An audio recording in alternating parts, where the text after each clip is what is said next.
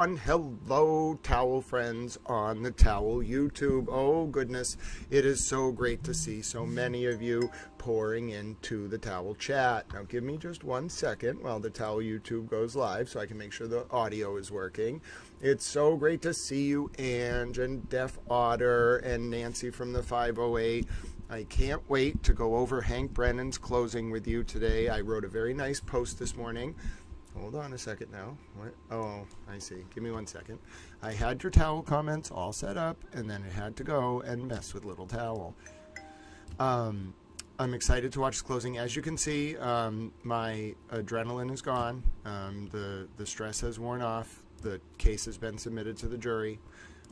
Towel is very much appreciative of the fact that it's going to be a little bit more of a relaxed Saturday. I'm not going to be yelling. The case has been submitted to the jury. Now I have Hank Brennan's Full Cross for you. It's actually playing on the screen right there, and we're going to watch it in just a few minutes here. I want to give some of the Towel friends a chance to join in. Yes, that's absolutely. Towel chores are important. Remember, ladies and gentlemen, this is a recap. So if it's your second watch of Hank Brennan's closing, your fifth watch, your first watch, we're going to kind of take some time with no pressure today. The jury is in deliberations in the John O'Keefe and Karen Reed retrial. 1 hour and 50 minutes, ladies and gentlemen, of deliberations on Friday. The jury went home at about 4:30. They will be coming back for more deliberations at 9 a.m. Monday. The Karen Reed and John O'Keefe retrial world sits on the edge of its seat with a collective bated breath, my friends. And I, Grant Smith Ellis, also known as Towel, am here to chronicle it with you all. Now, a couple things we're going to do today. I mentioned we're going to go. It's going to be not a short comparative stream for Towel purposes. We're going to just spend the morning together. We're going to look at Hank Brennan's closing. I'm going to read the post I wrote about it. We're going to look at Alan Jackson's closing. And hello, music by Brian. Hello, Christina Towel. We're going to chat with each other. We're going to kind of look for things we may have missed in the closing. I'm going to let it play straight through. I'm not going to talk while it's playing. But as you can see, I'm in the cortisol or whatever that was rushing through my body, the adrenaline for the past 45 days has finally lifted. I was driving this morning to get some Towel Cheez-Its. I know Murder by Maestro is going to scold me, but I will get lunch later. Don't worry. I got peanut M&Ms as well for our morning watch session. I was driving this morning. It was a little after 7 a.m. And I was driving down a road in my town, and I don't know, there was no one else on the road that early on a Saturday, and it was just an empty road, and I was driving along, and normally most mornings there's a feeling that I get in the lead up to the streams, not because we're going to be streaming, but because of what's going to be going on in the case. It's kind of like I'm not really focused on I'm focused on driving, but I'm more like thinking ahead to what's going to happen that day, what has to be played on the pre-show, what I need to go over. I'm not really in the moment as much as I'd like to be. I'm paying attention, obviously, but I'm not in the moment as much as I'd like to be. Today, I was driving down the road, and as much as there is a pensive, nervous anxiety, I think, hanging over so many people, and of course the O'Keefe family, as verdict watch begins, it felt like a weight had been lifted once the case was submitted to the jury, and it felt different than the first trial. I'm very, very anxious during verdict watch during the first trial. This time I felt like I was wrapped in a warm, fluffy blanket or towel, which a blanket can be a towel, based after I watched Hank Brennan's closing. And then this morning, as I mentioned, I was driving down the road, and it was such a wonderful feeling. I actually did the sign of the cross because I just felt so grateful in that moment. But I was actually in the moment. I saw the hue of the rising sun against sort of a dimly lit, dimly blue sky with some overcast clouds, and it felt like the morning time. It felt like morning time in summer. I felt very grounded in the moment. And I kind of felt not my job is done, but I did what I set out to do.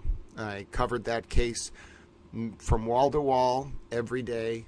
I gave my all. I know the lawyers gave their all. The families gave their all.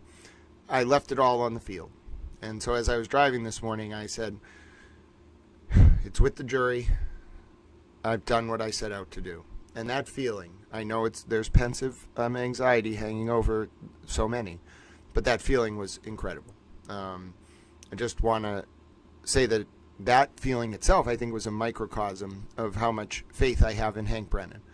Not just the closing, not just the presentation of the evidence, but the jury selection, who these jurors are, the oversight. I truly believe in Hank Brennan, ladies and gentlemen.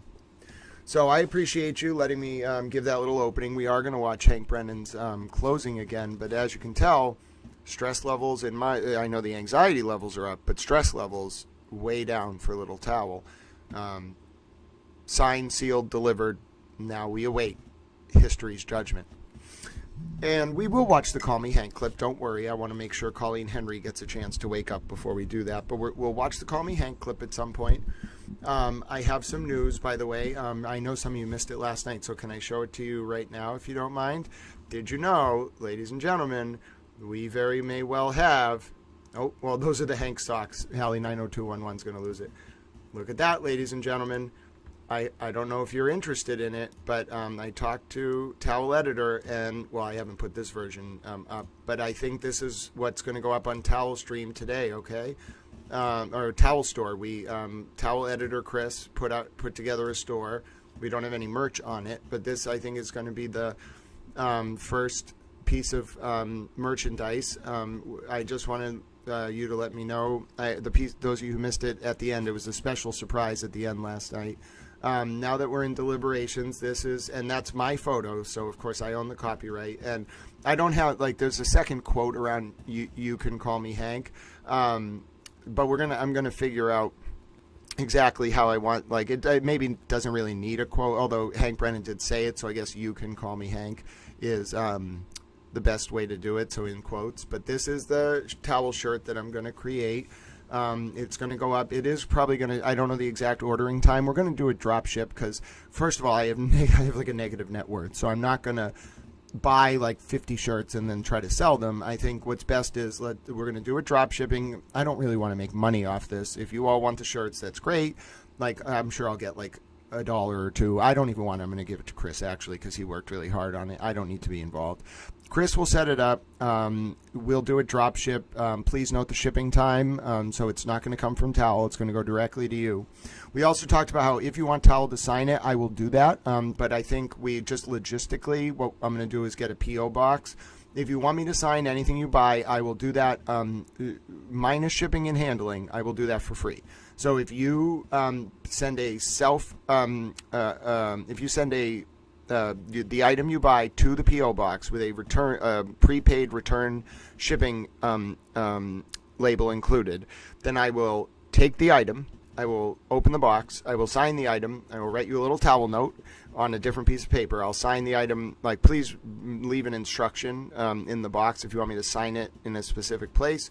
I'll sign it, I'll write you a small little note, I'll put it back in the box, I'll put the return shipping label on it, and I'll send it to you. You don't have to pay me to do that, but I can't pay for all of the shipping. I already don't have any money. So if you cover shipping, I will sign all the items, any item you buy, and I'll write you a little towel note. But also note that I don't control the shipping time, so just know going in, please, when you buy these things, there's going to be all this information about how long it takes to ship. It is not being shipped from Towel. I have no involvement in the process other than I think this is a great design, and I took the picture. So Towel Editor Chris and the drop shipping company are responsible for all shipping times. I will, of course, if you say to me, oh, it's been 12 weeks, I will reach out to Chris and we'll try to figure out what happened. But if the shipping thing says 6 to 8 weeks, that's the drop shipping time. Okay? So that's what we're going to be doing, ladies and gentlemen. And I agree, it wasn't a closing, it was a reckoning. H Towel, it's so good to see you, my Sheffield flannel. Towel stress levels are down. We're just waiting for folks to come in. It's an early morning, 8 a.m. Saturday Towel stream, although I am aware that in Greenwich Mean Time it is 1300. Hello, Towel friends in the UK, in Ireland, in Northern Ireland, which is part of the UK, in France, Germany, of course. Hello to our towel friends in South Africa, in Australia, in New Zealand, in Singapore, in Malaysia, in Vietnam, in the Faroe Islands, of course, in Norway, Sweden, Denmark, Finland, Italy, Mozambique, Ethiopia, Zimbabwe, of course. Can't forget about Zimbabwe. Intriria. Towel loves Intriria. Just want to say hello. India, of course, to our towel friends in India. We are just getting the day started this morning. We're not rushing. We're about to start Hank Brennan's closing. I want to read a little post I wrote. But I also, as always, give about 10 minutes for people to kind of come in. It's a very slow Saturday. We're doing the recap. I wrote a post that I really liked that I'm going to share with you. But I'm also really excited about my Call Me Hank shirt I created. And remember, it's not actually up or available to buy yet. I'm just soliciting feedback from those of you on the morning crew who weren't here with us on the evening crew when I announced this last night. It's not like I made a post about it or anything. It's not really like something that I'm trying to like push. I just got a request for it and I was like, I really like this. So if you want it, I created it.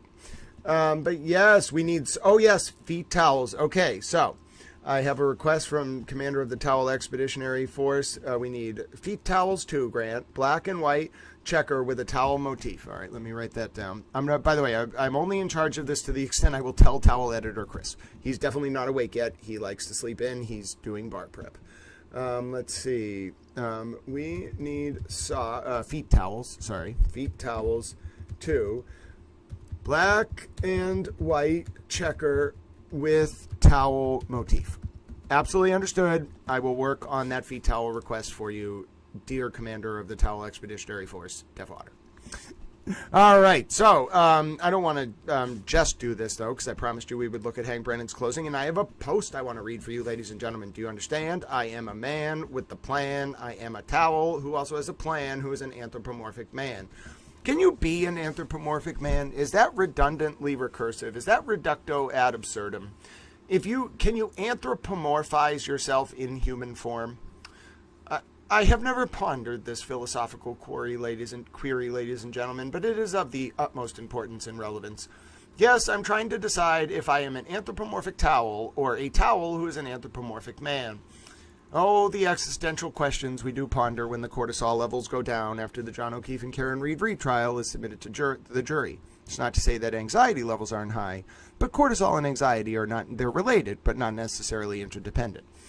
Oh, it's an ensemble, ladies and gentlemen. Hello, I can't wait. Oh, Deaf Otter is going to get towels, feet towels for themselves and their husband. I'm so excited. And yes, Angelic, I'm so sorry you had to go through a nightmare about Alan Jackson. Alan Action Jackson is not a towel. Okay, so let's do this. I wrote a post. I want to read it to you. Then we're going to watch Hank Brennan's closing. Everybody ready your towels. I know you are excited. Do you know how I know you're excited? Because I'm excited, and I'm an excitable towel. So this is a post. I know. I made, look at those, look at how large I made that lettering for you, little towels. I'm such a wonderful towel.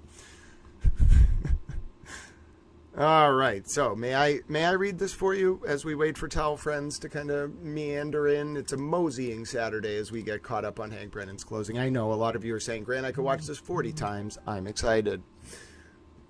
Quote, Karen Reed was drunk. She hit John O'Keefe, and she left him to die. She was drunk, she hit him, and she left him to die.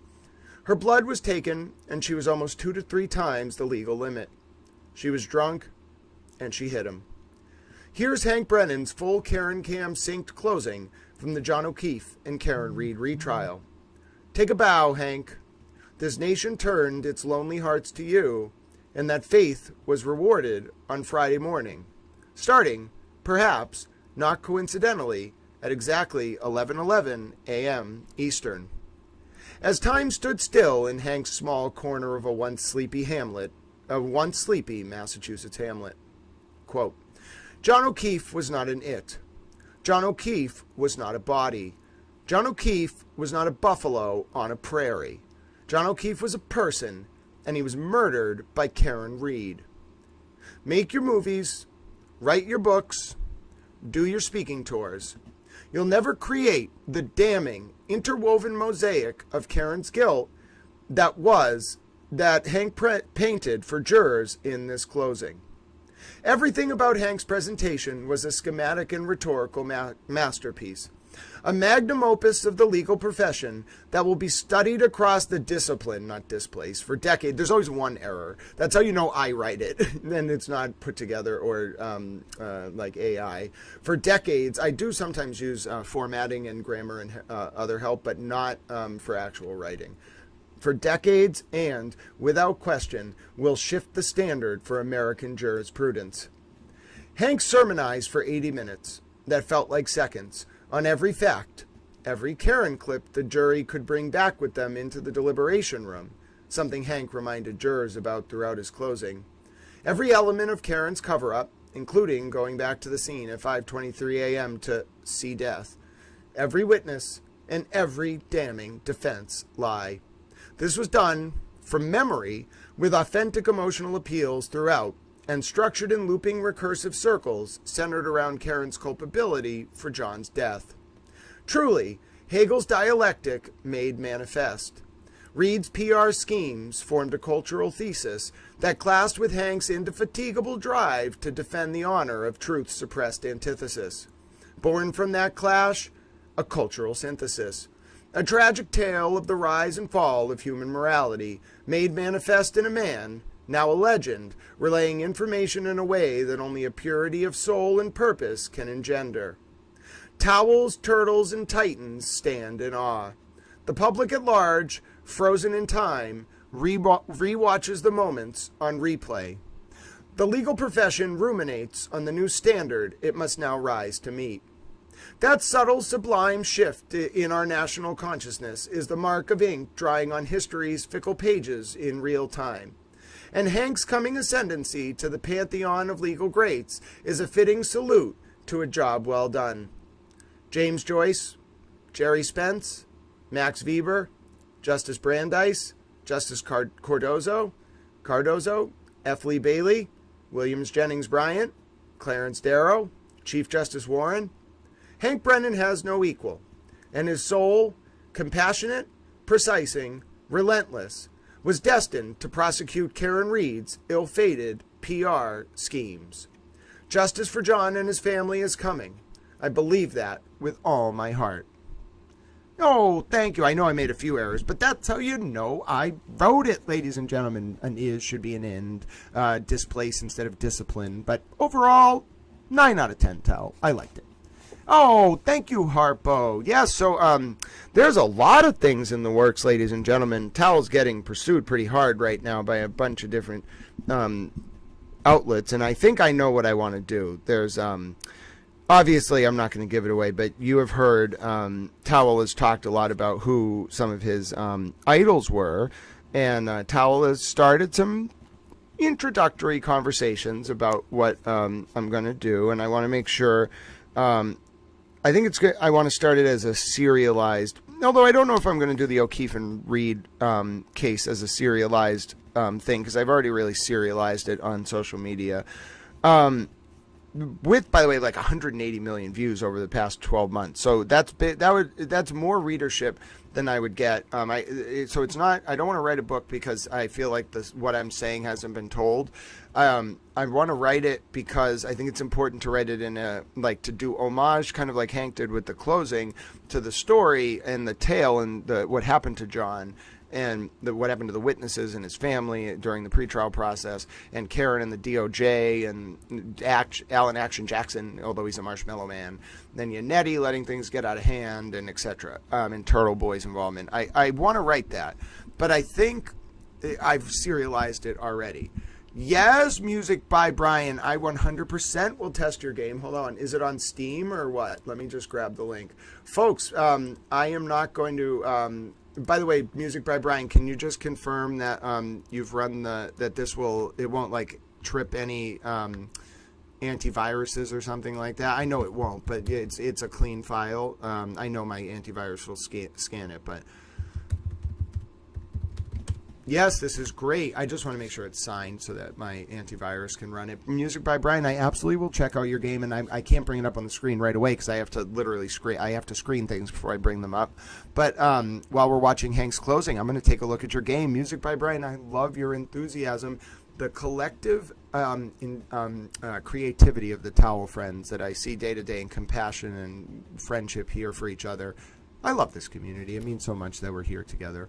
And the other thing is music by Brian. Did you know, I heard it said once, or I think it was a quote that I read from Albert Einstein, that creativity is intelligence having fun. So never, Towel Friends, feel that you should hold back from sharing your creative endeavors with us. I'll promote your game. You don't have to do a darn thing. Just continue to be a towel and be you and be special. And I'll do whatever we need to do. You know, I think that just highlighting individual humans, no power politics, just because they're authentic and commitment to what they're doing, and they have love for their creative endeavors or the work that they're doing. That's what I think is important. Hello, Leslie Mack. Oh, thank you, Harpo. All right, great music by Brian. So, folks, I'm going to pin this right here. Please take a look at Music by Brian's game. It's about the Karen Reed trial. I have to install it, and then we'll take a look at it on the screen. You know what, Music by Brian? How fun would it be if after Hank's closing, I could play your game on screen for the Towel Friends? And the reason why I can't do it now is I need at least like 20 minutes to open the file, download it, play a little bit of it, and then we can play it on screen. But wouldn't that be amazing? Towel Friends, I hope you'll indulge me today. Ange Whittick, you did, Towel Friend, you go above and beyond. You didn't have to do that. God bless you for doing that. I can't wait to get the verdict slips. Ange and Deaf Otter, well, I know Deaf Otter's got things to do. Let's talk over the next day or two. We'll do a morning stream tomorrow, and let's talk Monday about delivering the verdicts. I think we can deliver them Monday morning. I think that seems to be good. And folks, we had the most interesting deliberations yesterday. It was a flurry. There was like 20 of 24 jurors trying to discuss at the same time as people were watching. Folks really honed in, especially Mandy Strong, the honorary towel spouse, really honed in on some of the questions jurors might be inclined to ask. Did Judge Cannoni say we have to select like all three of the elements of murder 2? Didn't she say that if they've not proven one or more of the elements, that we have to find her not guilty on murder 2? You know, just, yes, that's maybe not precisely accurate to what the instructions were, but jurors aren't perfect. So hearing these questions, it was wonderful if you missed the towel mock deliberations yesterday. But all right, I promised you it. You know it's coming. Ladies and gentlemen, we are watching Hank Brennan's closing synced with the Karen cam. You can only see this in one place, and that place is Towel Stream. It is not synced perfectly because eventually the Law and Crime feed kind of buffers a little bit, but we only lose a second or two. But the beginning in particular is very well synced. We're going to get to watch the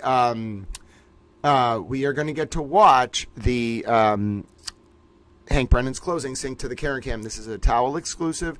I actually tried to put this together last night, but I fell asleep because I couldn't get the file uploaded. So then this morning, I woke up at 4 a.m. I was a very well-rested towel. I got like 8 hours of sleep, and then I did the editing on my computer, and then I synced the second part, the Hank Brennan's closing, to the Karen cam. It took like 2.5 hours to actually render it and do it all, and then I uploaded it, which took another hour. Labor of love, ladies and gentlemen, specially for you.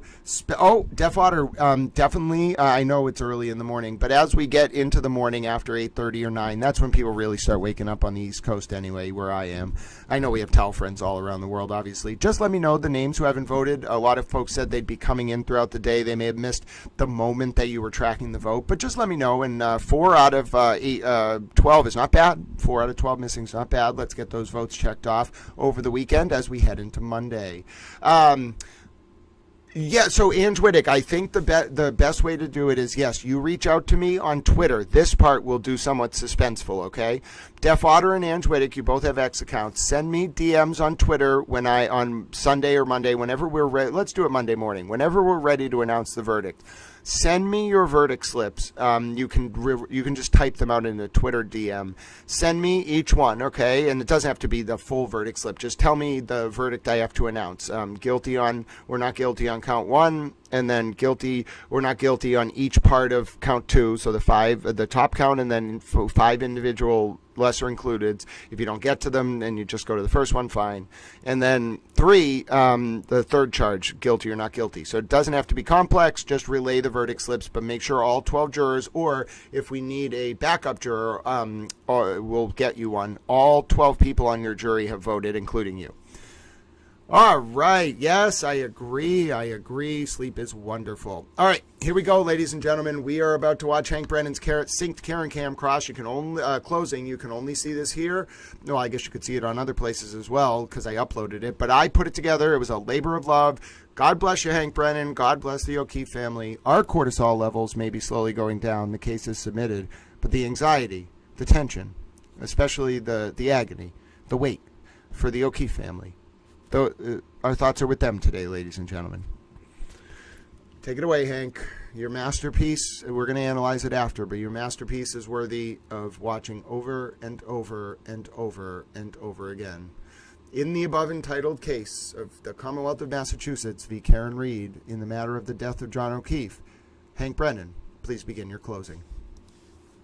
Which started at 11:11 a.m., by the way, after we watched the Call Me Hank clip 7 times exactly before Hank began. Take it away, Hank.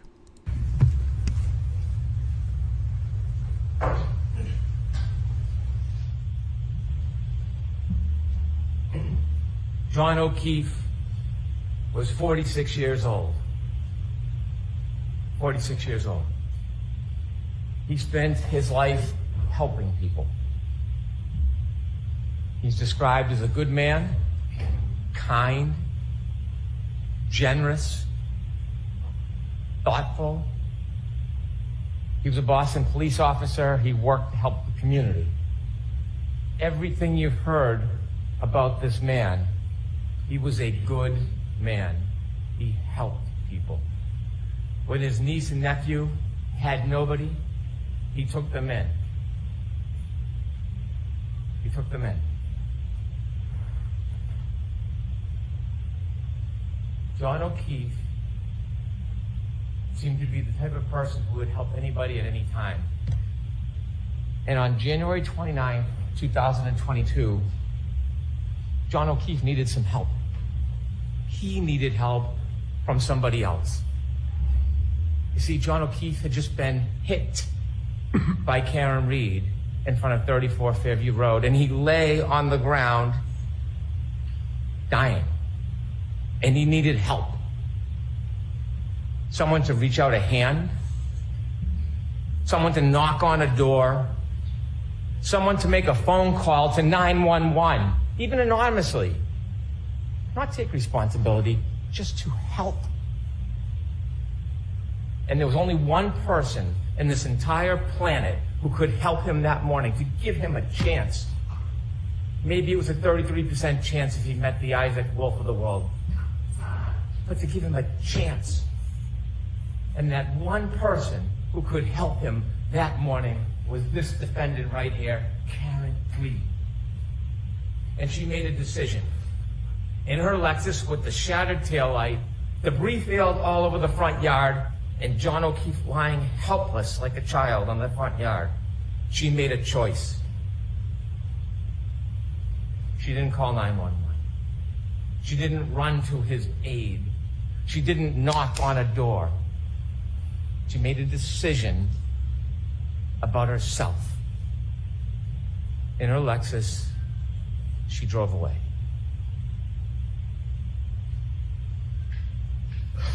She was drunk. She hit him, and she left him to die. She was drunk. She hit him, and she left him to die.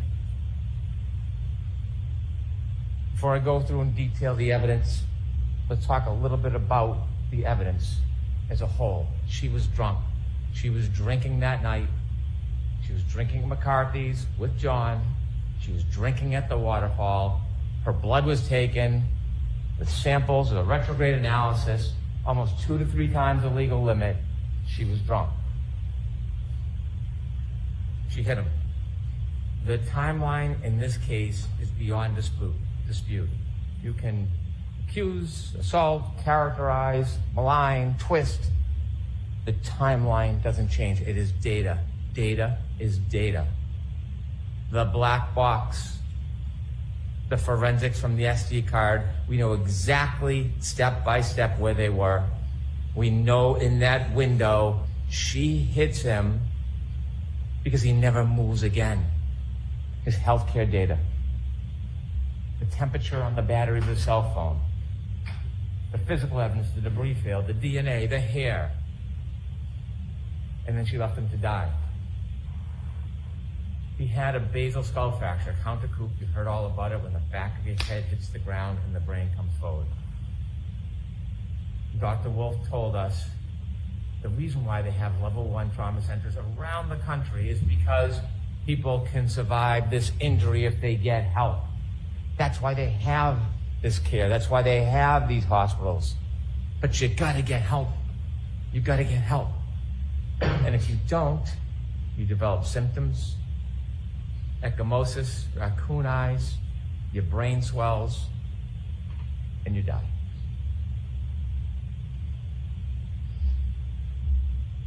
She was drunk. And that night was a recipe for disaster.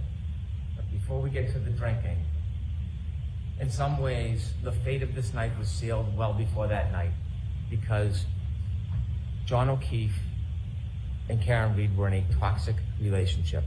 This relationship was crumbling. We hear lovey-dovey, and it was crumbling, and we know it. And we know it because a month before, his niece Kaylee talks about when they went to Aruba. It should have been a wonderful event. It was discord. It was fighting. It was aggravation. And when they got back, the discontent was palpable.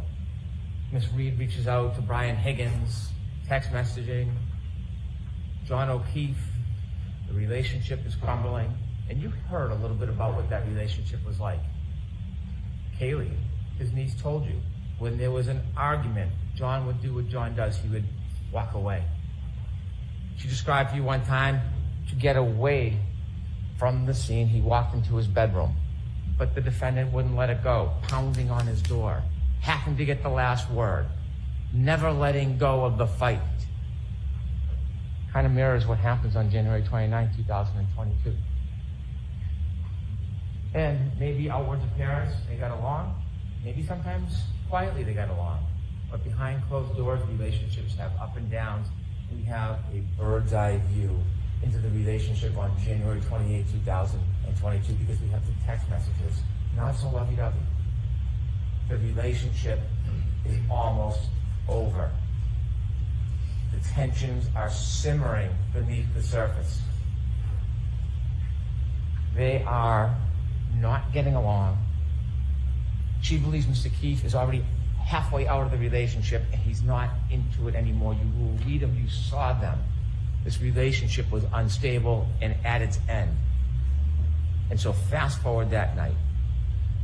That night, after this discord, after the arguing, they go out and what do? They drink. And they drink a lot. So Keith drinks a lot, and Karen Reed drinks a lot. You've seen the McCarthy videos. You can call it 6, 7, 8, whatever you want to call it. You can see the shots into the mixed drinks. More shots into mixed drinks. Count them yourself. Over a half dozen mixed drinks in just a few hours. Sober? And then at the waterfall, a shot, a mixed drink. Now,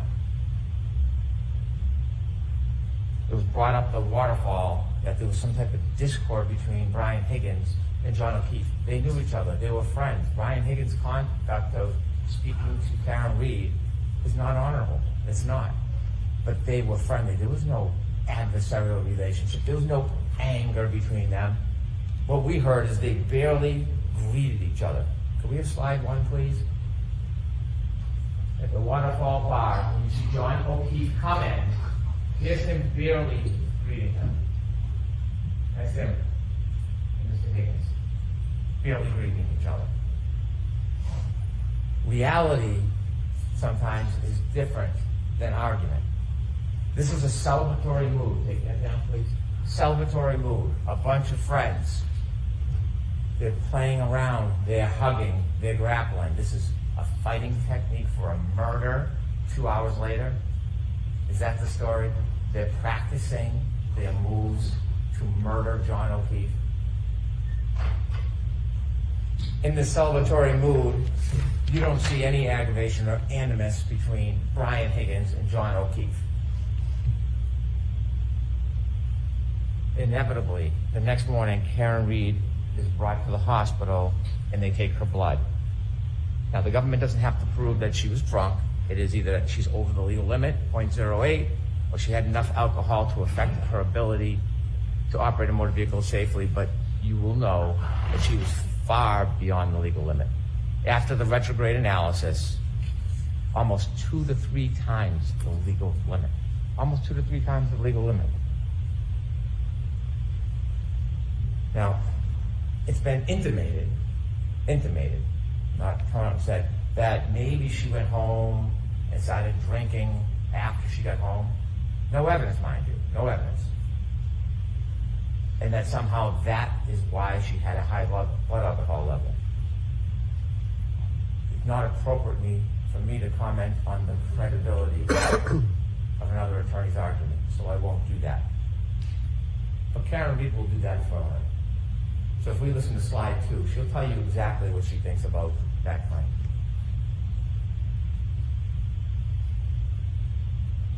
My alcohol intake's probably about 5 or 6 or 4. The drinks that they reportedly at more parties, which is where I consumed most of the alcohol, was the weakest at the time. It tasted just like old soda water with lime. Slide 3, please. I wouldn't have gotten on the expressway. I wouldn't have gotten on the expressway at 12:15. I mean, it was quiet. The roads were very quiet. You can see on the videos. And I was going, when I packed the drinks and I drive, it was very extra slopes. I know my alerts aren't as sharp as they should be. But I shouldn't have been driving. Thank you. Do you think she drank when she got home?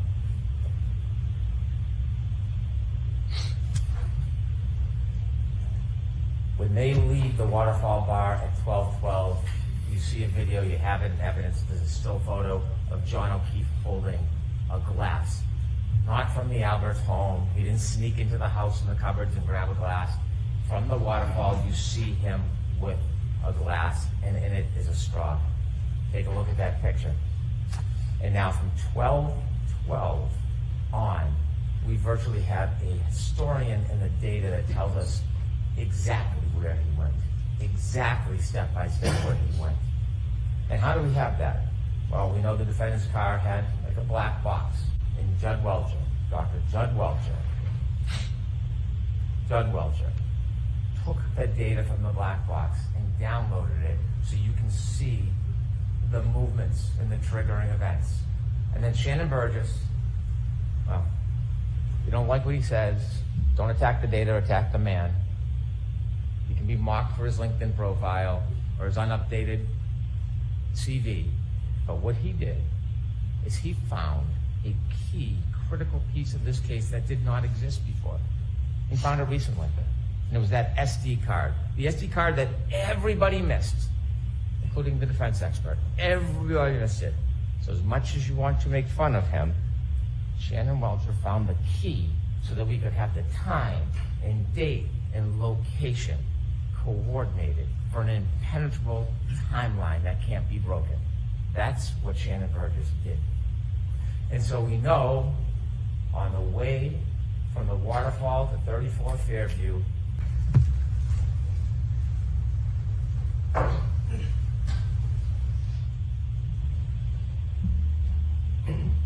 John O'Keefe was 46 years old. 46 years old. He spent his life helping people. He's described as a good man. It's on ways. High location data, as Ian Whiffen would say. Sorry about that. That 23-second clip was me grabbing the wrong piece of audio. It's only 23 seconds. I'll fix it later. And it tells you second by second the speed, the location, the movement. That's what it does. And he has healthcare data on that phone. The healthcare data separately shows his movement. And that is critical. It is critical because it not only shows his movement, it shows when he does not. It's on Waze. High location data, as Ian Whiffen would say. And it tells you second by second the speed, the location, the movement. That's what it does. And he has healthcare data on that phone. The healthcare data separately shows his movement. And that is critical. It is critical because it not only shows his movement, it shows when he does not move. That healthcare data is critical. And it's not subject to bias. It's not in dispute. There's no other contrary evidence. It is data. On the way to 34 Fairview, alcohol fuels tension. We know that. And we know from those text messages the tension in that relationship. And then there's a trigger. There is a trigger on the way because they're lost. And when John O'Keefe calls Jen McCabe for directions, Jen McCabe says something that triggers what's going to happen next. Slide 4, please. Very close to the outburst. In fact, when Jen was navigating John to the outburst when I was driving, she said it's near Ashley's house. Ashley and John hooked up prior to John and I dating. And so they travel to 34 Fairview under the duress of this crumbling relationship, fueled by intoxication. We have triggers. Now, we know on their way there, we know from the data, where they went, how they moved. If we look at slide 5, Ian Whiffen showed you a guide. You could enlarge that just a little, please. And it shows you with the healthcare data, it registers as flight's climb, but it doesn't mean someone's climbing upstairs. What it means is there's an elevation, and he breaks down the data, the red, the green, if you can move down to this building. And then the bottom left, that's 34th Fairview. You can see second by second the circles of their route, even the 3-point turn on Cedar Crest. That's what you see. At that point, they've left the bar. Remember, the battery temperature was 82 degrees. They're now in a car. It's now 77 degrees. Think about how accurate the battery temperature is, that it reflects the difference between being in a bar and being in a car. They take a 3-point turn at Cedar Crest. And because of Shannon Burgess and because of Judd Welcher, we have the data, and it's a triggering event. Remember, if there's an acceleration past 30%, it registers data on the car, and that's exactly what happens. Is a 3-point turn, and it all lines up with the cell phone after you synchronize the times. It's that simple. It's nothing complicated. There's nothing tricky. There's nothing devious about it. It's data. They do the 3-point turn, and you can match the cell phone clock with the Lexus clock, and when you do, you can reconcile the difference. There's been a lot of talk, a lot of argument, a lot of fights. Shannon Burgess says 21 to 29 seconds. Mr. DeSorga comes in. Unfortunately, he wasn't able to actually do anything. He wasn't given the invitation to test the data. He just looked at the report and made criticisms like a Monday morning quarterback. But even he, looking at the data, says, well, it's 3 seconds off or 2 seconds. Same window, same time. We can have all the arguments we want. They're there, they're together. The data matches up perfectly. Perfectly. And so they make their way down to 34 Fairview Road. They don't stop. They don't stop at the driveway.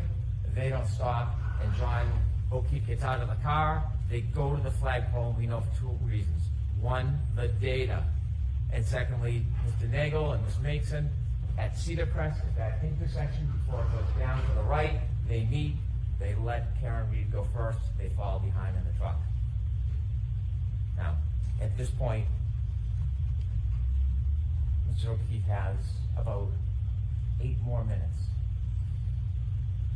before the beginning of the end of his life. And he's in that car. He's in that car for most of it. Because Miss Mason and Mr. Nagel don't see anybody get out of the truck. Nobody crosses the lawn. Nobody goes to a garage. Not just because they didn't see it. They didn't. Not because they didn't see it. Because the healthcare data on the phone shows that John O'Keefe is not moving. The car is stopped at the flagpole. The healthcare data stops. The battery stays at 77 degrees. The data is the data. You can't change it as much as you want to. It's data. And they sit at that flagpole for minutes. It's 12, 24, 33 when they get there. They're there past 12:30. Remember, Ms. Mason and Ms. Nagel said they're there about 5 minutes and then they go. It's not exact, but about 5 minutes, they said. So there's about 2 minutes left for John O'Keefe. And what are they doing in those 2 minutes? What are the last 2 minutes of his life that he can remember that would be open to him? They're arguing. They're arguing. They're arguing. And we know they're arguing because Miss Reed tells us through first responder Becker. She was sad. Remember, he sees her in the back of the ambulance and he's trying to calm her down? She was sad because her last moments were arguing. They're in an argument. That's why they're not going in the house. But John O'Keefe decides to get out of the car, and we know because the dome light goes on. That's what happens when you open a door. Whether he's bent down, he's standing outside, or on the other side, the dome light is on. And then you see the data. John O'Keefe begins to move.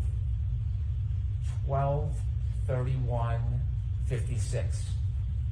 It's the first time he has moved since they got to the flagpole, and it will be the last time he moves in his life. And he moves to 20 seconds. Ian Whiffen said that the satellites, they move, they reconnect, they pull information. He's no longer on high-frequency data because waves are shut off. Now it's more random, it's low-frequency. We would never suggest, and Mr. Whiffen did not claim, based on location data alone at that point, you can tell exactly where John O'Keefe is. What he said is it was readings all night. The bullet is always near the flagpole. That doesn't mean he was always near the flagpole. He could have moved. He could have moved in the circles and come back. Location data is consistent with him never leaving the flagpole, but that in itself is not enough. But there's more. There is more. There is the healthcare data. There is the temperature of the cell phone battery. And so he moves to 20 seconds. It turns west. It does not say he walks to the house. That's not what the data says. It doesn't say that he goes straight line and he walks over to the door. In fact, could he even get to the door in 75 feet? Could he get there? Because when the investigator for the defense testified, he measures from the driveway. He never stopped at the driveway. He never measures from the flagpole.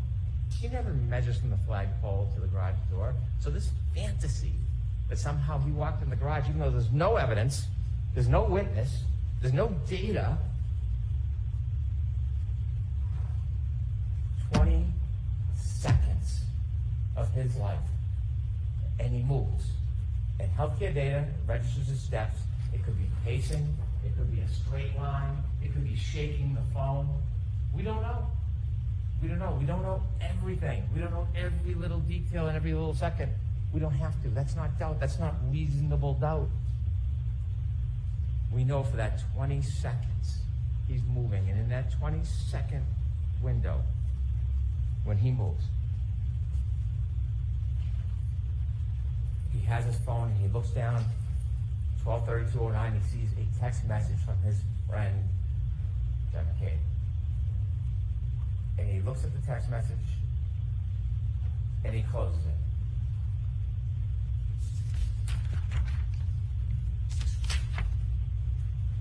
And then it happens. We know from the uncontroverted data from that black box, we know that Karen Reed, after he gets out of the car, drives away. She drives for at least 33 feet away from him.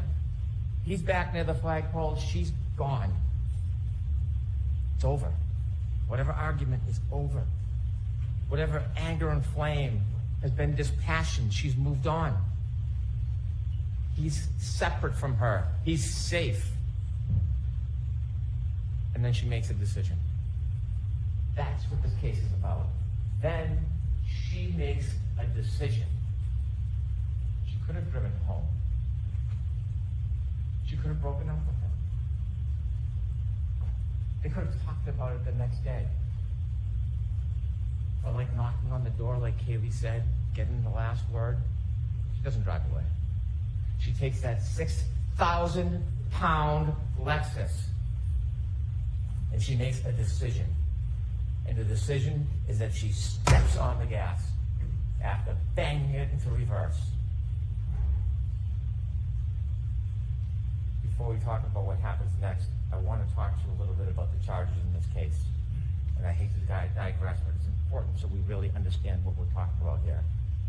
I have no authority to talk about the law in this case. The Honorable Judge Cannoni will do that. But I want to talk to you a little bit about the charges. Don't rely on my interpretation of the law. It's the judge who has that special power. But I want to explain to you a couple things so when you think about what happens next, you can really assess the facts of this case with the charges against Miss Reed. She is charged with second-degree murder. It sounds ominous, it is. It's a serious charge, second-degree murder. When most people think murder, they think shooting or stabbing somebody. It's natural to think that. Second-degree murder is different. It's not first-degree murder. I told you at the beginning of this case, I told you that we were not going to suggest or try to prove that Miss Reed intended to kill John O'Keefe. That was never part of this case. We're not claiming that. I told you that we were not ever going to try to prove that she even intended to hit him. We never suggested we would try to prove that, and we're not trying to prove that she intended to hit him. We're not. What we are obligated to prove and what we have proven from the evidence in this case of second-degree murder is that she intended an act, and that is putting the car into reverse and heading back towards John O'Keefe. She intended that act. The question then becomes, did her conduct create a clear, plain, strong likelihood of death? Late at night, dark, beginning to snow, under the influence of alcohol, knowing where she stopped and left him after an argument, heading back in reverse to the exact spot or right near where she left him at over 24 miles per hour, accelerating at over 75%. You need to ask yourself, are you convinced if somebody does that create a plain and strong likelihood of death? And if there's no doubt in your mind that she intended to hit that accelerator in reverse, and that that conduct will create a clear and plain likelihood of death, then she's guilty of that crime. Whatever the label is, she would be guilty of that crime. Now think about this. Let me give you an analogy. If somebody, maybe a teenager, someone young, impulsive, is on a bridge, and they see cars going by, and they have a boulder, and they want to throw the boulder off, they're not looking to hurt anybody. They're not meaning to kill anybody, but they throw the boulder off the bridge because they want to see the car break, the thrill. And when they throw that boulder off the bridge, and it comes down and lands on the car, and there's somebody, passenger, child, anybody in that car, and it then goes through the roof and kills the person in the car, did they intend to kill that person? No, they were trying to have a thrill throwing the rock. Did they have the malice to want that person dead? No, they didn't. But that would be an example of second-degree murder. When you take a boulder and throw it off a bridge, there's a plain and strong likelihood of death. When Karen Reed, in the midst of that tension and fight, after she drove away and was gone, disengaged, when she came back for the last word, in the darkness, the beginning of the snow, under the influence of alcohol, and decided to stop her Lexus, decided to put it in reverse, decided to accelerate 75% in the exact same direction of where she left him, and then hit him, and he died. I suggest to you that is second-degree murder. The other charge, operating under the influence of alcohol, manslaughter. It's different. It's a totally different and separate charge. Was she under the influence of alcohol? And then secondly, did she operate her Lexus wantonly and recklessly in a way that would very likely result in serious injury?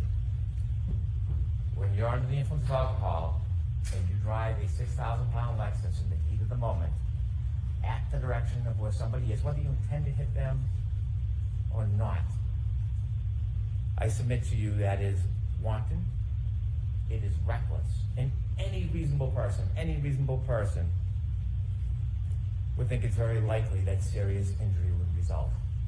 It's not a matter of intending to kill.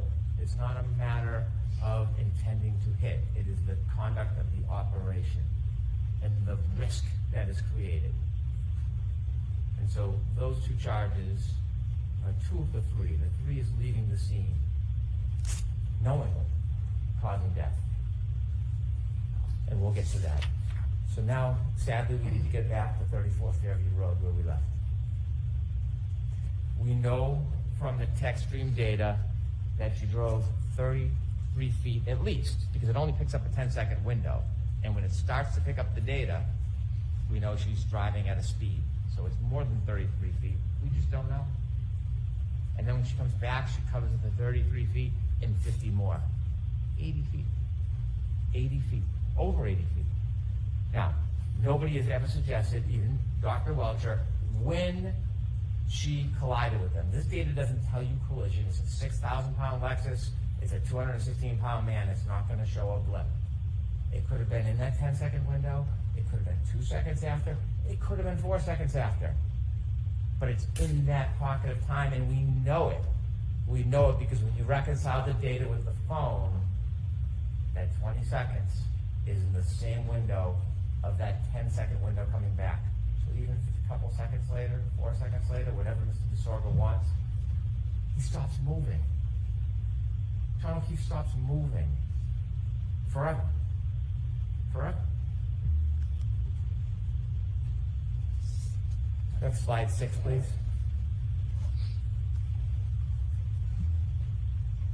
You'll get to see this more closely, and you can probably see it where you're sitting, but there's important data. Data doesn't lie. And you will see acceleration, 75%. You will see speed, 24 miles per hour backwards. You will see distance, over 80 feet. That's what you're going to see in this data on that night. Anger, although not necessary in any of these charges, anger can be inferred for somebody to come back that hard, that fast, that reckless, that obvious, likely to create a plain and strong likelihood of death. That data tells a story that can't be changed, can't be attacked. ARCA, they did some crash test dummies. You know what else they do? Extreme data. There's nothing about that data that is uncertain. Nothing. Take that down, please. When Miss Reed hits John O'Keefe, collides with John O'Keefe, we don't know if he went in the air a foot. We don't know if it was how much of a clip it was. We don't know if he stumbled back, but we know there's a collision. There's no doubt there's a collision because her taillight's all over the yard. It's all over the yard. And when he falls back and he hits the back of his head, his basal fracture, he's then lying there helpless. When Miss Reed leaves, she leaves behind tons of her taillight all over the yard. All over the yard. It's called the debris field. And you've seen videos. You can't replicate the exact contact. You can't because you need where the person was hit, how fast the person was going, but you know what happened because when you look at the debris field, when a light is broken, it's no different than what was on the front yard. It's no different. She leaves him behind. She leaves her taillight behind. She goes home. And on her way home, you know she's still angry. You know she's still angry because she starts leaving him voicemails. Slide 7, please.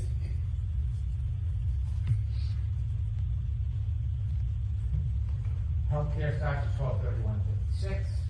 12/32/04 to 12/32/12 is the data which is adjusted when you reconcile the Fox and Alexis. 12/32/09 is when Mr. O'Keefe closes his phone after looking at Jen McCabe's text.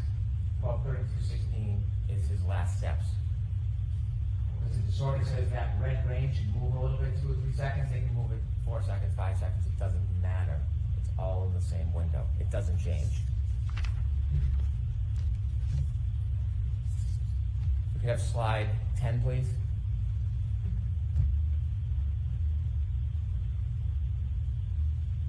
Play that, please.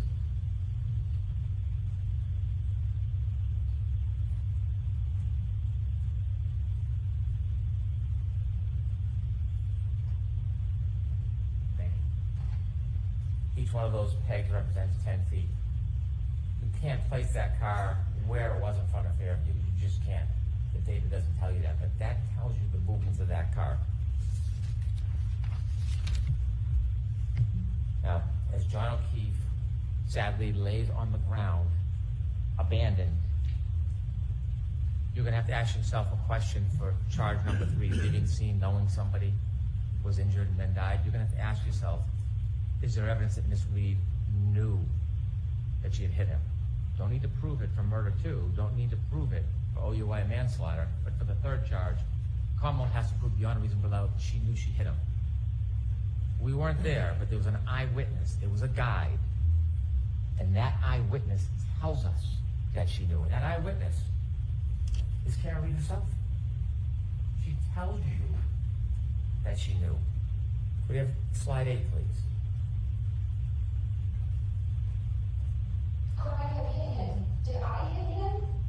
How could that have been? I mean, I don't know what that could have been. It was howling wind. I had YouTube blasting on the stereo. And I thought, did he somehow try to flag me down, which was the reaction I was hoping to garner as I slowly pulled away from the house? Did he come up and maybe trip or bend over to pick up his cell phone and I ran over his foot and then passed out drunk? I mean, I didn't think I hit him, but could I have clipped him?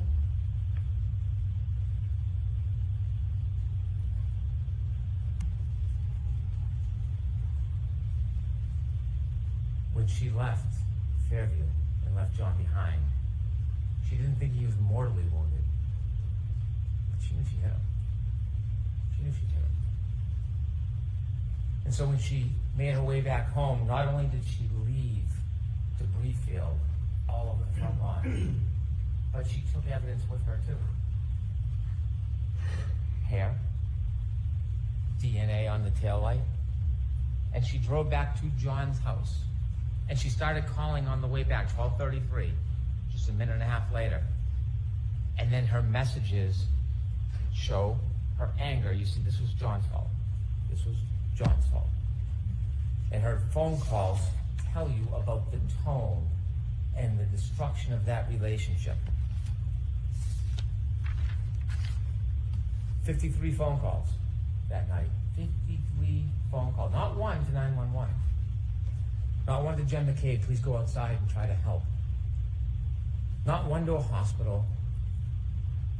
Not one to anybody but him. 53 calls. Slide 12, please.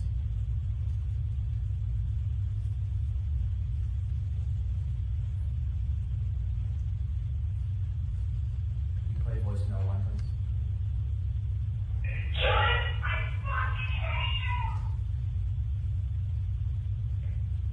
Calls keep coming. Cell phone temperature 72 degrees. He's been outside now, not moving, on that cold, hard ground with his cell phone under him. The warmth of his body, the cold ground, 72 degrees. It tells you the story. As this temperature plummets and that cell phone battery is compromised, so is John O'Keefe. And him and his cell phone alone on that yard. 66 degrees at 12:45. It is plummeting. Ian Whiffen's taking a phone and putting it in a freezer, not a same analogy. The idea that means that John O'Keefe went in the house, absurd. 66 turns to 61 is 12:53. 48 unanswered calls from the defendant. He's not in at a party. He's not wrestling with Brian Higgins. He's not in a fight. If he's in a fight, his cell phone would be moving. There would be healthcare data. There'd be steps.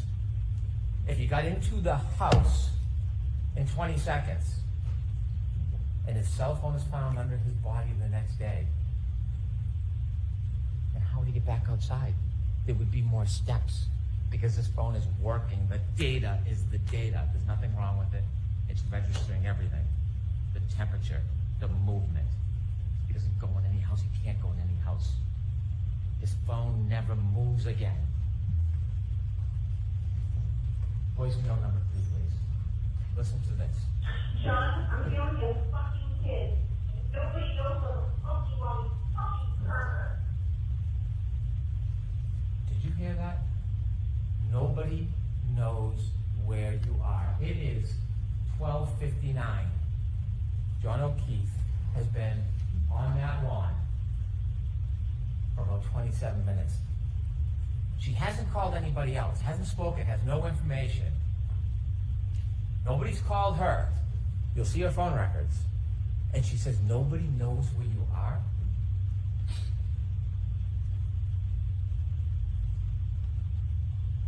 She knows. She knows. Nobody does know where he is. Except her. Except her.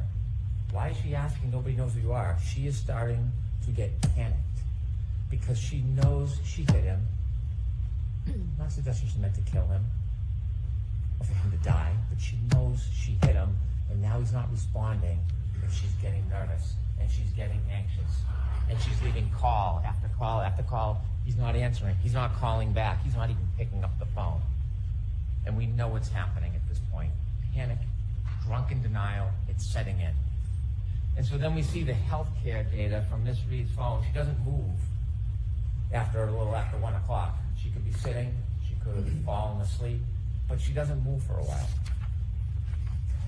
But she wakes up. She wakes up early the next morning. You can take that down, please. And when she wakes up, she doesn't call Jen McCabe and say, "Where's John?" She doesn't call Brian Higgins. Has his number, has been texting with him. "Hey, was John at a party with you? Did you see John tonight?" She knows exactly where she is, and she's frantic.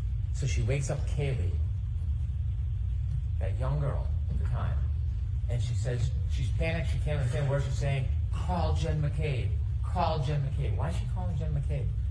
She calls Jen McCabe. You know what she doesn't say when she calls Jen McCabe? "When did he leave the house?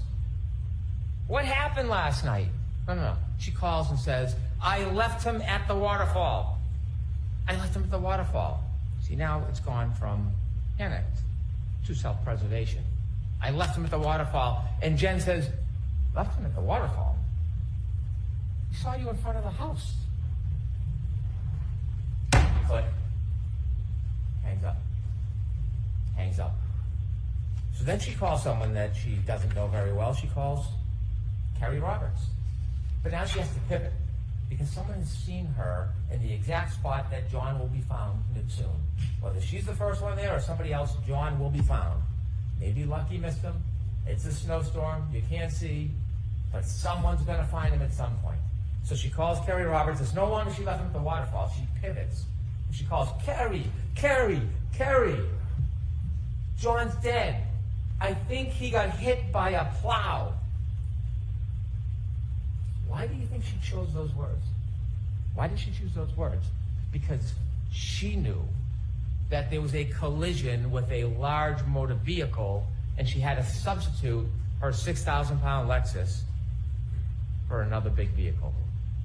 I think he got hit by a plow. And so now we have the introduction of Jen McCabe and Carrie Roberts. Phone calls that they probably never, ever wanted. A worse nightmare to get a call like that. For what's going to happen, what they're going to see, what they'll never be able to forget. But because the defendant is John O'Keefe's girlfriend, they wake up in the middle of the night, in a blizzard, out of their kindness, their loyalty, their devotion to John O'Keefe. And when she calls them and tells them that she wants them to come out, this soccer mom with a perfectly normal life gets drawn into this whole farce, and she answers that call. She gets out of bed. The spirit and kindness she displays to put herself in that position because someone asked for help, because that's what good people do. Kerry Roberts didn't know Jen McCabe. They both knew John. They met each other once years before. Kerry Roberts, separately at that time, answers the call, gets out of bed, drives to go help, because they have a common denominator, a common bond. John O'Keefe. And so you hear and see at 5:07, the defendant leaves Meadows. She leaves. And Kaylee is behind waiting. And you see her back up, and Judd Welch just showed you all of those demonstrations where you could see the unsettled snow in the back, and after the bump, you can see the pieces missing. No taillight. There's no taillight on the ground, all the white snow. There's no crack, there's no break. It's a nudge. It's a nudge. But the taillight has already been broken, because when you look at the video, not one little piece, it's still framed, little angle with the light, the brakes are, you take a look, you'll be able to slow it down. You'll see the exact same piece is missing, because it's back at Fairview. That's why it's missing. It's not there, it's back at Fairview. And then she leaves at 5:07. She gets to Jen McCabe's about, 5:35. 28 minutes. It's about a 10-minute ride. Where did she go in 28 minutes? Where did she go? We don't know. We don't have data for that. But we know when she gets to Jen McCabe's house, she is panicked, frantic, out of her mind, screaming, waking everybody up. Jen McCabe comes down, can't understand her, going out to the car to try to console her. Why is she so frantic? Why can't she speak? Why can't she say a word? Because John went out and had a drink and fell asleep on a couch? Because John would maybe be cheating on her? What is causing this extraordinary duress? Did she stop somewhere on the way by? Did she just see death? Kerry Roberts comes, take charge kind of person. She pulls him behind, she sees the broken taillight in Jen McCabe's driveway, and she decides she's going to commandeer this. We're going to go back to Meadows, you're going to follow me, leave the car, I'll drive. At this point, Jen and Kerry don't know each other. They've only met once. And they go back to Meadows, they obviously don't find John because he's back at 34 Fairview, and then they start their way towards 34 Fairview. They start driving towards 34 Fairview, and they're looking, and you heard from Kerry Roberts, Jen McCabe, they're looking out the window, they can't see a thing. The snow, the blizzard, the weather, the darkness, they can't see anything.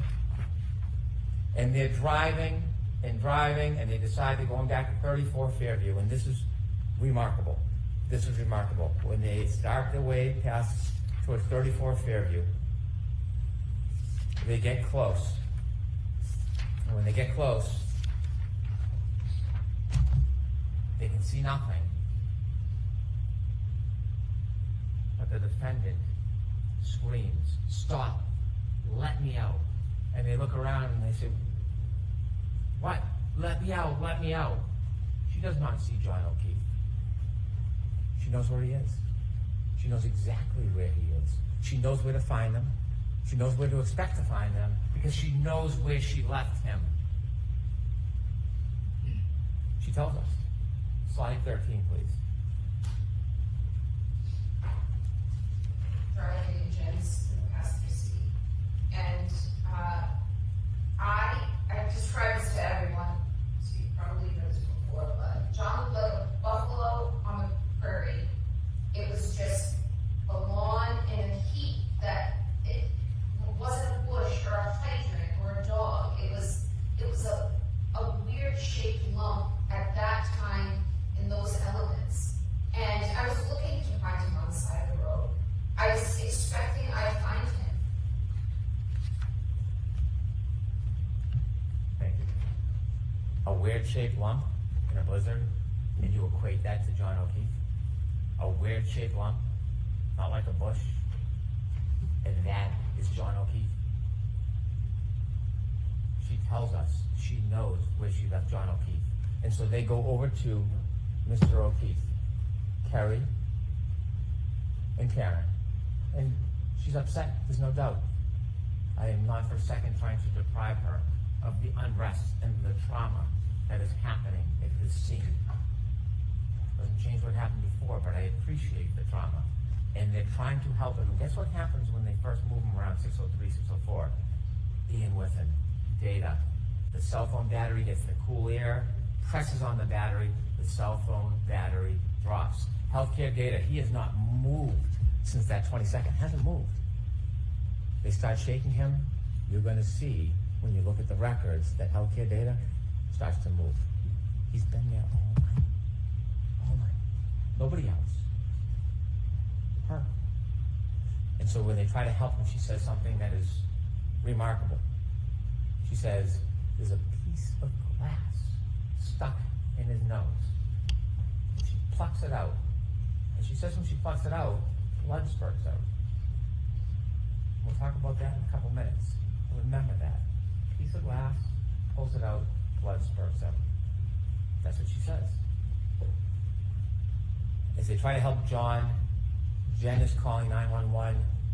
They would like you to believe there's a conspiracy. That the glass that's found in Mr. O'Keefe's body is somehow from inside the Albert House. The glass, well, you will hear in the clips, if we don't play it, you'll have all the clips with you. She talks about the fact that he took her glass. He took the glass. She says it. So the Albert House, they don't need to give the glass. He already has the glass with the straw that's later found on the street, by the way. That's what happens on an impact, things move. The glass comes with him, lands near his body. Debris field moves past him. Shoe, hat, straw. Jen McCabe makes a call to her sister, and they say because it registered 29 seconds, a cell record is not the same as a call detail record. There's no evidence there was a conversation. No lights go on. There's no conspiracy. You can call somebody. It can ring. It can go to voicemail. They have no evidence, none, that there's a conversation between Jen McCabe, the person who was ripped out of her sleep to come help, and her sister for some grand conspiracy. And so what happens next is traumatic. Kerry Roberts and Jen McCabe see their best friend prone, lifeless, frozen, on the ground. And they're living this torment because somebody brought them into this.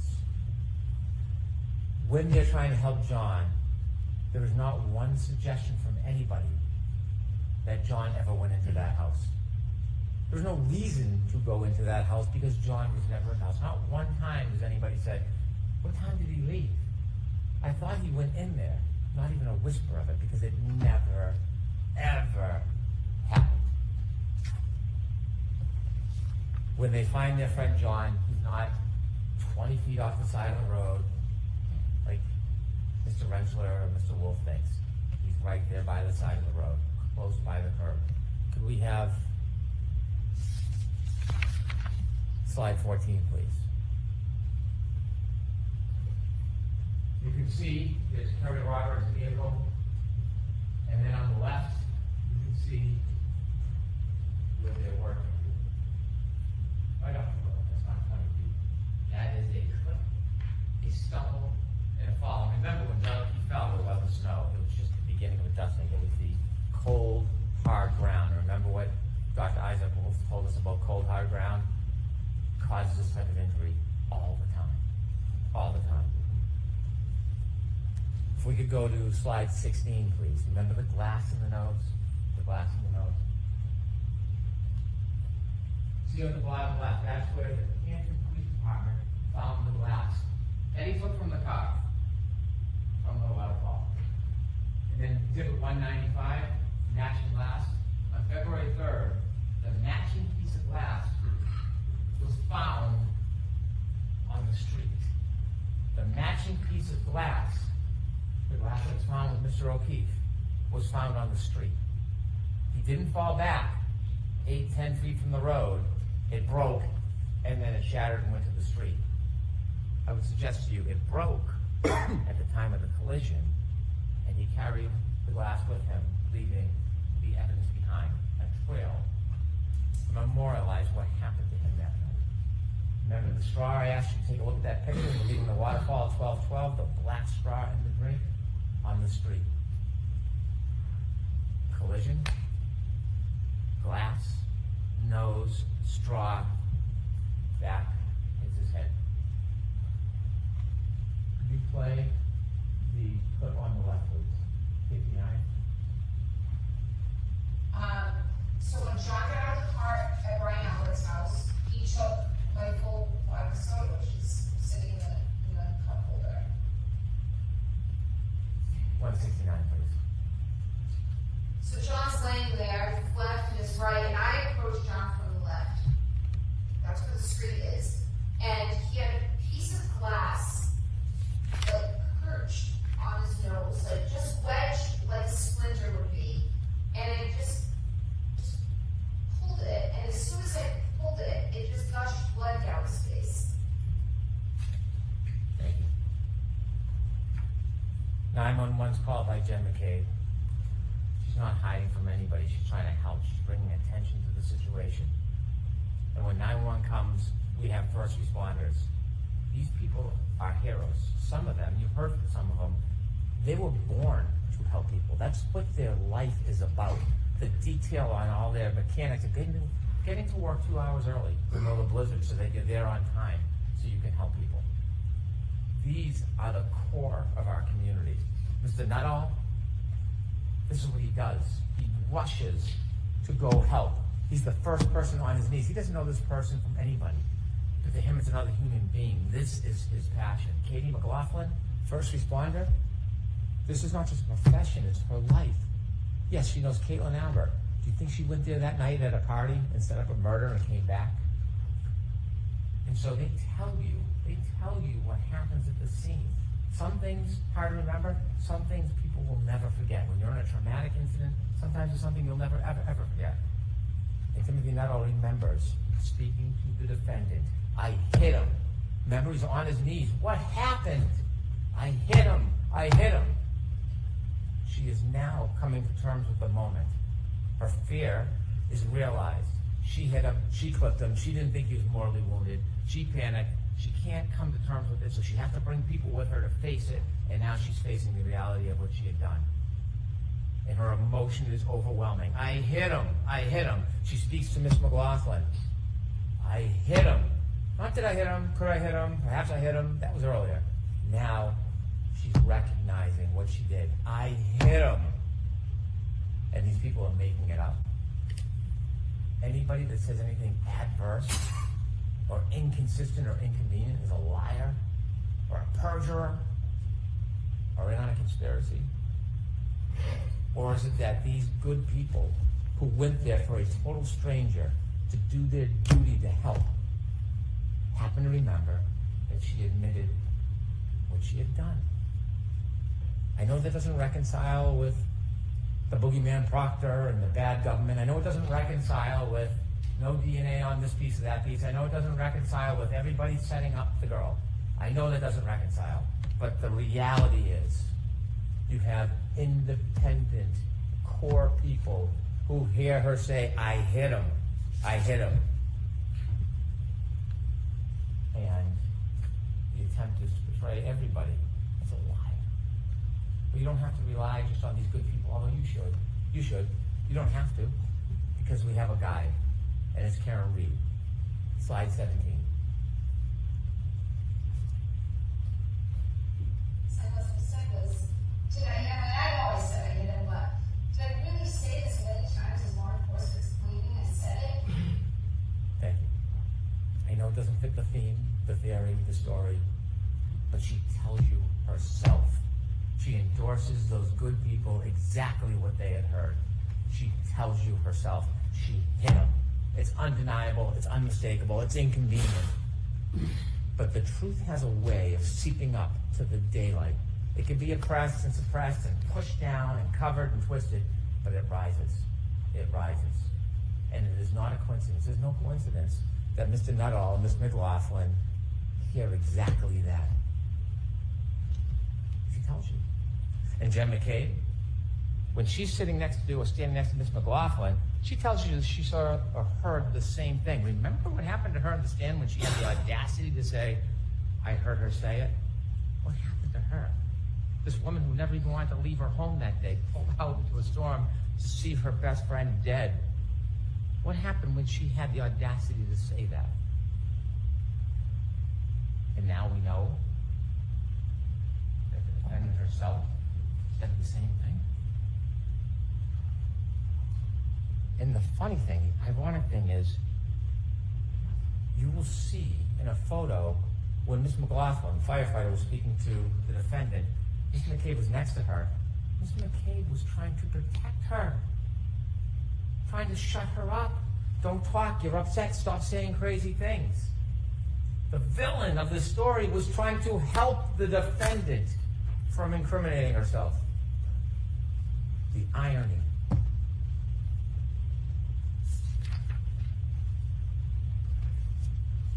Can we have slide 9, please?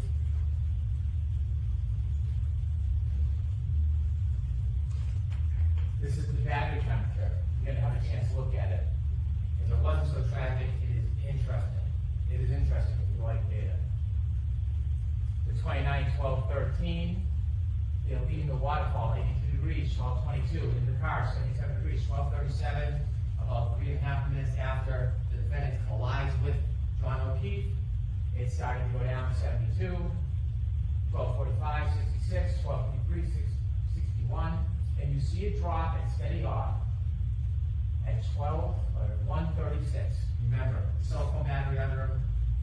John O'Keefe either struggling for life or he's passed. And blood's still warm either way under him. Doesn't move again until 6:06. It drops down 7 degrees because the women are pulling on him. The cold air is hitting the battery. What happens at 6:15? You're going to see the video. You've seen it. Still photos. Kerry Roberts goes over, picks up the phone. Not only does she pick up the phone, she puts it in her pocket, and then 20 minutes later, the next meeting, the temperature rises. That's not convenient. That's not a coincidence. That's fact. That's data. And then the phone is passed, put in a warm environment, and it raises up. 6:15. How can someone conspire to pick up a phone on the side of the yard that's under Mr. O'Keefe's body at 6:15 and know the battery temperature was then going to rise? And not only did the battery temperature rise, when you look at the healthcare data, at 6:15 when she picks up the phone, you know what happens to the healthcare data, right? It starts to move. It's data. It's data. So, while they're going through this duress, the defendant asked Jen McCabe for yet another favor. Look up hypothermia. Find out how long it takes for someone to die in a cold. And there's Miss McCabe in her winter jacket, soccer mom, trying to help. She has MS. Her hands aren't working. She's trying to type in what's happening during that time. It's a frantic scene. She tells you that the defendant then wants to run back to the ambulance, so she goes with her, never finishes or completes the input. And then she tries it again. At 6:23, at 6:24. That's what this woman did that night, that morning. Not only for her friend, for her. For her. That's what she did. And what happens to her after?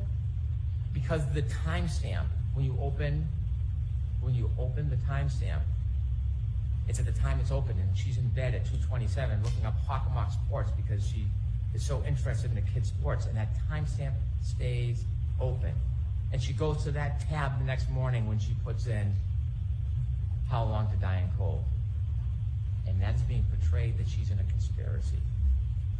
She gets vilified as a murderer, a soccer mom who came to help. It took Ian Whiffen 5 minutes to show you a live demonstration on how simple that works. That she's not deleting anything. Jessica Hyde told you it's automatic deletions over time. You usually can't delete that information. That's not a click and swipe like the good Dr. Wolf from Arca knows how to do. This can't be erased.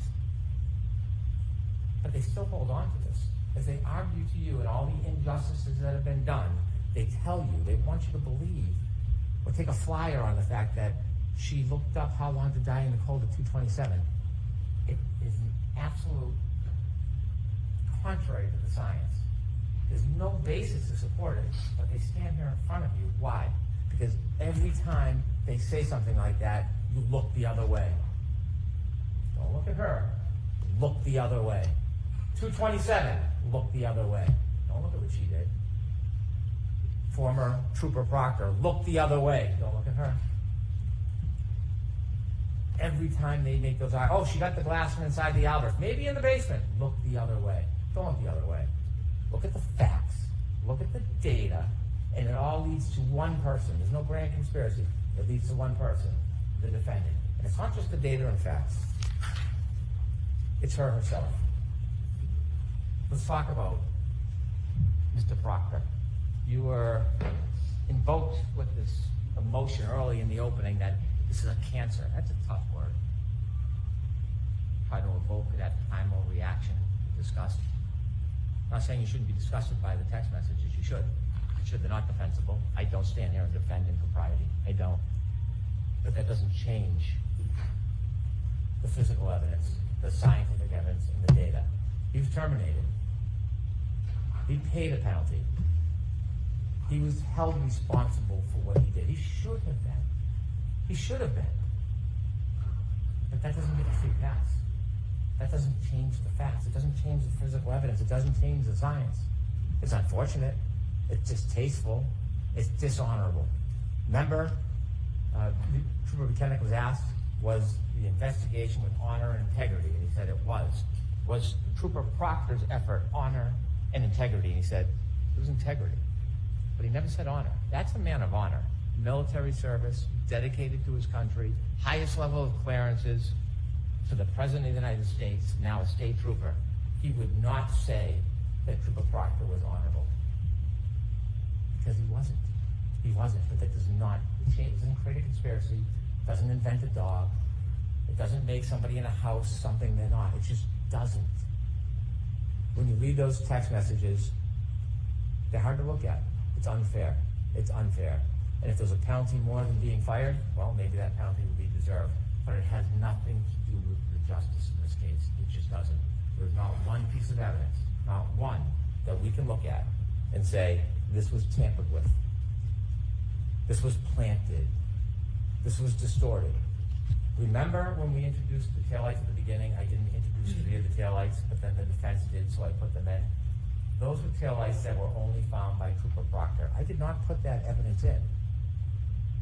Understanding those text messages and appreciating the disdain one might have for his comments. Not that there was any evidence of tampering, not that there was any evidence that it was not true, but I didn't put that evidence before you because we didn't need Trooper Proctor in this case. We don't need Trooper Proctor to prove this case beyond a reasonable doubt. That's why I didn't introduce that evidence to you. Now, there's been a lot of talk about planting of taillight. We know the taillight wasn't planted because Trooper Buchanan and Mr. Proctor did not go down to Dighton to see Miss Reed until later in the afternoon. We know from the 507 video, we've seen that. We know the taillight was already missing when she's leaving the driveway. When the good Canton police detectives went to do a wellness check to care for those young children, and they went to the house, inadvertently, they didn't even know it, the dash cam captured the back of the car. The taillight packed with snow is missing. It's already gone. It can't be planted. At this point, Trooper Proctor's still in his pajamas. He's not even on the case. He's not even on the scene. He's been near the car. And then the Dighton videos themselves, when you take it at an angle and it moves, but if you get the right angle, you can see it's missing. It's gone. Can we have slide 18, please?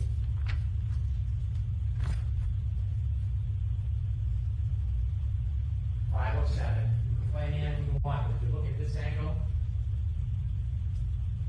it's gone. You don't plan. It's already gone. You know where it is? 34 Fairview Road, onto the Lee Field. January 29, 2022, 823.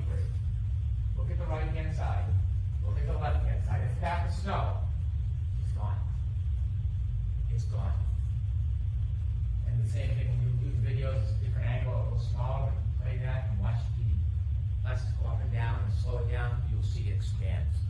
it's gone.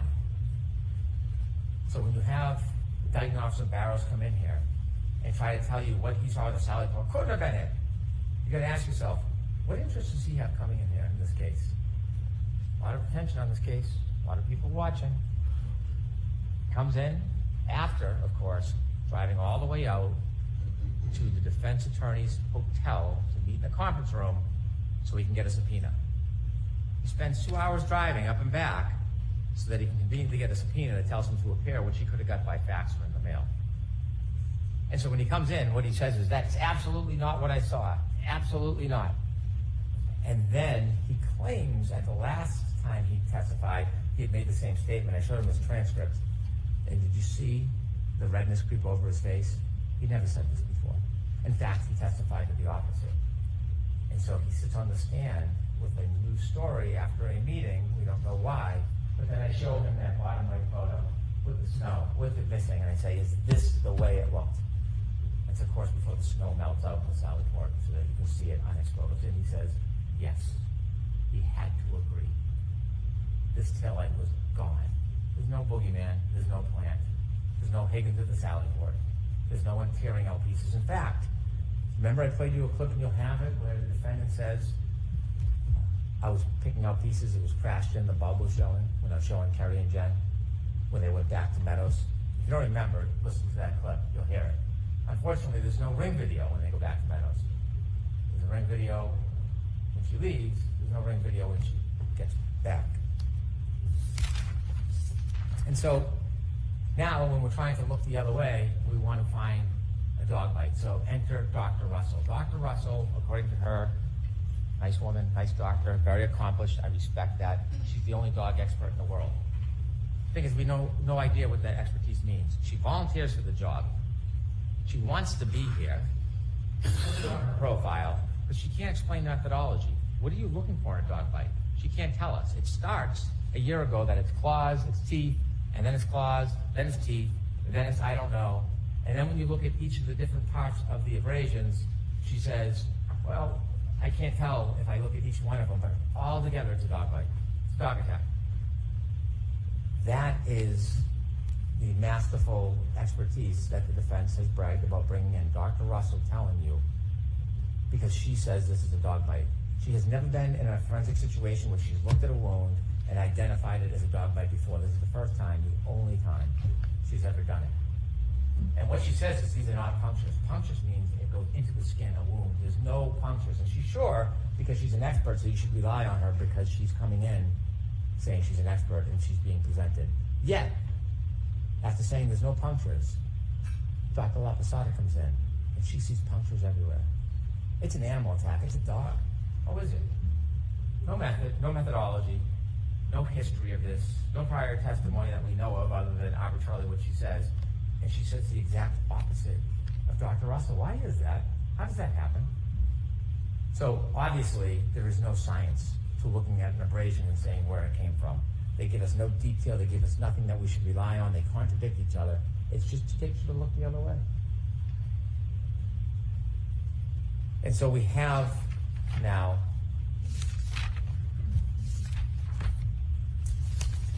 the issue of the defense has said over and over again, there's no collision. There's no collision. There's no collision. And they had a number of witnesses to come in to try to say that. And they point to Dr. Scotty Bello, who works at the medical examiner's office. She tells you that she doesn't see injuries consistent with a collision. She's looking at this case for 90 days. 90 days. The evidence in this case did not stop. It continued for 2 years. She knows nothing about the data, nothing about the black box, nothing about the interviews of Miss Reed. She doesn't know about the DNA. She doesn't know about the shards in the arm or in the clothes. Strike that in the clothes. She knows nothing about that. So in 90 days, she didn't see any lower body injuries. She didn't see any lower extremity injuries, which are very common in car collisions. But that doesn't mean it didn't happen because she, in 90 days, saw a fraction of the information. A fraction. And we know now, argument back and forth for days about lower body injuries, the suggestion is a car accident can affect everybody differently depending on the angle, the scope, the speed. Some people can get plowed over by a car and have no injuries. Some people can get touched lightly and have more injuries. and there was the debate about no lower body injuries. Well, ARCA dispelled that in their dummy test that you can have a collision with no lower body injuries. They did that for us. Thank you. And so the idea that at the time in 90 days that she doesn't have enough information to say consistent with a car accident doesn't mean there's no car accident.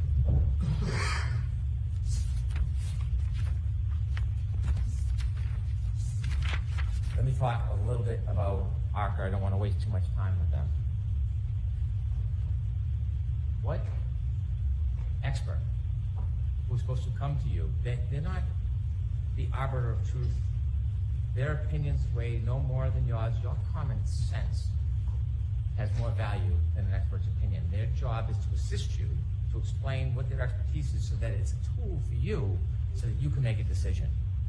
That's objectivity. We've heard words like confirmation bias, objectivity. Mr. Wolf got on the stand, and before we even started, you have to ask yourself, what expert has a court order for text messages and then release the text messages? What expert, what objective expert uses Signal, an encrypted app, to communicate about the case? Never used it before, hasn't used it since. And so when he did his tests, he used a lower weight arm. Wasn't trying to bash him, wasn't trying to insult him, tried to get him just to recognize that a 9.38 pound arm is less weight than John O'Keefe's metric, which would be 11.8. That's all, and because it's a lighter arm, it takes more speed to create the same damage. I don't know science, I don't know math very well, but that's basic. It's basic. And he fought me over and over again. Did he seem objective that he was trying to help you? Because Dr. Renshaw came in the next day and said, well, you have to adjust for that. That's all I asked him for an hour about adjusting, just like Judge Welcher adjusted. So you adjust it. And he tried to talk to me like I was making something up. His own colleague had to admit it. Now, it's funny, he admitted it before he got through his credentials. No sequestration order violations. Nobody was coaching him, but he knew enough to come in at the beginning and get right on that point. And speaking of sequestration, remember Dr. Russell on her limo ride over? If Brendan asks you a question, make sure you ask for the transcript. Impede the progress. Slow down the questioning. Interfere. Sequestration orders is so there's fundamental fairness for all witnesses, not just some. And so what happens with Dr. Renshaw, we don't know, but we do know he comes in here and he tells you that he was not getting information that was helping him the last time he testified. He insisted. I asked him 5 times, was he getting information that would help him in his testimony? Not from the defense, from his former employer. He said, no, no, no. And at the end of the examination, he uses transcript and it's yes, yes, yes. And he tells us that he's independent, objective. I asked him about a luncheon, not a big deal, just asking him about it. And he says, I have a sandwich and I stand in the corner until I remind him that we got video footage from a documentarian and he's in one of the scenes. And then things change. So when you talk about objectivity and who to trust, they can come in and say, Judge Welcher said this and that. It doesn't make it so. Judge Welcher, Dr. Welcher, never in any report, in any presentation, in any testimony to you, ever suggested this is how it happened. This was how his arm was. This is how his feet was. He was trying to show whether or not the orientation. Could this happen with the angle, with the height? That's all that test was. It was no more. But what they do is they reposture it, repackage it, and say it means this when it doesn't, and we're going to show you why it's not that, therefore we win. That's all that is. It's semantics. Judge Welcher, Dr. Welcher, never suggested that. And his work on text stream data, unassailable. And so what we have, inevitably, is we have a timeline that never moves, data that never changes, physical evidence that can't be put in that spot without a collision. We have, inevitably, proof, without any doubt, that on January 29, 2022, Ms. Reed was with Mr. O'Keefe, and she got drunk. She drank. She was 2 to 3 times over the legal limit. And they went to a party, an after party, and they were fighting. It was a relationship in decline, and he got out of the car, and he had a brief window of life left. And when he got out and she drove away, she couldn't let it go. She got drunk. She hit him. She left him to die. It's that simple. We don't know exactly how this collision happened, but we have a good idea from the physical evidence, and we know that it happened. Can someone have a collision without lower body injuries? Can I have slide 19, please? You bet they can.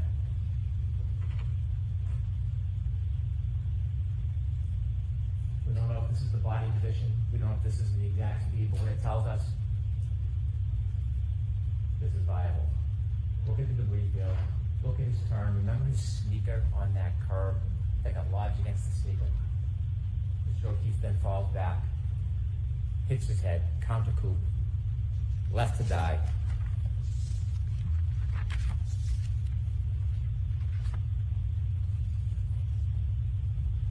Thank you.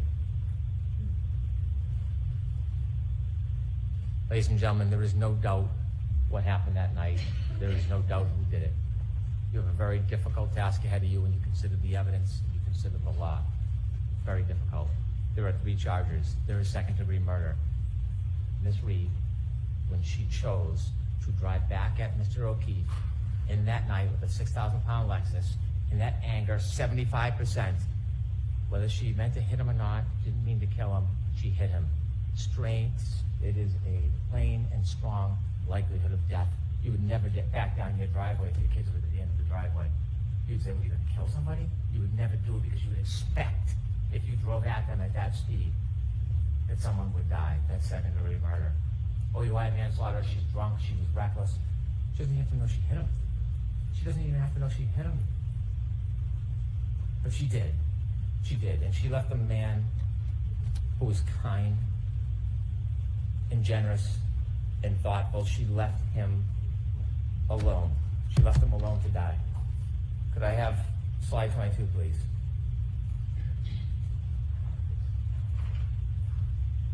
He is not an it. John O'Keefe is not a body. John O'Keefe is not a buffalo on a prairie.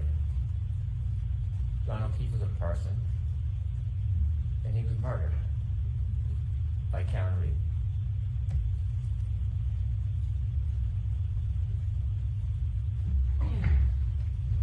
Take that, thank you.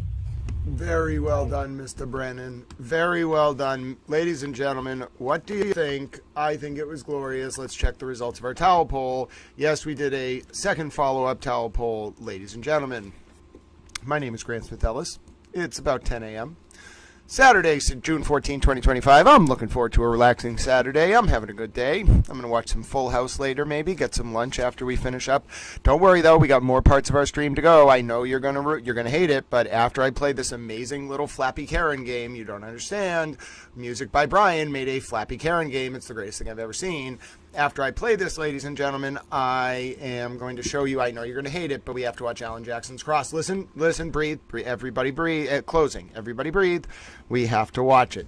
It's very important. Ladies and gentlemen, we have to watch it because we have to juxtapose it with Super Hank. Now, Super Hank is a Super Hank, and we love Super Hank. Now, here's what I want to do. I want to play this Flappy Karen game because you don't understand how amazing it is. Music by Brian. Take a bow, my dear friend. Not only did you make a game that is very difficult to play, but you made a game that's amazing. So we're going to play Flappy Karen. Who's ready to play Flappy Karen? Ladies and gentlemen, get your Flappy Karen emojis ready. We are going to play Flappy Karen. Now, you might be saying, Grant, I don't know what Flappy Karen is. Oh, yeah? Now you do, ladies and gentlemen. Now you know what Flappy Karen is. Hello, Flappy Karen. Look at it. Look at it, ladies and gentlemen. We're going to do our first ever towel, what's this called, a play-along or whatever. We're going to do it. I've never done this before. Music by Brian. This is quite an honor for you, my dear friend. Everyone check out Music by Brian's game. It is Flappy Karen. You can see the URL right up on your screen. Now listen. Listen. It's also the pinned comment. I don't know if I'm going to be very good at this game. We've never played a game on Towel Stream before. Please be aware that we are not doing a long playthrough because this game is very hard. I'm just going to play it once. Now, let me see if I can do this here. Hold on. I want to We're not just going to do the Flappy Karen game in a window box. We're going to play Flappy Karen. We're going to make this look like we are professional towel streamers, okay? When we play video games on Towel Stream, ladies and gentlemen, especially when it's made by Music by Brian, we're doing a Let's Play. We are doing Let's Play Flappy Karen with Towel. You don't understand. This is our first ever Let's Play. I have no idea what I'm doing. Who allowed me to do this? Oh, this is going to be wonderful, ladies and gentlemen. You don't understand. I am about to play a video game called Flappy Karen. It is a picture of Karen's head, and you play it in the style of Flappy Birds, and you have to go along the screen. Okay. All right, listen. I don't know if I'm ready for this. This game is very hard. I actually don't know if I'm ready for this. Oh, this is going to be absolutely glorious. Music by Brian. I am so thrilled we're doing this. All right, let me get the stream set up to do this so it's a little bit better. Well, don't move that. All right, hold on one second. All right, there we go. That'll be a little bit better for the computer resources. Okay. Is everybody ready for Towel to play Flappy Karen? Yes, okay, if you're just tuning in, Towel is playing Flappy Karen. It is a game by Music by Brian. Please check it out. You can find it at the URL in the pinned comment, udhef.itch.io/Flappy-Karen. Okay? Here we go. Towel. You can do this, buddy. You can do this. All right, I'm ready. Karen, your head has a huge hitbox, and the spaces to go through are very small. Here we go. It's supposed to be infuriating, though. That's the point. Oh, no, Flappy Karen. No, you don't understand. This is incredibly hard. The Flappy Karen head falls down very quickly. Oh, no. Even the person who made this game, Music by Brian, only got a top score of 8. Oh, no. Oh, this is infuriating. Music by Brian, why did you set it up oh, hold on, let me get that mouse out of there. Music by Brian, why did you set this up such that the fall rate is so fast? Oh, goodness. Oh, no, it's supposed to be as infuriating as Karen herself, isn't it? It's just supposed to be a mentally anguished. Oh, no. Oh, this is so hard. Oh, who allowed me to do a Let's Play? This is wonderful. We should do more Karen Reed-themed game Let's Plays. You make a Karen Reed-themed game, I will play it on the screen, even though this is agonizingly hard. I've never gotten above 1. I got 2! Oh, no, I got 2! You don't understand. My high score is now 2. I don't think I'm ever going to match 8. Oh, this is ridiculously hard. If you've never played Flappy Karen before, this is a game that will test your mental fortitude, ladies and gentlemen. Yes, Flappy Karen, oh goodness, you don't understand. She has a very large hitbox because she has such a big head. I get it, there's some kind of metaphor there about how Karen has a big head. And her hair extensions make it even worse. Oh, I got to 2. Oh, I got to 3, I did it. Oh, look at that, ladies and gentlemen, new high score. I don't think I'm ever going to get to 8. You don't understand. The person who made this game has never gotten above 8. I don't think I'm ever going to get to 8. I will say, though, ladies and gentlemen, this game is wonderful. Music by Brian clearly has a very good metaphorical mind and is making a commentary on how Karen's head is really big. And therefore, because she has such a big head, gravity pulls Karen's head to the ground really quickly. Now, I don't understand. I guess it's also, as I said, a sardonic commentary on how Karen is infuriating. So every time you restart this game, you're like, oh, I can do this. Oh, I can do this.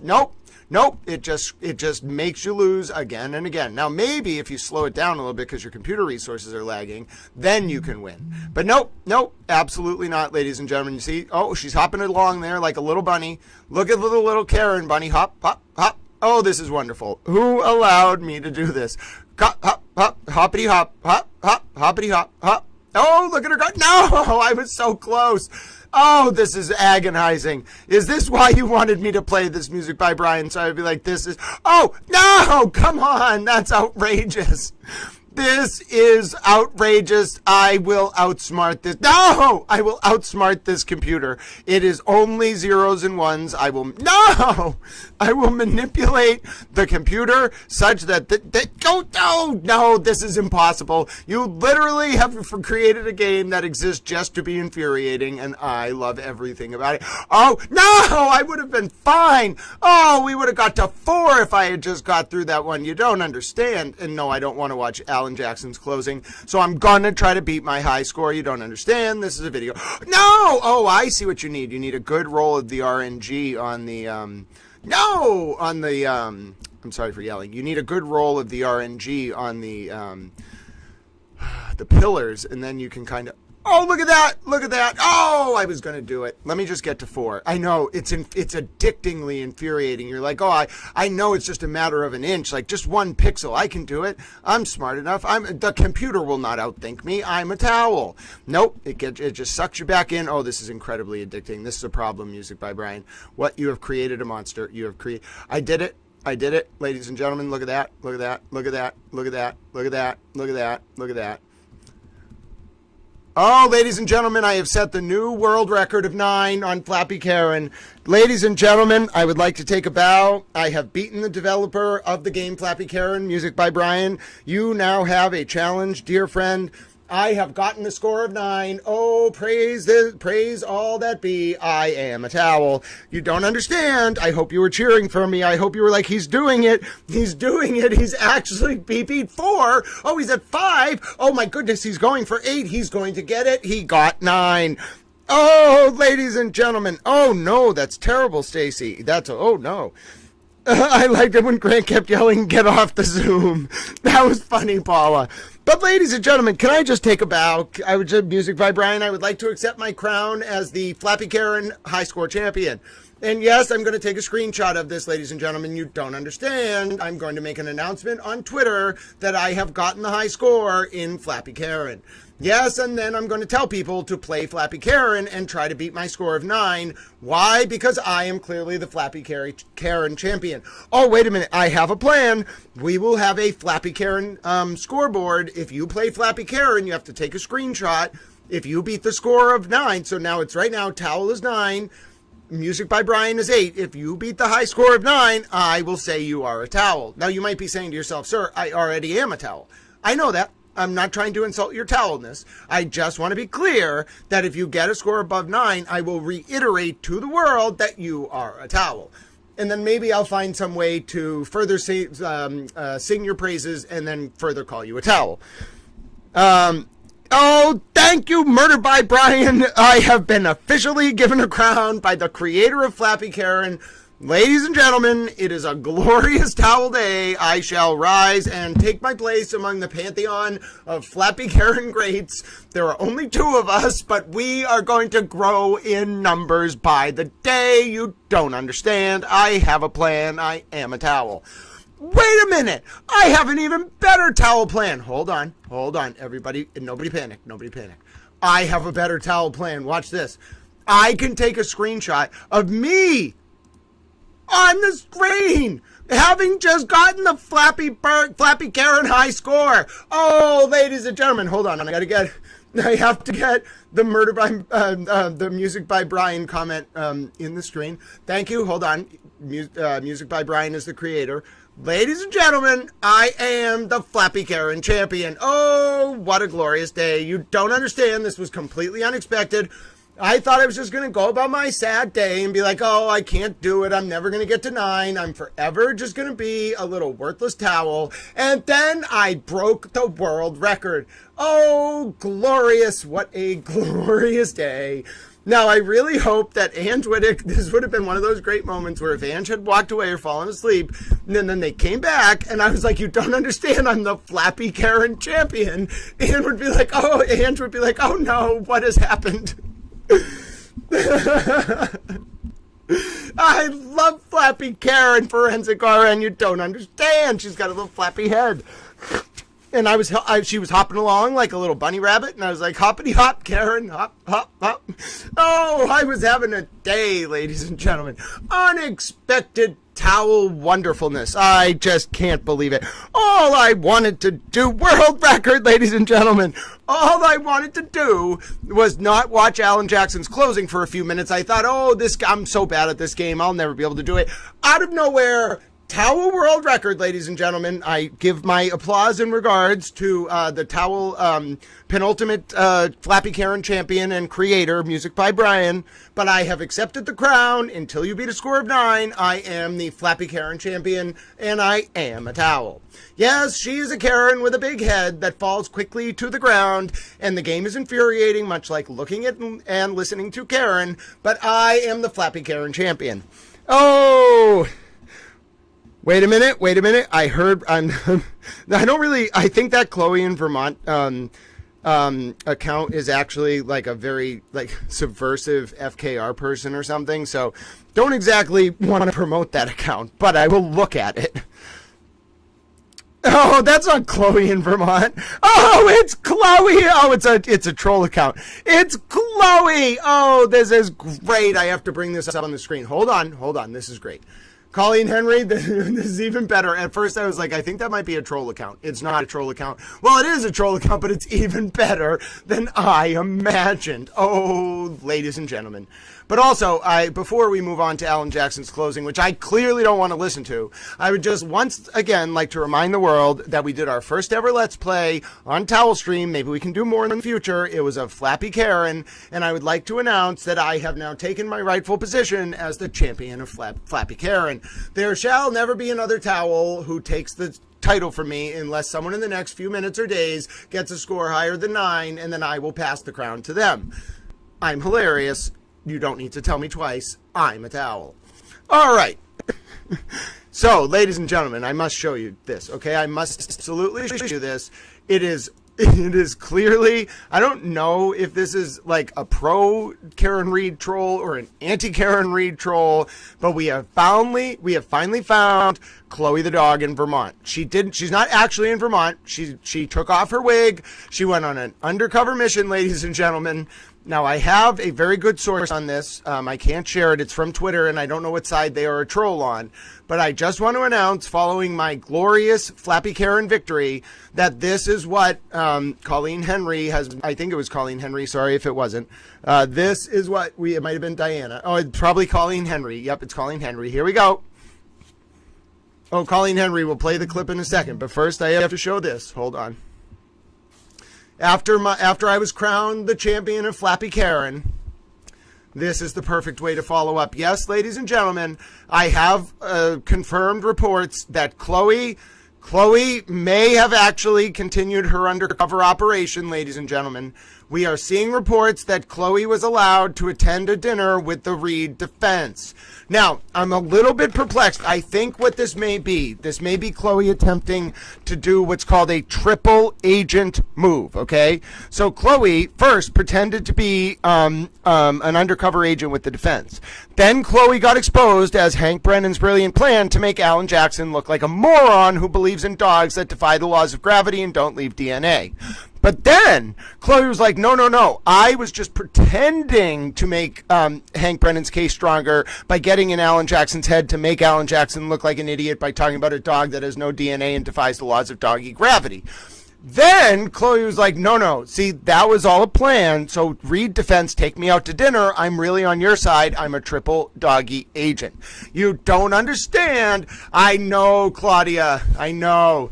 I don't really want to either, but Claudia, we have to watch it because those are the last two things. You know what we can do, Claudia? We can watch Karen clips after, as a little buffer. You know, people love the Karen clips. That'll give you like a palate cleanser, and then we'll watch Alan Action Jackson. He's actually a Stay Puft Marshmallow Man. Now listen, it's very possible that Chloe is actually a judge. Now I know some of you are saying that's not a robe, that's a t-shirt. Nope, it is a judge's robe. It turns out this was the big reveal. I didn't want to have to say this now because the deliberations are still ongoing. Chloe is actually Judge Canoni. Yes! Oh my goodness, it's Murder by Maestro. Listen, Murder by Maestro, you don't understand. We have amazing news. First, Chloe is actually a triple agent who's been working for the Reed defense the whole time, and that stunt where she tried to convince Alan Jackson, where she pretended that she was working for Hank Brennan to get Alan Jackson to look like a moron by talking about a dog that doesn't follow the laws of gravity or have DNA. It turns out that was a stunt, okay, that Chloe is actually working for the Reed defense, and you're not going to believe this, she is Judge Canoni. Okay, so I know that swerve came out. Listen, I may as well be writing for the WWF in the Attitude Era. You don't understand. This was the swerve no one saw coming. Chloe is Judge Canoni, and she's going out to dinner with her mask off as Chloe in the North End. That is clearly the only reasonable conclusion from this picture. That's what I'm saying. You see what I mean? I have put it all together. Chloe is Judge Canoni. Oh, yes, and that's right. I forgot to tell you, Chloe doesn't follow the laws of doggy gravity. She doesn't have DNA, so we don't know what kind of entity this is, but it is some kind of entity, and she doesn't have lower teeth. So you follow me? Doesn't follow the laws of doggy gravity, doesn't have lower teeth, doesn't have DNA, wears judge's robes, and goes out to dinner with the Reed defense. In short, the Honorable Chloe the Triple Agent, a.k.a. Undercover Judge Canoni, a.k.a. Chewbacca, a.k.a. a dog in a wig, a.k.a. this has all become ridiculous. Murder by Maestro, can you give me your erudite bi-numerical-based analysis of whether I'm right that Chloe the dog in a wig is actually Judge Canoni by virtue of the transitive property? And if so, can you write me out a logically deductive proof that is in the form of a syllogism and expressed in hexadecimal format, confirming the same? Personally, I think we've put it all together. Listen. We have come to terms with this, ladies and gentlemen. It was the break in the case no one saw coming. I know there's a lot of steps involved. You have to understand, Chloe's actually Judge Canoni. It was the one twist that Alan Jackson had left. Karen asked for that one last Hail Mary, and Alan was like, okay, listen, I didn't want to have to pull this out of our pocket, but Judge Canoni is actually Chloe the dog. And Chloe is with us. We're taking her out to dinner, and then she's going to make sure that you get off Karen to Framingham. And then Karen was like, wait, what was that last part? And Alan was like, don't worry about it. Chloe's Judge Canoni. That's the most important part. Erudite is a good word, as is indefatigable, as is autopoiesis, as is eudaimonia, as is summum bonum. There are a number of wonderful words. You know what's a good Latin phrase? Post hoc ergo propter hoc. Murder by Maestro, have you ever considered whether the Reed defense occasionally engages in reasoning that could be validly critiqued as rooted in the fallacy of post hoc ergo propter hoc?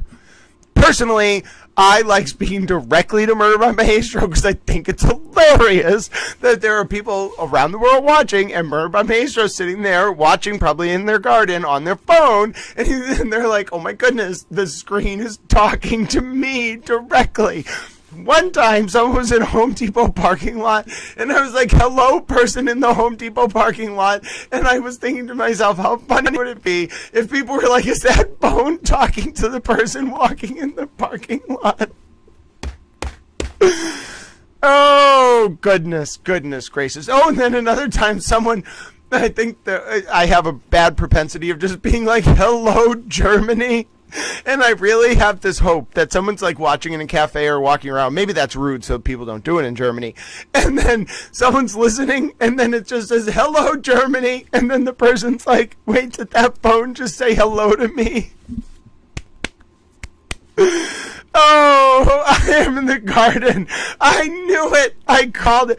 Murder by Maestro, were you a little perplexed when you were like, how does this anthropomorphic towel know that I am in the garden? And how is he speaking to me right now? And how does he know how I am reacting to this? I'm a little concerned that this towel is somewhat able to, using non-temporal pathways of information promulgation, travel around the world and infer how I'm feeling. Well, no, I'm just a towel. You don't understand. I'm not a magic carpet. We may have, wait a minute. Did you know I don't think we have any magic carpet? Someone one time was like, can I be a magic carpet? I think we need more magic carpets. Frankly, I think the world would be a lot better if we had more magic carpets. I don't exactly know. Oh, that's how I'll get to Murder by Maestro. I'm actually a towel who can fly. I'm a magic carpet. Listen. If you said, I just want to warn you all, I'm happy to do these, but if you send me an image of Chloe the dog at dinner with the Reed defense, it's possible that I will end up with the conclusion that I am actually a magic carpet and that Chloe the dog is Judge Cannoni. I can't explain the logical reasoning. I asked Murder by Maestro to draw out a proof. I don't know if that's ever going to happen because I think I may have engaged in some fallacious reasoning. Oh, and that was the point. So Murder by Maestro, if you've never heard of the phrase post hoc ergo propter hoc, it means after this because of it, or after the thing because of the thing. And it seems like it makes sense, right? But it's actually a logical fallacy. Because just because something happens after something else does not mean the two things are related. Therefore, post hoc ergo propter hoc fallacy, which is expressed in Latin in logical reasoning, where you assume one thing is related to another because they happen in sequence. There you go. Well, I've heard of an allotment. So, for example, I have an allotment, Murder by Maestro, of medical flower each month from the state. I can buy recreational or adult use flower once a day up to a certain amount, but my medical allotment is set to a certain amount, and that is not taxed. So yes, I'm familiar with the concept of an allotment because I am only allowed to purchase a certain amount of my medicine at full price, but tax-free per month. There you go. No, well, listen, Modelo Macy, hello, my dear friend. I know you're just tuning in. It's a little bit of a complex story, but we think Chloe the dog is either a triple or quadruple agent. Now, I'm a little bit perplexed by the recursive nature of triple agents and quadruple agents, because if you're a triple agent, aren't you just working for the people you originally said you were working for?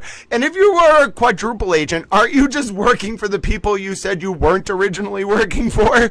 So therefore, it becomes reducto ad absurdum, which is another good Latin phrase, to say that Chloe the dog is actually a triple agent.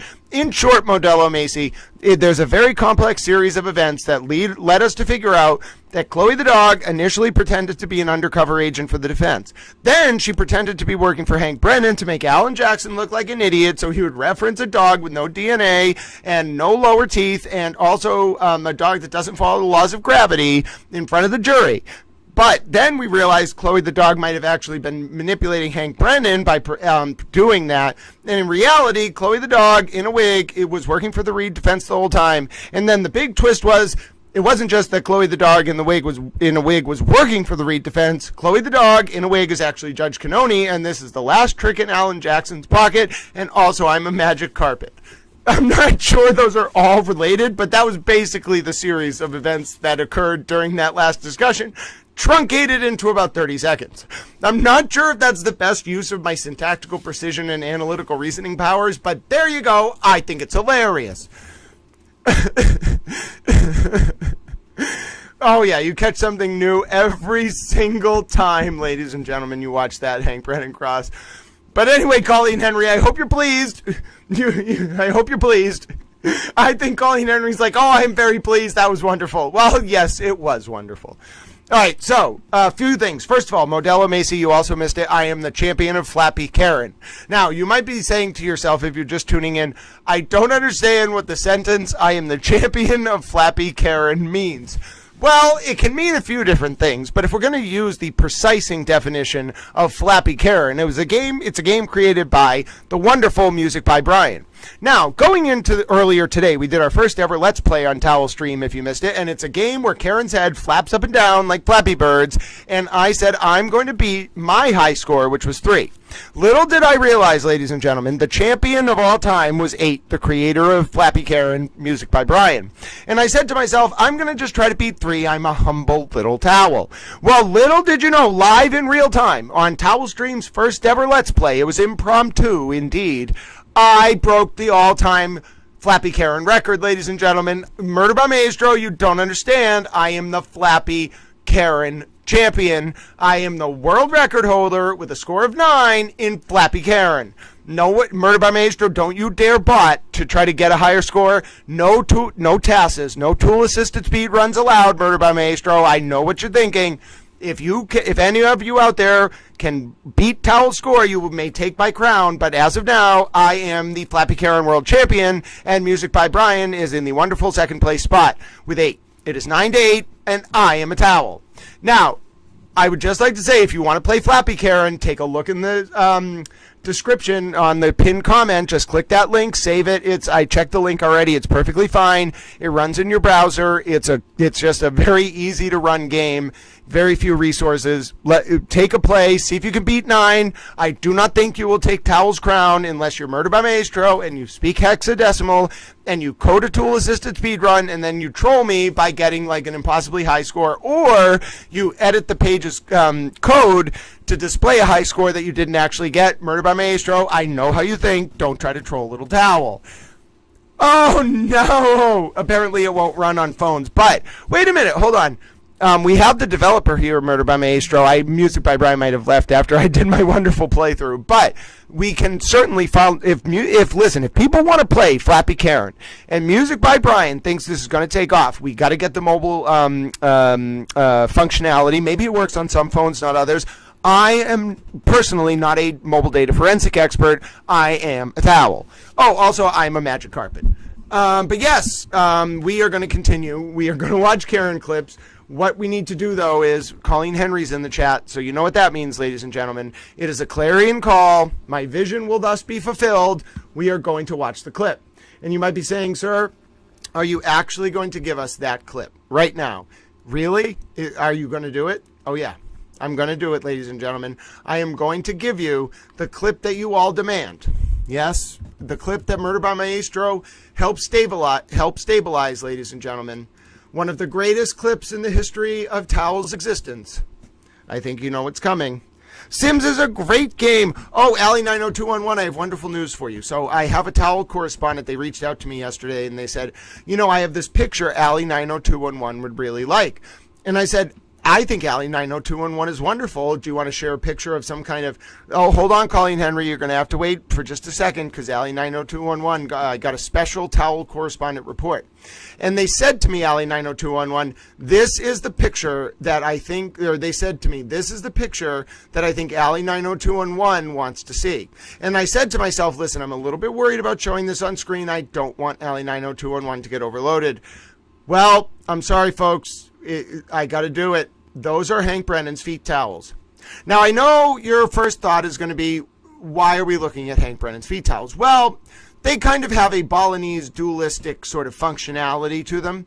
They kind of look like black and white checkerboards, right? Which is a very interesting commentary on the duality of life. But in this specific situation, we're going to analyze them because Allie90211 really, so Allie90211 has an academic interest in Hank Brennan's feet towels. I understand she is going to start a center, and the center is going to be specifically focused on the meaning of Hank Brennan's socks, which are called feet towels. Now, I'm not really sure what the students are going to study beyond just the pictures of Hank Brennan's feet towels and their layered meanings. But there you go. No, don't become embarrassed. Let me back up. This is not just about Allie90211. We took a very scientific towel poll the other day. It was actually thanks to the towel friends who have a very interesting and refined interest, and this should not be mocked, in the spiritual implications of black and white checkerboards, in particular in Balinese culture and otherwise around the world, that allowed us to get somewhat of an insight through reconstructive hermeneutics into Hank Brennan's mind. Because if you think about how a subtle man expresses himself when he doesn't get a chance to speak during a closing or whatnot, it would be things like symbolism. That kind of allegorical hide in plain sight meaning is really interesting. But that said, I also am a little bit concerned that some people just really like feet towels. That's not a bad thing. If you really like feet towels, more power to you. Some people wanted feet towels earlier that were customized with black and white checkerboards and a towel motif. I'm not trying to embarrass you, Allie. I think there are a number of people, you will find a support group in the chat, who really, really are interested. There are people on Twitter who ask me every day for updates on Hank Brennan's feet towels. But yes, there's something about symbolism and those black and white checkerboards. I know the person who found that, I am not trying to either misattribute this to Allie or attribute it to, I think it was Eva actually. Eva Towel was like, Grant, I've been trying to tell you for like 3 weeks since the Call Me Hank clip that Hank Brennan is expressing some kind of symbolism on with his feet towels. And I said, at first I thought Eva, and this was my fault, was just very interested in Hank Brennan's feet towels. And listen, a lot of people are. We're talking like multiple people around the world. There you go. Ange Wittick. There you go. LLA as well. So I mistook Eva's interest, and I missed the insight about the Balinese spiritualism. Now, to be fair, I don't think most people are going to immediately associate feet towels, oh goodness, I almost cussed, with Balinese spiritualism. However, when you actually research it, it's fascinating, and I could totally see Hank Brennan being the type of guy who could reflect a kind of dualistic, I wouldn't call it, what's that word, stoic. I wouldn't call Hank Brennan stoic. He has too much soul for that. But it's a very dualistic understanding of life. Like, it's the Hegelian form is complex and hard to understand. Thesis, antithesis, synthesis. Synthesis becomes the new thesis, a new antithesis, the antithesis rises, new synthesis. Okay, the merging of them. It's a repeated cycle.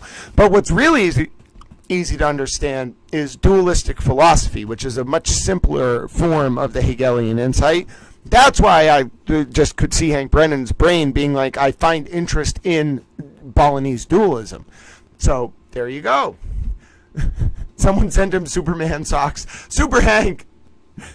No, Murder by Maestro. It's not. Yes. Okay. So hold on. We need to back up here. There's Masonic. So there's the Masonic checkerboard and the arch. Okay. And that, I think that is an adaptation of the checkerboard from its original meaning, which is more so remember, Masons operate based on symbolism too. And I'm not a Mason, and I wouldn't, that's not the world I want to be involved in. But Masons operate on symbolism too, having an academic interest in the symbolism of Freemasonry, which, by the way, doesn't actually involve buildings. It's more of like esoteric knowledge passed down from kind of, it predates the Hermetic Order of the Golden Dawn and OTO and stuff like that. It really goes back to what were they called? The Pharaohs, or there were these like different kind of groups that were pagans, really, that had like these beliefs in early Christianity that were very much persecuted by the Roman authorities, and then also the Christian authorities when Christianity came to prominence before the Council of oh goodness, when did Christianity really come to prominence? When did Rome adopt Catholicism, or I think with the Roman Empire? I want to say it was like 1374 at the Council of Nicaea, maybe the Council of Trent. Anyway, so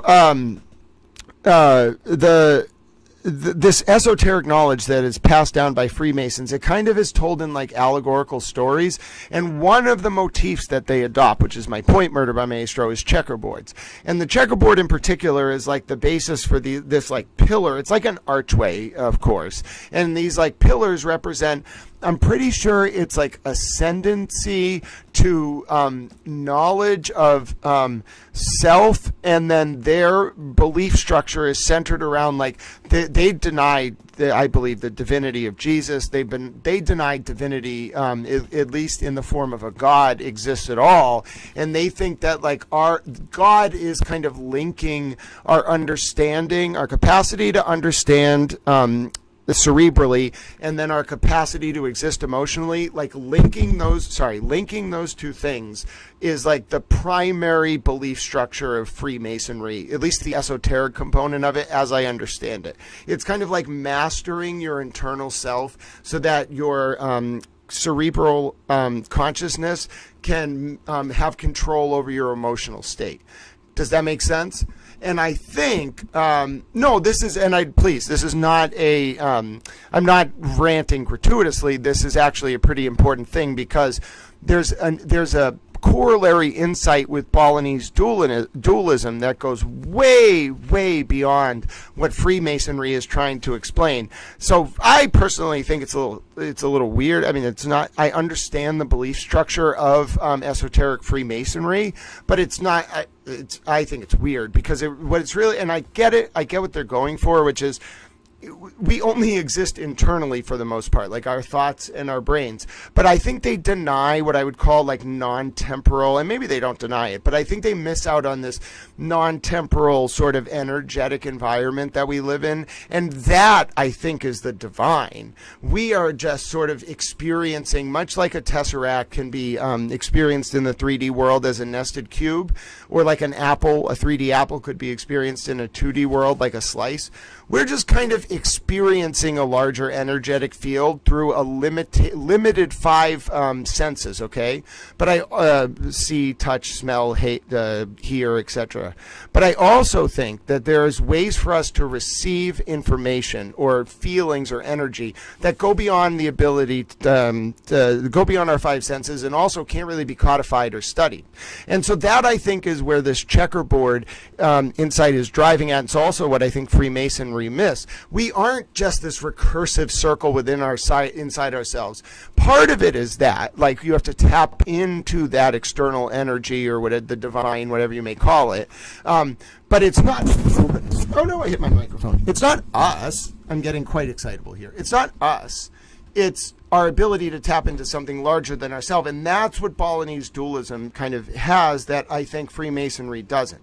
So to me, reading about the Balinese dualism was a much more pronounced insight about what I think Hank Brennan probably thinks about than the Freemasonic adaptation of the checkerboard as a reflection of letting our brains have control over our emotional state. I think it's much bigger than that. It's a bigger insight about the dualistic nature of life and the consistent battle of good versus evil, power versus compassion, etc. I mean, so that, and then sort of being a sort of steady presence in those sort of larger historical and cosmic sort of fights.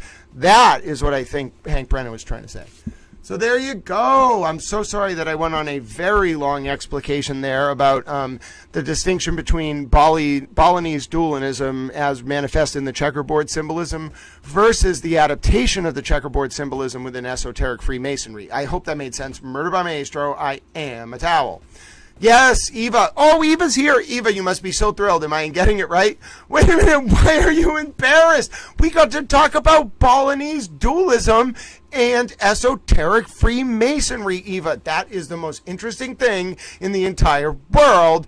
Don't pull a that officer and get red-faced now. You are a super towel.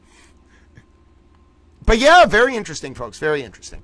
All right, so now we're going to watch the clip that Colleen Henry wants to see. I know you're excited, Colleen Henry. Don't worry. I have it ready for you. You know why? Because I am a towel. Yes. Oh, Murder by Maestro. I know you like it. That's why I was telling you about how the adaptation of the checkerboard symbol in the context of that kind of, you know, the famous image of the checkerboard in Freemasonry with the archway. It's really just an explication of how to have a mind that's powerful enough to control your emotional state. Like that feedback loop that's what the checkerboard symbolism is. So the checkerboard symbolism is the duality of life, and Freemasonry is saying by using these like pillars and constructing them in a certain way, your understanding of life, you can achieve this harmony and, in fact, a sort of level of control over your emotional state, and then you are liberated. Humans are really, really, really, really controlled, and they don't realize it. Emotions are like garlands of flowers that get spread over our chains in some sense. Like there's a certain bondage that comes with human emotion. So if you can just master it with your cerebral capabilities, then you're liberated. Like the human condition is only a prison to the extent that you are subject to the machinations, the uncontrolled machinations of your emotions. If you just have cerebral command over your existence and every single element of your emotional life, then you're not subject to that. You're always in control. It's why people on that level don't really tend to drink or like take anything that's like a GABAergic, anything that takes them out of that control, because they don't need to suppress their emotions. They're in control of them for the most part. So yes, ladies and gentlemen, I got to get the Call Me Hank clip, but that was a very good explication. Oh, thank you, Grant Smith Ellis fan. I am indefatigable. Oh, God bless you, dear friend. Oh, God bless you, dear friend. I am an indefatigable, not independent, indefatigable. Indefatigable. You know what word? Not indefatigable. How does it? Why is this word so hard to spell? Indefatigable towel. I got the comment in. I'm so pleased. Thank you for your support. But we got to watch the Call Me Hank clip. I promised it. I'm not going to take the Call Me Hank clip away from Colleen Henry, ladies and gentlemen. That would be a violation of intergalactic towel law, and you know how I feel about that. No violations of intergalactic towel law unless I need to somehow defy the laws of gravity in order to save Chloe from Alan Jackson.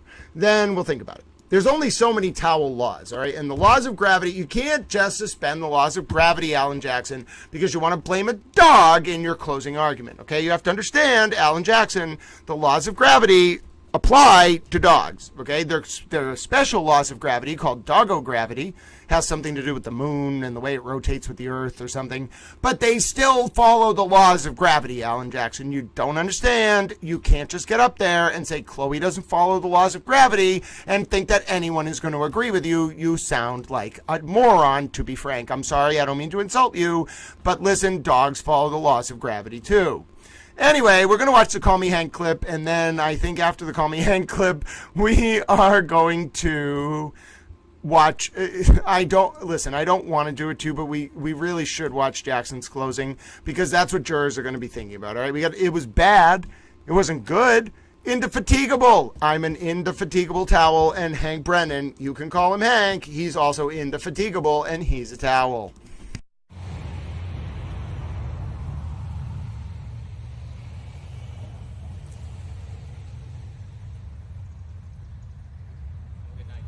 You as well, Mr. Brennan. Call me Hank. Okay, sir, I will, Hank.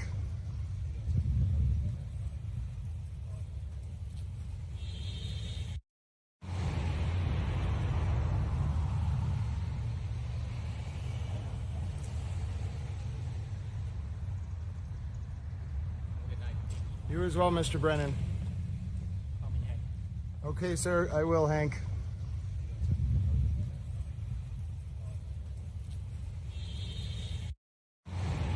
One more time.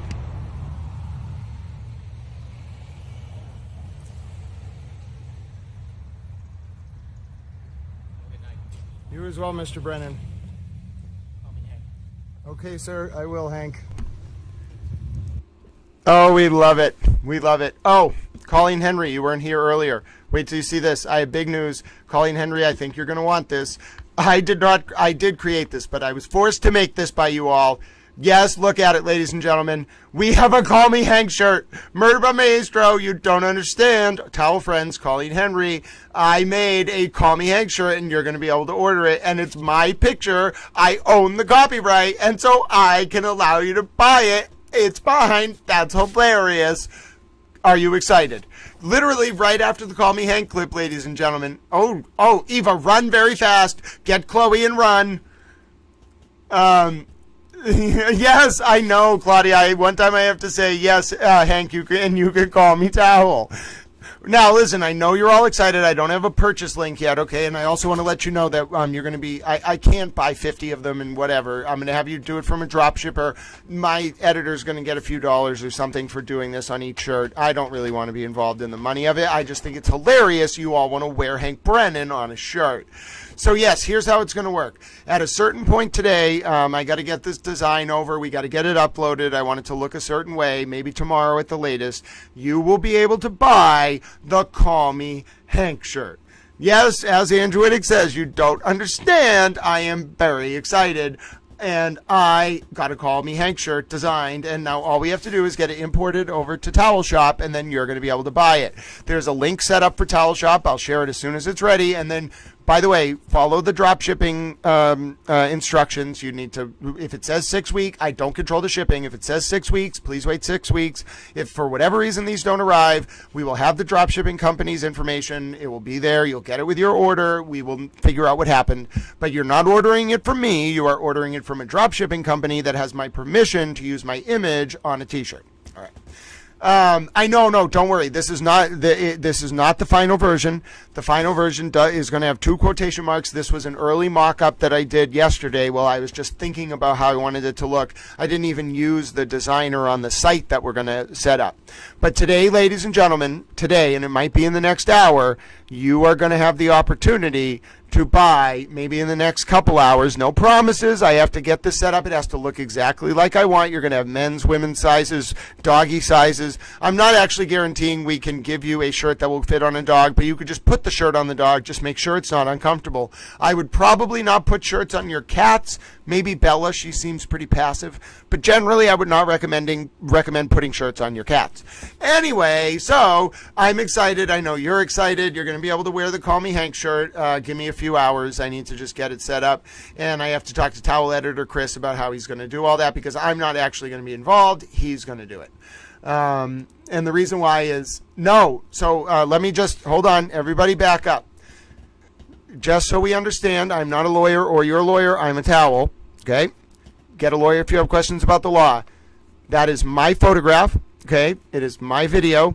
This is not legal advice, but the case law is clear. Subjects of photographs, although I don't think Hank Brennan would care, subjects of photographs do not own the image rights. It is the person who takes the photo.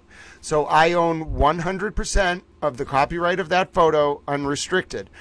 I have the right to license it, and I don't know if I'm going to do it or if I'll license it to Chris, who will license it. I don't know how I'm going to do it. But I have the right to license the picture that I took of someone else and then sell that. I don't really like the idea. I don't want to really make money on it. But if you all want to wear it as a tribute to Hank Brennan, I have the right exclusively to license its use. Exclusively. No, don't worry, Forensic RN, thank you. This is just a mock-up. These are not the final version. When the final version goes up, there will actually be a website link that you will be able to visit. You'll see the final version. Both quotes will be there. It will be very similar to this, but this was a mock-up that I did yesterday while we were streaming, actually, because I wanted to just show people my initial idea. But yes, just to reaffirm, and it's not, I don't even think Hank would be bothered. Olaf, it will take, it's not going to go up right away. Well, let me put it this way. Depending on the drop shipper, it may not go up right away because the design and everything. But yeah, this is my image. This was my video. So I'm the only one who can license this for use, actually. If you wanted to use this, you would have to this specific video or image in a commercial way, you would have to get my permission. So, yeah, I think you're right, Lynn. I think you're right. And yes, we can do the Grant emojis on a shirt. We can, the towel emojis, we can absolutely do that. Yeah, so Olaf, I appreciate that. I'm not, like I said, I can only say, I know the other drop shipping site that I designed this on, they had it like for me to order right away. That doesn't mean that the one we use that editor Chris is going to pick or whatever. By the way, I want to let you know, you are all going to laugh at this before we watch the Karen clips. Oh no, I know what we're going to watch next. We're going to watch a Hank Brennan interview. You all are going to find this funny. So I said to towel editor Chris, listen, they don't just want shirts, because he was like, listen, I'll look into this. And so he started doing his research, and I said, they don't just want shirts. They would like the ability to order towels and also feet towels, which I explained to him were socks. And so I said, the criteria are, we need a drop shipper who will ship internationally, that sells t-shirts, that's the easy part, that sells towels, that was the hard part, customizable towels, and that sells feet towels. So Chris did his research, and I am thrilled to report that he, yes, you can get, we're discerning truth, you read my mind. Towel editor Chris found a drop shipper that will allow us to customize towels. There's a bunch of different options, and I will license anything you want related to me to go on those towels. You don't understand. It is hilarious, and I'm excited. So yes, any ideas you have, mommy, my hands. Yes, I would love that, Colleen Henry. But I'm going to try to review the chat. Don't let me forget about these. Just know that I have thought about this extensively. We found a drop shipper that literally will send you towels customized based on the imagery that I license. We are excited. Chris was like, it took me a little while. Not all of them sell towels, but I found a few, and one of them ships internationally. No, but yes. No, I don't. Murder by Maestro. That is from my phone camera, and I own the right to that exclusively. And furthermore, I am very, very excited. You listen, Olaf, you can be a moist towelette. Moist towelettes actually came up during testimony in the John O'Keefe and Karen Reed retrial. That was when the doctor was testifying about Karen's blood alcohol level, which was her blood was taken around 9:03, 9:06 a.m. on 1/29/2022, because her dad had her section for threats of self-harm at the scene. And ladies and gentlemen, when the doctor was talking about the prepping for that sample collection, and then it was returned at 9:56 a.m. that day, with Karen having a BAC of .093, which was, of course, above the .08 legal limit after 9 a.m. the next morning. The incident with John being hit allegedly happened around 12:32 a.m. So, ladies and gentlemen, Karen's BAC through a retrograde BAC serum analysis was 0.14 to 0.28, although that was actually beneficial to Karen. It was adjusted 2 hours up, so that was actually around 2:45 a.m. That means her real BAC at around 12:45, right after John was hit, was probably closer to 0.3 or 0.4, which is outrageous because 50 out of 100 people would die at a BAC of like 0.4 or 0.5. Outrageous. Not all of them sell towels. Yes, Paula, it was an adventure. But hold on, there was a question there. Oh, yes. Hold on. What was the question? Oh, yeah, the over here moment. You got it, Macy Towel. But I forget what I was going off about there. I was ranting about something. Needless to say, that was relatively helpful. And I am ready to watch this clip with Hank Brennan. So the next clip we're going to watch is I saw this comment on Twitter or X that was like, tell that to Hank, or it was on YouTube. Tell that to Hank Brennan, the families who were Whitey Bulger's victims. And it made me think, I should play the interview with Hank Brennan. Do you know why, ladies and gentlemen? Did you know that Whitey Bulger's victims hugged Hank Brennan after Whitey was convicted, because Hank Brennan elicited testimony on the stand that was damaging to Whitey, but exposed the government corruption that basically allowed the families to be victimized and those people to be taken? And you might be saying, Grin, how are you going to prove that to me? Oh, well, I have the video for you. You know why? Because I'm a towel. Do you know why they call a towel, ladies and gentlemen? Because it's a towel. There's not really a lot to it. It's a towel. Now, I do want to take us down a little road while this video is loading up. Have you ever thought about why we call a chair a chair? Like, the molecules the constituent form of the molecules of the chair don't necessarily mean that we have to call it a chair. We've just come up with a construct called chair. So therefore, when I say, do you know why they call a towel? Because it's a towel. The constituent fabrics of the towel don't actually have to be a towel. We've just come up with the construct that says this is a towel. Therefore, I argue anything that's made up of molecules that is not a hard metal surface or Karen Reed or Alan Jackson is a towel. I didn't really know that's where I was going with that. I'm thrilled you listened anyway. I am a towel. People are like, what? Who allowed him to do this? Who gave him a microphone? And why is he speaking to 94 countries about the fact that he is a towel? Well, you know what, ladies and gentlemen? I cannot be held responsible for the fact that I was given a microphone. I love this microphone, you towel friends, and allowed to speak to the world. Oh, wait a minute. Eva, hold on. We can do that next. Let's do it after the Hank Brennan interview, and I'll order lunch after that. Then we'll watch Jackson's opening. Eva Towel, Bohemian Grove. Eva Towel, we're going to talk about my exclusive footage that I recorded, not me, from YouTube and put on Twitter of the Bohemian Grove. If you've ever wanted to see inside Doghouse Camp at the Bohemian Grove, stick around after this Hank Brennan interview with Marjorie Egan. Marjorie Egan, who's my friend, by the way. Took a picture with her and Jim Browdy one time. I've known Jim and Marjorie for like 30 years. it's astounding to me that I've been alive for more than 30 years. But anyway, I took a picture with them one time at a Representative Ayanna Pressley event or something, some kind of interview at the WGBH studios at the Boston Public Library. Anyway, my point is, Marjorie Egan's a great interviewer. Hank Brennan's a great lawyer. I can't wait for you to listen to this. Look at it. I found it for you immediately. I'm a towel. All right, so there you go. And then let me bring this over here. Let me full screen this. Let me just make sure that's how I want it to look. Very good, Mr. Brennan. All right, take it away, Marjorie. All right, well, over the course of 35 days, jurors heard from no less than 72 witnesses. The one person they did not hear from was Whitey Bulger himself, as he declined to testify. After the verdict, defense attorney Jay Carney spoke for Bulger, saying he was pleased with the outcome. It was important to him that the government corruption be exposed, and important to him that people see firsthand the deals that the government was able to make with certain people. And now Hank Brennan, a member of Whitey Bulger's defense team, is here. Welcome, Hank Brennan. Thank you for having me. It's been a wild 8-10 weeks for you. It's been a busy year and a half. How did your client respond today? We just heard Jay Carney, your partner in this, say that he wanted to see that the government was partly culpable. But how did he respond to it's 31 out of 32 counts he was proven guilty? James Bulger was extraordinarily content.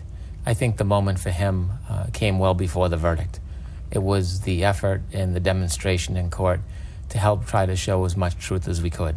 The idea that the government has some liability and accountability in what had happened over those decades was one of the most important objectives we had.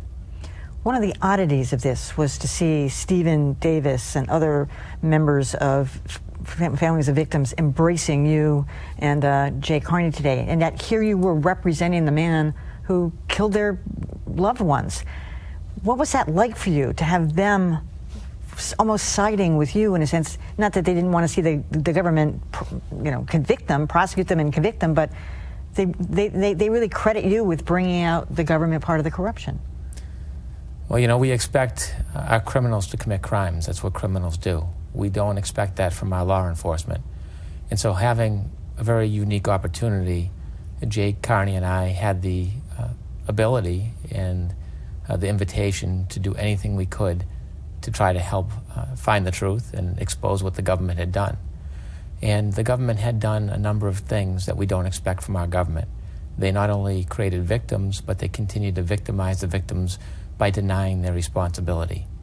When we started this case, the effort was at the most important part to help show the role the government played in this entire conspiracy. It was a very liberating experience as a defense attorney to be able to ask questions of witnesses which in times could implicate our own client, and we did at many points, but also help other people. And I felt the presence of Patricia Donahue and the Donahue family and the Davises behind me every day. I didn't always see them when my back was to them, but I felt their presence, and I knew that what Jay and I, Carney, were doing had some import, not just for our client, but for the community, for particular victims, and also for the public. You eviscerated Stephen the Rifleman Flemmi in cross-examination. And as a result of that, you could say that you were actually responsible for the no finding in the murder of Deborah Davis, even though everybody knows he was there. He was never there. He was behind it. He, for one reason or another, wanted her dead. And yet, as I said, the family is still saying, well, they want to go further with this. They want to take it to a state court, but they're fine with that. Well, I take issue with the suggestion that he was there, and I take issue with the fact that you suggest that they wanted him dead. Her dead. Or her dead, I'm sorry.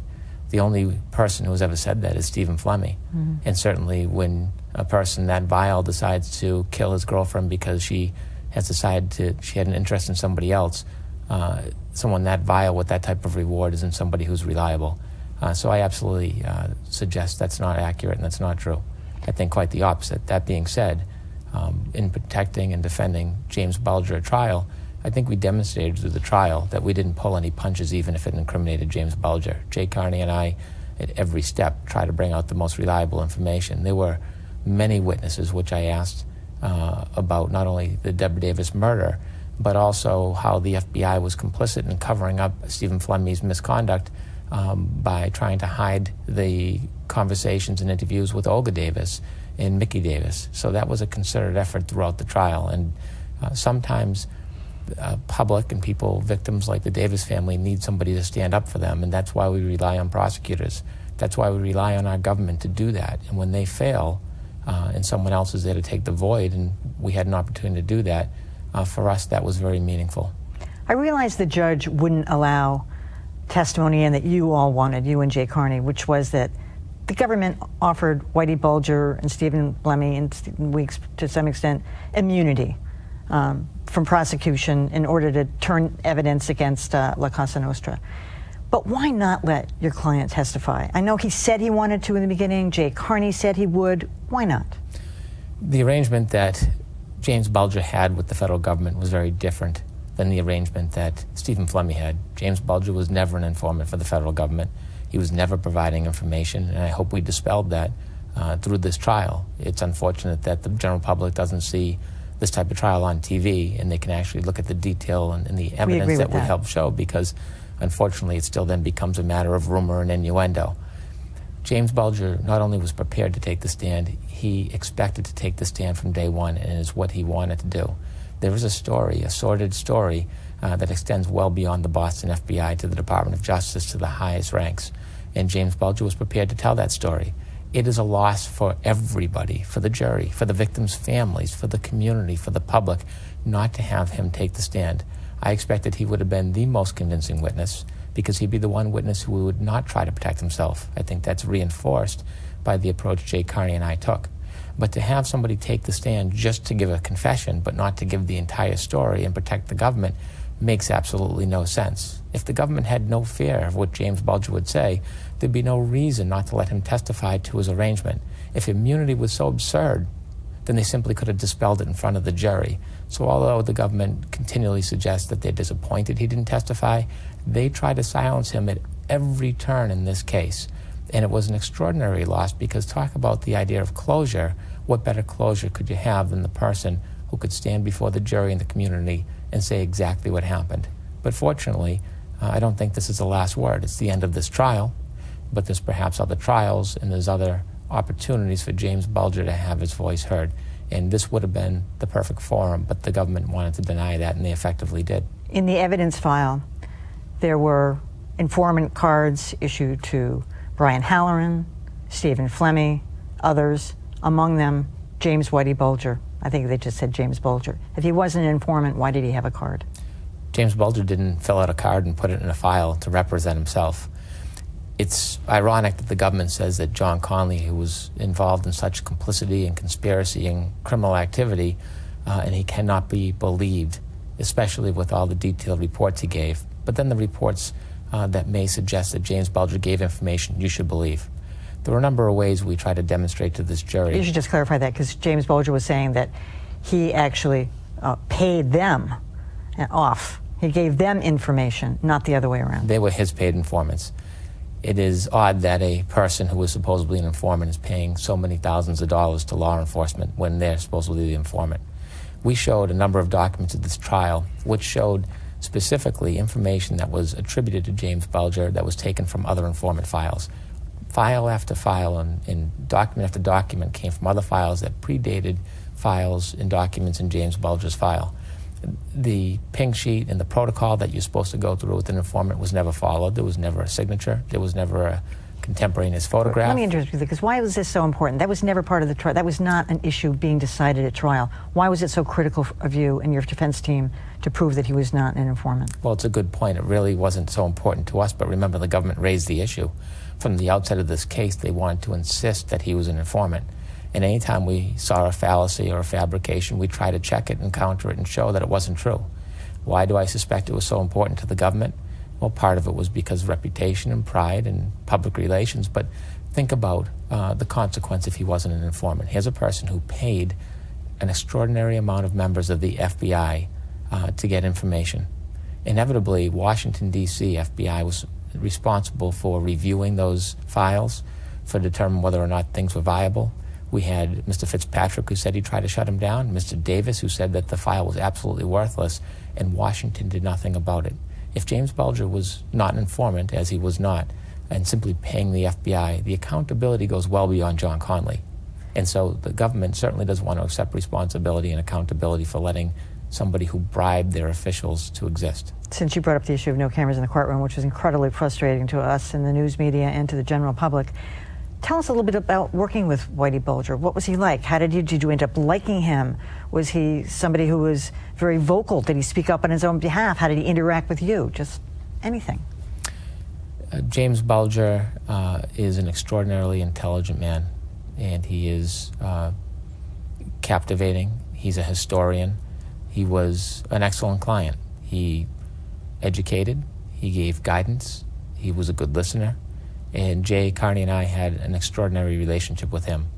There were a number of things that were introduced to me before we got to trial that helped me assist him, and he was an excellent guide. I try to have an affinity for all my clients. Remember, when someone's charged, they're presumed innocent, and they come to you because they need help. And when you tell them, I'm going to treat you like a family member, you treat them like a family member. And if my brother is going to call me at 2 o'clock on a Friday night, I'm going to take the call. And James Bulger is no different than any other client that Jay and I had ever represented, and no different than a family member once you represent him. He's 83. Was he completely cogent, lucid? Did he show any signs of illness or? None. Yeah, he's a captivating speaker. I think he would be absolutely mesmerizing to a jury. And if he does at some point have an interview, I won't need to speak for him. He can speak for himself. But at 83 years old, he's equally, if not more, competent to speak on his behalf than I ever would be. 84 next month. All right, Hank Brennan, thank you so much for coming. Thanks for having me. Thank you, Marjorie. It's been a crazy couple months for you. Pleasure. Thank you, Marjorie. That was a great interview. Towels. Do you like Marjorie again? Want to see the picture of Towel with Jim and Marjorie? Oh, ladies and gentlemen, Towel is adorable. You want to see a picture of younger Towel, by the way? I have a picture of young Towel. I think you might like it. But anyway, my name is Grant Smith Ellis. I'm a Towel. It's almost lunchtime. We got to watch. Listen, we can watch Karen clips, but we eventually have to watch Alan's opening. If you really want me to hang out with you all day, I'll do it. I'll get my lunch. We'll do our Towel thing, but we can't just not watch Alan's opening. We have to look at how bad it is. It was really bad.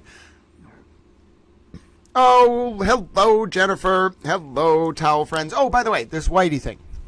All right. Let me explain it to you all in this way.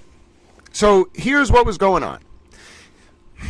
Oh, goodness. This is very complicated, but I'll do it.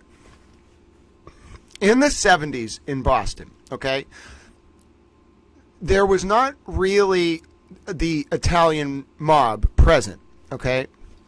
There was a very strong Irish mob presence, okay? This was right around the time that the Troubles were happening in Northern Ireland, okay? And did you ever ask yourself, where did all those, like, American weapons come from for the IRA? Well, that was the port. That was Boston, okay? If you went into a bar in Boston, especially South Boston in the 70s, it was expected that there was a collection plate that was going around, and nobody would say what. It was just for the cause, but you were expected to put money in that plate. And then that money would be used, or the weapons would be obtained, because it's America, and they would go and ship the weapons over to Ireland, okay? So, but it wasn't a centralized command and control structure. It was a bunch of disparate Irish gangs. Now, this was a problem because the big thing back then was bookmaking, okay? And the Irish mob, it was factionalized, but it had centralized control over big bookmaking operations. And the way it would work is that, like a store, like a convenience store, would run a bookmaking operation out the back in Boston. Now, it was hard for the local authorities to deal with for a number of reasons. One, because the bookies were reporting their income to the federal government to avoid tax problems. Thank you, Callie Trish. But the bookies in the 70s, the Irish bookies, were reporting their gambling income to the Fed. So it wasn't a crime if you ran a bookie store, like a bookie operation. It wasn't a crime to run a bookmaking operation federally in the 70s if you reported your taxes. I don't really understand why. It was some loophole or something. I don't know. Anyway, it was a state law violation, okay? And so the state cracked down, but really the feds, prior to RICO, like RICO was passed, I want to say in like 72, but it wasn't really used until the early 80s and it really didn't come to prominence until Giuliani deployed it against the five families, or the commission, in the 80s in New York in the Southern District. But the RICO statute wasn't deployed the way it was today in the 70s, the Racketeer Influence Corrupt Organization Act. And what happened was the feds eventually in the 80s decided that they wanted to break up, late 70s, early 80s, they wanted to break up this Irish mob ring. Well, guess who was very helpful for that? One, Stephen Flemmi, and who was Whitey Bulger's associate, and then two, Whitey Bulger. Okay, it really helped the feds to break up the Irish mobs in Boston in the 70s and 80s to have Whitey Bulger and Flemmi working for them. But where Flemmi was really the bigger guy for that, Flemmi was an informant way before Whitey got involved with the feds. Flemmi was an informant till going back to like the 60s or the 70s, like way back in the day. But anyway, they break up the Irish mob command and control structure. It was disparate, though it was. And then the feds get this problem, because what happens when you break up a mob ring? Well, it creates a power vacuum. Guess who filled the power vacuum? The Patriarca family from Rhode Island, who I think is an extension of one of the five families in New York. I know which one it is. I don't feel like saying it. So anyway, New York to Maine and into Montreal in through Canada and whatnot, and Vermont, New Hampshire, is a very big narcotics trafficking corridor. So there's a big interest in mafia control of like Connecticut, Rhode Island, Massachusetts. It's like a Route 95 is like a central drug trafficking corridor in the Northeast. That's why you see a lot of like DEA activity and joint task forces throughout not just Massachusetts, but the whole area, because it is one of like the primary, other than the west to east route through like Indiana or whatever, it is one of the primary drug trafficking corridors in the United States. It's low key, but the enforcement authorities know about it, and they operate on it, and they move on it. And so the five families have an influence in New England in the 80s through the Patriarca family down in Rhode Island. The Patriarca family sets up their men in Boston in the 80s, who were the Angiulo brothers. Okay, the Angiulo brothers ran an operation out of 95 Prince Street in the North End. And they were, it was called In Town. All right. Now they ran the bookie rackets too and other things, but really they filled the power vacuum that the feds created when they broke up the Irish gangs in the 70s and early 80s. So the Patriarca family and the Angiulos in particular take over Boston in the 80s. Well, guess who was the primary person helping the feds take down the Angiulos? Now, it wasn't in the form of an informant. It was more like Whitey was like telling them who to like take down, and they would do it for him, and he was paying them off not to go after him. Well, that's how you got the major prosecution of the Patriarca family by the feds in the 80s, because Whitey was one of their primary informants. It wasn't like he was some operative that was brainwashed. He was ruthless. He was running an operation out of South Boston, and I think what happened was there was like the Winter Hill gang, and Whitey was part of it, but then he had a feud with like Winter, who ran the Winter Hill gang, and then Winter died, and then Whitey took over the Winter Hill gang, but they didn't really operate out of Somerville after that point. They more operated down out of like South Boston. And so Whitey's interest in taking out the Italian mob was that he would get to have more control over the bookmaking rackets in South Boston. Now, Whitey didn't actually become like a huge territorial expansionist like Brewski, the Irish setter. What happened was that Whitey kind of stayed in South Boston, but he did help the feds bring down the Angiulos. Okay, so when the Angiulos got busted, they took down the feds in the 80s and the local DAs. It was a joint operation. Took down like all of them. They took down the whole command and control structure, basically, that ran out of In Town at 95 Prince Street. There was nothing left by the end of it. But what happened was, and this is kind of unfortunate, but it gave rise to the situation today. What happened was a few things. One, once they broke up the Patriarca family, they didn't need Whitey anymore. So the feds were just like, screw you, like, good luck. And they kind of cut him loose. In fact, they were going to indict him in the 90s. And then John Conley, who Whitey was paying off, the FBI agent, tipped Whitey off about the indictment. Whitey ran to California. Now that, folks, is Dick Layer and Gerard O'Neill's book, Black Mass. But here's the unfortunate side effect of all this. So the feds, oh, thank you, Callie Trish. God bless you, dear friend. So the feds just absolutely rip out the gang structure in Boston in the 80s and 90s. They rip out the Italian mob. They rip out the Irish mob. And just like that super towel emoji, I'm a super towel. He's flying along like a little pear with his cape. I'm a super towel emoji too, and my cape is a towel. Well, what happened when the feds took out the Irish gangs and the Italian mob in Boston is, well, guess who the Italian gangs and the Irish gangs were using as their contracted hitters for like 40 years? All these local, like, factionalized street gangs in Boston. So now what Boston has is, like, every block there's a different factionalized street gang without really a centralized command and control structure, because all the gangs that were like hitters, like contracted hitters for the Irish and the Italian mobs, continued to exist without a centralized command and control structure, and now we have very localized like gangs and no command and control structure, and it's chaos. And that's because, yes, they broke up the mob, the feds, but all it did was pass power to these hitters, these contracted hitters that form local like street crews throughout Boston. So it became chaos. But that's my story. That's my telling of it. I think it's pretty good. Did that now I know there was a lot of documentaries about the case, and I know that some of you are going to say, oh, Grant, you missed this part and you missed that part. But yeah, that's some of that stuff you're not going to hear in the documentaries. Like, not too many documentaries are going to touch on that kind of stuff. Not because, I mean, it is a big deal. We're like 50 years removed, first of all. But because it's like, do you really want to get into like how the mob was able to get away with bookmaking? Like, you don't want to tell people how these structures can operate, because part of what this is all about is you can encourage copycats. So I'm talking about stuff from 50 years ago. Gambling is legal now. But you can encourage copycats if you tell the public how the mob is operating for a number of reasons. And you don't want people committing crimes in ways that the authorities can't detect or can't do anything about. So that's why, yeah. So anyway, hello. I hope everyone's having a good day. We just did a very in-depth overview of this way Whitey Bulger came to be deployed as a federal sort of asset in the context of breaking up various Irish and Italian mob rings in Boston in the 70s and 80s. They were in creating a power vacuum, which caused the rise of local street gangs. That's basically the summary.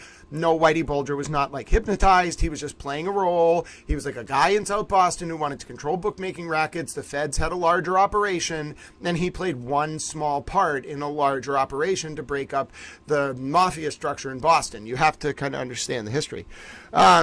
Oh, wow. Eva, so that's fascinating. Did you know in Massachusetts that we still to this day have the right to every year produce 2 full keg barrels of homemade wine per year in our homes? Yes, ladies and gentlemen, it was such a strong Italian tradition in Massachusetts that when Prohibition ended, there was a law written in Massachusetts that not only could we drink wine again, but that we could make 2 full barrels of wine a year and store it in our home. My grandmother's father used to do that as well down the lake in Newton. So, yep, there you go. Towel knows a lot of things. Towel is a towel. I don't know what to tell you. I'm pretty sure I shouldn't be given a microphone and just allowed to explicate 50 years of history all the time, covering different topics. Speaking of that, let's watch Karen clips, shall we? Coming up on Towel Lunchtime. Yeah, we'll see what trials we can do. Thank you, Paul Doherty. I did my best to get it. It's a lot of information. RP's like, I'm here for towel class. Well, you know what, ladies and gentlemen, speaking of towel class, educational towel, this is a public information service. I'm so glad for all of your support. Please don't feel obligated to do anything other than comment, chat with your fellow towels, watch along.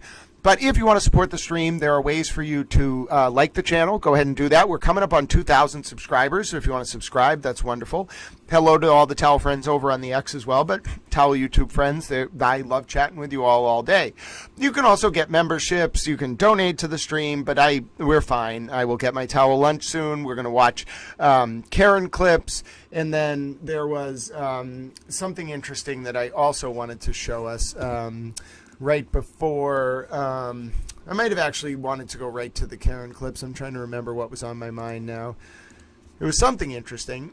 The Bohemian Grove. Yes, we can look at the Bohemian Grove thing.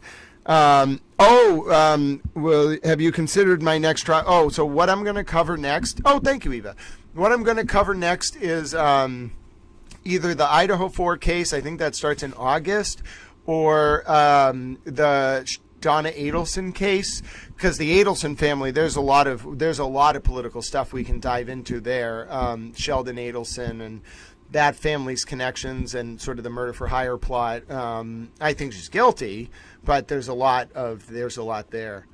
Oh, Cinnamon Buns, thank you for reminding me. God bless you, my dear friend. No Nantum. Wait, Paul Doherty. Hold on. Do you realize that my family grew up on Henshaw Street? Well, Adams Street, actually. My mother's family is from Adams Street in Newton. Like, we're from down the lake. I have been there forever. It's a wonderful place. Sadly, they had mostly moved out of there by the time I was born, but that's where part of my family came from, down the lake. Oh, wait. Hold on. Hold on, though. I looked into this. Isn't the Adelson family that Donna Adelson is part of, doesn't it have some connection to a series of wealthy interests? And by the way, I also want to be clear. When I say I'm going to cover the Donna Adelson case, I have a very basic understanding of the plot, the murder for hire, the son, the involved, like very basic. And the reason why I'm so interested is that name, the Adelson name, is powerful. Now, if this is an Adelson family that is independently wealthy of the other Adelson, that's fine. But I have a distinct recollection of there's some not even 6 degrees. I think it's a cousin or something. No, there's none at all. Oh, interesting. So, but am I wrong though that this family is wealthy? Maybe that's how I got it. Why I was so thrown off. I feel like I don't remember the root of their wealth, but when I was doing initial research, and by the way, this was before the Reed case started. I didn't prep this. It just came up today in comments. I remember looking into the Adelson family, Donna Adelson herself, and finding that this was a very wealthy family. And then I remember thinking, okay, so where did this wealth come from? And I remember looking into the genealogy of the family to try to find where the wealth came from, and that was what my initial research was. So whatever the end result of that research will be as I look more into the case, just know that's what frames my interest in this. This was a very wealthy family, the Adelson family, very powerful. So that's what I'm saying. And so listen, folks, this is a great reason to bring this up, because this is what's going to drive a lot of my coverage of the Adelson case. I want to know more, and we'll be able to look back maybe a year from now when the trial's over or less and say this was the moment Grant started thinking about this. I want to know more about the Adelson case, because the family dynamics, the money, Charlie Adelson is the son, I want to say. The son's role, okay? The fact that this guy was a law professor, I think, at a law school in Florida. The victim, and I need to learn the victim's name. And by the way, again, very basic understanding of this case. And I'm admitting that, because if I knew about the case, I'd be telling you here's what I think in full. Okay, yes, so exactly. Dan Markle. Thank you, Murder by Maestro. Dan Markle. And yes, Murder by Maestro and you will find it maybe like a month or 2 months ago, we had a discussion on stream about this case, and it may have actually been what sparked my initial interest and what sparked me to do the research. There is something very, very interesting. Yeah, so, and again, I don't know exactly where this is one of the open questions. This is why I want to cover the Adelson case.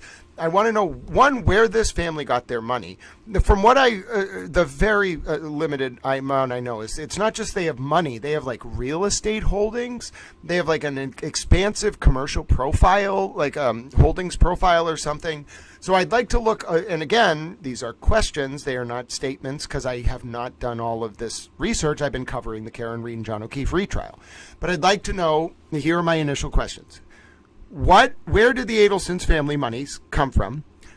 How was that money moving around? Was it their money in more than one state? Did they have commercial enterprises? What, beyond the law professor's, Dan Markle's connection to, it was Charlie's wife or something. There might have been something there. I'm going to definitely read more of Dan Markle's blog.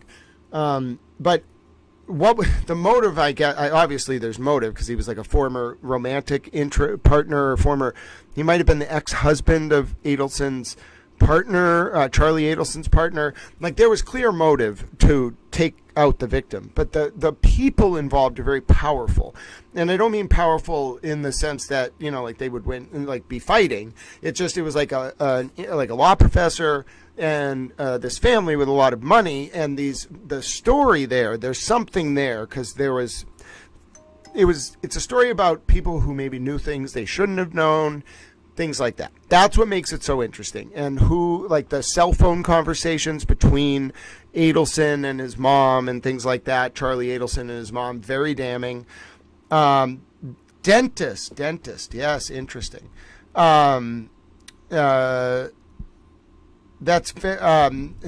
Harvey is a dental surgeon. Yeah, that's what it was. It was. So now it's all coming. And by the way, this was spontaneous.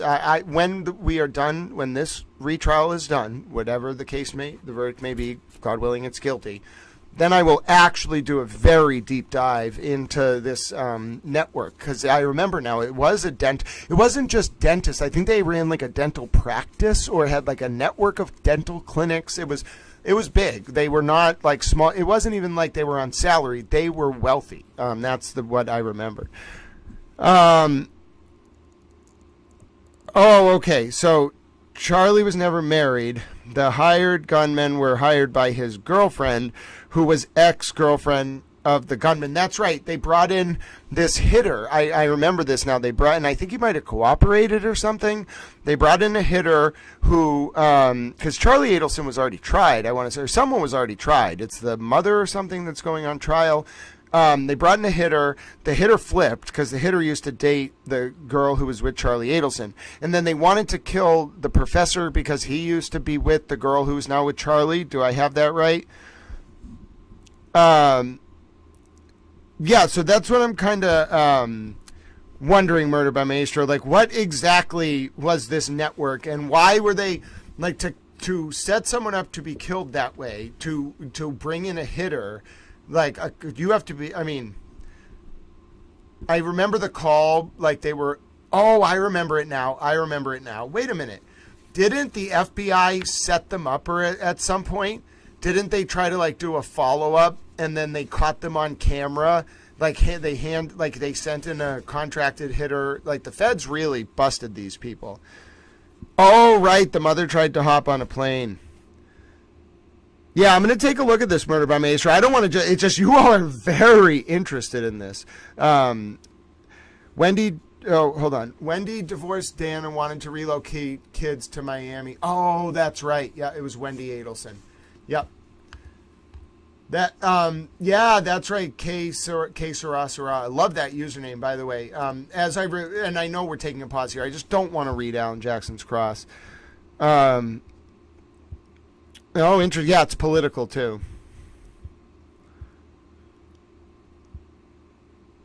Yeah, it's very political, and Florida politics is very. Yeah, they got them in a sting. I remember that now. And also remember, though, I think it's Democratic, Murder by Maestro. Am I right that this is Democratic Florida party local politics? Like, first of all, you don't want to be involved in Democratic politics at all right now, but you definitely don't want to. And I am a very socially moderate person, probably fiscally conservative, but socially moderate. But you don't want to be a Democrat in Florida. So. Was Campbell a Republican or a Democrat, Murder by Maestro? It might have been a Republican thing. If you're a Republican in Florida, it's a little easier to get protected. That might have explained why the feds came in. Allie 90211, I think we were reading above, it was that it was either the sister or someone, one of the Adelsons, wanted to divorce Dan and take the kids, and Dan was fighting it. Yeah, it's really apparently intense. I'm going to learn more about it, though. So Karen clips. I've been promising it.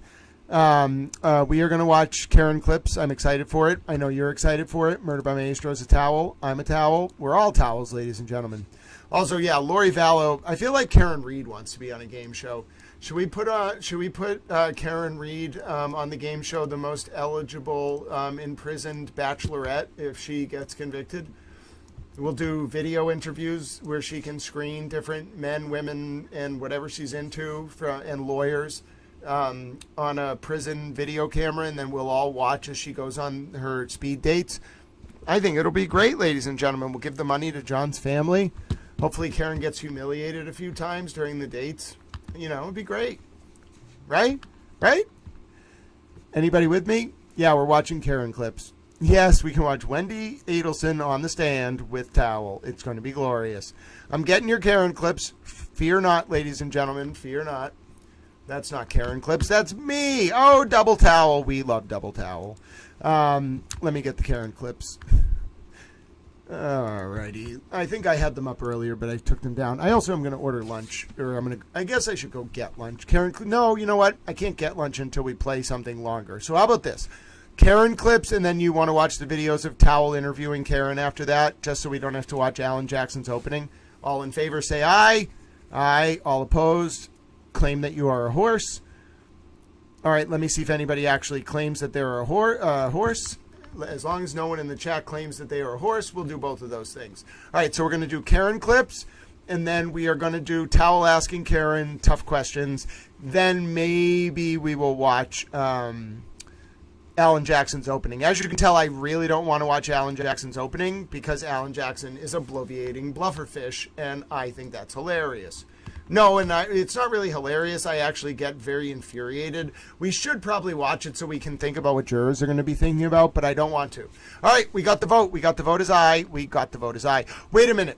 I have one more thing. Okay, so we're going to do Karen clips. Then we're going to do a Bohemian Grove interview after that with Eva, because Eva Towell's amazing and deserves to get that question answered.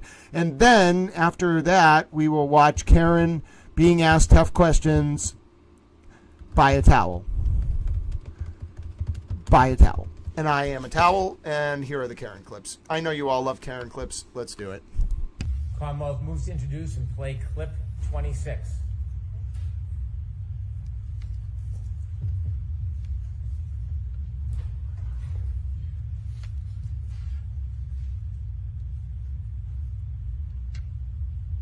So, I thought, could I have run him over? Did he try to get me as I was leaving and I didn't know it? I mean, I've always got the music blasting. It's snowing. I got the wipers going, the heater blasting. Did he come and hit the back of my car and I hit him in the knee and he's drunk and passed out and asphyxiated or something? And then when I hired David Yannetti, I asked him those questions the night of January 29th. Like, David, what if, I don't know, what if I ran his foot over or what if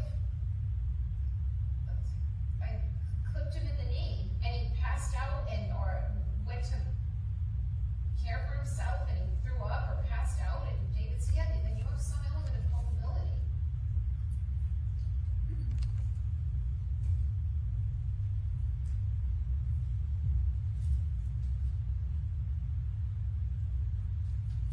So it's 207.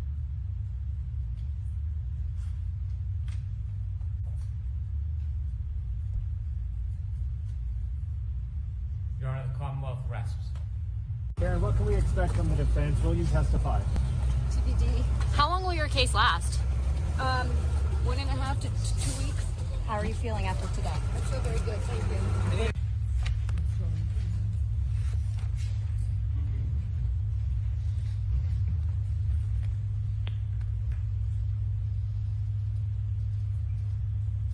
So we approach from the north, we actually missed the turn, and John says to me, it's Fairview, we just passed it, it's back there, it's on my left. And I said, all right, so I pull nose into a driveway and back out onto the street, which I now own as Cedar Crest, and then you come from the north onto Fairview. Like the next play, clip 25.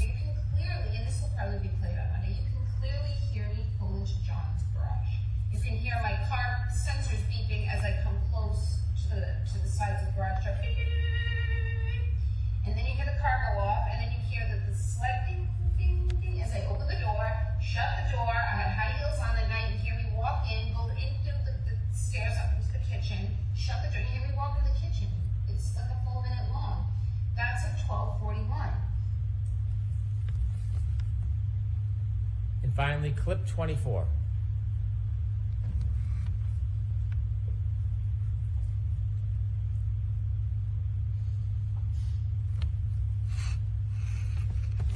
I do. I mean, I'll tell you, John and I argued the morning of the 28th, Friday morning. So we think he died right around 12:25, 12:30 on the early morning of January 29th.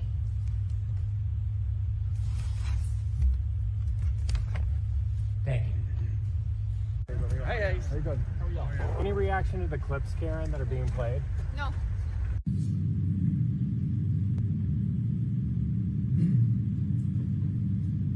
So John's laying there on his left and his right, and I approached John from the left. That's where the street is. And he had a piece of glass, like perched on his nose, like just wedged like a splinter would be. And I just pulled it, and as soon as I pulled it, it just gushed blood down his face. Absolutely more than Jen McCain. Jen McCain, it's me or her. Either I'm going down, Jen, or you are.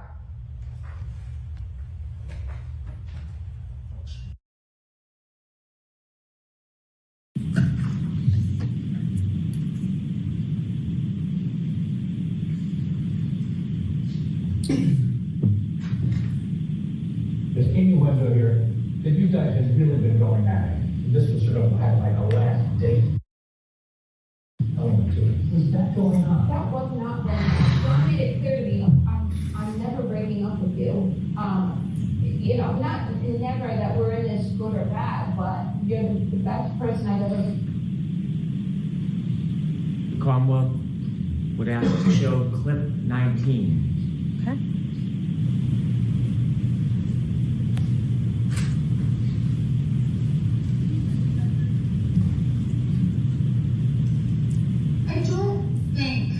I don't see how John would have known about my text with Brian.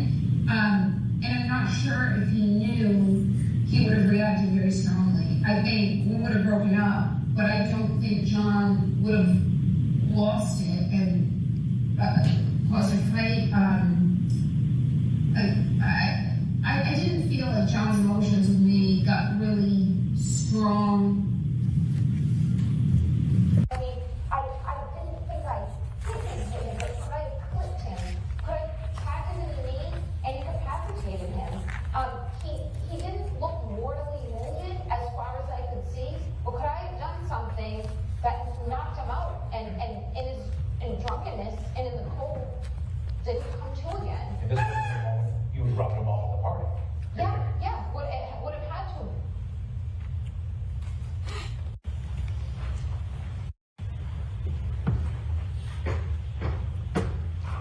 And his mother leans over the kitchen island and says to me, I think it looks like you got hit by a car. It looks like you got hit by a car.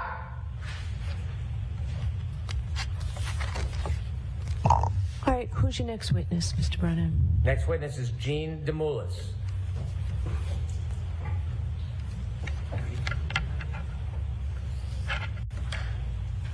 Karen, did you see John go in the house? I did. You saw him go in the house. I saw John go in the house. Can you describe him going into the house? Which door and how and when? No, I have, though, and I'm sure the prosecution will play it.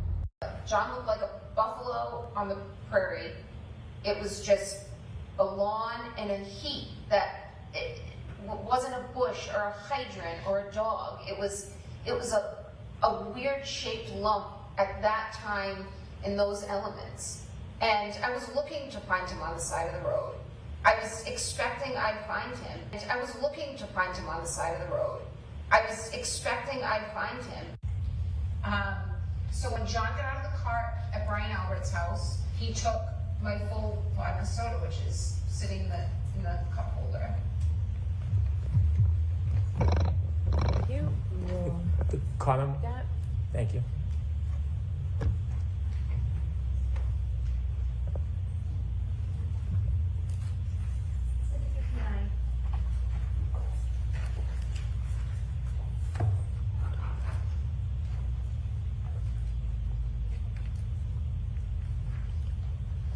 All right, your next witness. One more, please, Your Honor. The Commonwealth moves into evidence and seeks to play clip number 17, please. Okay.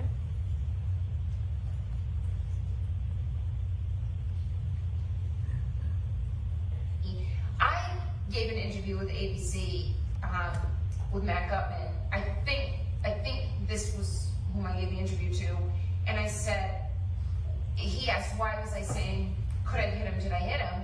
And I said, yeah, my first thought was, I've been out late, I've been drinking, and he's in the general vicinity of where I last saw him. I mean, they talk about the left side of the property and the right as if it's, Hammersmith Farms. It's a postage stamp. It's 50 feet. So he's in the front yard to the left of the front door, and no one's coming out of the house. Jen's telling me nobody's seen him. So I'm thinking, Jesus, was I starting to pull away and I ran over his foot? Like, he's roughly where I left him. So yeah, when I found him, I was thinking, did I clip him somehow? Anything more to say about the clip that was played today? No, thank you. What about the clip that's inaudible? Can you say what's in that clip? I'm sorry, Matt. Just hit you. How about the, do you remember making those phone calls, man? Yes. What was your emotion? All right, Ms. Roberts, please. Okay, thank you. We'd like to play this first and then call Ms. Roberts. Oh, okay, I'm sorry. Thank you, Your Honor.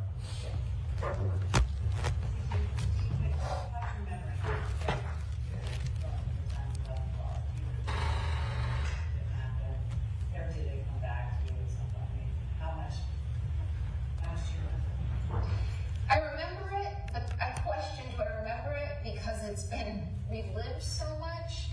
I mean, when I see the video of me driving from the waterfall, like what I just described, tapping the brakes when I crossed the intersection, Washington over Sherman Street, do I actually remember that I kind of slowly proceeded through that green light? No, I don't actually remember that. But I've seen the video so many times that you then question, did I remember on my own? Or was my memory jogged? But I also wondered, did I say, could I have hit him?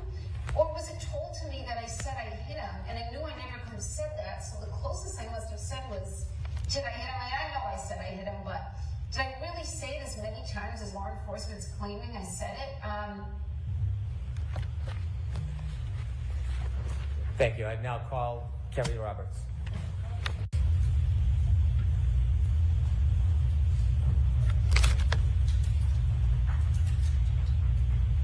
When you walked out of the bar, how many drinks had you had?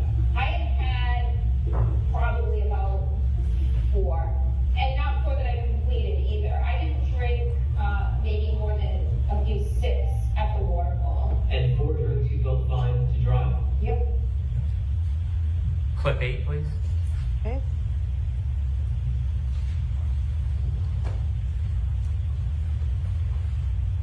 And is the level of intoxication pretty high here for everybody? It's happy. Yeah. It's you'd had a lot to drink, right? I wouldn't say I have a normal amount. Like a vodka tonic every 40 minutes. Okay. And so are you feeling buzzed? And I'm not judging, I'm just trying to get a sense. Buzzed. Yeah. Clip 9, please.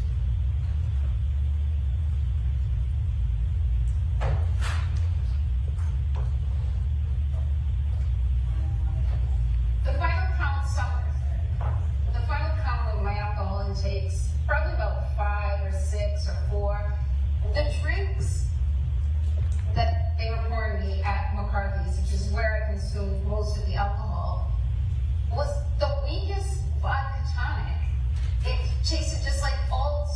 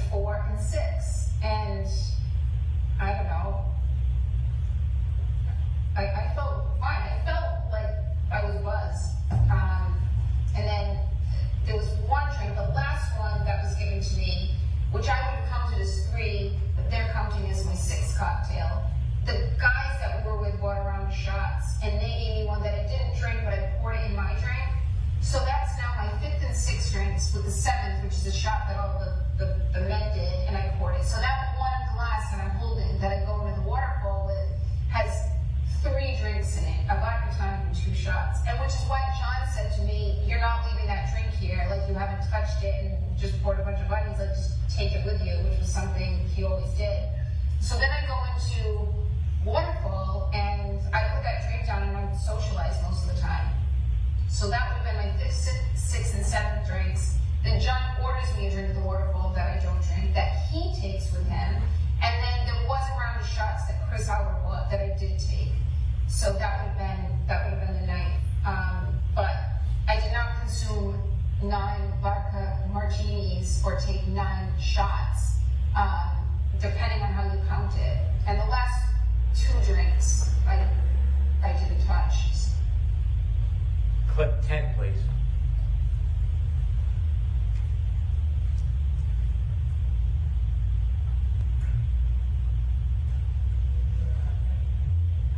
And I'm not as clear as I would be if I hadn't been drinking. I mean, I had drank, so, and that led me to question, like, could I have hit him? Did I run over his foot or hit him in the knee? Did I incapacitate him? I mean, I always drive with my music blasting ever since I was 16. And I know when John got out of the car to go into Fairview, I know my car was blasting because when I got in it the next morning to go look for him, I had to immediately turn it down. And I don't know, it's stormy. I have had a few cocktails.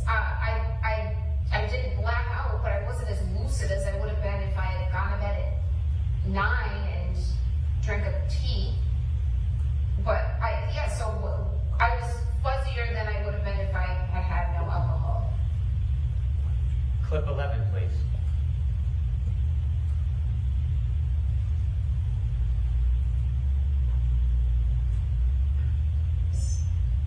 How did you feel after that many drinks? When you got in the car, did you feel like you could drive? And did you feel how I wouldn't have gotten on the expressway. I wouldn't have gotten on the expressway at 12:15 on January 29th. I mean, it was quiet. The roads were very quiet. You can see it on the videos. And I was going, when I've had a few drinks and I drive, I always drive extra slow. So I know my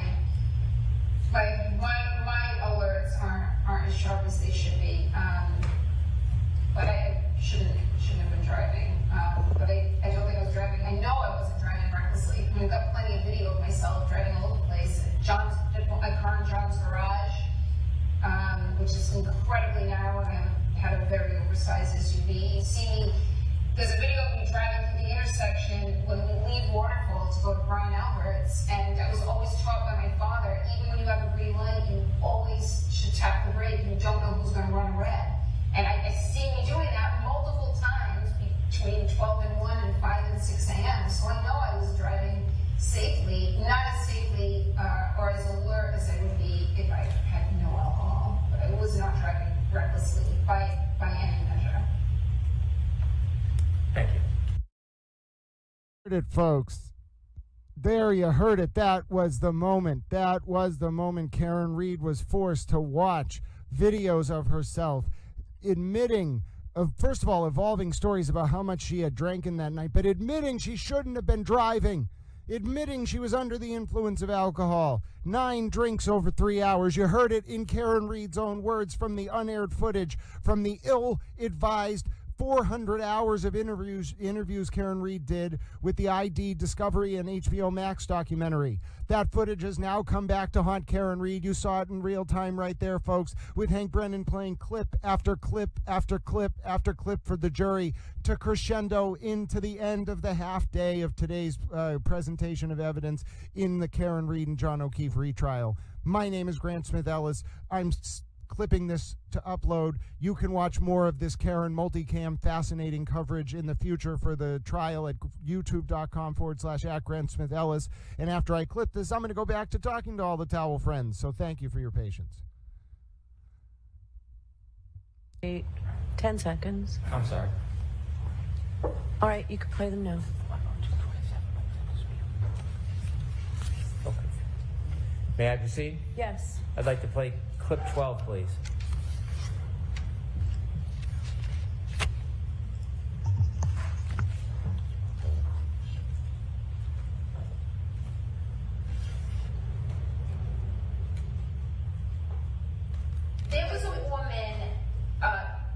a mother to kids that were close to John's kids who lived very close to the outlets.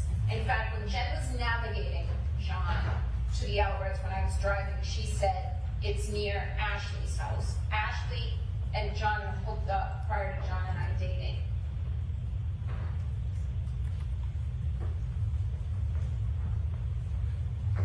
There was a woman. Hold on. Hold on before you play it We've again. already played that one. We don't need to play it again. Okay. 12A, please.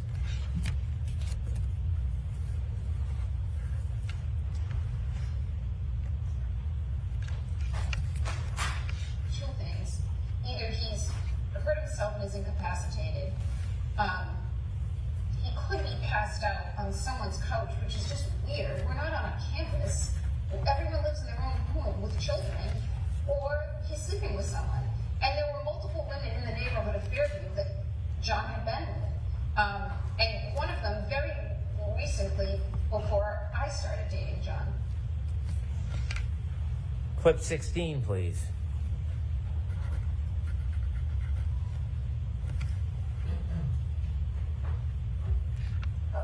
We'll backtrack later. Let's start at 34 Gary. So, who are you with?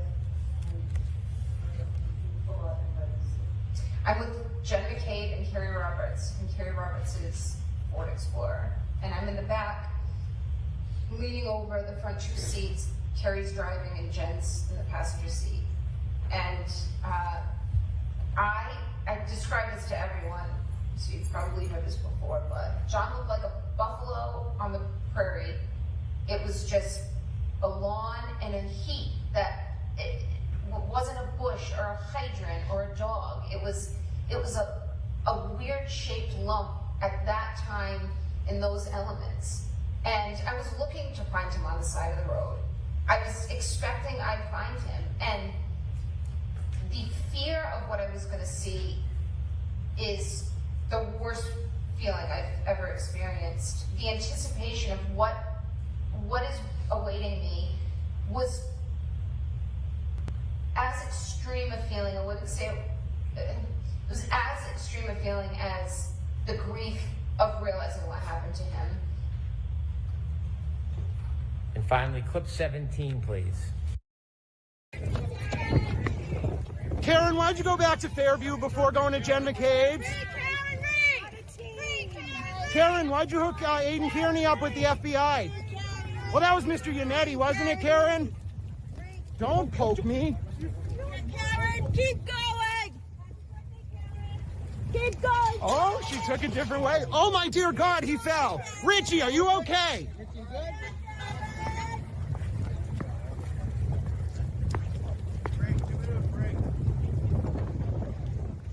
Gonna take the plea, Karen?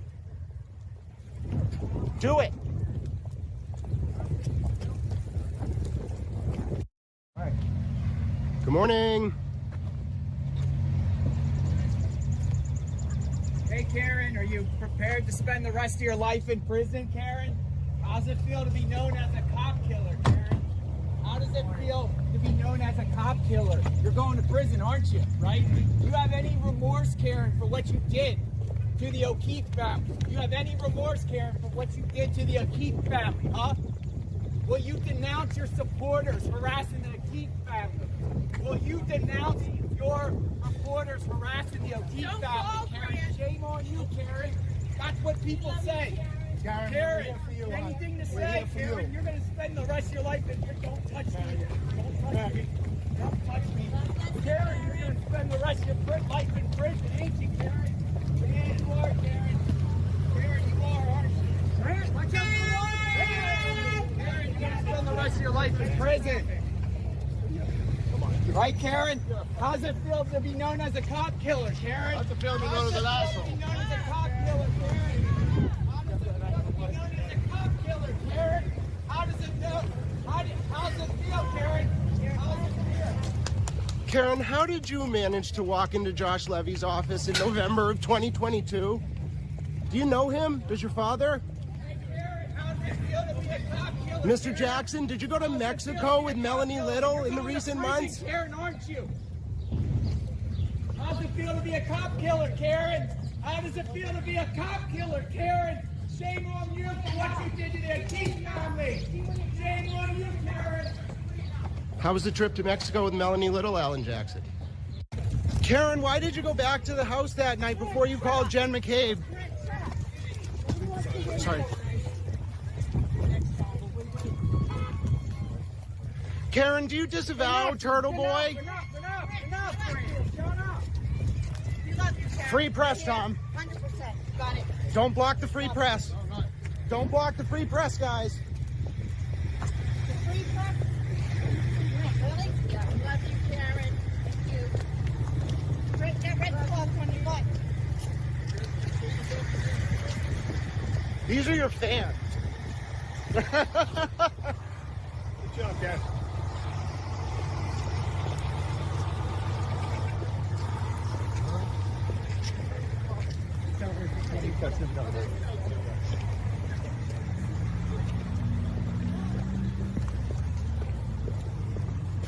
Don't block the free press. I can walk with it.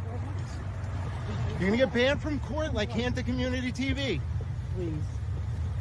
Use your mommy's name to get away with what you get away with. That's her dad right there. Listen. Enough. Free press. You like to star me? Free press. Free press. Yes, it does. Patriot, Karen Reed. I thought you were a law student.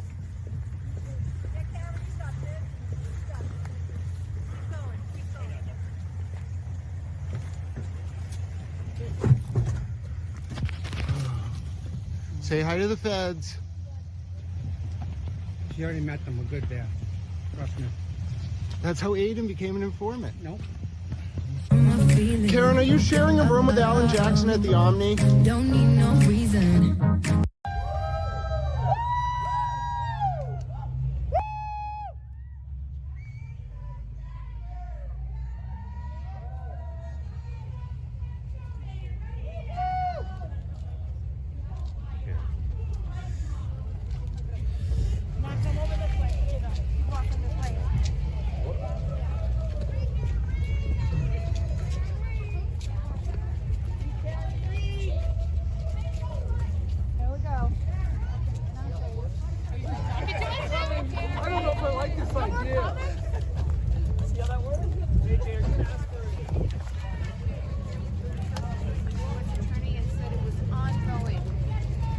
And it clarified some ARP issues. If I take him at his word, that would be a very dangerous endeavor of mine. But I've seen a letter from the U.S. Attorney's Office from 1 month ago, and it said it was ongoing. It was a 4-page single-spaced letter from Mary Marie and on Leah Foley's letterhead. So you do believe it is ongoing? I don't know. That's just the actual data that I have. What do you think about a gag order against your attorneys and you were the only one who can talk? Would you like Guys, that? give her some room, please. Give her some room, please. I like talking. I like to reveal the truth.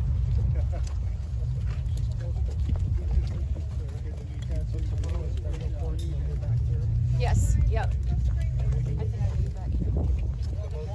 Come on, guys, keep it moving. Keep it moving. Let's go. You said that in terms of what you've been told, you have not. That is true. That is true. There's only so much room on the sidewalk. Let's go. The Canton police just put out a statement confirming the federal investigation's over. Any comment, Karen? Guys and girls, please give us some room so we can get in the car.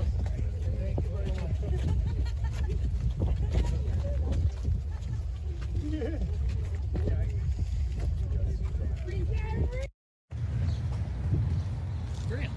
Hello, Trooper.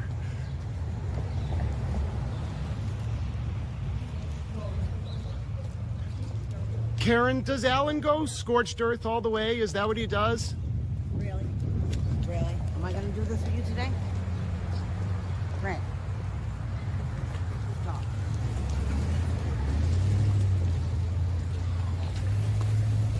When I think you have half a price. Grant. Hey, it's not my fault you didn't become chief. Grant. Let's not. Grant. Let's not. I'm in a bad mood. All right, well, don't take it out on people that are going through worse than you. Fine. Can you attack me? How was your day, Chrissy? My day is going good as long as you're... One question. Respect. I'm being respectful.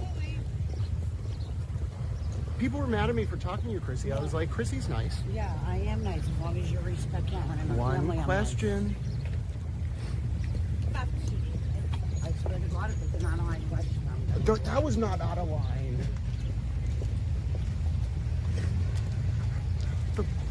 I actually feel bad.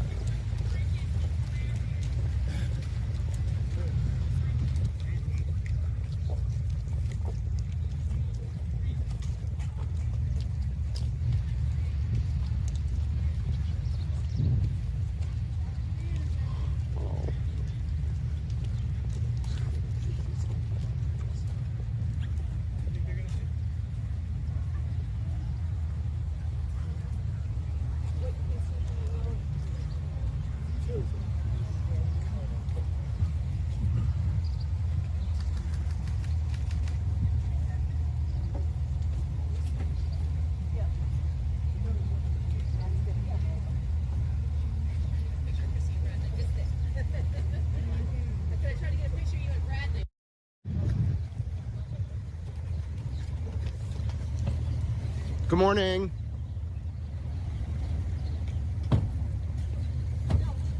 Hey, Karen. Karen, are you sharing a room with Alan Jackson at the Omni? Karen, how are you feeling today? Feel well.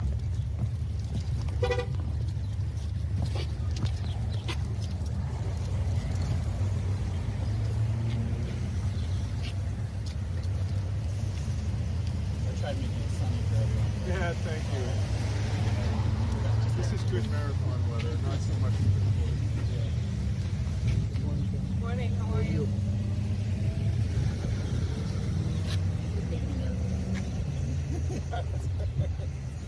We're good guys. Sure, right?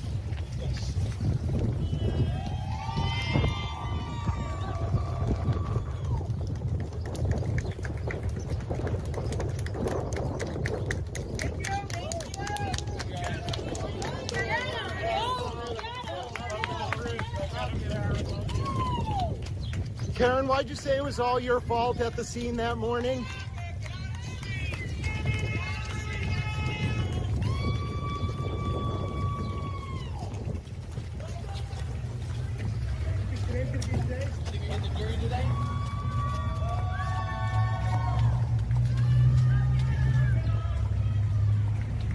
If you had to predict who's going to file lawsuits against you, Jen McCabe, Colin. Oh, actually, I do have a question for you. I have a question for you. If, and this is an interesting question, if Kate Peters sent you that rumor about Colin Albert selling drugs that was false, do you have a contribution claim against her as a co-defendant if you get sued? I don't know what that means. I know you don't.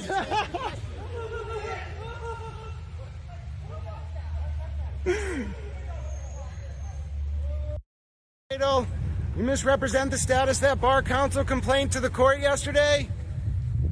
You play dangerous games sometimes, Mr. Bradle. It concerns me.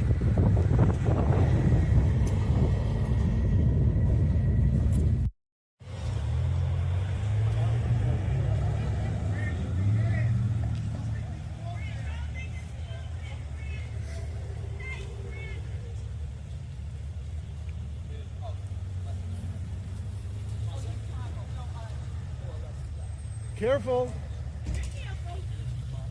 Hi, Dina. Hi, how are you? Happy New Year. Morning, guys. Good to see you. Happy New Year. Happy New Year. I love the band, by the way. Good job. Oh, tell her I said hi. Be good. I'm me. Yeah. Hi, Carol. How are you?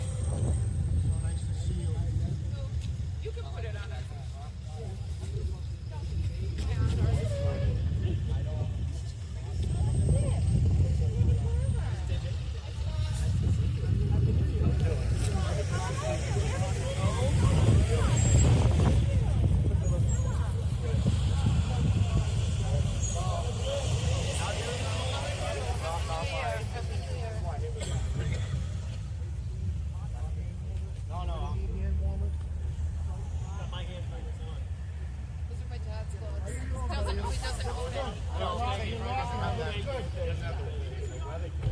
Exactly. I don't even own these. I borrowed these from Mr. Reed. Exactly. Oh. What's the coldest it gets for you? Like, 45, 42. It doesn't get anywhere near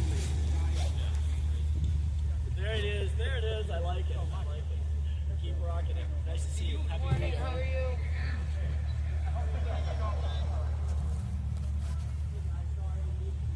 Hey, Chris. All right, buddy. Happy New Year. You ready, guys?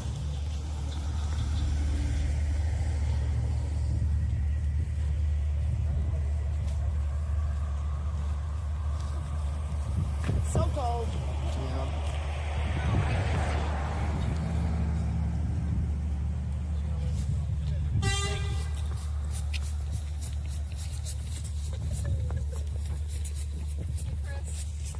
Nice weather we're having. How you doing? Happy New Year. Go ahead.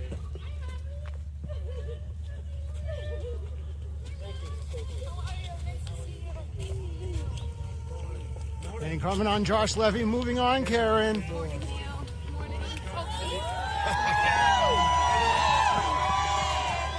How are you, Nick? How you doing?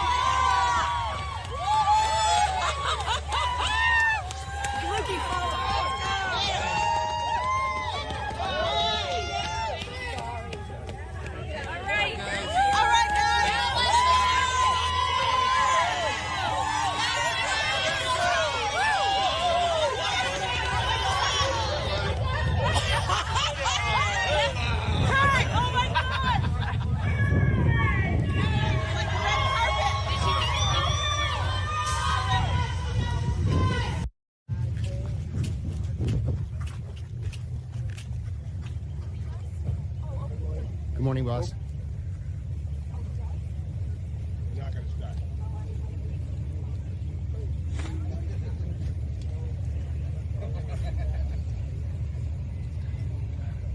The unwanted idiot.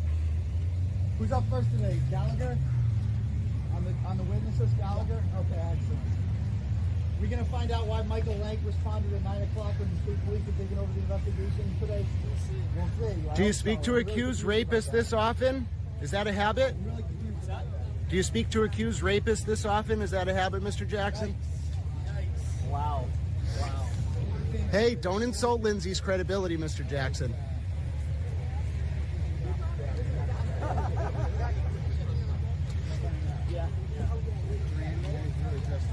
We have an accused rapist here who's an idiot. He's an accused child molester. Your victim was a child, Mr. Kearney? Sources are telling us. Where's he going? Where's he going? Look at him.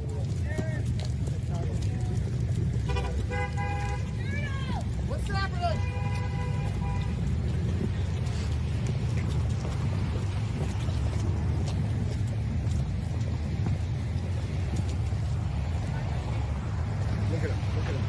Look at this accused rapist. Good morning, Miss O'Neill. Oh, you smell great today, Grandpa. You smell like weed, you moron. Really cheeky.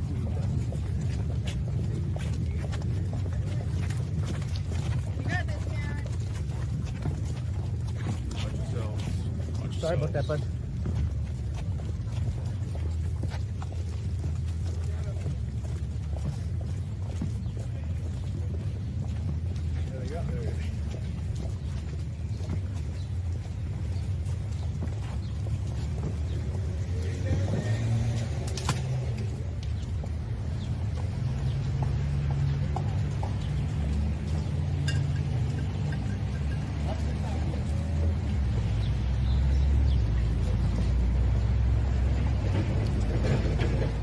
Morning.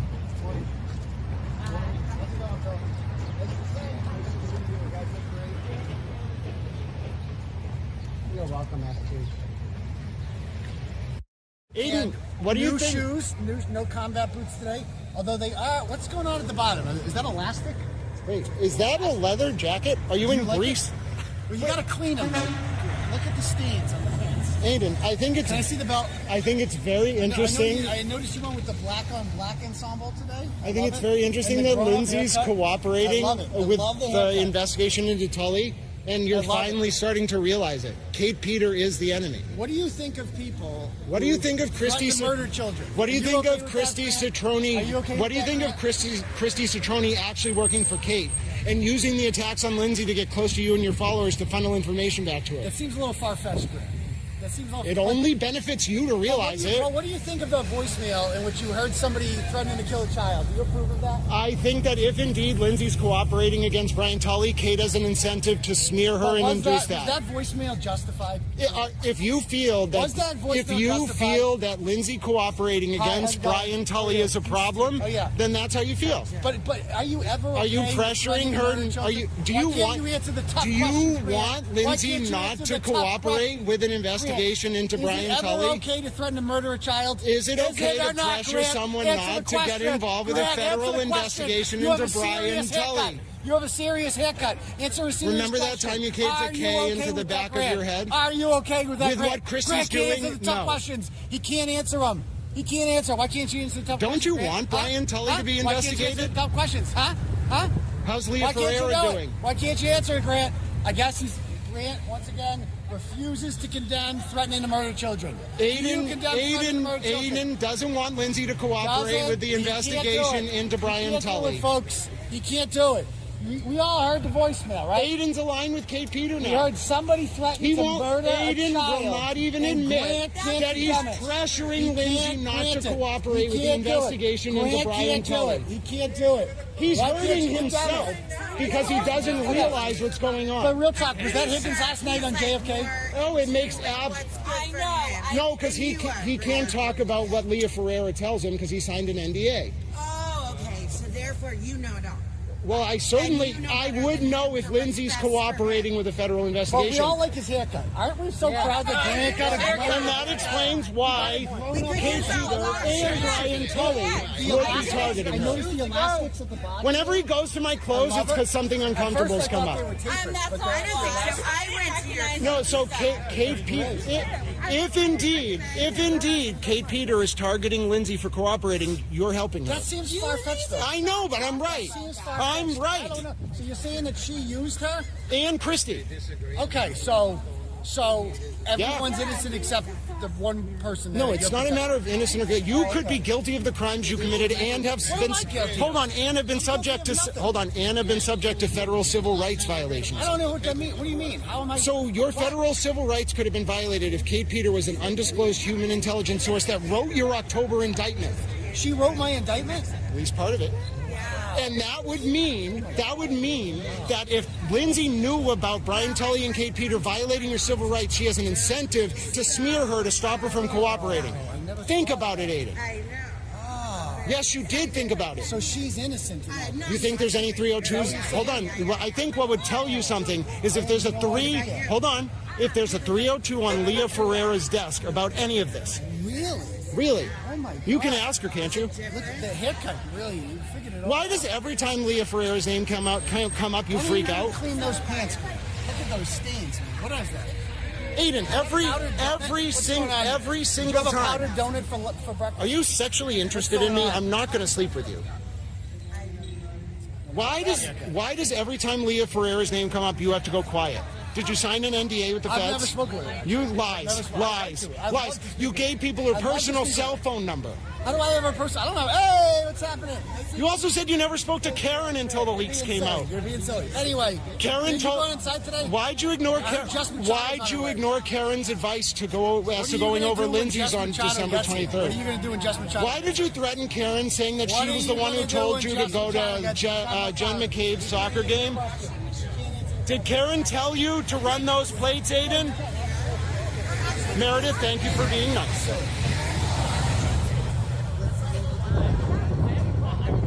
Nice to see you. Do you have any comment on that leaked text from Sean indicating that you think Aiden Kearney is a threat and a liability, Karen? Are you and your family afraid of Aiden Kearney, Karen? I missed you. I only asked you questions. Being friendly. Oh, please. I saw you. I miss you all. Oh, please, that was a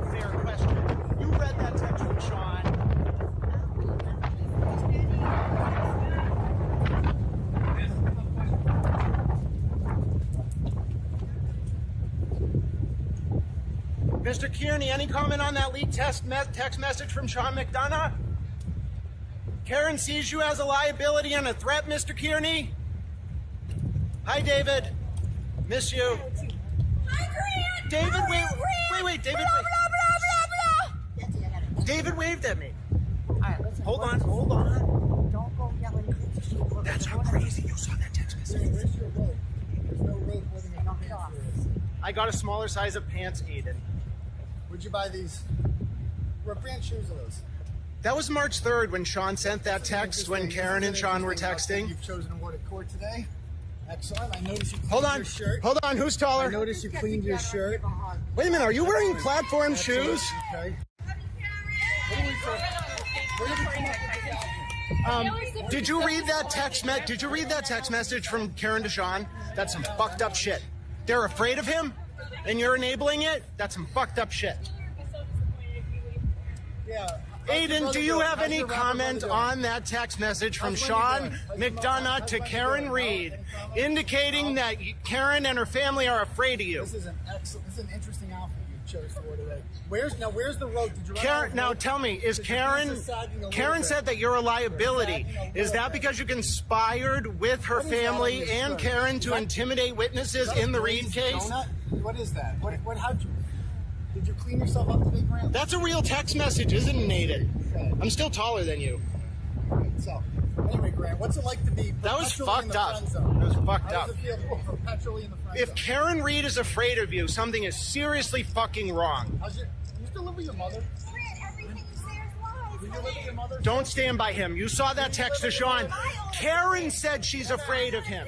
I stand by Karen him. said she's afraid.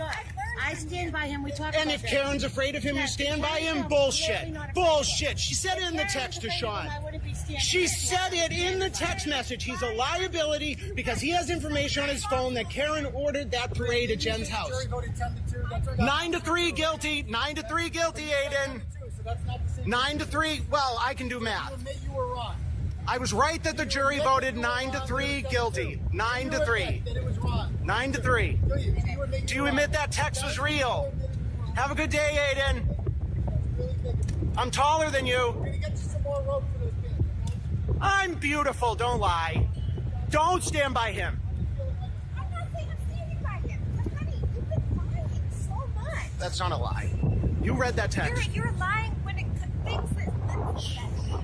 I'll listen.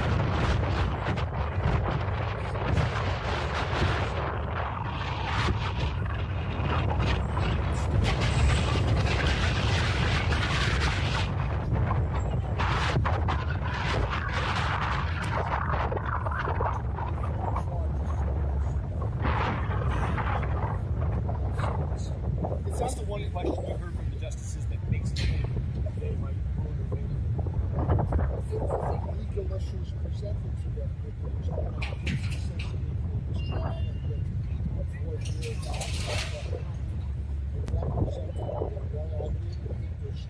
I'm cautiously optimistic that the court will ultimately agree, which you can never predict. An argument it's not the correct barometer to start making prognostications as to how the court moves. These are tough cases, tough issues, very little precedent. They were tough questions. I mean, you felt like you were the kid that almost like when you're up there, they're really grilling you. Was that a sign of anything, or? You want to be grilled. Okay. The court took us to the tough questions. The problem is there's very little precedent. In the 250 plus years, when else has 4 jurors declared that they failed to tell the judge that they reached acquittals on 2 of the 3 counts? Thanks very much. Thank you. Thank you, sir. Take care of you. Hey, good job. You want proof I'm not the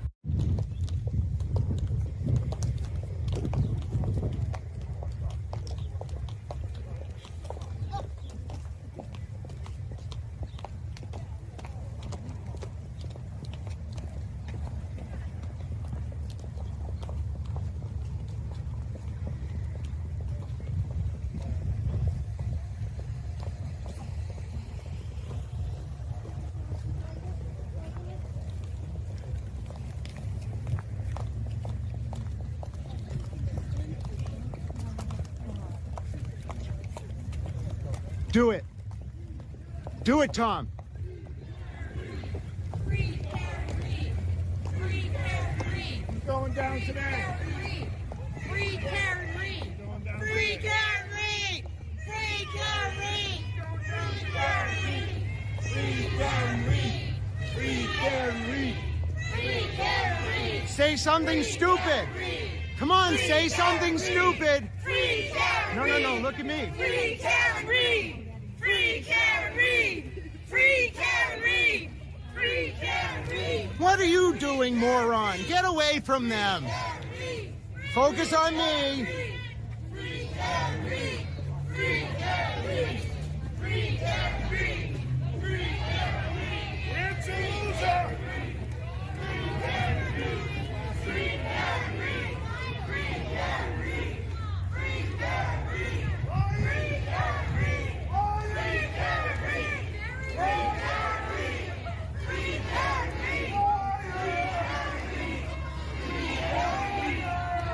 Karen Reed. Free Karen Reed. Rapunzel, let your hair down. Rapunzel.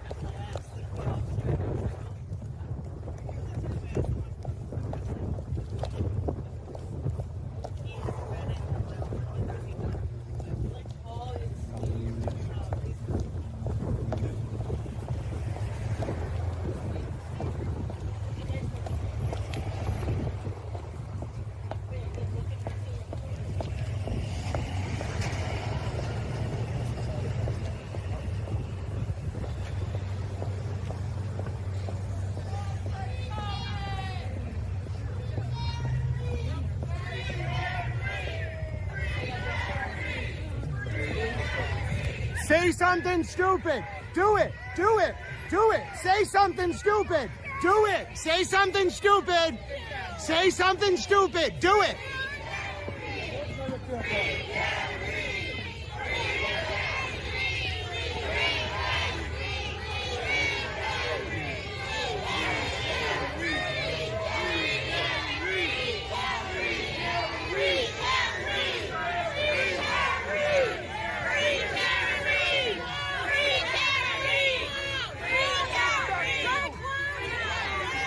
Keep moving, asshole.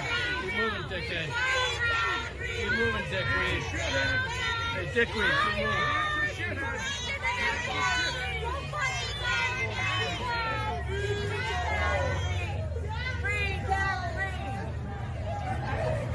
Get good angles. Come on. Karen, why are you paying Christina Lamb $3,000 a month for PR? You know you are. Don't lie to me. I didn't know you could comment.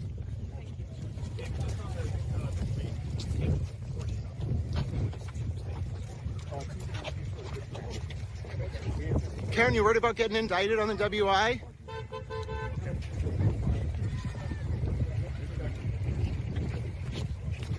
Still maintain this isn't a fishing expedition. Liar. Yes.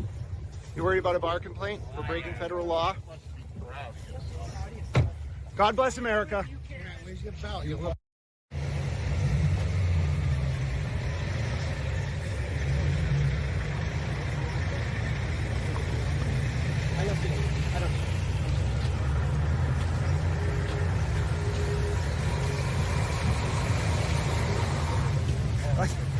Just us.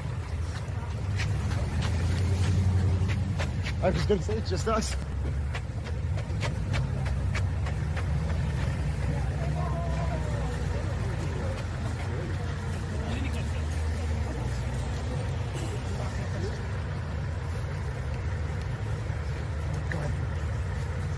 This is Bryant David Bryant.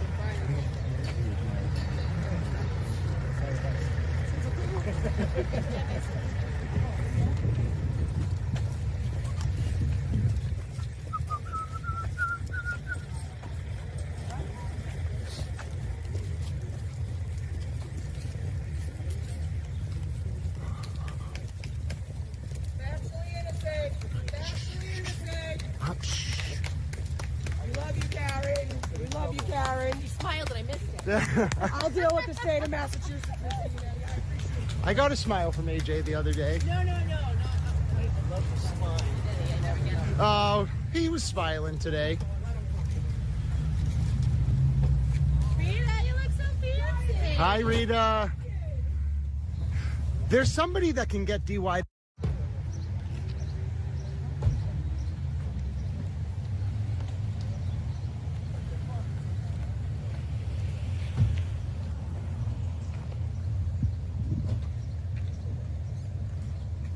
Do you want a pink drink, Tom? I'm trying to quit, thanks. Do you quit drinking Prime?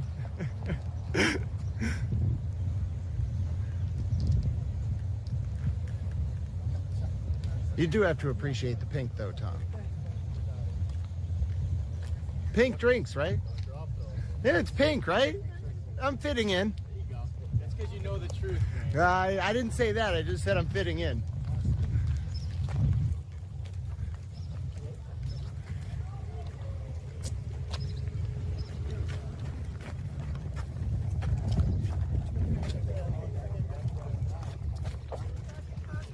Are you really going to do that with the drinks in your hand? They're pink. I'm trying to fit in.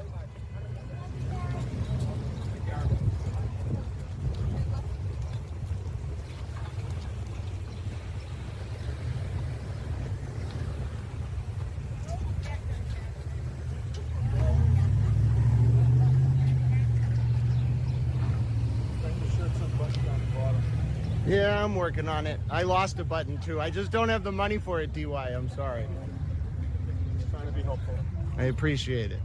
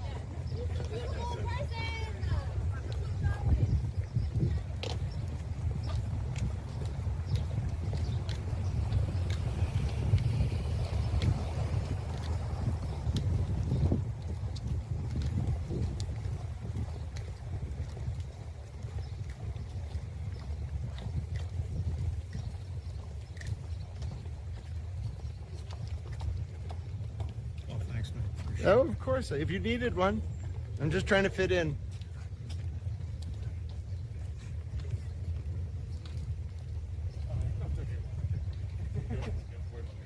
Go, mother. I hope we get a handshake. Good morning, sir. Thank you. There we go. Morning, all. Good morning. Thank you for the support. Yeah.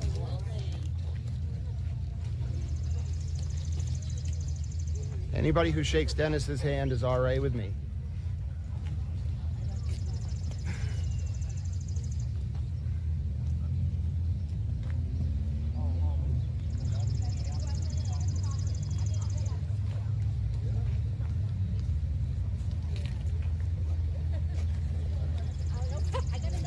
Oh, good. Thanks. That was so nice of you earlier. Thank you. Oh, I'm not a pair of pink glasses. Oh, good morning.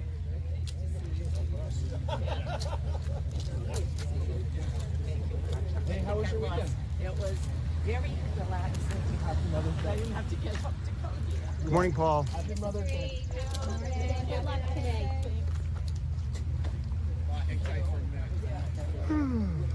How's the morning going?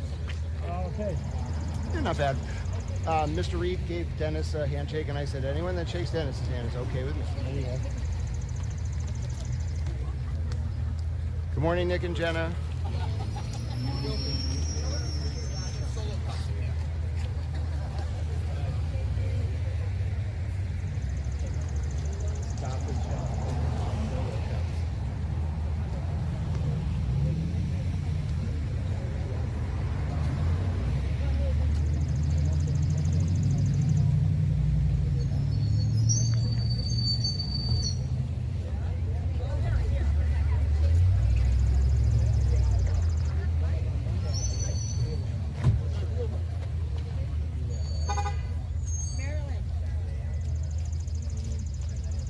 Oh, you should go up with him. No, he wants a picture. Oh, I think we'll get one. Yeah, we'll get one. I'm not going to get in your way for that. He got a great handshake with Mr. Reed. Good. And I Good. said, I think I got that, and I got. and I said, well, I said, anyone who shakes Dennis's hand is good with me, and then he smiled at me. Yeah. Hey. There you go. Go get him! Go get him! Go get him! Oh, well, that's good. 18, Richie. The 18, yeah.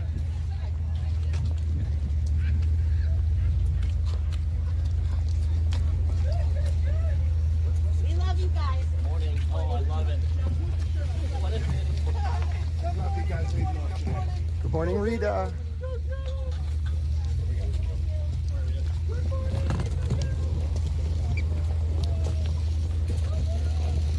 Good morning, Greg. Good morning, Officer Murphy.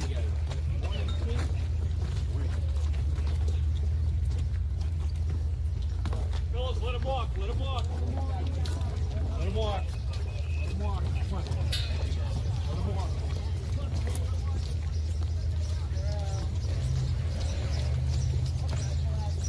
Good guys. Watch your back. Watch your steps there. You guys got this. Stay strong, Karen.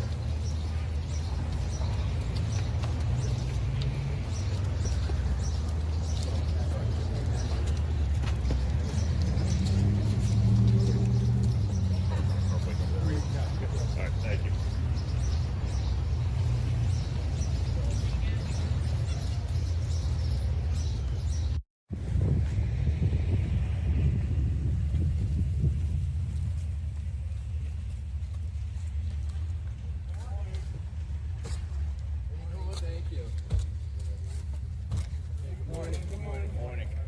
Yeah, full crew.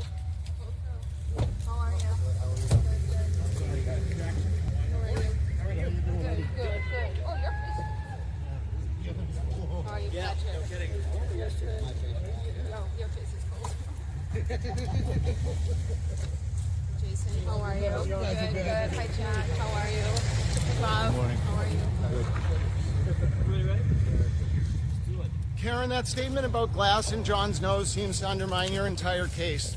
Also, you said you're a control freak. Don't you think that goes to motive for why you tried to yell at John when your relationship was breaking down?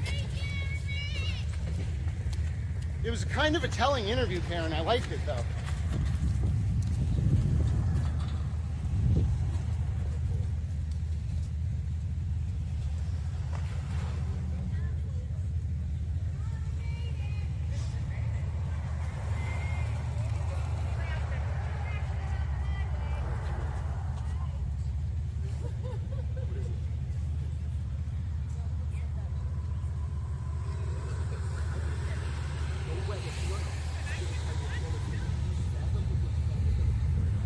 Soda water.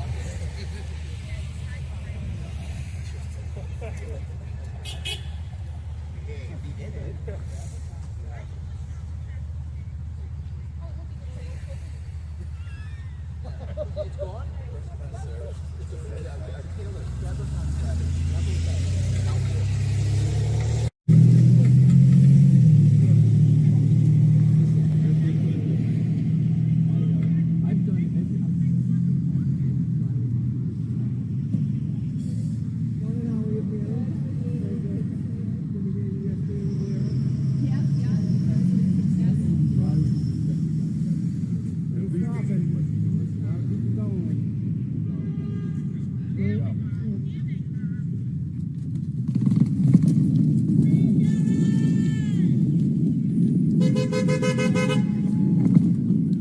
Good morning, David.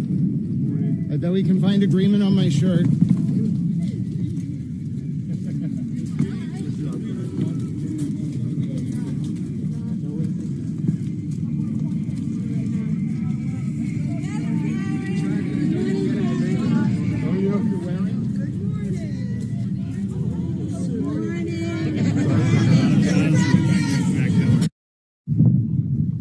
Any comment?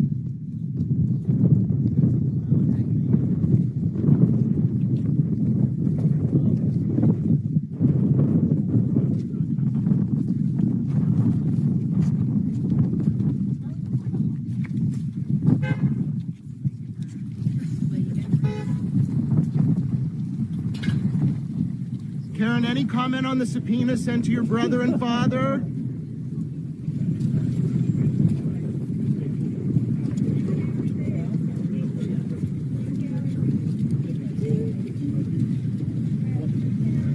I told Chrissy I would be nice.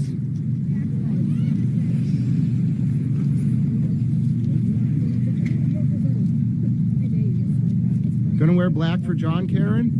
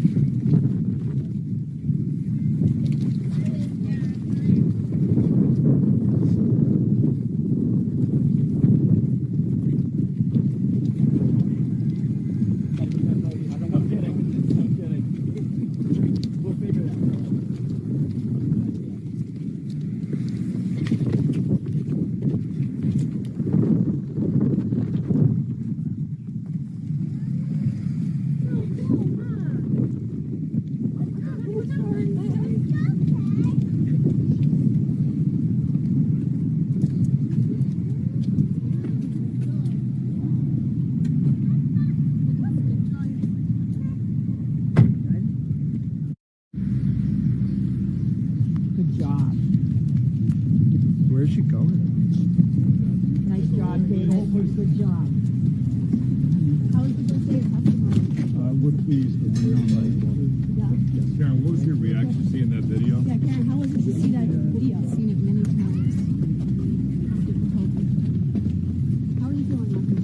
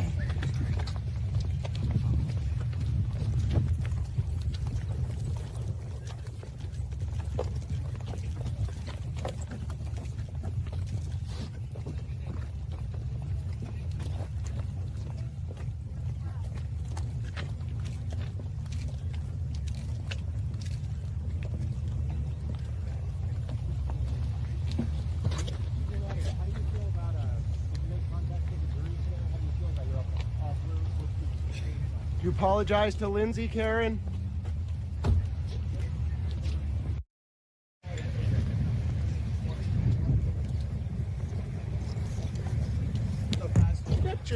Don't assault me.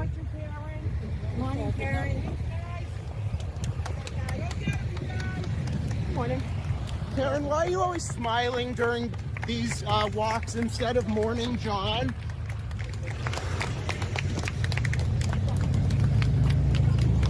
Karen, are you worried about the juror who lied about hearing about the case and then Aidan Kearney bragged about it?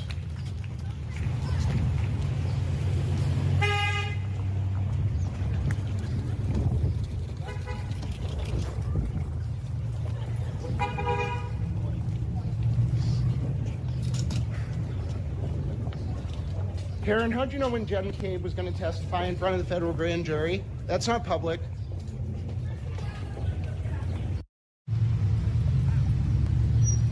Good morning.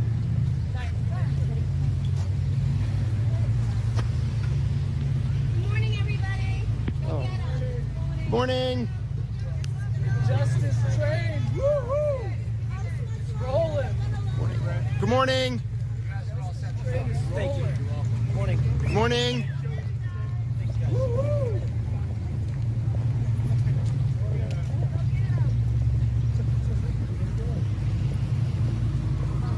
Thank you, troopers.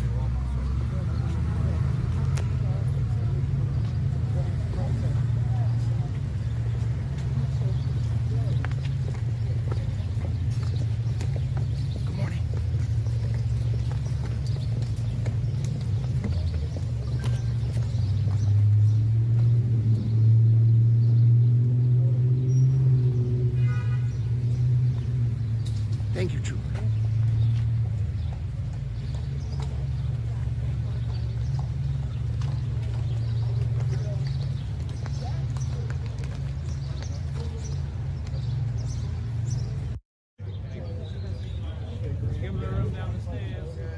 No demonstrating.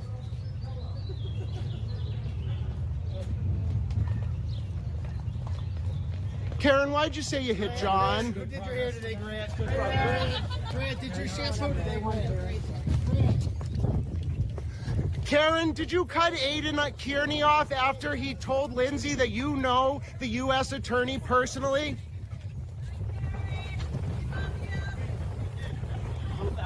Why didn't you put Scanlon on your witness list?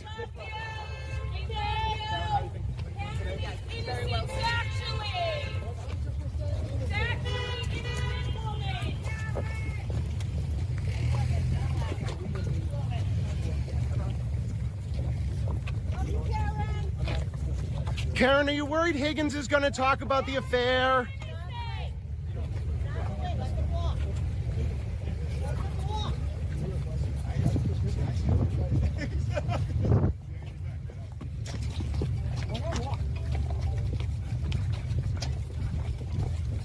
Don't push.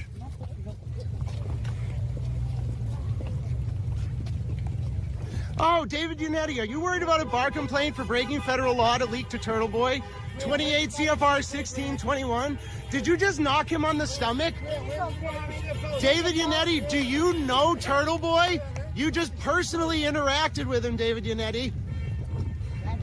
Maybe the Board of Bar Overseers wants to see that clip. You smirked at me the other day. Don't lie. Grant, your fly's open. Alan Jackson, are you and Karen having an affair? I'll never be the attorney in that idiot. Just jealous. Oh, got it. Put on him. Sorry. Say bye to Aiden, Karen. Hi, Aiden. Grant, your fly's open. Get some rest, guys. There's his State Street friend who got mad when I asked if he has other girlfriends. I didn't get mad because I know the answer to the Grant, Because you're in a harem? Good job, Grant. Have you considered finding a boyfriend? No?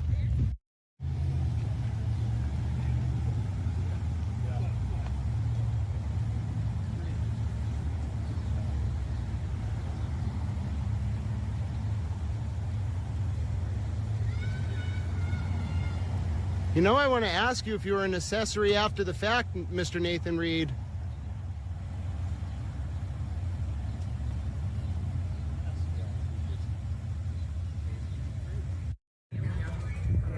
Do you know how many motions there were today?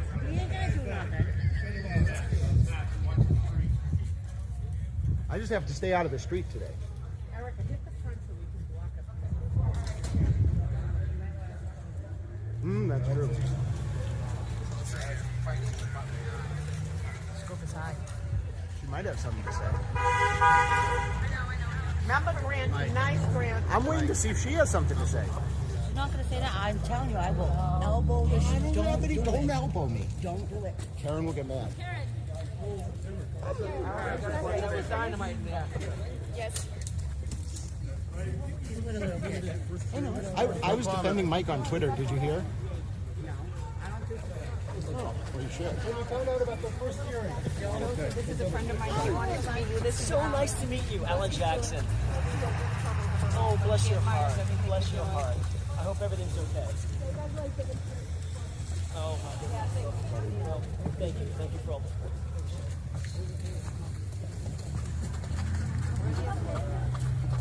I'm sorry.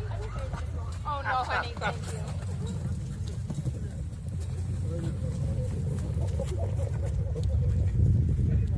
Anything strike you today, Karen, is particularly good, bad, different? No comment today. All I can ask you is,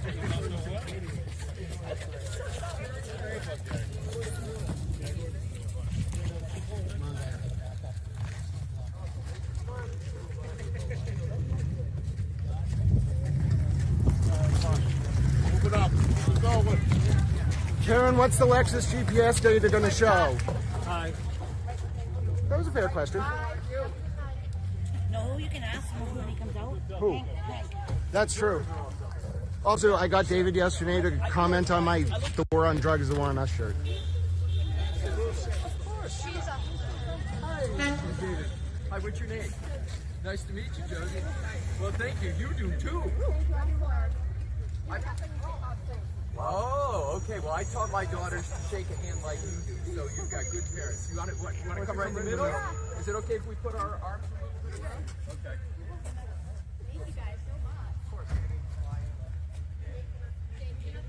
Nice to meet you. That was nice. Trying to get secret. Yeah, that was a good question. Take care. Thank you very much, everybody. I'm going in the back. Hey. I'm going in the back. You can need a break. Your legs need a break. I'll drop my phone here. That's a real reason. I want to see what the Shotgun for you today? Oh, you know what? Karen's taking over the sector. Directing traffic, Dina? Well, I could be yelling things and just getting a shot.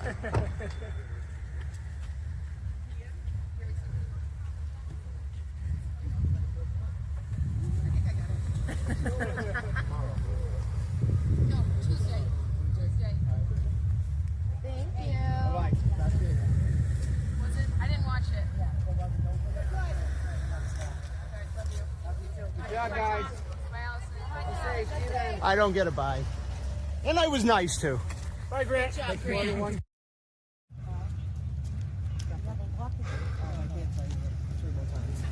Oh, I didn't see it. Nice. I made it back. Made it back? Don't act like you never made it back. Any comment on this morning, Karen? No agitation. No agitation. You got it? Yep. No agitation. Okay. All right. Okay. All right. Let her go peace. I was manhandled, ladies and gentlemen, and my hat has turned around. I was manhandled. You don't understand. I was manhandled, ladies and gentlemen. The state police manhandled Little Towel. So the Karen Reed people can complain all they want. Towel was manhandled by the state police. I am a towel. All right, so now let us take a look. I have a little thing here, folks.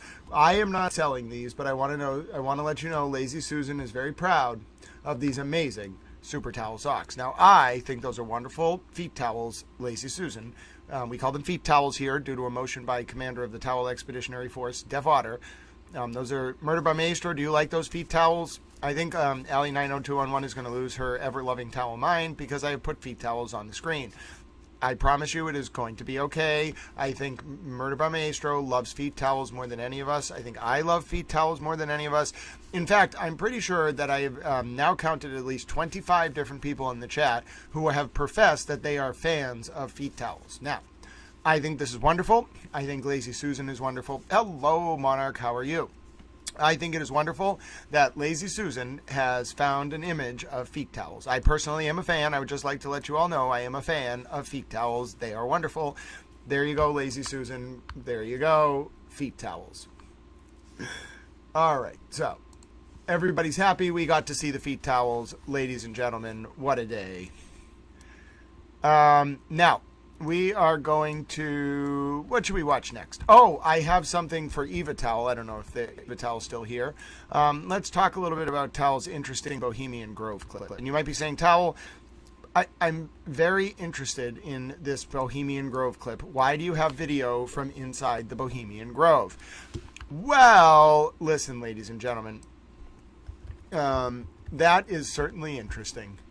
Yeah, I know. I'm thinking about whether we're going to watch AJ's closing or not. I really don't want to. Hold on. Let me scroll up and see what Monarch said. I missed it earlier. Hold on. I'm scrolling. I'm being a little towel. What did Monarch say? Hold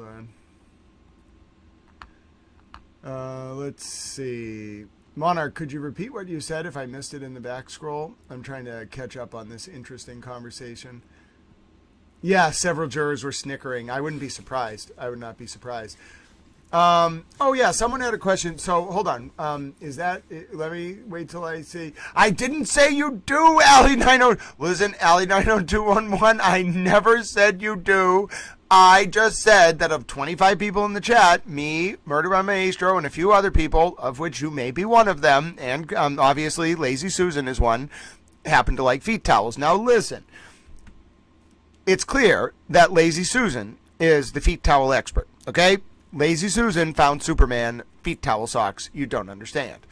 But we're also going to look at the verdict forms. But first, Mandy Strong, I have made a promise, and I made the promise of the promise. So before we get to that, and I promise I'm going to walk you through each of the verdict forms, but I have to show one video because the Super Towel Eva requested it, and I am not the type of person, especially when I'm an anthropomorphic towel, to turn down that kind of request. So, have you ever wondered what is it like inside a Bohemian Grove camp? Have you ever wondered, did someone sneak in there and actually get footage? Yes, we're going to watch it now. What does that say?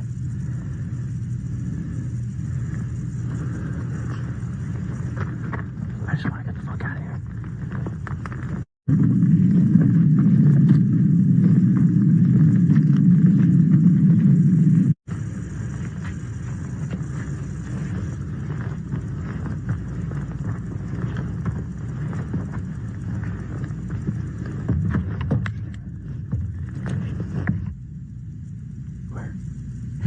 Just look. Oh, just like, fuck it.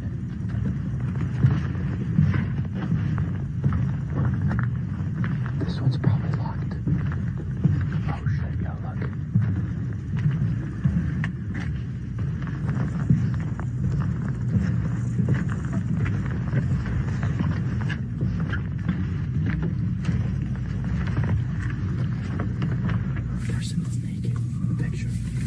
I see it. Holy crap, I'm gonna have to blur that. Bunch of Bohemian Chotskis in there. Holy shit. Look at all the owls. Holy shit.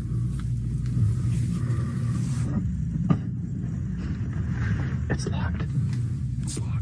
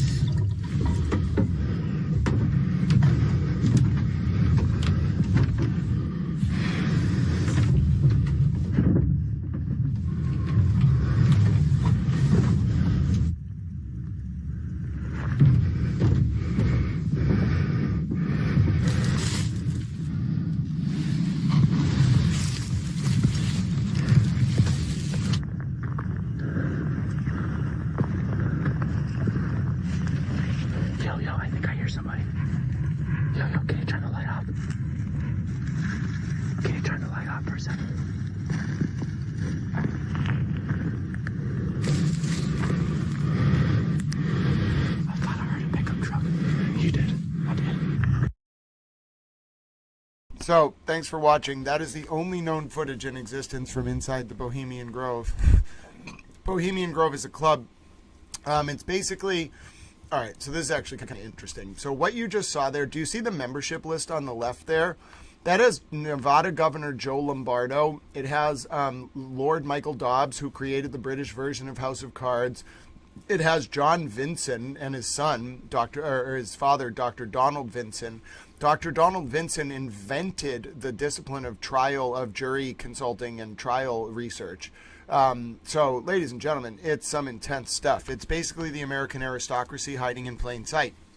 And Mandy Strong, don't worry, we're going to do the verdict forms next. But yes, so this is what you just saw is a one of 50 camps built into the California redwoods in Bohemian Grove. Now, you may have read a Politico article about Clarence Thomas belonging to Doghouse Camp in Bohemian Grove. This was an example of Sahara Camp, okay? Now, that was actually inside Sahara Camp. Yeah, and this footage is very, very difficult to find. It's the only footage in existence. Now, what I'm going to show you next is, you might be wondering, like, Grant, we can't have an American aristocracy that just hides in plain sight. I don't believe that is possible. Oh, well, would you like to see a picture? I have some other very interesting things, such as, did you know I have a picture from inside of Doghouse Camp? This is a very rare photo indeed. Murder by Maestro is going to lose his ever-loving mind when I put this on the screen. Take a look at that. You won't see that every day. I had to blur the faces to stop the bots from... it's very easy to detect that those are some powerful people. So that membership list, that's Clarence Thomas in the front row, ladies and gentlemen. And who's he seated right next to? Or near? Harlan Crow. Yep, ladies and gentlemen, that is Doghouse Camp. And do you notice how it's set up very similar to the video we just watched? It's not the same camp, but you see how the camps are kind of built into the side of a hillside? Very interesting, right, Murder by Maestro? You don't see that every day. Yes, indeed, folks. That is a picture of the membership of Doghouse Camp in the Bohemian Grove. How Towell gets these things, you would be surprised. Towell is an investigative reporter in some sense, in a lot of senses, and I have a lot of friends. So let me give you a history of the Grove. I need to eat my lunch, but let me give you a history of the Grove. It started as like a newspaper man's hangout in San Francisco. It was like a clubhouse downtown. They still have it in the 1880s or something. And then it evolved over time into specifically this very high-level network of American aristocrats. Then they bought a bunch of land in the California redwoods and built a clubhouse. Now, this is the kind of thing where, like, presidents go to, very powerful politicians, corporate interests, government contractors. And what's interesting, though, is it's kind of occultist. Like, I think it's like, I don't know if it's pagan or occult or what it is. But we talked a little bit earlier about esoteric knowledge. So Freemasonry, especially esoteric Freemasonry, is like one branch of this stuff. There's way more to it. It's more like rich people like playground stuff, but it definitely goes deeper. There's like some ritualistic components to it for sure. They worship like a sacred owl. It's a little weird. They have this thing. It's all centered around the cremation of care ceremony, where they like ritualistically get rid of their worries from the last year. They do it twice. Once in the summer, and then probably around the equinox, and then once, or the summer solstice, and then once in the winter at the Al-Nawahi Hotel in Yosemite. They have this private Breckenridge dinner. You may have heard of it from a show, but it's an aristocratic tradition that traces back to England. And I think it's just these like same group of people, and they're just like the American aristocracy, and they kind of like have ceremonies to like cremate their cares for the past year. Now, there's more to it. There's definitely like ritualistic practices to it. And where it really originates is there was kind of like a schism. There's a really good article in America Mag from I think June 1980 about the history of the Grove. There was kind of a schism when the Grove kind of first started between, it had to do with like politics or something, but it really had to do with, I think, different branches of occult worship. And this early faction of like bohemians, like artists and writers, they kind of lost influence, and this new faction arose that was way more tied into like the Hermetic Order of the Golden Dawn, and Ordo Temple or Blales, I don't speak that form of Latin, OTO, and this sort of these like German movements that started up in the 1800s. It actually arose out of like that faction of the Grove arose out of these German movements called Asiatic Brethren and Scalafafia or something. And they were like these weird esoteric German movements. But then OTO and the Hermetic Order of the Golden Dawn really became the predominant kind of esoteric occult movements in the early 1900s. And that faction kind of took over the Grove, and it's gone that way ever since, which is I'm pretty sure where they worship an owl. I think it has to do with this like convoluted 3-part word for this like figure that they worship. I don't think it's like Baphomet. I think it's like a combination of 3 words in the Bible, and it's this like very weird figure. It's it's definitely, I don't know if it's a devil, but it represents like the fruit that Eve ate in the garden or something, and it's like it's human knowledge basically, and this ties into this idea of like there is no God outside of ourselves. Like our understanding and our mind's ability to control our emotions is the divine. It's kind of centered on that. It's like but it's this 3-part word in the Bible. It's not quite Moloch. It's this very convoluted concept. But anyway, so that's kind of this whole structure of the Grove, and that's why it exists.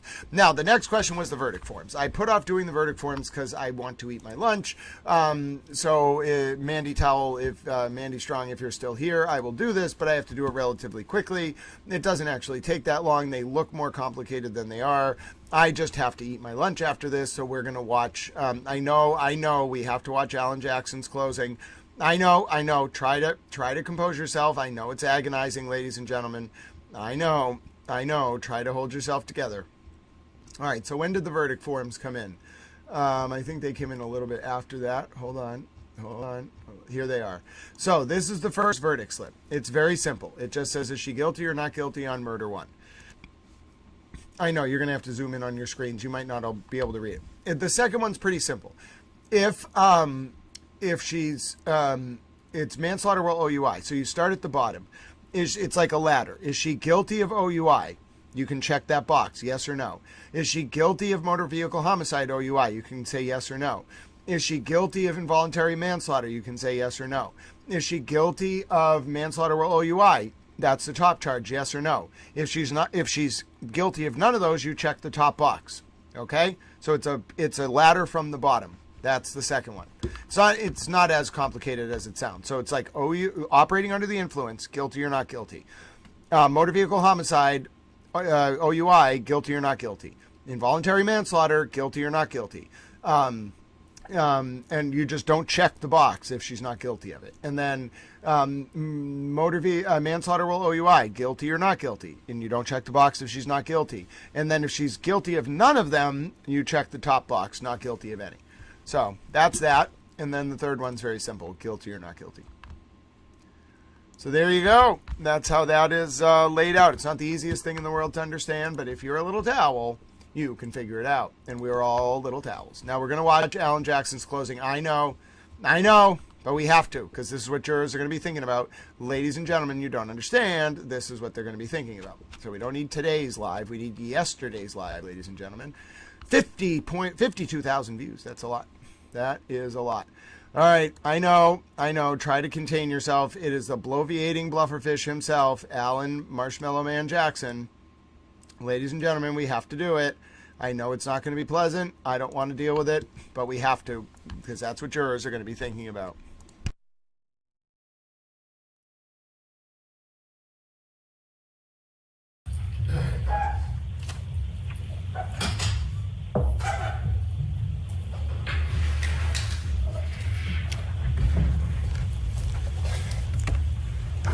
May I, Your Honor? The evidence in this case will establish above everything else 3 points. There was no collision with John O'Keefe. There was no collision. There was no collision.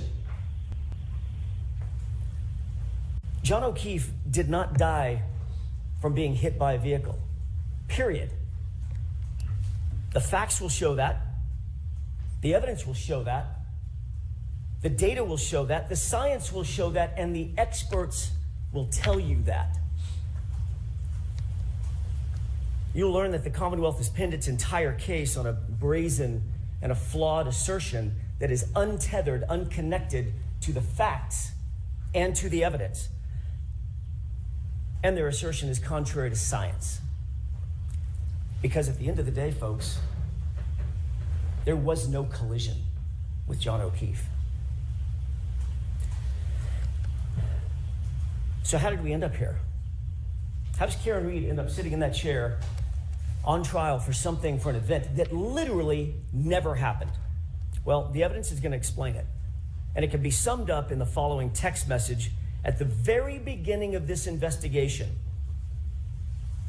A text message of a now fired Massachusetts State Police officer named Michael Proctor.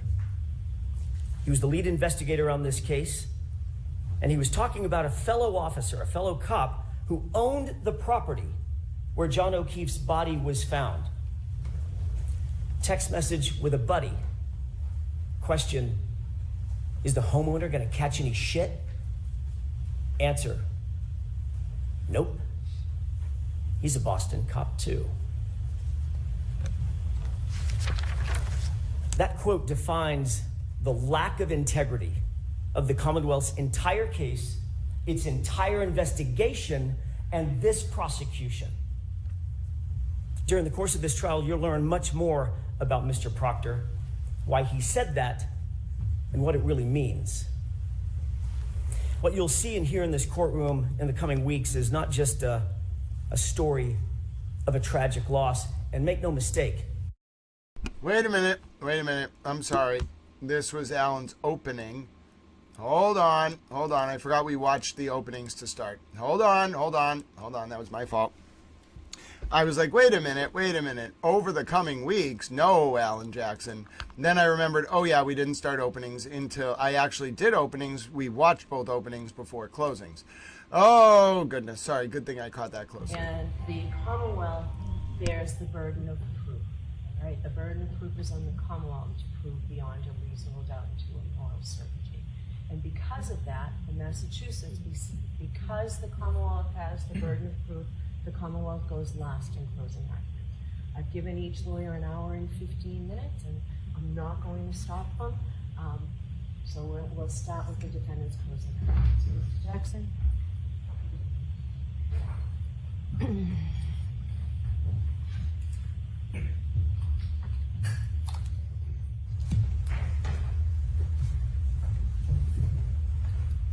There was no collision. There was no collision. There was no collision. I want to take a minute to start off with thanking you. I want to thank you for your attention. I want to thank you for your patience. I want to thank you for your diligence. This is not an easy undertaking. Most of all, I want to thank you for your courage, because courage is what this moment demands. Not just to listen, but to stare directly at injustice and say, not here, not now, not on our watch. That's what you're being asked to do. Stare down injustice. I want to start with a simple truth. You folks, not us, nobody else in the courtroom, you folks are the last line of defense. The last line of defense between an innocent woman and a system that has tried to break her, that falsely accused her, that tried mightily to bury the truth. This case was corrupted from the start. It was corrupted by biases, and conflicts, and personal loyalties that you heard about. And most fatally, it was corrupted by a lead investigator whose misconduct infected every single part of this case, from the top to the bottom.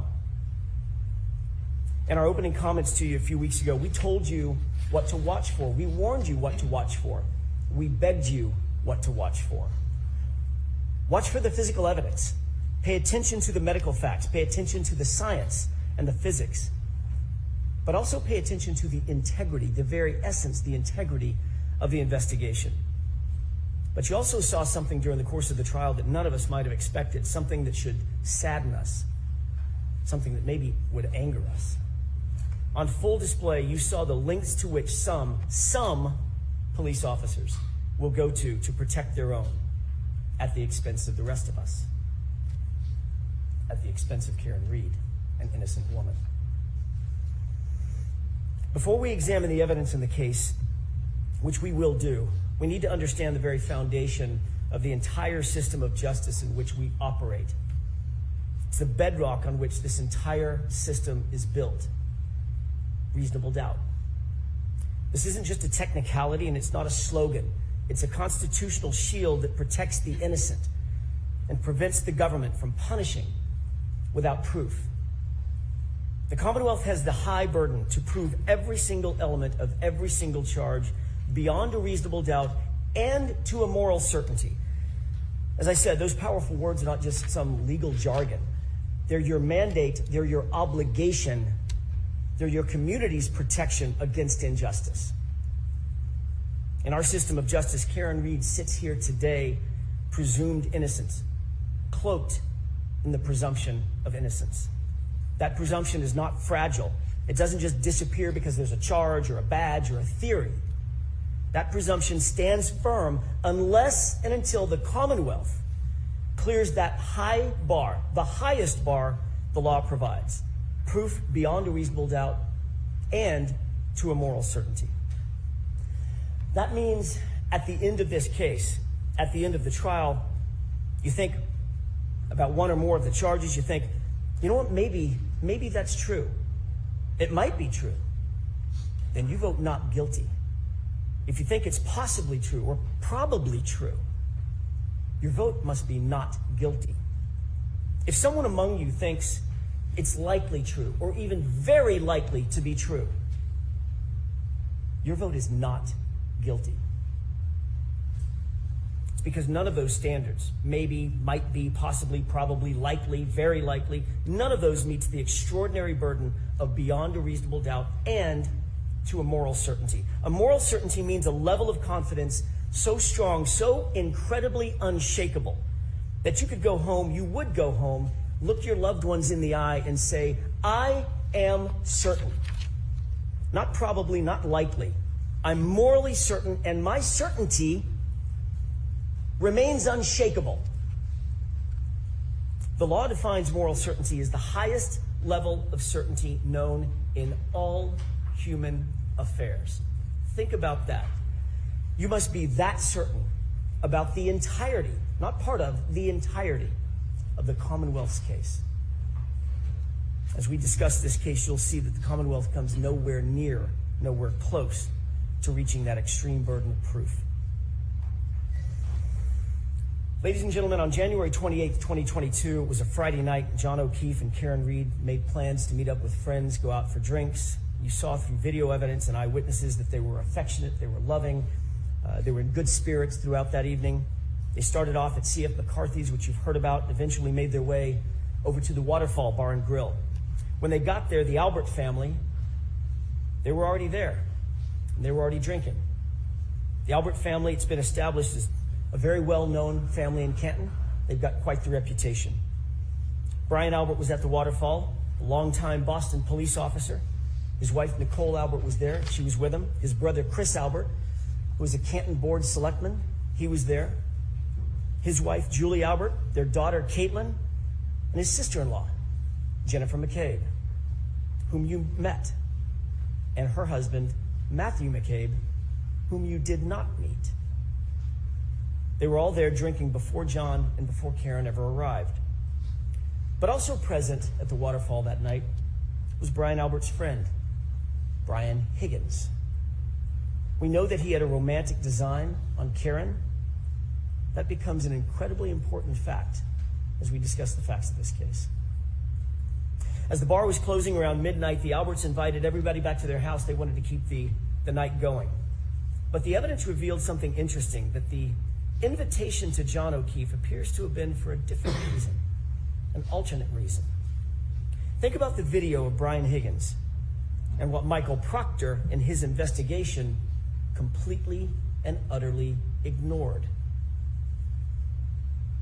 Higgins was agitated after a day of drinking, agitated that it was John and not Karen, John with Karen, not him. Recall that ominous text that he sent to Karen with her and John standing just feet away. Well?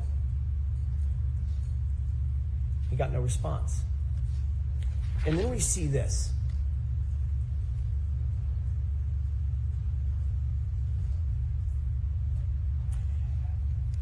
That's what Brian Higgins was confronted with following his well text. What of all things starts going through Brian Higgins' mind? Where does his mind go? What is he thinking about after seeing this, after witnessing this? He shows you. And if Michael Proctor had been the least bit interested, this video would have shown him too. Take a look.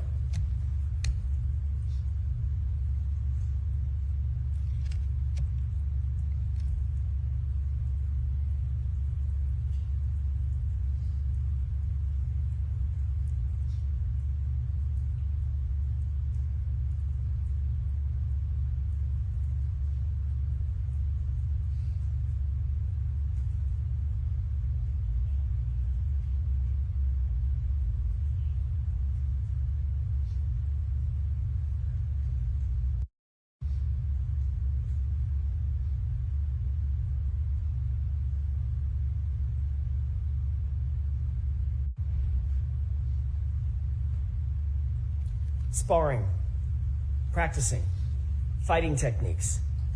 Where was Brian Higgins' mind? What was he thinking about? And then what happens? Before you look at the next video,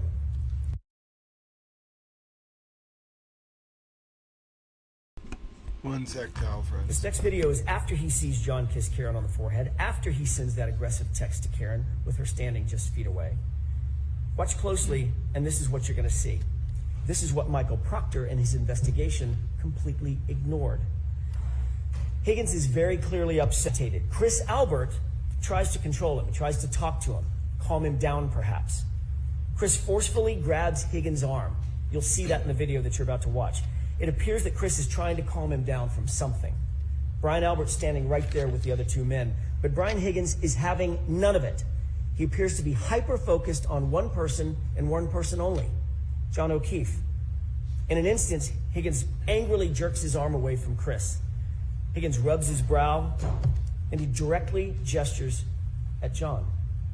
A gesture that looks a lot like, let's step outside. Let's go outside. But John looks at him, takes a swig of beer, completely ignores him. Take a look.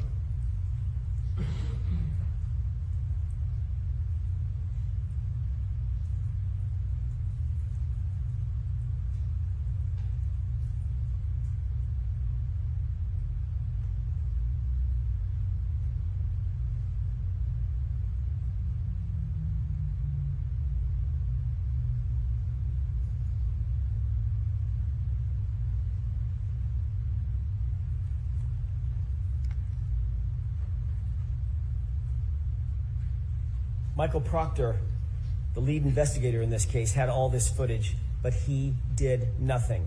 He had access to the exact same thing that you saw. Why did he do nothing?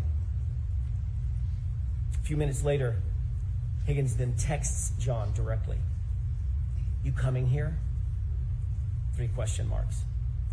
It's now 12:20 a.m. These guys are not good friends. They barely spoke or even acknowledged each other when they walked into the bar together, other than a quick greeting. So why was Higgins coaxing John over to 34 Fairview? You coming here after this? And we're not, at that moment, he wasn't interested in Karen. He was interested in John O'Keefe. This is about 5 minutes before John gets out of the SUV and walks toward the house. About 5 minutes before Karen sees him alive for the last time. So what happened inside that house, or that basement, or that garage? What evidence was there for the investigators to look into? What did they ignore? Laceration over John's right eyelid, black eyes, a large dog at the home, an obvious dog bite on John O'Keefe's right arm, a head in hard surface, alleged surface, a text from Higgins, one of the last people to ever communicate with John O'Keefe. You come in here? Those words now echo in the wake of John's death. But Michael Proctor, he didn't listen. When John didn't come back outside, Karen, very oblivious to what had happened, thinking she was just left alone in the car, out in the cold, in the middle of the night, she got frustrated and she drove home. She arrived back at home and her Wi-Fi connected to her car or phone connected to John's Wi-Fi at 12:36 a.m. It's an important time, 12:36 a.m. She left John voicemail after voicemail after voicemail. He was unresponsive. He didn't pick up a single call. He didn't respond to a single text. The longer he didn't respond, the more upset she got. Her voicemails reflect that frustration after the fact. That's the frustration that you hear in her angry voicemails. She uses harsh words and foul language. She's obviously upset. She's obviously irritated because he didn't come back out of the house and he wasn't responding. But Karen did not know what you know. She didn't know what the investigators should have known. She didn't know what was happening with Higgins and Albert and with her boyfriend, John O'Keefe. When he didn't come home at about 5 a.m., Karen went looking for him in a panic. As you know, her worst fears were realized when she found John beaten, battered, bloody, and left in the snow in Brian Albert's front lawn. At 6 a.m., when Karen found John, you heard about the scene. It was described in detail. It was chaos. To use Mr. Brennan's word in his opening statement, it was bedlam. The screams for help by Karen, the yelling and the hollering, ambulances, emergency lights, fire engines, ladder trucks, paramedics, patrol vehicles, patrol officers, all of them swarming all over the lawn just under Brian Albert's bedroom window. And of course, as you learned during the course of this trial, Brian Albert, a sworn peace officer, a first responder trained in being a first responder, never came out of the house. Never went outside to help a fallen fellow officer who was laying on his own property. Never came out. And you learned through the undisputed evidence that the lead investigator, Michael Proctor, for his part, never went into the house. The Commonwealth has struggled to try to prove that John O'Keefe ended up in Brian Albert's front lawn because he was struck by a vehicle. They have failed. They cannot and they will not ever be able to prove that John was struck by a vehicle beyond a reasonable doubt and to a moral certainty, because the science does not lie, the medical evidence does not lie, the physics do not lie.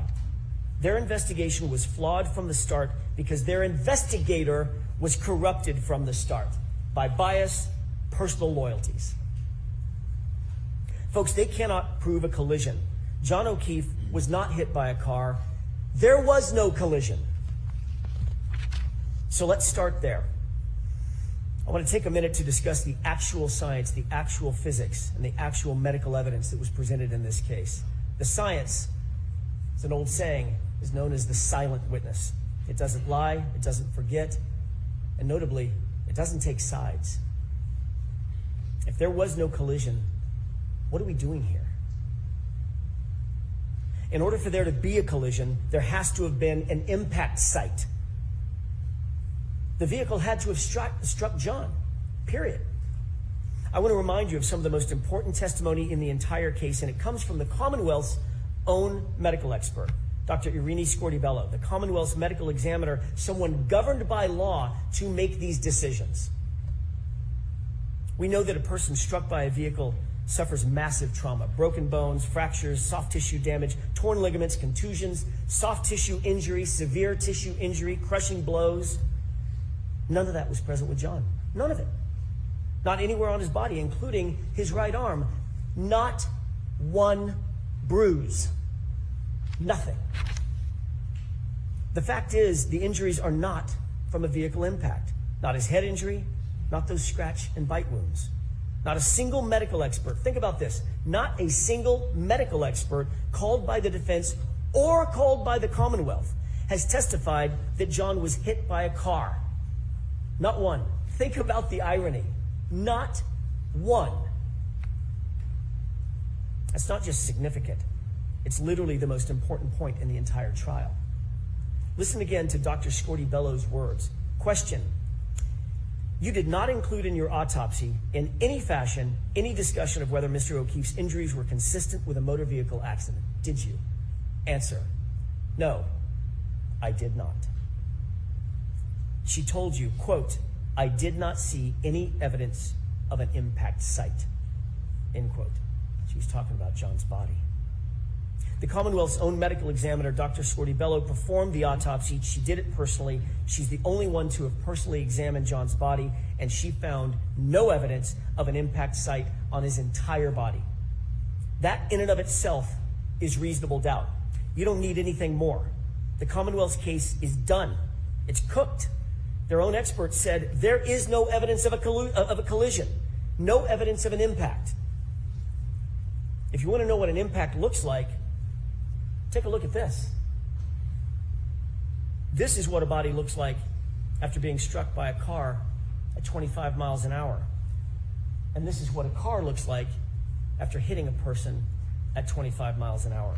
These are exhibits from Dr. Welcher, the Commonwealth's expert. John didn't even have a bruise. Make no mistake, Dr. Scorty Bellow was presented with the Commonwealth's theory of the case, the same case that you've been presented with, and she refused to conclude that John's death was a homicide. She flatly refused to conclude that there was a collision. And you know who agrees with that? That silent witness, the science, the physics, the data. Dr. Wolf and Dr. Rentschler, you just met them recently. They explained they were not initially hired by the defense. They were asked by another agency to conduct their analysis. They looked at the evidence from both sides, not taking a side for the defense or the Commonwealth, completely independent. They looked at the damage to the SUV on the one side of the coin. They looked at the injuries to John O'Keefe on the other side of the coin. Both PhDs, both engineers determined there was no collision. I'm not saying it. The science says it. That SUV's taillight was not damaged by striking an arm, and John was not struck by a 6,000-pound SUV. Period. Full stop. Dr. Dan Wolf did the testing on the taillight. Actual testing, not some ridiculous blue paint kindergarten project. He did lab testing. He did field testing. He did data testing. Actual impact force analyses. In every single test at every single speed, the taillight damage was inconsistent with striking an arm. In every test, the taillight damage was inconsistent with damaging the shirt, the sweatshirt. Remember that severe internal damage to Karen Reed's taillight. Not just the outer lens. The internal diffusers were completely smashed, completely shattered. ARCA testing established that all the internal components of every single test taillight, especially the diffusers, remained completely intact.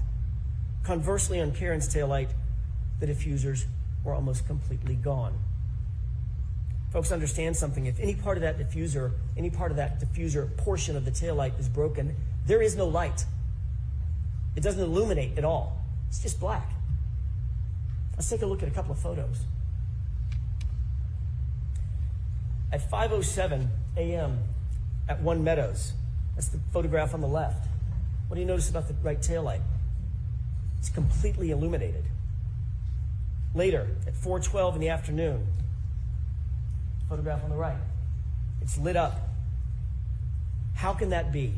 How can that be if the Commonwealth claims that those diffusers, the portion that lights up the light, were already scattered all over 34 Fairview? That's their theory. But don't believe your lying eyes.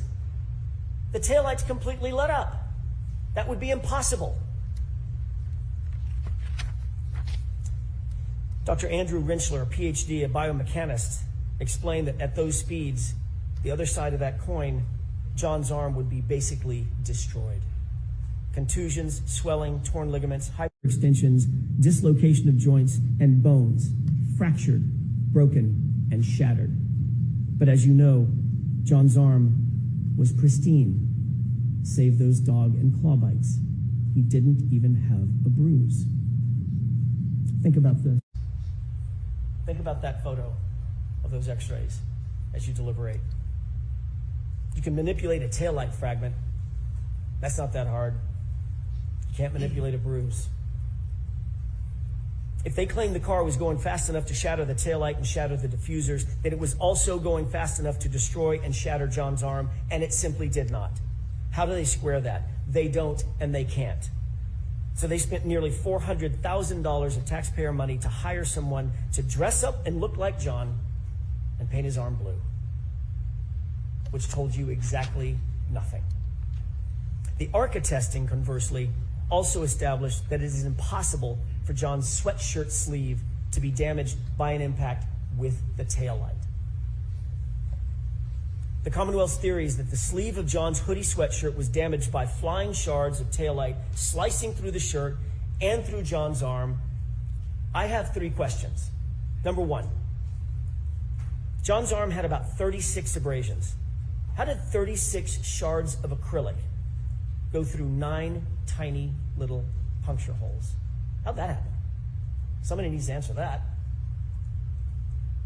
Number 2, why are there no slices or cuts in the hoodie? All the defects are punctures. Punctures that you might get from, say, I don't know, canine teeth. And number 3, if the shards cut bloody gouges into John's arm, that's their theory, why is there no blood, no skin, no tissue on a single shard of taillight that they claim came in contact with John's arm? The Commonwealth cannot answer a single one of those questions because John's arm was not impacted by the taillight. It doesn't make sense simply because it didn't happen. Compare and contrast the ARCA experts and their actual testing to Judd Welcher. He came to you in the Commonwealth's case in chief, and he told you that for the better part of $500,000, he'd come in and testify that John was tall enough to touch the taillight with his elbow. That's it. And even in that basic demonstration, he had to lean in to manipulate it, to get the results that he wanted. Dr. Welcher then claimed that the reason he didn't do the reconstruction, the actual testing, think about what he said. There isn't enough evidence to determine what happened. I beg your pardon? What happens when there isn't enough evidence, in his words? You vote not guilty. That's what happens. That's out of his mouth, not mine. The Commonwealth also used the same company, Aperture, to try to establish a time of a collision that never occurred. The Commonwealth called Shannon Burgess, the supposed expert from Aperture. There is a cardinal sin for experts, folks, a cardinal sin. It's called confirmation bias. It's when you decide to change your opinion to fit a theory.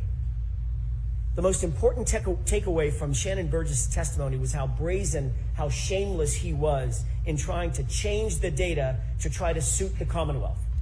Remember Mr. Brennan's opening statement. He made some promises to you. He said, this case is about the data. He stressed it over and over again. They've had 3.5 years to get this right. The Commonwealth has had this case for 3.5 years to get it right. So his top expert, Dr. Welcher, prepares a report. And that report says that John O'Keefe was struck by Karen Reed's SUV at 12:31:38. Note that time, 12:31:38. He was struck, he was immediately incapacitated, he was immediately unconscious. So says Judd Welcher and the Commonwealth's theory. But there was a huge, huge problem with that. And somewhere in the middle of trial, somebody must have realized it. They must have realized that the very data they produced unequivocally establishes that they are wrong about a collision. It could not have happened. Why? Because John was interacting with his phone after 12:31:38. Remember, the collision immediately incapacitating. How could he be interacting with his phone afterward? He was on his phone, opening his phone, checking his phone, reading texts on his phone, and locking his phone, all of it after 12:31:38, which is the time Welcher clocked for the moment of the impact. And he was taking steps and walking with that phone after 12:31:38 also. That's what their own data showed, and it devastated their case, and it devastated that false theory. There must have been panic, I'm guessing, in the room. What do we do now? The data shows John wasn't struck by the car. What do we do?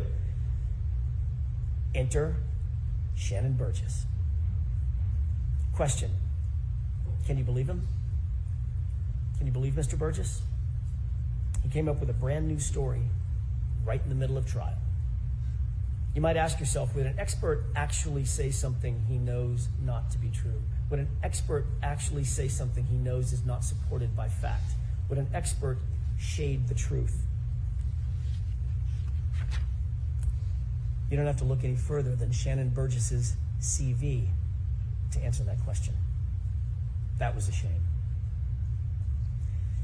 Even with the pull and push and stretch and manipulation of the time data that Mr. Burgess came in here and told you about, it still shows that John O'Keefe was very much alive and walking around after they claim he was hit and incapacitated. Think about that. Matt DeSogra looked at Burgess's report and told you that in 30 out of 30 scenarios of the possible time skews that Shannon Burgess identified, he came in the middle of trial and identified all these other time skews that he called it. In every single scenario, John was alive and walking after they said he was hit. And that's a problem for them because there was no collision. Just look at Mr. Whiffin's data, Ian Whiffin. John O'Keefe took 31 steps at a steady rate, about 83 feet. And then think about this, in a westerly direction. That would be right toward the house. Remember, it's 78 feet to that garage door. That's not a coincidence. The Commonwealth's witnesses, or the Commonwealth's witness, Mr. Ian Whiffin himself conceded that he has reasonable doubts about the accuracy of John's location data. You remember that question and answer on cross-examination by Mr. Alessi? Do you have doubts? I do. Are those doubts reasonable? They are. And remember, it's still the Commonwealth's burden. If their own cell phone expert has a reasonable doubt about John's location, so should you. John O'Keefe was inside, and the phone battery temperature further proves it. This is not speculation, this is science, and it's irrefutable. It tells us that he was not laying outside in the cold, he was inside somewhere a little bit warmer. Ian Whiffin told you that when the iPhone is exposed to freezing temperatures, think about these numbers. When the iPhone is exposed to freezing tell friends, I might have to break in. This is really bad. I want to talk to you for a little bit about it. This is actually really bad. It's so disjointed. I remember now, hold on, I'll come up on the screen. I remember now why I was kind of tuning out during this, and maybe I'm wondering if a lot of jurors did the same. This is terrible. At first, I thought that some of what Alan was presenting was okay, but upon a further listen, we're 15 minutes in or so? Or 20 minutes? This is horrible. This is very bad. I don't even know if I can take any more of this. It's not cohesive. There isn't a lot of substance to it. And it jumps so rapidly. It doesn't, that's what I'm saying. Like, it's so quick. I don't know why he was doing this, because now that I'm listening to it back, I know the case pretty well, and the jury does too. I'm just listening to that. Like, where's this going? At what point? Why are you saying a lot of this stuff? And Alan was forced to, I think, skip a lot of what he probably wanted to say in closing because of all the rulings and Richard Green not testifying, the debunked Google search expert. I don't know. What are your thoughts? I mean, so I know a lot of you wanted me to stop that. I know that a lot of you were saying, Grant, will you please just stop this? This is terrible. He's not doing a good job. Yeah, I know. I mean, I wanted to try to be fair by letting it play a little bit. But listen, that's what I'm saying. I think we literally all, it's so interesting. All of us are like, Grant, I think we need to, I can't listen anymore. It's not cohesive. But what's so interesting about it, and I do want to watch a part of the end of Hank's closing, because a friend on X, Cal Lilly, asked if I would take a look at the section of Hank's closing at the 1 hour 19 minute mark where there is a blonde woman seated next to KR's mom, who apparently seems to show with her facial expressions that, Hank's probably right. So we're going to take a look at that part of Hank's closing. But that was just bad from Alan. Like, he lost me. I gave up on it. I couldn't keep listening because and I had to rewatch it to give you an analysis of it, at least some of it. I couldn't pay attention. It was very, very all over the place. Yeah, that's what I'm saying. But it wasn't hypnotic. Like, a good hypnosis is you're suspended in time and the person speaking owns the energy in the room, and then it feels like an hour is 5 minutes. Listening to that from AJ was horrible. It was like it was like being forced to listen to a lecture about something that you don't like. It was really, really hard to pay attention to. Like, I feel like after 30 minutes, I couldn't do it anymore. That's right. And it wasn't just gaslighting. It just was it wasn't really substantive. It wasn't even bloviating fluff that was entertaining. Hello, Mary Adams. You came in at a good point. We now don't have to watch Alan Jackson anymore because I decided that it was just terrible. It was just actually terrible. I do want to jump ahead to a part of Hank's closing, though. So about 1 hour and 19 minutes into Hank's closing, I want to see the facial expression of one of the Karen Reed supporters in the background.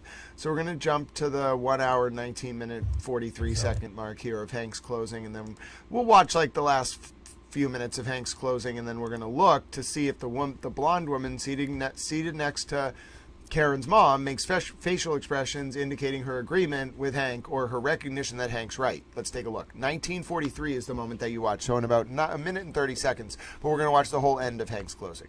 An after party, and they were fighting.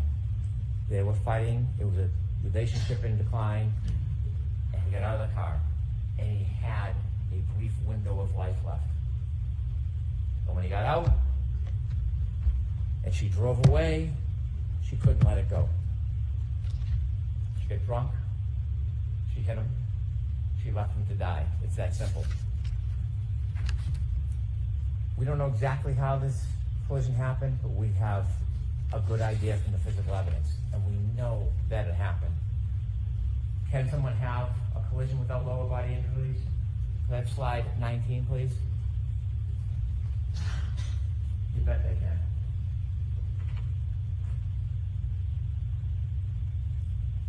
We don't know if this is the body position. We don't know if this is the exact speed, but what it tells us, this is viable. Look at the debris field. Look at his turn. Remember his sneaker on that curb that got lodged against the sneaker. Mr. O'Keefe then falls back, hits his head, counter coup, left to die.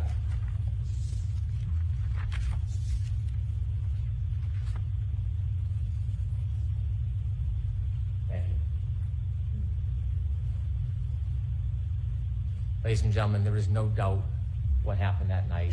There is no doubt who did it. You have a very difficult task ahead of you when you consider the evidence and you consider the law. Very difficult. There are 3 charges. There is second-degree murder. Ms. Reed, when she chose to drive back at Mr. O'Keefe in that night with a 6,000-pound Lexus, in that anger, 75%, whether she meant to hit him or not, didn't mean to kill him, she hit him. Strengths. It is a plain and strong likelihood of death. You would never get back down your driveway if your kids were at the end of the driveway. You'd say, well, you're going to kill somebody? You would never do it because you would expect, if you drove at them at that speed, that someone would die. That's second-degree murder. OUI manslaughter, she's drunk, she was reckless. She doesn't have to know she hit him. She doesn't even have to know she hit him. But she did. She did. And she left a man who was kind and generous and thoughtful. She left him alone. She left him alone to die. Could I have slide 22, please?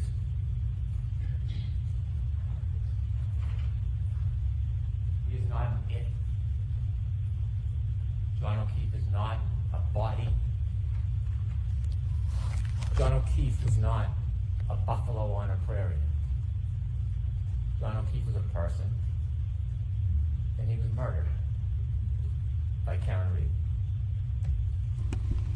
Yep, that blonde woman's reaction certainly does tell it all. Thank you. All right, jurors. Wow.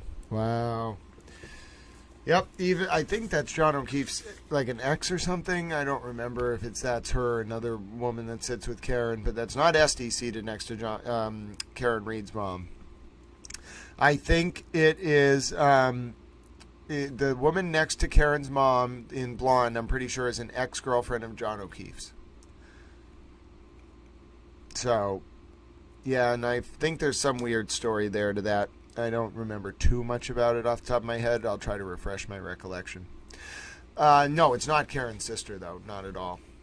Okay, so here we go. We have we watched some of Alan Jackson's closing. We watched all of Hank Brennan's closing.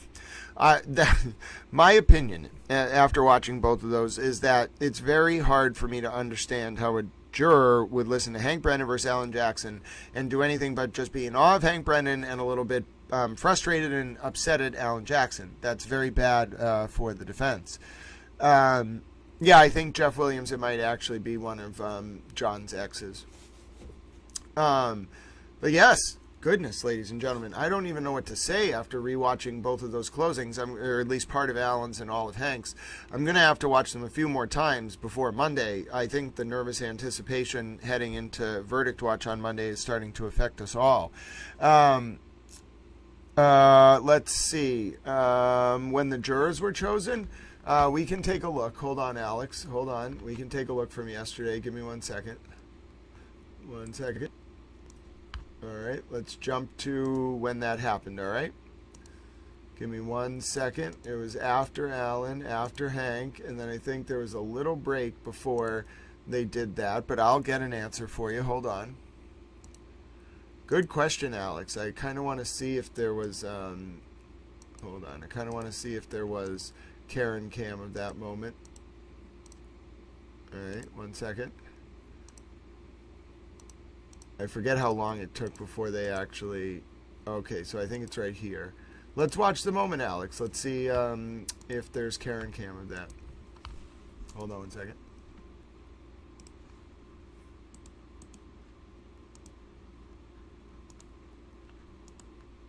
Let me unmute this. All right.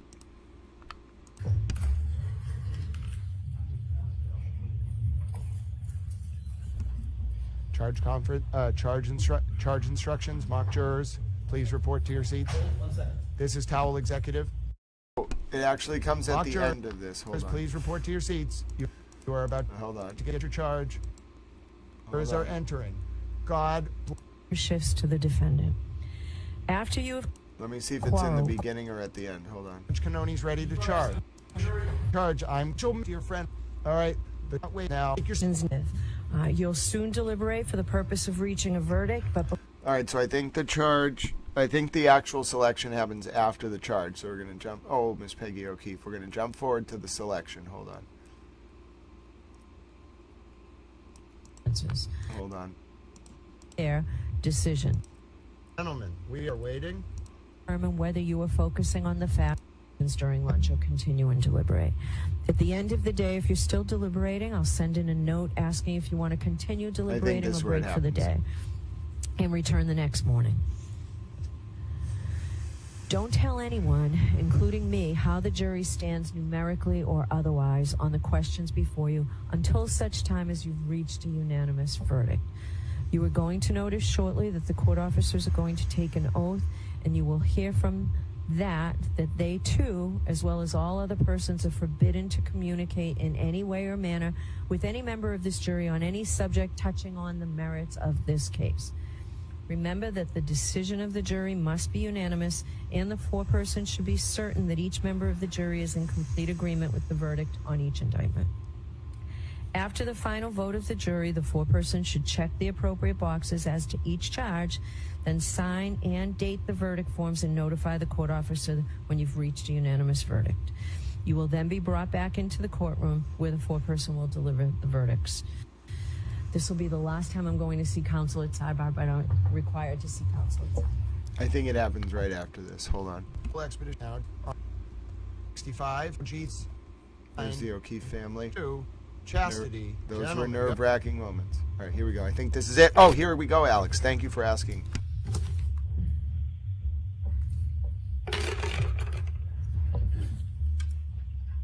Ma'am? Yes.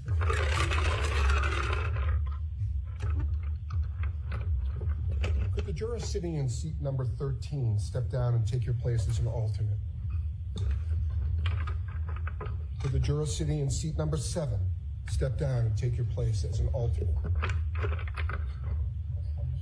Juror 6, could you step down and take your place as an alternate? Juror 17, could you step down and take your place as an alternate? Juror 2, could you step down and take your place as an alternate? So you saw it wasn't exactly in sync, but wow, Karen did not look pleased. I think it's possible maybe they thought they had one person on the jury. She looked not pleased. Alan looked a little nervous. Let's watch that again. I can't sync it for you right now, but let's watch again just the moments. Watch when before the Karen cam shuts off. That's them reacting to the jurors being announced because the Karen cam's about 20 seconds early. They look nervous. Yes.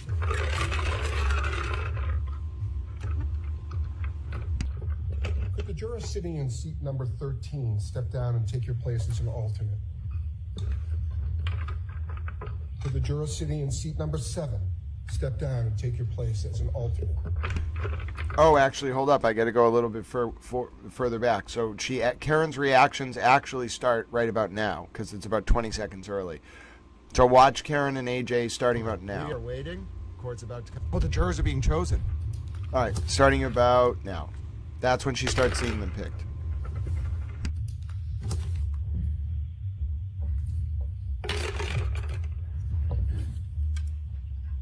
Ma'am? Yes.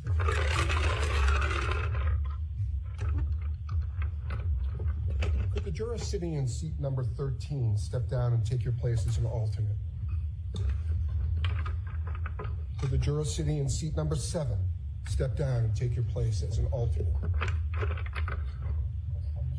Juror 6, could you step down and take your place as an alternate?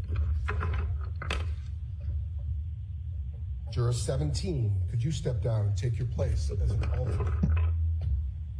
Juror 2, could you step down and take your place as an alternate? Yeah, it looked like one of those jurors they were upset with. Might have been 17. That was very interesting. Very interesting indeed. I'm going to have to resync this with the Karen cam, but my goodness, folks, I think it's possible they may have had one hope on that jury, and that juror got excluded. Cinnamon Bun's very, very good.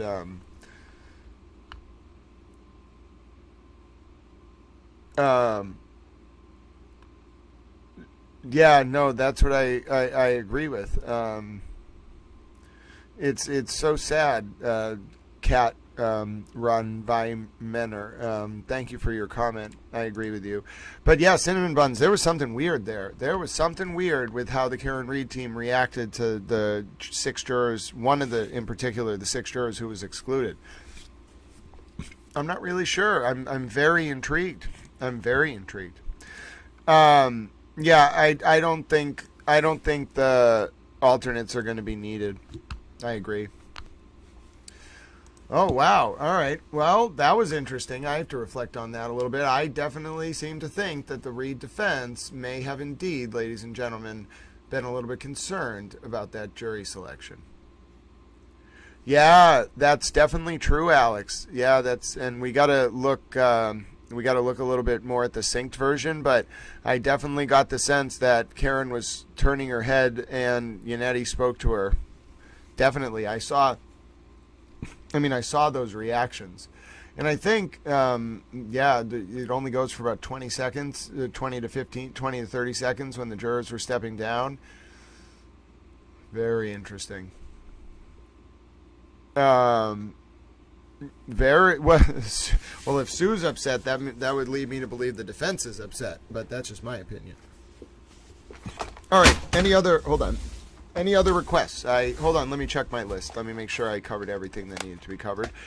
The Karen clips, the Karen asking, being asked tough questions by Towel, Eva Towel, the Bohemian Grove, we did that. Yes, there was apparently an FBI profiler who talked about my mom, so that's very interesting. But yes, if you have something you want to watch, now's the time to let me know. I'm not rushing out of here, not by any means. I'm just going to go lay down. So. But yes, let me know if there's anything we need to get caught up on. I'd be happy. Now's the time to do it. These are our catch-up days heading into deliberations and verdict watch on Monday at 9 a.m. We'll do another catch-up stream tomorrow. Get acquainted. I'll do some video editing later today. I get the sense that Turtle Boy's saying that he feels confident about the jury is indeed just PR. That's my opinion. That's right. Karen leaving the courthouse. Thank you, MR1. And by the way, as I said, I'm not rushing. So anything you want to see, just let me know in the comments. We'll chat about it. You can ask for my opinion. I always enjoy answering comments and questions. We've been rushing for 45 days. I haven't even had time to really, outside of chat now and again, talk to you all about your various comments. So let's do that. Just let me know what your comments are. Now's the time. You picked the time to tune in. We'll do this tomorrow too. Just leave your questions and comments in chat, and if I see things like, for example, what I just saw from wonderful MRT51 Towel, the live collage. I missed the live collage. I know it was slowing down the computer. But let me, here's the Karen leaving court after closing arguments. She looked absolutely devastated, and they looked very worried.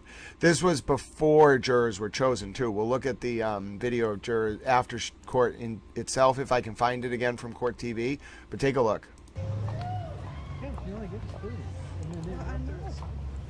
Guys, we have no time. No. How do you feel about closing? I got a gag order, so I can't talk. All right. And for you, how did you feel your chances? All right. Keep it going, guys. Hey, get that down. How are you feeling about your chances? Thanks, Mike. Where's Karen? Oh, there she is. Come with me. Mike's got us. Mike's got us. Tell your lead. Got it. You got it. Karen, how are you going to spend verdict watch? Oh, thank you, Andritic. And I needed to spend some time with you all today. Towel appreciates being able to have a little bit of less stress going on, ladies and gentlemen. And I think in a lot of ways it helps little Towel to be able to keep chatting with you all. So tell me, you all were mentioning something about Karen Reed leaving on Friday. Yeah, let's see if Court TV put that up. Sometimes they do. No promises, though. I know they put it up on Facebook. I think I looked at the link yesterday. Yeah, Alan definitely wanted her out of there, ladies and gentlemen. Absolutely. And he grabbing her arm that was an interesting moment. Did you see Alan put his hand on Karen's wrist there to get her out of there? Hold on, where does it happen? Hold on. Not right there. Let's watch. Karen, oh, there she is. Watch this. Come with me. Right there. I mean, he grabs her wrist. He pulls her. He wants her out of there, ladies and gentlemen. That was certainly interesting. Now I'm going to pull up I'm going to see if I can get this clip of Karen leaving court yesterday. I think I saw it at one point. Hold on. I think this is it. Hold on. We had the help of wonderful Super Towel Olive 19 tracking this down. Yep. Oh, I got it. I got Karen leaving court yesterday because of the wonderful Super Towel Olive 19. So here we go. Let's take a look at Karen leaving court. Give me 1 second. All right. Let me make sure that's visible for you. I think it is. Yep. All right. Let's watch. Mentioned they just left the courthouse here as we're in verdict watch. Let's listen together. Yeah, how you doing? guys happy with the jury selection process for the all? Guys, we're not going to make any comments right now. We will see you in a couple of minutes, though.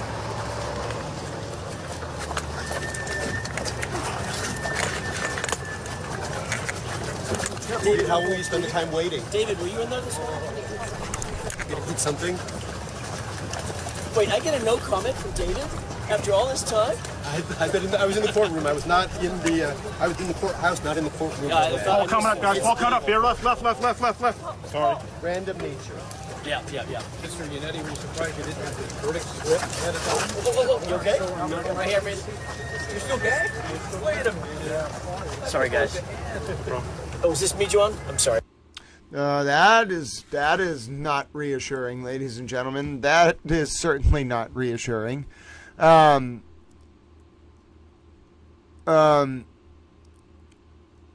Yes, great, interesting. Murder by Maestro. That is fascinating. Let's take a look.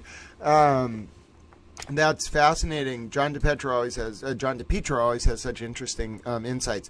Someone asked if there's an actual clip of David Yannetti saying his client is factually innocent. There is. And by the way, now's your time to get the comments and questions in, because now the stress levels are finally down a little bit. Obviously not for the family members and so many of the people who have been waiting for the verdict. But in terms of the people who have been covering this, the stress levels are finally going down. So I don't know what a YUCCA is, so please enlighten us. Now, the other thing is I'm going to see if I can find that David Yannetti video of him saying on the courthouse steps that his client had no criminal intent and that it was a tragic accident. I've found the video before. David Yannetti, tragic accident. Let's see if I can get the actual clip, though. Yeah, there was definitely something there. There was definitely something there about why he was doing that, about why Alan was encouraging her to act that way. But yes, I'm looking for the David Yannetti courthouse clip. I have it. I mean, I've seen it before. I've actually heard him argue it in Stoughton District Court, and then I've seen the video of it. I'm going to find it. Hold on. I know it was quoted, but I also know there's a video. One sec. Oh, I got it. I'm a little terrible. Short and so. Hold on. I actually found I think this is the actual courtroom video. Hold on. I'm a little towel. Here we go. At 5:30 in the morning, she's placing probably about 10 calls to him for the same reason before she now knows something's has to be wrong, because he never stayed out at night without her. If they were ever out at night, they were always together. He had never not come home. And that's when she calls her girlfriends and goes back to the scene and sees this horrific scene. So, Your Honor, this is a defensible case. At 5:30 in the morning, she's placing probably about 10 calls to him for the same reason before she now knows something's has to be wrong, because he never stayed out at night without her. If they were ever out at night, they were always together. He had never not come home. And that's when she calls her girlfriends and goes back to the scene and sees this horrific scene. So, Your Honor, this is a defensible case. So maybe hold on, I need to find the clip of him outside the courthouse. Hold on. Maybe it was this case. With regard to the facts of the...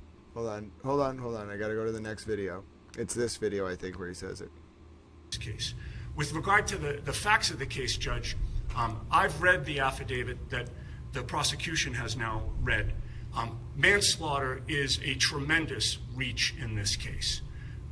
I don't see any criminal intent that would justify manslaughter in that affidavit. And there's a reason for that, because there was no criminal intent.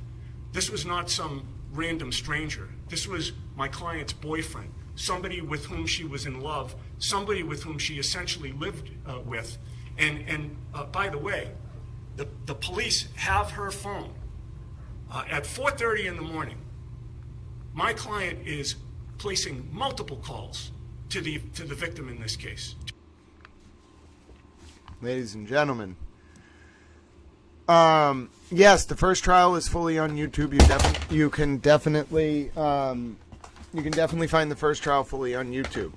Yeah, I know. The Karen did not react well to those alternative jurors being selected. But there you go. You heard that David Yannetti clip. And by the way, if you're just tuning in, this is a catch-up stream. We watched the full closings earlier from Hank Brennan. We tried to watch Alan Jackson's closing. It was terribly boring. We gave up.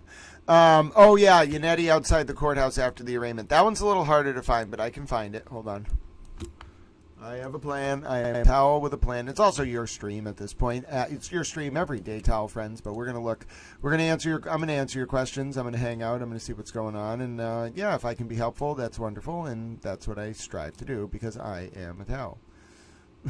Yes, Grant. We know you are a Towel. All right. So I'm gonna look for the clip with Yannetti on the courthouse steps. I think I have seen it. I know I've seen that clip of him standing outside. Hold on. Because I know it was on the front of the Boston Globe. Oh, no. Hold on, that's not. Yeah. Okay. I don't want to watch a Vinny interview. See, this is what we're looking for. It's the Boston Globe picture of Yannetti on the Stoughton Courthouse steps. Hold on. Let's see if I just type Yannetti Courthouse steps. I think it was on WBZ. I remember him giving the interview. Hold on. Let's see. It was in Stoughton. It was at Stoughton District Court. Also, Murder by Maestro, I checked out that tweet from John DePetro. You were totally right. And yes, you're 100% right about David Yannetti on the steps. It's just I have to find that specific clip. I know I found it before because I played it on this stream. The one where it's a quick one. Hold on. David Yannetti, Stoughton District Court. What's nice is why I actually really like this type of stream is we get so busy on these streams, ladies and gentlemen, some days that I don't even have time to answer your questions some days. We have to go right to the outro. So I love the fact that we have the opportunity to actually say hello. Hi, Macy Towell. We've been catching up on closings, and now we watched video of Karen leaving court, and now I'm looking for the video of David Yannetti on the courthouse steps outside of Stoughton District Court. And I know a lot of you are super towels, and you're like, oh, I'm going to find this. It's actually a lot harder to find than you think. That specific video of Yannetti on the courthouse steps. I found it before. I think it's because it was only aired on the news or something. When he walked out. Karen Reed arraignment. That's how I found it. I think I found it by just looking for news articles or news coverage of her arraignment. And then in that news coverage, there's a video clip of him saying, my client, it was a tragic accident. My client had no criminal intent. No, RP, it's not a problem. Listen, at this point, you are absolutely welcome to ask any questions you want. Donna, I think it was Karen's lawyer, David Yannetti or Alan Jackson, getting a phone call from a mysterious man who said his name was like Matt or Mark or something, and he was like, you should look at the people inside the house. That's how the defense tells it. I don't think that's how it actually happened. I think if you listen to the actually, you know what? While I'm looking for this other clip, Janet did Chloe Dog. Listen to this. I think I'm the only person to have ever said Janet did Chloe Dog dirty. What? C8. I must have spelled Chloe the other way. No. Hold on. I'm going to have to search for it for my own profile. I think the real way the defense came up with their theory was they just made things up. They would come up with ideas and be like, that seems reasonable. All right. Hold on. Here it is. Take a look at this, ladies and gentlemen. This is how Chloe got dragged. I know we all she's free now. She's running free. But this is how the defense came up with their theory. In May of 2022, we got the autopsy photos and the hospital photos. And I was in Yannetti's office with my dad. And then we called, give my mother the download. And she said, Karen, describe it. What is on his arm? I said, Mom, they're like kind of gouges and they're a little jagged. They're not road rash looking type of an abrasion. And she says to me, without seeing them, she says, Karen, do you think it's from an animal, like a dog? It was Janet Reed. Ladies and gentlemen, it was Janet Reed who did Chloe Dog dirty. Also, no, that's not spam. That is just Towel Love, and Towel loves Mary Adams, Macy Towel, and all the other towels. But yes, no, the big question is I'm trying to look for this video of David Yannetti outside of Stoughton District Court for Karen's arraignment. It's a little bit hard to find, but I'm going to find it. I'm going to find the clip of it. I know it's out there. I'm on a mission. And also, Janet Reed definitely tried to blame Chloe. It's Janet Reed's fault, according to that clip. I don't know what to tell you. It was clearly Janet Reed's fault.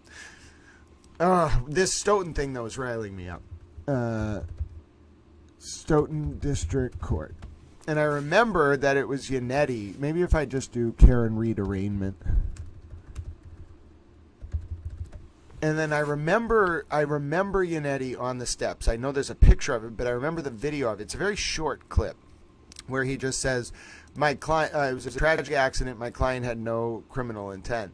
Oh, no worries, MRT 51. We're a very love-based towel stream.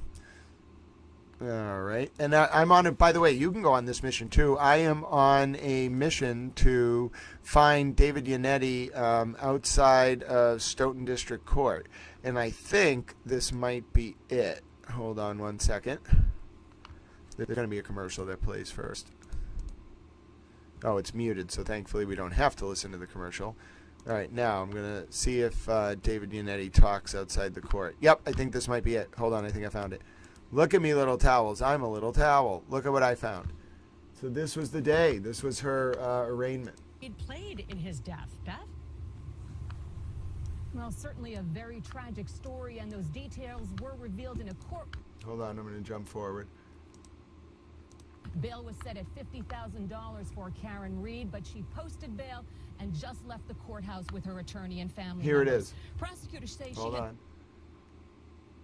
been in a relationship with Boston police officer John O'Keefe for 2 years. She's facing manslaughter, motor vehicle homicide by negligent operation, leaving the scene of an accident. After That was before she got indicted on M2.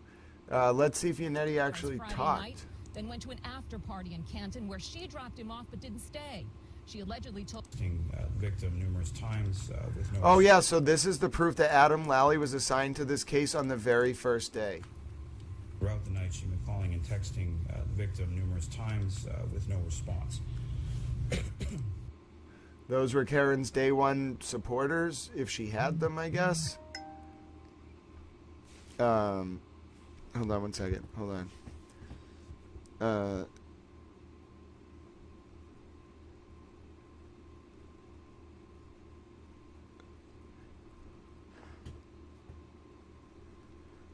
Sorry.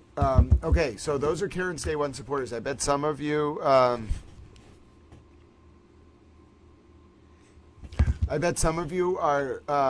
looking at that crowd and saying, "Whoa, are those people just waiting for court?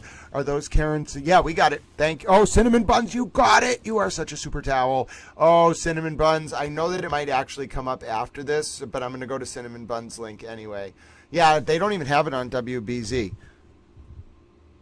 So we're going to watch the NBC. But, folks, those were the people in the courtroom. Can I eat some of my rice, by the way? I got chicken and rice murdered by Maestro. Are you proud of me for being a healthy towel? It was $11.95 because I ate a coupon.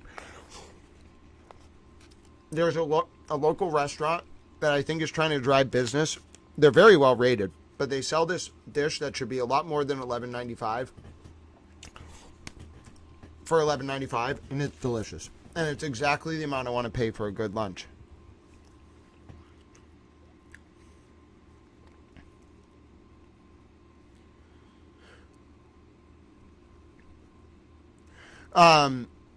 but I just don't understand. I see some of you looking at this. I know I think Lally was a little overmatched. I see some of you looking at this crowd. I'm looking at it too. It might have just been people in court. That's the reason I was pausing. Is I was like, do I know that person? And I just don't know any of them. Like, I'm looking so hard, and I can't recognize. Maybe she didn't have a supporter. But you know what I'm saying? Like, maybe there wasn't a single supporter of hers. But if you look at it, and maybe I'm just misreading it,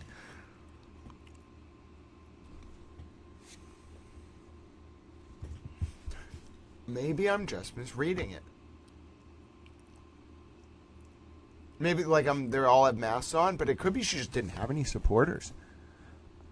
Yeah, Steve Scanlon, I think, is the origin. He didn't identify himself as Steve Scanlon, but I think. Oh, thank you so much for this. The Super Towel who found this. Did you? Let me just. I'm so sorry when I can't find a clip. I know you all can sense my anxiety. You're like, Grant, what's going on? I see it in my head. And Cinnamon Buns, I know you probably had a similar moment. I see the clip playing in my head of Unetti standing on the courthouse steps. And if I can't find something, when I know like the date it occurred, February 2nd, 2022, I know where it occurred, Stoughton District Court. I can see David Unetti walk out of the court in another video, and I can't find it. I kind of get, I don't think it's like, I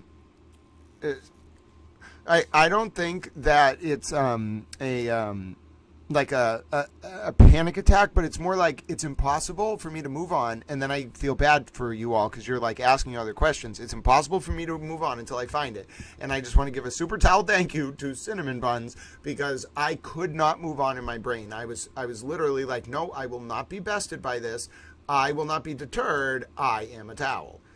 So we're going to take a look. Is that the O'Keefe family? That's Karen. Hold on. At which point they discovered a broken cocktail. Oh, let's listen to what Lally says. Right eyelid and a skull fracture. They began to search within the snowbanks for any evidence, at which point they discovered a broken cocktail-style glass and multiple patches of red substance that appeared to be blood. Reed allegedly told the officers that she dropped O'Keefe off at the house for an after-party and then made a three-point turn to leave. She told police she never saw him O'Keefe overnight on the rear taillight of her Lexus SUV. The defendant stated to Ms. McCabe, could I have hit him? Did I hit him? This is a defensible case. I will tell you that my client has no criminal intent. She loved this man. She is devastated at what happened. Karen, did you hit John? Reed had no comment leaving court. Officer O'Keefe's family sobbed in court as fellow officers gathered there in support. John was a tremendous human being. And I think when those stories come out, you'll see, who he was and why, he was adored by, anyone, like I said, that he worked with, anyone that knew him. Wait, so the cops did go to court to support John. Who said that cops didn't go to court to support John's family? Eventually, I think they weren't allowed to keep going because of various court orders. Like it really would be inappropriate for them to go to trial. But they went. The police did go to support John's family and to go to the case. Yeah, it was Steve Scanlon. Let me see if I can. Oh, that's so frustrating now because I'm now thinking back, ladies and gentlemen, to all those times where I saw people online saying, no, the system never went to court to support John's family or the case. They clearly did. That's proof. Murder by Maestro, if you ever see someone trolling about that, thanks to Super Towel Cinnamon Buns. Cinnamon Buns, you have done a noble service, my dear Super Towel friend. Well, no, Murder by Maestro, it's actually incredibly important because it infringes on a defendant's fair trial right, because it can actually give the impression to a juror unreasonably that the system wants to convict Karen, which can work against either the defendant or the state. You just don't want to do it. Yes, Murder by Maestro, but this order also extends to people coming to court in uniform. Like a uniformed cop sitting with John's family, there are probably a lot of uniformed cops who would love to go sit with John's family and love John's family, but having a uniformed cop in the gallery, a little weird. Okay, you know what? How about we watch, do you all want to watch Karen Reed's full bail hearing? Can we do that together? Oh, would you all allow me to do this? Will you indulge? I know this is a request from Super Towel Claudia Montano. No, Murder by Maestro, I totally agree with you about the thing on the stand. I think that was a little far. But like in the gallery, During testimony only, yeah, okay. So I misunderstood your point because you were talking about the order. The part of Judge Cannoni's order that I agree with and that I understand and that, well, I respect the whole thing, but the part about no police officers in uniform in the gallery, okay, that part, I don't think anyone disagrees with that. Karen shouldn't have a police officer in uniform in the gallery behind her either. But in terms of the stand, yeah, it was a little bit out of the norm, I think, for trials in Massachusetts. They normally would just take the stand in their uniform. So, all right, we're going to watch Karen's arraignment in Stoughton District Court because I have it right here. I have the full arraignment thanks to somebody had the pool feed. I think it was Channel 5. So we can watch it. It's the pool feed. Let me grab it.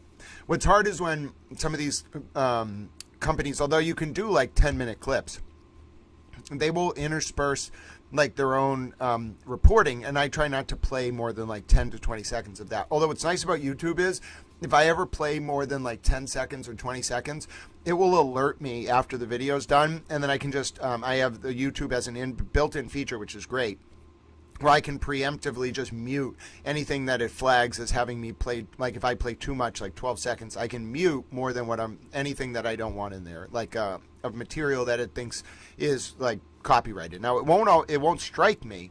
It will just tell me you're at 12 seconds or like you played this. Would you like to mute it? And I normally just mute it rather than revenue share. I only make like 40 cents off ads anyway, but it doesn't really matter. All right, let me get the Stoughton District Court thing for you. Hold on. What was the win for Karen? Yeah, murder by maestro, but also most detectives that testified, like the detectives testifying, they didn't, they wear suits on their day job anyway. All right, so let me see if I can get the arraignment. Hold on. I just had it too. This incredibly frustrating. The arraignment is quick, quick comparatively for Karen Reed hearings. There's one channel that has the actual whole arraignment, so let me just grab that for you. I think it's Channel 5. I'd rather just actually listen to the arraignment. I know they didn't charge her with murder 2 right away, but I want to listen to the full... Oh, I got it. I have the whole arraignment for you. It was on Facebook? Why? Why would you put it on Facebook? The only copy of this arraignment is on Facebook? That is the weirdest thing I've ever seen in my life. One count of leaving the scene of personal injury and death. These offenses taken place January 29, 2022 in the town of Canton. Good morning, ma'am. I'm advising you pursuant to Mass General Laws, Chapter 276, Section 58. Should you be charged with a crime or violate a release condition while this case is pending, you can be held in the House of Correction for up to 90 days without bail. Good morning, Mr. Yannetti. Good morning, Mr. Lally. Good morning, Your Honor. All right. Mr. Lally. Your Honor, with the court's permission, could I just pull the mask? Yes. Yes. Thank you, Your Honor. Your Honor, Adam Lally for the Commonwealth. The Commonwealth is requesting that the court set a cash bail in this matter in the amount of $50,000 with some additional conditions. Those conditions being the bail warnings as just read by Your Honor to the defendant, as well as conditions that she stay away and have no contact with the deceased victim's family, that she stay away and have no contact with the deceased victim's residence, and that she be prohibited from operating a motor vehicle during the pendency of this case. In support of that request, Your Honor, the Commonwealth would cite the nature and circumstances of the offense as well as the potential penalty that the defendant faces, particularly with reference to the manslaughter charge and the leaving the scene of personal injury and death, the latter being a bindover. The facts of this case, Your Honor, essentially on Friday, this past Friday into Saturday, January 29th, at approximately 6:04 a.m., the Canton Police Department received a 911 call from a woman reporting a male party subsequently identified as the decedent and victim, Mr. John O'Keefe, who was found in the snow at a residence on Fairview Road. At the time of the 911 call, there was heavy snow and the temperature was in the teens. Officers Saraf and Mullaney of the Canton Police were dispatched to the scene along with Canton Fire and EMS. Officer Saraf was the first to arrive on scene and observed 3 females waving at him. If you were standing on the roadway looking at the property, the 3 females were in the left corner of that property. Officer Saraf observed the victim lying on the ground as two of the females were performing CPR. The three females on scene were subsequently identified as the defendant before you, Ms. Karen Reed, Ms. Jennifer McCabe, and Ms. Kerry Roberts. Officer Saraf observed the victim to be cold to the touch, no signs of breath, and returned to his cruiser to retrieve his AED device. At this time, Canton Fire and EMS arrived on scene and took over first aid. Paramedics then transported the victim to the Good Samaritan Hospital in Brockton, where he was determined to be deceased several hours later. Several detectives from the Canton Police arrived on scene moments after the 911 call. They began to search within the snowbanks for any evidence, at which point they discovered a broken cocktail-style glass and multiple patches of red substance that appeared to be blood in the vicinity. They secured the glass and 6 blood samples from that area as evidence. Troopers from the Norfolk County District Attorney's Office, specifically Sergeant Buchanan and Trooper Proctor, then arrived at the scene and began the process. They also spoke to several witnesses. Specifically, they spoke to Ms. Jennifer McCabe. She stated that the evening prior, she and some friends were at the Waterfall Bar located within the town of Canton. She stated she and her husband arrived there at approximately 9 p.m. At approximately 11 p.m., the victim and the defendant arrived at the Waterfall Bar together. She indicated to the troopers that the victim and the defendant had been in a dating relationship for the last 2 years, and that the defendant often stayed at the victim's house most nights, is what she described it as. She observed the defendant walk into the bar holding a glass cup from C.F. McCarthy's, which is a bar located across the streets from the Waterfall, with a clear liquid inside and what she believed to be a vodka soda drink.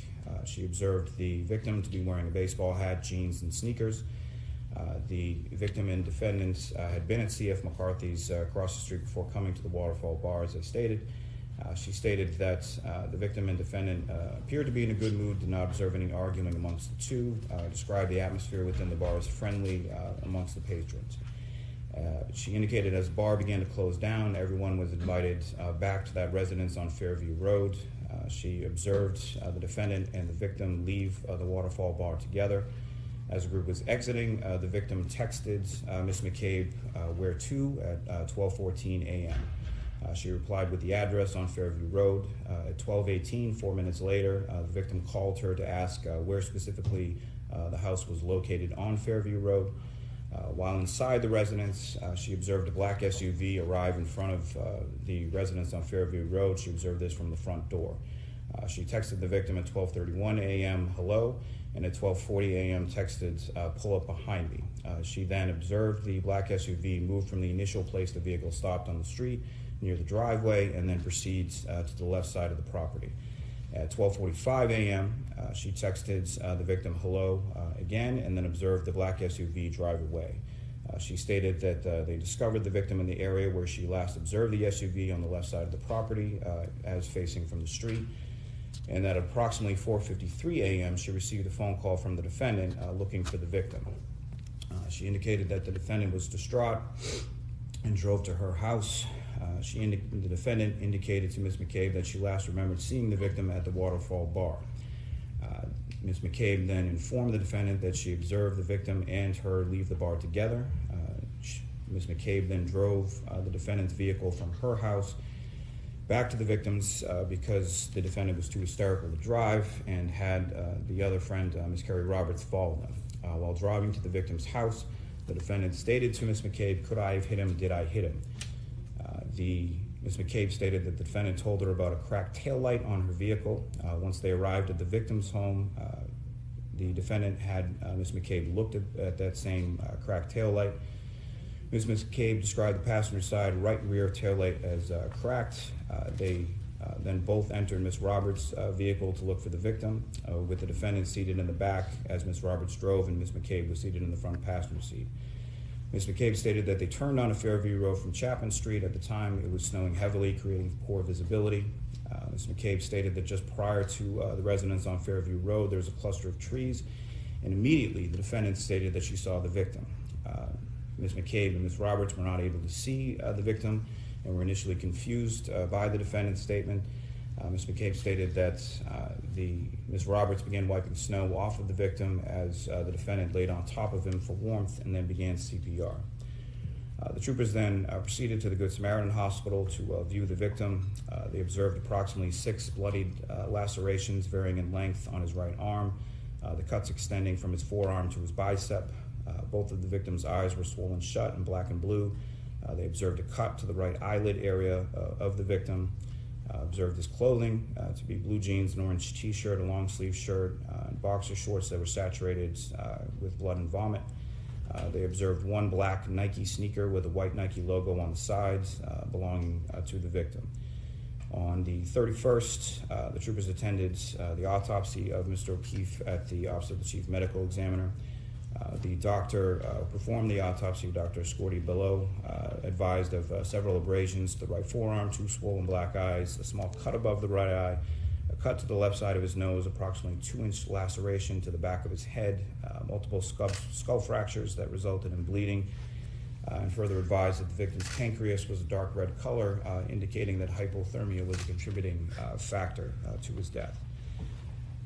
On January 29th, the troopers conducted several other interviews, including Ms. Roberts.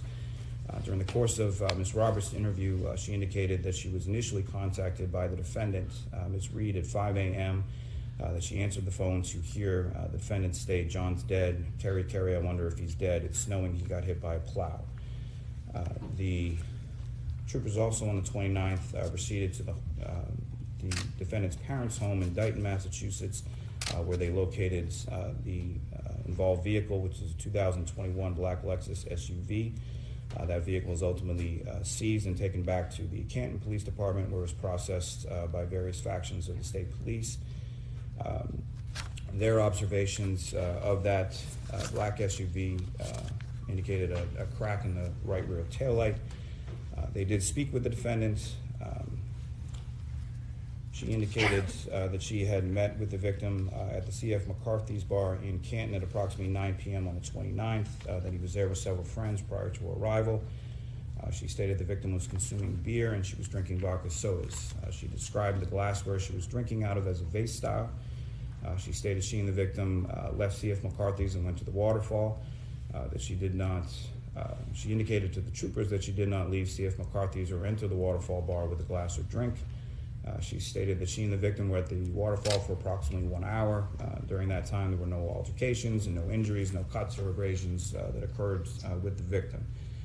She indicated that they left the waterfall and were invited to the house on Fairview Road. She stated that she dropped the victim at the house on Fairview and went home since she was having stomach issues at the previous bar. She stated that she dropped the victim off. She made a 3-point turn in the street and left. Did not see the victim enter the house. She indicated that she first observed the broken taillight in the morning and did not know how she broke it the previous evening. She indicated that she discovered the victim in the morning. She observed him lying face up, snow on his legs, eyes swollen and blood coming from his nose and mouth, and that she provided mouth-to-mouth upon her arrival. Further indicated that throughout the night she'd been calling and texting the victim numerous times with no response. Officers also interviewed several first responders, including a firefighter paramedic from the town of Canton. Indicated that she arrived on scene, observed the victim's condition, went to speak to the defendant in regard to any sort of prior medical issues or causality of the injuries that she observed to his face, to which the defendant then made several statements to her, indicating, "I hit him, I hit him, I hit him, I hit him." As I mentioned, the black Lexus SUV was seized. There were fragments of broken glass that were observed on the rear bump of the vehicle. The rear right passenger side taillight was shattered, pieces missing from the red and clear areas. On the right side of the rear tailgate, a deep scratch and minor dent was observed. On the right side of the rear bumper, above a small red light, 2 scratches were observed in one area where the paint was chipped off. Troopers from the Collision Analysis and Reconstruction section of the State Police performed several tests on the vehicle, including a rapid acceleration forward and reverse, noting that there was no deficiencies with the braking system. They also implemented the use of a training figure resembling a human approximately 6 feet in height that was placed behind this Lexus. It was operated by members of the CARS unit and documented with video. The vehicle was placed in reverse and started to travel towards said training figure. The rear view camera on the vehicle was operating properly, providing a 180-degree visual. And as the Lexus traveled closer to the figure, both auditory and visual cues began to sound off within the vehicle, indicating an obstruction to the rear. In addition, on the 29th, the Massachusetts Special Emergency Response Team, or CERT, was activated to assist in searching for potential evidence outside of the residence. Standing on the street, looking to the left of the property, there was a fire hydrant located there. In that area, they located a black Nike sneaker with a white Nike logo along the side, matching that found on the victim's body. In the area of the street where the victim was recovered. In addition, in that same area, they located 2 red plastic pieces of a taillight consistent with the missing pieces from Miss Reed's black Lexus SUV, as well as 1 piece of a clear plastic piece of a taillight located in the same area, also consistent with the broken taillight on the Lexus SUV. Your Honor, with the nature and circumstances of those facts, as well as the potential penalty the defendant faces on these charges, the Commonwealth is requesting that the court set a $50,000 cash bail with the conditions as outlined previously. Thank you, Mr. Lally. Thank you. Mr. Yannetti, and if you would, go right to the mic. Thank you, Your Honor. Good morning again, Your Honor. David Yannetti for Karen Reed. Judge, my client is 41 years old with no criminal record. My client grew up in Taunton, Massachusetts. She's a graduate of Coyle Cassidy High School in 1998. And when it came time to go to college, she stayed in Massachusetts and went to Bentley College. She graduated with a Bachelor of Science in Finance in 2003, and since then has worked in the financial sector. And in fact, she's been at a very large, well-known financial company since 2007, where she's currently an equity analyst. In addition, she's an adjunct professor at a Massachusetts university as well, and she's been there since 2008. In addition, Judge, my client suffers from a host of medical issues. From the time that she was 25, she's had multiple serious illnesses diagnosed, beginning in 2005 with colitis, which ultimately led to her colon being completely removed in 2009. She's been in pain for a number of years, and eventually also was diagnosed with MS as well in 2013. Continued to have digestion issues and bowel issues, and this past summer my client unfortunately was diagnosed with having a brain tumor as a result of migraines that she had never had before. There is still no answer regarding whether that brain tumor is cancerous or not. And I bring this up not for the purpose of evoking any sympathy, but to focus on what the court's inquiry is here today. The inquiry is, what is the likelihood that my client will appear in court for her trial? Does bail need to be set to assure her appearance at trial? And if so, how much bail should be set? Her roots are here. She was born here, she went to school here, she went to college here, and her doctors are here. And in addition, her family is here. Her parents are present in the courtroom, her brother and her sister-in-law are present in the courtroom. And Your Honor, just so the court's aware, I'd like to have a letter that I sent to the Norfolk County District Attorney's Office this weekend. It was faxed on Saturday, where I promised that my client would appear if they just called me. All they had to do was notify me, and I wrote right in the letter that she would report to any police barracks or police station or courthouse to which they directed me. They ignored that and instead got an arrest warrant for my client. However, she knew. She had hired an attorney since January 30th, this Saturday, because the police had come and they had taken her phone and they had taken her car. She knew that they were considering her a suspect, rightly or wrongly. And what did she do? They arrested her at the very address that I included in my letter to the Commonwealth, which the Commonwealth ignored. This is relevant, I would assert, Judge, regarding whether she is a flight risk. I think that it doesn't really pass the straight face test. She is not going anywhere. She didn't go anywhere. I frankly don't think they've overcome the presumption of personal recognizance in this case. With regard to the facts of the case, Judge, I've read the affidavit that the prosecution has now read. Manslaughter is a tremendous reach in this case. I don't see any criminal intent that would justify manslaughter in that affidavit. And there's a reason for that, because there was no criminal intent. This was not some random stranger. This was my client's boyfriend, somebody with whom she was in love, somebody with whom she essentially lived with. And by the way, the police have her phone. At 4:30 in the morning, my client is placing multiple calls to the victim in this case, to her boyfriend, wondering where he is, why he hasn't come home, and getting annoyed with him because his niece, of whom he was a guardian, had to go to bed without saying goodnight to him. She had no idea that he was deceased or that anything had happened. At 5:30 in the morning, she's placing probably about 10 calls to him for the same reason, before she now knows something's has to be wrong, because he never stayed out at night without her. If they were ever out at night, they were always together. He had never not come home. And that's when she calls her girlfriend and goes back to the scene and sees this horrific scene. So, Your Honor, this is a defensible case. There is no reason for her to run. She's done the opposite. She hired an attorney almost right away, and by the way, there will be substantial issues regarding a motion to suppress statements here. As I put in the letter, and I'd like to, again, have this marked as an exhibit for the bail hearing. As I put in the letter, the police multiple times violated her. Mr. Lally, any objection to the letter committee? No objection. All right, thank you. We'll accept it. We'll mark it. Thank you very much. Yeah, the police violated her right to counsel multiple times, Your Honor, and we'll be able to show that at a motion to suppress hearing.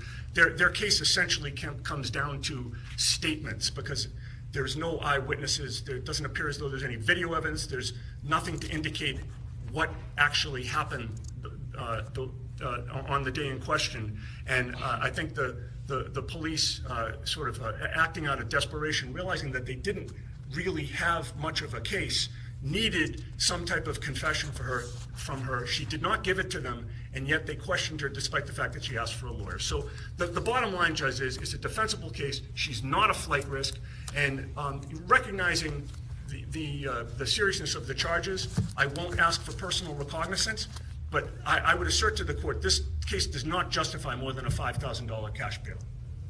Thank you. My guess is you have no objection to the proposed conditions.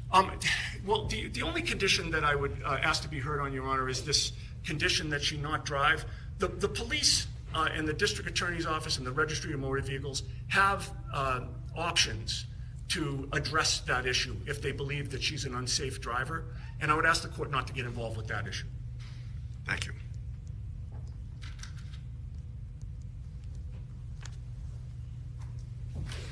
All right, with regard to the conditions, she is ordered not to drive unless licensed or permitted by the Massachusetts Registry of Motor Vehicles.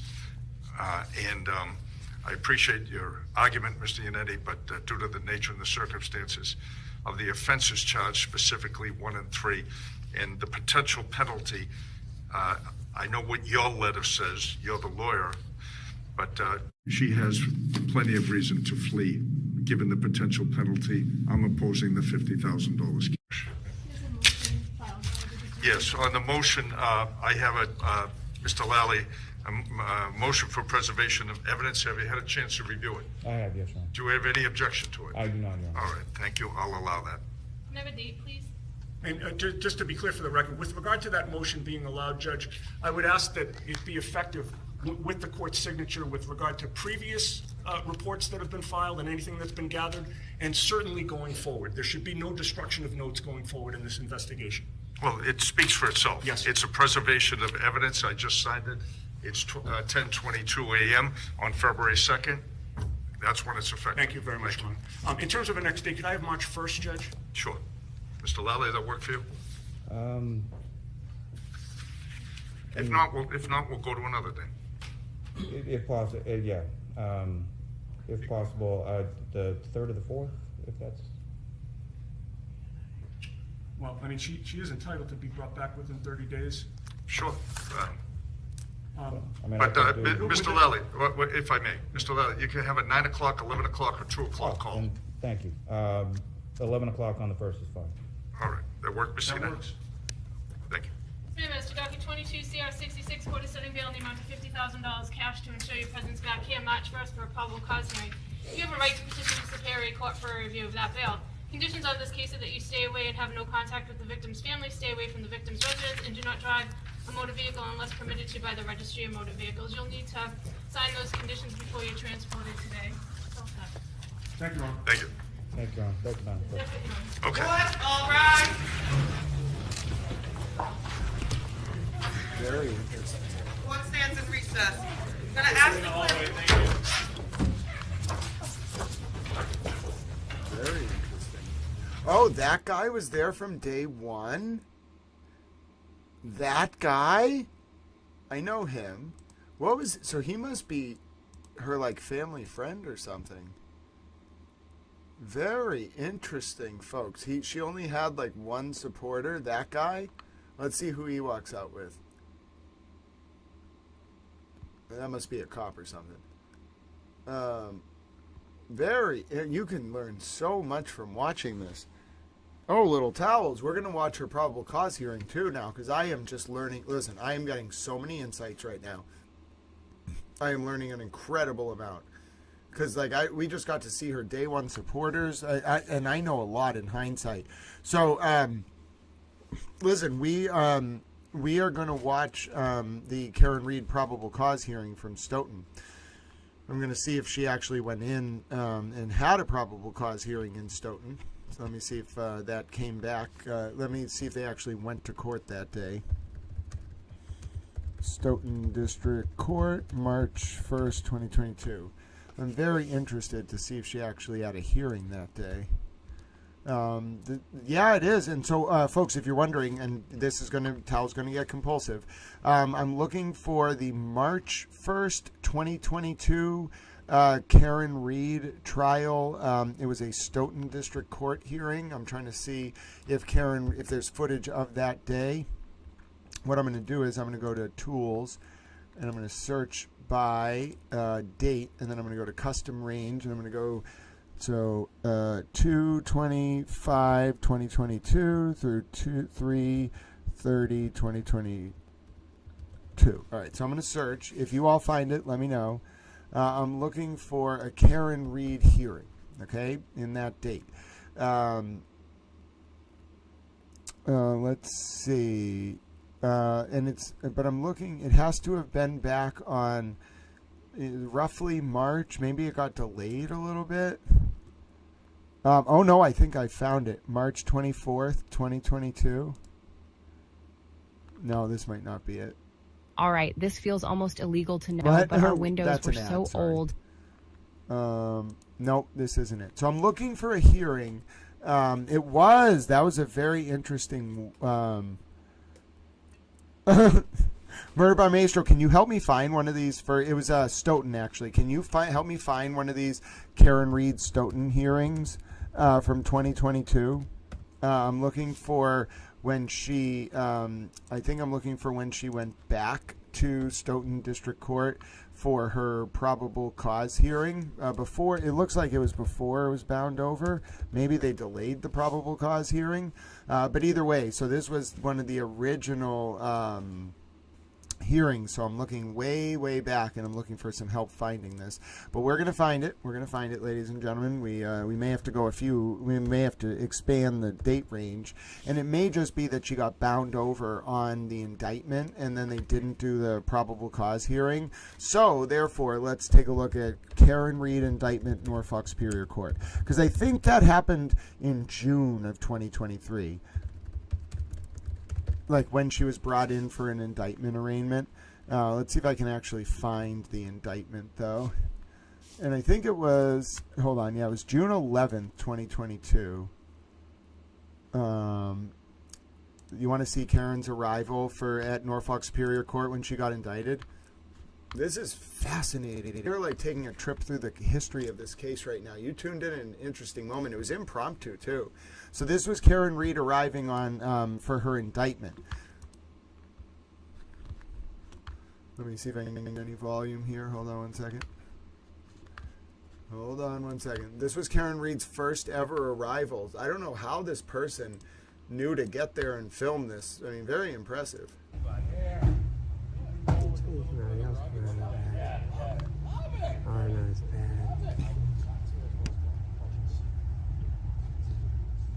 Oh, wait a minute. Karen actually did get in the van. Ange Whittick, look, you're going to get to see Karen in the van.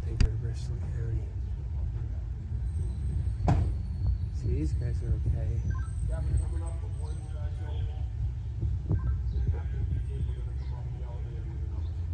Oh, one space and another one. Ah, that's too terrible.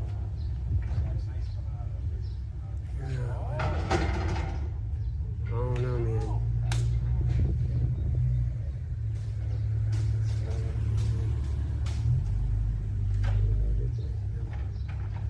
that guy's cool.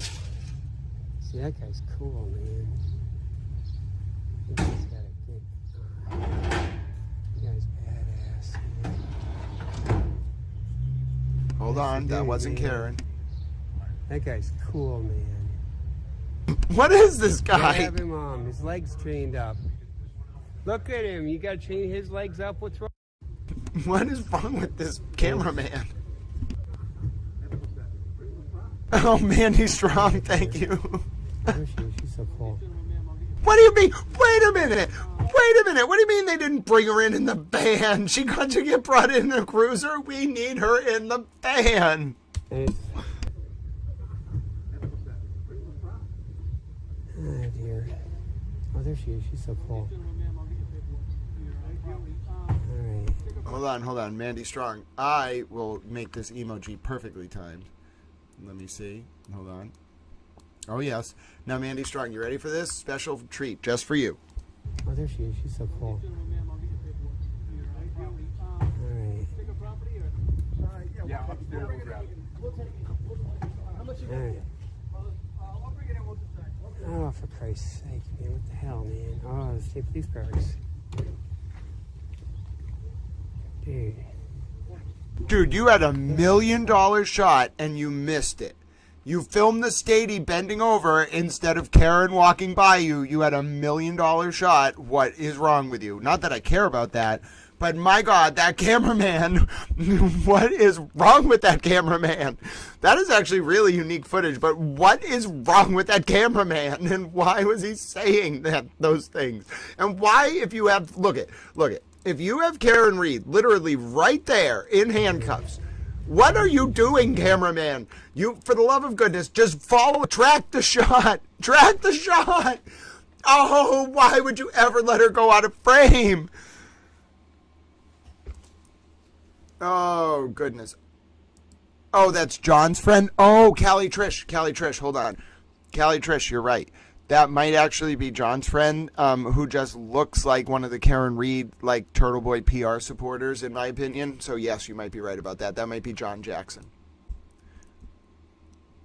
Why would you ever screw that shot up, though? Like, you have Karen Reed getting turtle walked, and you just blow the shot. Like, once-in-a-lifetime shot. Only time, literally, I think the only person there, and he blows the shot. Literally, he had one job. Oh my God. This was like the only guy there too. It's in the back of the court, and he just, hold on. I want to watch it again. They take her out of the cruiser, they walk her in, they give her to the court officer, and then he just blows the shot. Come on. Oh, it's infuriating. Like, what? Why are you filming the Stady? No one cares about him. Film Karen Reed. Like, you had one job, sir. You failed in your single job. And that's the evidence she came in with. You had one job, sir. You failed in your single job. You are not a towel. Thank you for the footage, but you did not do a good job. I'm very sorry. You did not do a good job. I mean, I'm glad we found that. But that cameraman... Wait, so are we making the cameraman a towel because he did a bad job or because he did a good job? Also, I'm trying to find this actual arraignment hearing, so give me 1 second. Karen Reed, Norfolk Superior Court arraignment. Let me get the actual arraignment hearing for you. Hold on, little towels. Yeah, that cameraman is not a towel. I want her actual arraignment, though. It was June 1st or something, 2022. Anytime. Hold on, little towels. I am going 5:30, 2022 to 6:10, 2022. I just want the full... Why is there no Karen Reed arraignment? I know it was in those dates. It was June 10th, 2022. Oh, okay. So that's why I need to... If I'm going to get the actual date, I probably need to do the 12th of June. All right, let's see. I just want the arraignment. Does anyone have her actual arraignment? Why is this so difficult to find? Hold on, I'm not going to give up that easily. Little towels, I am out to get this arraignment. If you find the arraignment, you let me know. But for now, I'm gonna search. That was fascinating imagery. We may as well have this be the image on the screen, though. There you go, Karen. How you doing, Karen? Karen with Chief.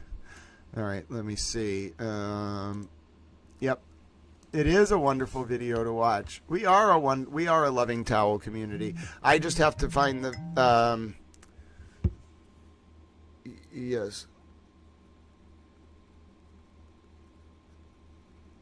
I just have to find this actual arraignment. I know someone has it. Like, there is no way that that someone does not have this arraignment. There's just no way. I just refuse to believe it.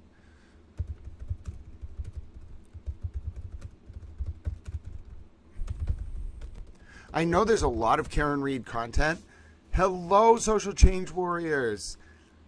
Oh no, Sandra Birchmore. I agree. Justice is coming there. Don't worry about that. I think justice is coming in the Sandra Birchmore case for that cover up. But hold on.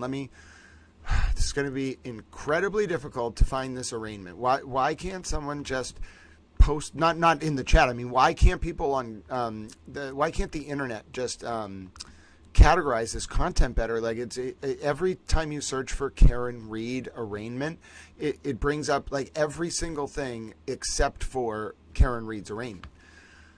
Like all the content in the world except for the arraignment. June 2022. And I know there was footage of it. I remember her being arraigned.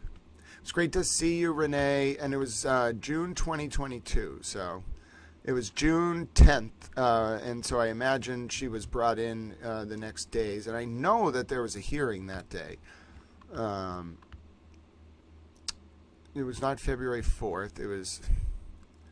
And it was not September of 2023. It was one of the first hearings. And this was August 12th of 2022. So, oh, interesting. August 12th, 2022. We'll take a look at that one. But I want to see the actual arraignment, which was June of 2022. And I don't understand why I can't find that arraignment. Oh, I mean, I have a news article about it, and I guess maybe there just wasn't very much at that hearing, because I found the WCVB article, and it maybe not very much happened that day in court. Let me listen to what they had to say.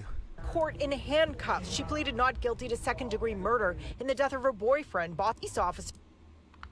I'm jumping ahead. Tears in court as the prosecutor described the medical examiner's... Oh, there is coverage of this hearing. All right, hold on. I'm going to try to find this. It was June 10th, 2022. I'm going to try to find this, all right? So give me 1 second, little towels. Karen Reed hearing, June 10th, 2020. And I know someone out there is probably able to find it, but I think it's actually important we watch it because the the arraignment on the arraignment of Karen is actually probably the most important thing to watch in Superior Court, because that's when it got updated to murder 2. So let me see if I can find this here. Hold on. I'm not going to...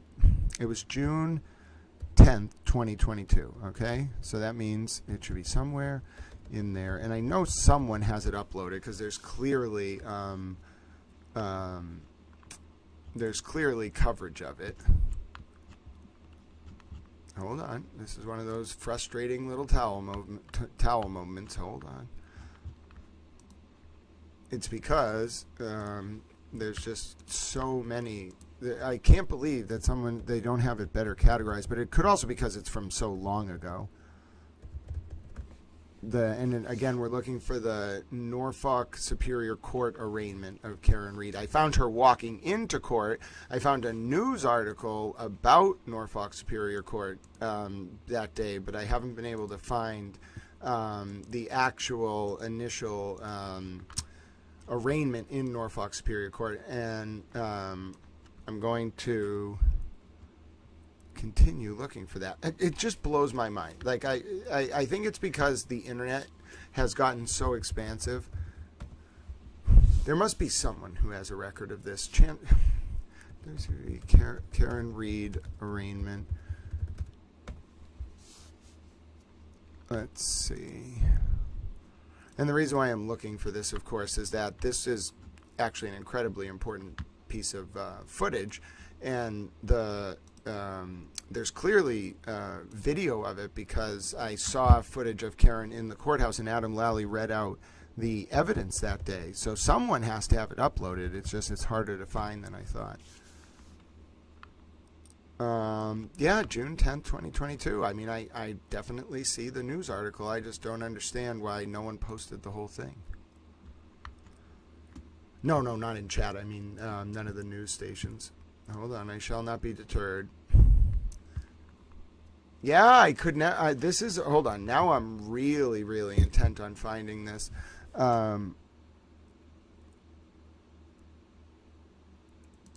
What is this one? Let me see. So I found one September 15th of 2023. But that's not... That's like a year and a half later. And she was asking for bail to be dropped. Oh, so here's an interesting one we can start watching while I'm looking for it. So here's a Karen Reed hearing where Karen asked for bail, apparently. So, and this was very early in the case. We're going to go back to the beginning. I'm going to put this on for you, and then we're going to take a look at this. So tell me what you think of this. While I'm looking for the Norfolk Superior Court arraignment with Adam Lally, I have a bail hearing for you to watch, which is going to provide... We're catching up on the Karen Reed case. We're looking at it from the beginning. This is very interesting. Let's listen.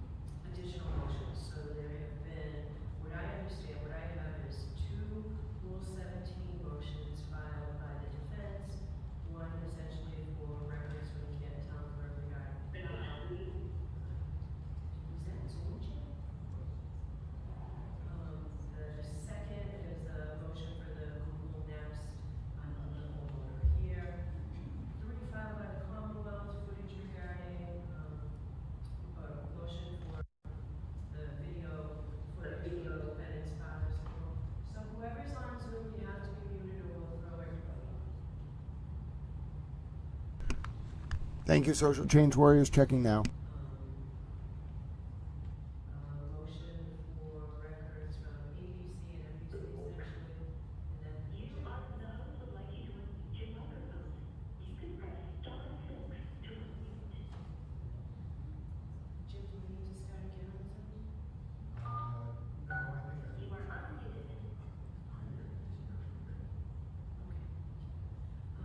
Then there's a recent motion regarding exhaustive testing.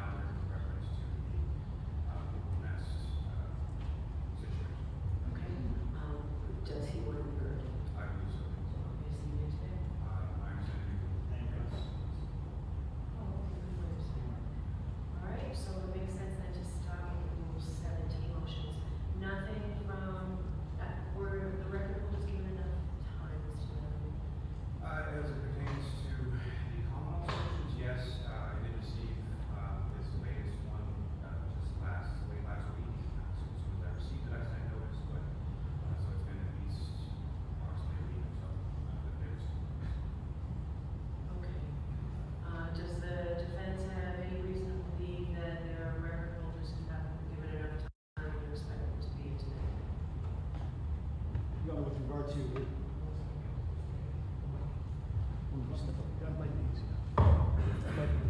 Your Honor, if the court could define which of there's multiple motions, both from the side, the record holders from, or with related to Mr. Lally's motions, NBC, ABC, Alarm.com. Is that what the court's talking about, or the? Do you have any reason Mr. Lally said that he sent out notice to all of the record holders pursuant to Rule 17? Right. And that he only heard back from one person. Low HB. I know some of these motions were filed late, so my concern was that some of these record holders did not get notice. Yes. Just one amendment that I did also speak with counsel before the town camp, and they have no objection to the records. Okay. It's Commonwealth, but that needs to be observed. Okay. Does that answer your question, Mr. Johnson? Not completely. As it relates to the town clerk, no issue. As it relates to Google Nest and Google, we have no issue. As it relates to NBC and ABC, I have issue with Alarm.com, but the other two motions that the Commonwealth filed Rule 17B motions on, I do have an issue with, because I don't have enough information to be able to state with any authority that they have not received consumer notice. However, in speaking with both those entities, producers at both those entities, I have not spoken directly to legal counsel on either side, but for either agency. However, I was told by individuals who had spoken to legal counsel that they had not been served, they had not received any formal paperwork from the Commonwealth as yet. And that was probably, I want to say, 5 days ago, something like that, 5 or 6 days ago. So that's the latest information I have. In other words, I don't have information that they haven't gotten notice, but I certainly don't have information that they have gotten notice either. Mr. Lally, if you don't want to continue this Rule 17 motion hearing, what's the Commonwealth's position on that? The Commonwealth's position is notice was sent, at least 2 weeks in advance of the hearing date on both motions. I haven't heard anything from either of those parties. It wasn't pressed attention to counsel for those entities. If the court wants to push it off to a further date, by additional notice, I'm okay with that. But at the same time, I don't foresee being any issue. And obviously, if the court were to allow the motion to go to records and some objection to them, certainly no record for that to be produced until at such time as they can be heard. What I intend to do is go forward on the motion today. I will, in all likelihood, take it under advisement, and if they did not receive notice, or they had late notice, or they want to be heard, I can reopen it. That's satisfactory with us, Your Honor. So, since you have both, the one that seemed quickest to resolve is the Canton Town Clerk motion. Mr. Clerk, let's take 116. So in reviewing that, I sort of assumed it was something that the parties might agree to, and you say the Commonwealth agrees to that, Mr. Lally? No objection. Right, so I will allow that. I'll take a closer look at the proposed one. That motion will go on.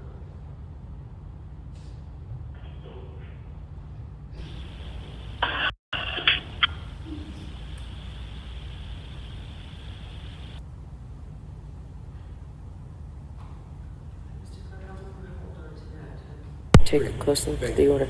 All right, so 116, and now we'll go to the Google Nest motion, Rule 17 motion, paper number 125. Mr. Henning, why don't you come up, since this affects your client as the third party?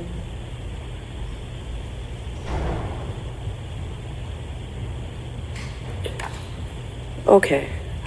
So why don't I hear first, I'd just like you up here, why don't I hear first from Mr. Jackson? Sorry if it makes it uncomfortable for you standing there. But why don't I hear, I guess you'll have to take a seat. Why don't you just sit by? Thank you. I'm sorry, Mr. Henning. All right, Mr. Jackson, I'll hear you on your motion. Thank you, Your Honor. There's very little question that the security camera footage capturing the interior and exterior of the Albert home, the scene of John O'Keefe's death, is evidentiary, it's relevant, it's material to the defense, and it should be material to the prosecution, I would think. It should be material. I have a proposed order from the Commonwealth, so I don't know that there is that much of an opposition to There may this. not be, but there may be an opposition from, it sounds like Mr. Henning has some things to say as well, and so my comments are directed as much to that as it is to the Commonwealth. We've known for some time that there was a camera at the house of the Alberts, but what's truly interesting is how we know that there was a camera at the house of the Alberts on the date that John O'Keefe was killed. We know that there was a camera at the house, Your Honor, because a grand juror asked Brian Albert during the course of his testimony about the camera. It wasn't the Commonwealth that asked that question. The assistant district attorney went through 26 pages of questioning at the grand jury, a full panoply of questions surrounding the circumstances of John O'Keefe's death on January 29th, 2022, and not a single question was asked about security footage that did or did not exist at the time. A grand juror had to step in and ask that question. And that's interesting in and of itself, but this is a longtime law enforcement officer, Brian Albert. I'm actually going to interrupt you. Mr. Lally, is there any objection from the Commonwealth?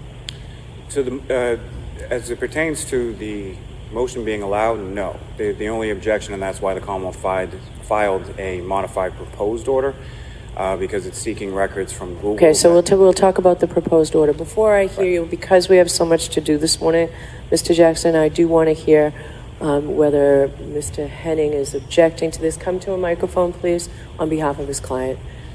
It will save us some time if we direct it to the order if there's no objection. I do understand. I don't think my comments are going to be very lengthy, but there are some things that I do want to put on the record on behalf of Ms. Reed. Okay, I'm going to ask you to have a seat. I'll hear if there's an objection, and then you can figure out what you need to say if there's no objection. Good morning, Your Honor. Greg Henning on behalf of the homeowner. With the proposed order that the Commonwealth submitted in mind, that language, Mr. Albert, the homeowner, has no objection to the Rule 17. Thank you. All right, I'll hear you now, Mr. Jackson. I don't know if you heard that. Did you hear Mr. Henning? I think I heard him say that there was no objection. To the proposed order from the Commonwealth. The proposed order, the problem with the proposed order of the Commonwealth is it indicates that they believe that the information is appropriate prior to January 29th, which is in and of itself ridiculous. The whole point is to get the camera footage from the 29th, from the early morning hours of the 29th. We don't have, again, this has become a sort of a theme with the Commonwealth. They indicate. All right. Okay. So this is interesting to watch Alan Jackson back then, but this isn't actually what I wanted to watch. I wanted to watch the June the 10th. I thought it was I thought it was June 10th, 2022. Yeah, I guess we can watch this a little more if you find it interesting. But I thought this was I'm trying to find the June 10th, 2022 arraignment for Karen Reed. I'm not going to turn this. If you all want to watch this and kind of how like the defense argument evolved, we can watch this. This is from October of 2023. You can really see this trial has aged Alan Jackson. Maybe that's why you all, yeah, let's watch it. But listen, I'm putting out a towel request. If anyone can find the full footage, I found, thank you so much to Cinnamon Buns, we found a clip of Karen Reed's arraignment. Now let me just show you. Oh, God bless you, Skylar, the South Park fan. I love your username. I love your emoji. I am going to keep it up. I'm going to keep being a towel investigator, and we are going to find this. First of all, look at that towel emoji. Oh, you wonderful towel little emoji. Even though I'm getting frustrated, I cannot find this arraignment. What I am going to say is I love that super towel emoji. He's encouraging me to keep it up. I'm going to do that. But we can also, let me just say, if I engage in an exhaustive search and I can't, oh, thank you, Social Change Warriors, by the way, for all those clips. Yes, we did hunt down that video of David Iannetti. He clearly did say that. There's no question. Again, God bless you, Skylar, the South Park fan. I love that little towel emoji. I'm going to just scroll him back up and give him a little towel head rub. He is a super towel emoji. You are a super towel, and I'm pleased to be looking for this video with you all today. If you're wondering, hello, Peach Pie. If you're just tuning in, we are, don't even worry about it, RP. We are on a special investigation. It's a towel investigation, and we are looking for footage, the full footage of Karen Reed's arraignment in Norfolk Superior Court on June 10th, 2022. I checked the date. It was June 10th, 2022. Now, unfortunately, we may not be able to find it tonight, but that's okay. We will absolutely take a look tomorrow. And as a towel, I wanted to let you know that I am not going to give up on this, just like even though I couldn't find that clip of Karen in the documentary, I am not going to give up on finding this footage of Karen Reed's arraignment. Sorry about that. I played a towel ad. I'm playing my own video. I actually just wanted to take a screenshot for my phone of the towel emoji doing the doing those hilarious curls. But needless to say, ladies and gentlemen, I'm going to find footage of that arraignment. If it takes me all night, I will do an exhaustive search. Someone broadcast it somewhere. I'm going to find it. But for now, let's keep watching this hearing from October of 2023. I just kind of want to get a sense of how much the defense really changed from October of 2023. This was, let me get you the exact date, September of 2023 until now. Really a big difference. They wanted to change the proposed order and literally put in the proposed order that any camera footage that we would get would stop at midnight on the 28th. We have to have the footage from the 29th. And I question whether or not that was as the Commonwealth... Did you see number 3 of their proposed order? The proposed order is...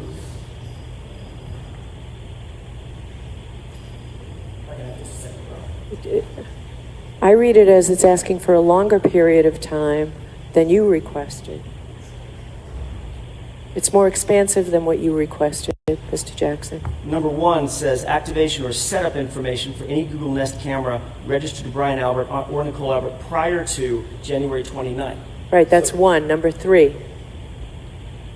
The Commonwealth's proposed order is more expansive than the defendant's proposed order. If there's an objection to that, I'll hear you.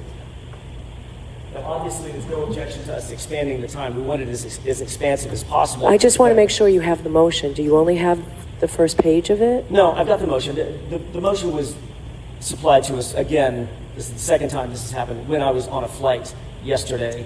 Mr. Yannetti, did you receive this? Yes, Your Honor. We both received it. I mean, I can read it on my phone as well as I can read it on a piece of paper. My issue is, as I indicated, I want to make sure that the proposed order extends to the early morning hours going through January 29th. As long as it does, then obviously we're on the same page, and I have no issue with the Commonwealth's proposed order. I want to make sure that and I don't have any issue with the Commonwealth's proposed order as it relates to other Google apps, for lack of a better phrase. The activity apps, financial apps, things of that nature. That's not what we're interested in.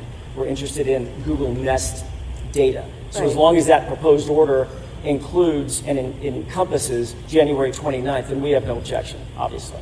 Mr. Lally, am I reading this wrong?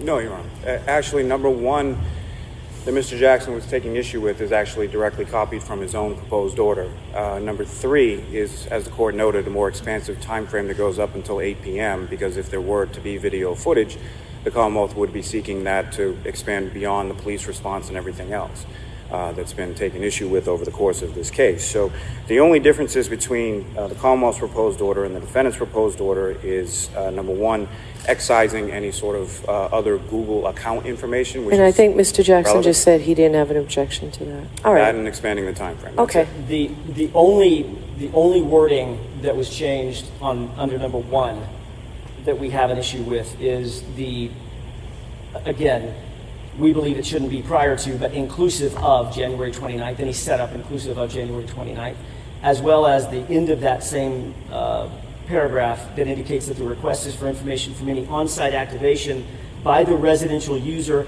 and not an activation that might occur at point of sale. There is no such thing as point of sale to argue from the order because it's confusing. there is no point of sale activation that we're aware of for Google Nest systems. But other than that, that's relatively pro forma. If the sum of substance is that we get the Google Nest data, that's what we're concerned with. All right. And you'd prefer that I add the expansive time frame than the Correct. less restrictive time frame Correct. that you requested? Yes. All right, so Mr. Clerk, you can mark this.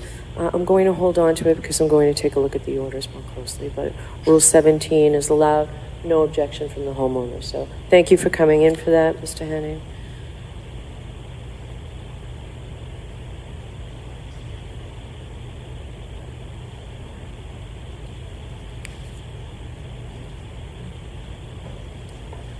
All right, so now we'll do the Commonwealth's, the motion for the alarm. Is there an objection to that, Mr. Jackson or Mr. Yannetti or Ms. Little? Not from the defense room. Okay. So this is the Commonwealth's motion for records alarm 121. Did you propose an order with this? Mr. Lally or Ms. McLaughlin, did you propose an order that maybe I don't have? Should be an order attached. I can provide the copy with an additional. You might have it, Jim. All right. Thank you. Thank you.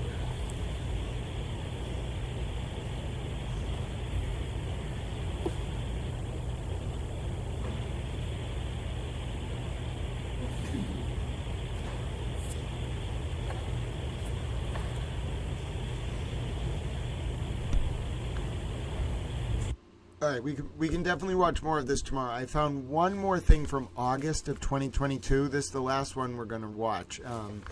I have just been on a towel mission. I just want to let you know, I have been on an absolute towel mission trying to find this. It has just frustrated me eminently that I haven't been able to do it, but it's all right. We are going to find the arraignment, but I did find coverage from August of 2022, okay? So I'm going to show that to you.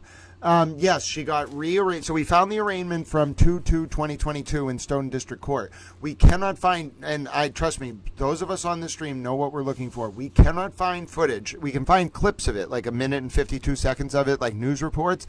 I cannot find the full footage of Karen Reed's arraignment on 6/10/2022. Now, I don't think it's possible that this doesn't exist. This was probably live streamed. I think it exists. It was June 10th, 2022, but I cannot find it anywhere on the internet. Now, this is what I found that I want to show you all. It's from, it's a 10-minute clip from August 12th, 2022, and we are going to do Sundays with Hank tomorrow, so let me promise you, ladies and gentlemen, I am going to do an exhaustive search in the lead up to 8 a.m. Eastern tomorrow, and if that arraignment from June 10, 2022 exists on the internet, I am going to find it. I will not stop. I will call the news networks and ask them where it is if I have to, ladies and gentlemen, because it is for journalistic purposes and I'm in the pool. I will find out. I promise you I will dedicate myself to finding footage of this arraignment from June 10th, 2022. It exists. It's not possible that it just doesn't exist. I do not believe that. And I found this clip from August of 2023, I think August of 2022. So this is one of the earliest that I could find. And this is from Court TV in August of 2023. So let's take a look. Oh, hold on. I have to unmute it. There's an important hearing for a woman accused of killing her boyfriend, a police officer. They say she did it with her car. But is there a bigger cover-up going on? The prosecutors say that Karen Reed hit John O'Keefe after she dropped him off at a house party back in January of this year. Reed allegedly hit O'Keefe while turning around before driving away. She then returned later to find him dead. Whoa, no mention of her drunk driving, huh? That's interesting. This is one of the earliest Court TV clips about the case I can find. Hold on one sec, I gotta unmute it. Alright, this is exceptionally frustrating, Court TV. I don't know why this is only on Facebook, but it's on Facebook. This video player is terrible. It's literally terrible every time you click away. It just wants to get worse and worse and worse. Oh, I see, because the pause button and the mute button function similarly. Oh, this is agonizing. down in a snowbank outside that same house. Now, Karen Reed has pled not guilty. She initially bailed out of jail, but was later ordered to be held in custody. A hearing began earlier this afternoon, and her defense says prosecutors are withholding information about phone data. Let's listen to some of their argument. So today was my client's first appearance after her Superior Court arraignment. And as you would expect, we are now starting the discovery process in Superior Court. The history of this case was such that while the case was pending for months in the district court, we had a lot of difficulty getting cooperation from the prosecution in turning over the information that they had. We had more than one court date where, there was a big fight in court where we were pushing to get the information that we needed, and they were essentially giving us the stiff arm in district court. Now that the case has been indicted, I'm pleased to say that the spigot has started to open up a little bit. We got some further material today, which we are going to review, cross-reference against what we have. I think the theme for the day, really the theme for the past several months, is that with each new piece of evidence that comes in, we're more and more convinced of my client's innocence. Each new piece of evidence appears to corroborate that, and we're doggedly investigating this case to exonerate her, which we're confident she will be if this case ever goes to trial. You say if. What could stop it at this point? The only thing that could stop this case from going to trial is if the prosecution becomes convinced of my client's innocence, as we are. If the question was, will there be a plea deal in this case, that's off the table. I have an innocent client who looks forward to going to trial on this case, but I believe there may come a point where the prosecution sees the evidence that we have, and maybe they realize that they were wrong from the start. What can you tell us about what you have, the picture that's starting to emerge from what you're gathering? So I'm not prepared to reveal the evidence that's in our possession, mainly because we're using that evidence as a springboard to get further evidence. Before I begin revealing, material of that nature, I need to complete my investigation. So there's not, a rush to reveal our defense. We're preparing our defense, but the truth will come out in time. Now, that was just a small portion of that exclusive interview with the defendant's attorney secured by our own Emanuela Grinberg. Now I want to have someone else special to this case join me, Flint McColgan from the Boston Herald, a reporter. Thank you so much, Flint, for joining us this afternoon. There's so much I want to ask, but let me just kind of jump to the point of it and say, what are the really questionable details in this case?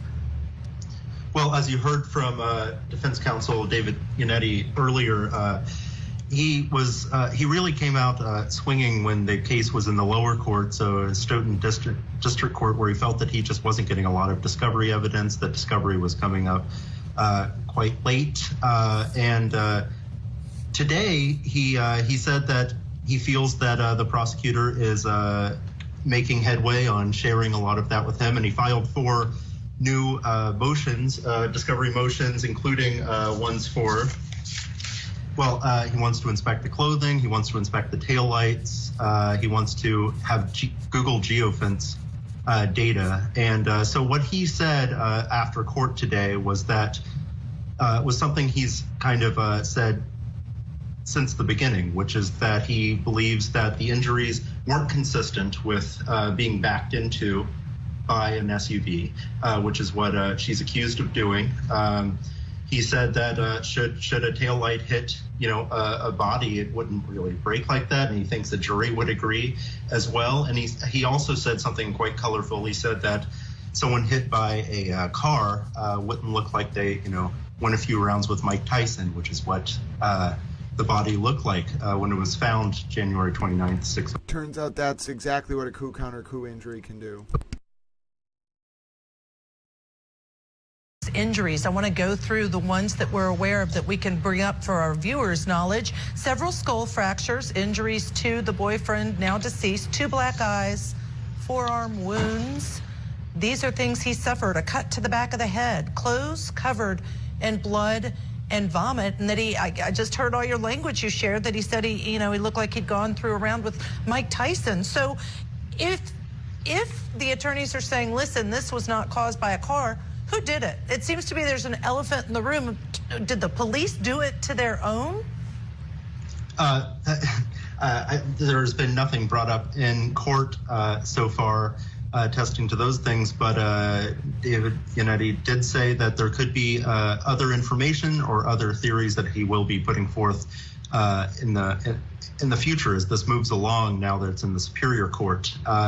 He did say that, that he felt that the prosecutor was making evidence, but he did say also today that that he has been very suspicious of, the investigation into the case, and he thinks that there are a lot of questions left unanswered and maybe not as forthcoming as they should be. So I think Yannetti is hinting that we will be seeing other theories put forth by the defense moving forward. And Flint, I so appreciate all your knowledge of all the intimate details of this case. Do you know why? Because I certainly don't know why. She was arrested. She was incarcerated, the defendant. She was then let out of jail, but now she's incarcerated again for this crime. So she posted $50,000 bail when during the initial manslaughter charges, and so she walked away. She looked happier than I've seen her so far in the pleading so far. I think that there's confidence on the defense's side. The change over here that you were discussing is that it did move to a Superior Court, and the changes changed from a manslaughter warrant, manslaughter charges, to second degree murder charges. So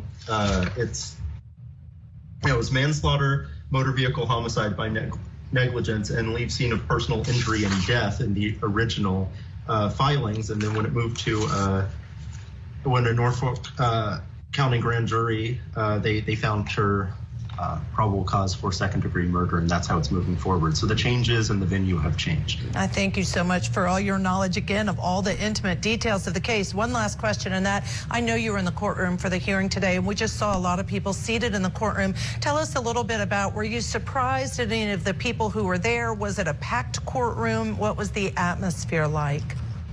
Well, I will say that something that has been throughout this, there have always been a lot of police officers there. By all accounts, Officer John O'Keefe, who was he served with the BPD for 16 years. Yannetti even said today, he said that O'Keefe was a good cop and a good man, and that's why his client was with him. But today we really saw an outpouring of her family and friends coming there today. There were a lot of them. So it feels like, the courtrooms have never been empty in this case.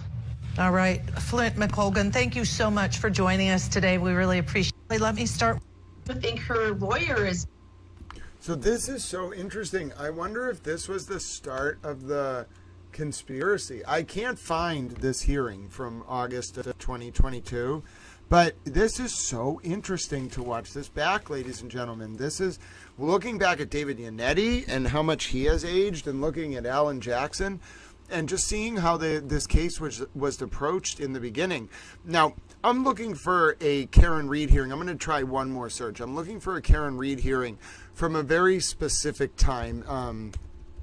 It was in the fall. She was apparently held without bail after her initial arraignment, so she was jailed for a period of time. I mean, that certainly surprises me.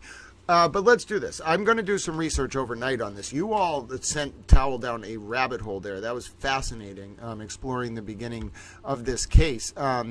But it's funny because I can't even search YouTube by a specific duration. And I'm looking for a bail hearing from like 2022. I'm going to have to do a lot of research on this overnight. Yeah, I know. Yannetti was Karen's only attorney. I know. Yep. Karen's only attorney for a little while. And I'm trying to find the arraignment from June 10th. I'm going to keep looking, 2022. And then I'm going to try to find this August 20th or 23rd hearing from 2022. It obviously was streamed. Someone has this. That's what I was saying. So, did you hear it there, though? I remember her saying she only spent one night in jail. What were they talking about there? Did Court TV just get the details wrong? They were like, yeah, her bail's been revoked. And then, but what? Like, I don't remember her bail being revoked.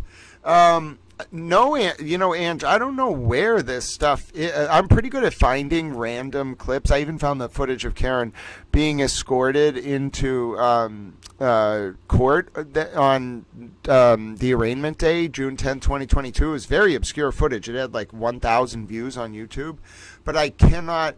Yeah, that's what I'm saying, Grant Smith Ellis. No, I know, Claudia. I know the arraignment was way before what we were watching. So it was actually only 2 months before. I found a clip from August 20th, 2022. That's one of the earliest Court TV clips I can find about this case that had coverage of a hearing on that day.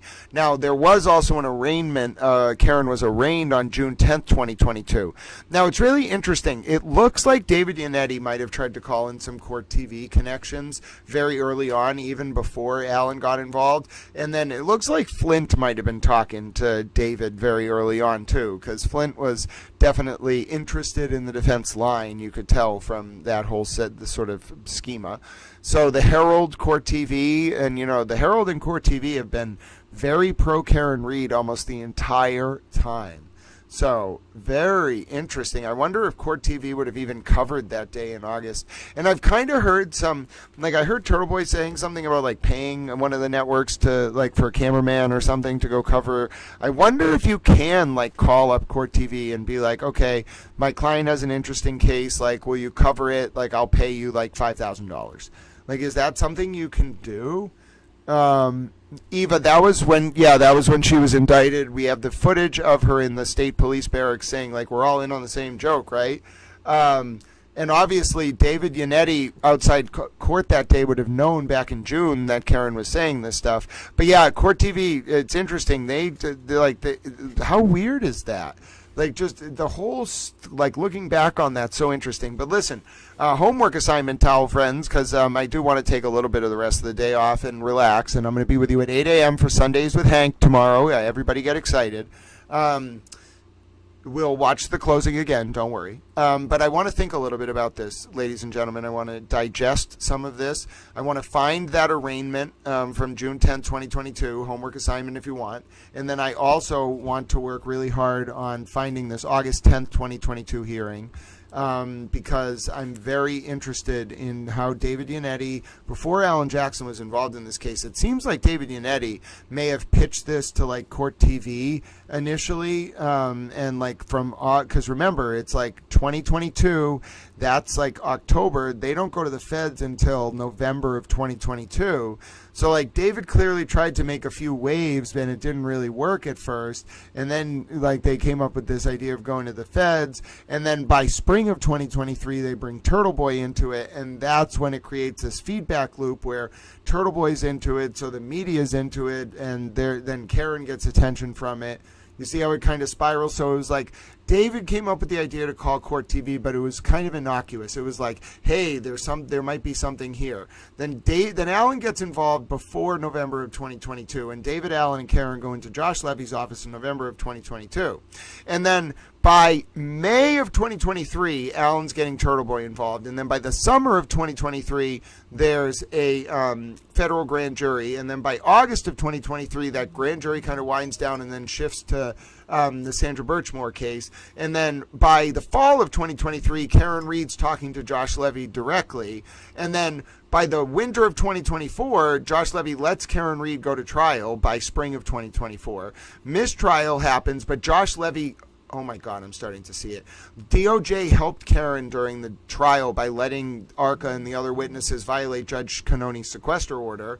So although they let Karen go to trial, they tried to sabotage it. The DOJ, there was, in my opinion, real corruption here. There was a cover-up, but it was by Karen and the DOJ under Josh Levy, Rachel Rollins, and Dustin Chow, in my opinion. But then, moving forward, ladies and gentlemen, I think what Karen really needed that mistrial, that acquittal during the first trial, more than she knew, because once President Trump came into office and Foley, U.S. Attorney Foley replaced Josh Levy in that old DOJ office that was very liberal and didn't like cops, was out. And it ended. Karen had no more DOJ cover. Hank Brennan came in. I mean, Hank Brennan was already involved. It was very fortuitous for Hank Brennan that President Trump won that election. Just not that I'm sure he cared either way, but getting that old DOJ out of there was big for this case, because I think what Karen saying in that message about how her case needed more than Allen could bring was probably her implying like Allen had federal connections or something than David could bring. And that probably was implying that Allen had federal connections. That's what and I kind of see what happened here. And then once that DOJ, the old liberal DOJ, fell out of favor, and the new once the new administration came in after the election, they lost their federal cover, the Reed defense, and then it just all came crashing down. I'm starting to see how it built up, and I'm starting to wonder, though, because Yannetti had the federal connections, and obviously they made the move to the feds in November of 2022. Yet Yannetti had been on Rachel Rollins' transition team when she was Suffolk DA, and Rachel Rollins was the U.S. attorney in November of 2022. She didn't get forced out till May of 2023 because she started a pretextual probe into the Suffolk DA, Kevin Hayden, because Hayden beat Rollins' political ally, Ricardo Arroyo, for the Suffolk DA primary after Rollins left office to take the appointment as U.S. attorney. And the reason that was happening is because when Rollins left the seat, Massachusetts had a Republican governor named Charlie Baker. Baker appointed Kevin Hayden, who's a Democrat but moderate compared to Rollins' old DAC, and Rollins wanted this then sitting city councilor named Ricardo Arroyo to be her successor, but instead it ended up being Hayden, and there was some really weird thing with like the MBTA or something, and something pretty serious with Arroyo. It was like an October surprise right at the end of the primary, and I think that's why Rollins was mad, because she felt like Hayden sandbagged Arroyo. It had something to do with like an MBTA police officer or something in Arroyo's personal life. It was a pretty big October surprise. It definitely cost him the election. So I get the sense that that's what Rollins was mad at Hayden about, and Rollins got forced out of office by the DOJ, OIG in May of 2023. Now, what's weird, though, is that this federal probe moves forward in the summer of 2023 into John's death. And I think that kind of explains why the summer of 2023 had so much artificial attention. A lot of people were saying it was crowds on demand. I'm not denying that it was crowds on demand. I'm just saying I think that it was more than that. I think it was also a little bit of the feds. I really think the old DOJ was using the attention on the Reed trial to drive tips about the Norfolk DA, and I really do think there's something to the Sandra Birchmore case. And if you haven't seen the developments in the Birchmore case, Matthew Farwell was not the father of that baby, even though Sandra Birchmore told him that Matthew Farwell was the baby. DNA tests apparently have confirmed that Matthew Farwell was not the father. I wouldn't be surprised if there were other men potentially having been abusing Sandra Birchmore, potentially a ring of cops or people close to cops, two cops related to the Farwell case, his brother, and then also a guy named Robert Devine have been brought in front of the Post Commission. This runs deep. And I think the real approach that the feds are taking now is they don't want to poison the Karen Reed case. I think it's why everybody involved in this, like from the feds to the state to the local people, are just like, okay, Towel, like, we get it. you figured it out, congratulations. But then at the same time, they're like, don't you get, like, so the feds before were trying to help Karen Reed. Now the new DOJ, I don't think they're trying to help Karen Reed. I think they're trying to avoid undermining the integrity of Karen Reed's trial by not moving on the Matthew Farwell and Sandra Birchmore situation. The MSP allegedly covered up Sandra Birchmore's death because on Friday, February 1st at 9:23 p.m., Matthew Farwell was on video at Sandra Birchmore's apartment. Sandra Birchmore was found dead Monday, February 4th, 2021. Now, the Canton police investigated for 48 hours, and then the MSP took over. In those 48 hours between Monday, February 4th, and Wednesday, February 6th, the Canton police collected evidence, including testimony, evidence from the maintenance worker at Sandra's apartment that the man on video in Sandra's lobby on Friday night, February 1st, 2021, at 9:23 p.m. was exactly the same man who had moved Sandra into her apartment. Then the Canton police went to Sandra's school where she worked and got testimony or evidence that Farwell had been telling people that if Sandra wouldn't take care of the baby, that he would, or take care of the problem, the baby, herself, then Farwell would just do it. And then, so those two things together, and all the evidence on Sandra's phone, and the fact that Farwell had been abusing Sandra since she was a child, all was pretty much known within 48 hours. MSP gets that file February 6, 2024, ladies and gentlemen, and then all of a sudden, the case goes cold. Now, I will say, folks, there is something very, very strange. Not just case goes cold. The MSP writes a report exonerating Farwell and instead saying that Sandra died as a result of self-harm. Oh my goodness, ladies and gentlemen, it's very possible we might have got the clip. Oh my goodness, we got it. I think we got it, ladies and gentlemen. Is this this was the Stoughton arraignment. So thank you so much. We did get the Stoughton arraignment. We're looking for the Norfolk Superior Court arraignment. But so to pull us back into that story, oh no, what was I just talking about? Hold on. I have a way to pull it back. Hold on. I can listen to myself live. Sandra Birchmore. Oh, no, you're not getting away with this. We're talking about this. Okay, so the MSP unit gets the case on February 6, 2024, okay? When the MSP, 2021, when the MSP unit gets the Sandra Birchmore case, they somehow, ladies and gentlemen, determined that Sandra over the next few months died of the result of self-harm. However, two of the officers, at least on the MSP unit assigned to the Norfolk DA, two of them, one of them who wrote the report, John Fanning and some other guy, were assigned to Stoughton police at one point. Now, do I think that like John Fanning was like did anything wrong or anything in terms of like misconduct related to Sandra or other children? No, not at all, not at all. I think something happened though where because investigating Sandra's death would have exposed not just Farwell but potentially a ring of cops in Stoughton that might have been very connected, this was hushed up, okay? And then I think what happened was no one in the Karen Reed defense in November of 2022 and no one in the DOJ under Rachel Rollins knew that they were going to find out about the cover-up of Sandra Birchmore's murder. What they did was they wanted to go after Michael Morrissey. Here's why I believe they wanted to do that. Rachel Rollins, when she was U.S. attorney, okay, there's something else you should know. She had a pre-existing feud with the Norfolk DA, Michael Morrissey. It existed for two reasons. One, when Rollins was Suffolk DA, she had what was called a soft-on-crime approach to prosecuting. Imagine the opposite of the broken window theory of prosecution. She would prosecute basically no low-level offenses at all. That caused other DAs to get really upset. They put out statements about it. She felt they were stepping on her turf. One of the DAs who was sparring with her was the Norfolk DA, Michael Morrissey. The other issue was, and Rollins ended up turning out to be right on the second issue, but the point is not who was right and who was wrong. It's just this was the source of the tension. Rollins was one of the first DAs to adopt the position that youthful offenders in Massachusetts between 18 and 25 shouldn't be sentenced to full life terms because their brains aren't fully developed. This was like in 2021 or something, or 2020, 2019, when she was making this argument. She was one of the first people to make it. Eventually, the Supreme Court, like this year, agreed, the SJC agreed with Rollins, and I'm sure she felt vindicated when that came down. But at the time, it was very controversial, okay, not being able to do full life terms for people 18 to 25 convicted of murder. It was a big deal. And so the other DAs actually submitted, I think, like an amicus brief or in one of her cases or something, and Morrissey was one of them, and that absolutely caused just this political feud that was dating back, again, way before the Reed case. So I think, my opinion is Yannetti calls Rollins. in November of 2022, Rollins calls Levy. Rollins says to Levy, meet with Yannetti and Reed and Jackson at that point. Yannetti, Reed, and Jackson go into Levy's office. Rollins tells Levy that the reason that the DOJ wants to look into Morrissey, she doesn't care what reason they use to do it. Use this case if they need to, whatever. So then over the next 5 or 6 months, they start ramping up, getting ready to do the grand jury into the Reed case. But into John O'Keefe's death. But in May of 2023, Rollins gets forced out of office.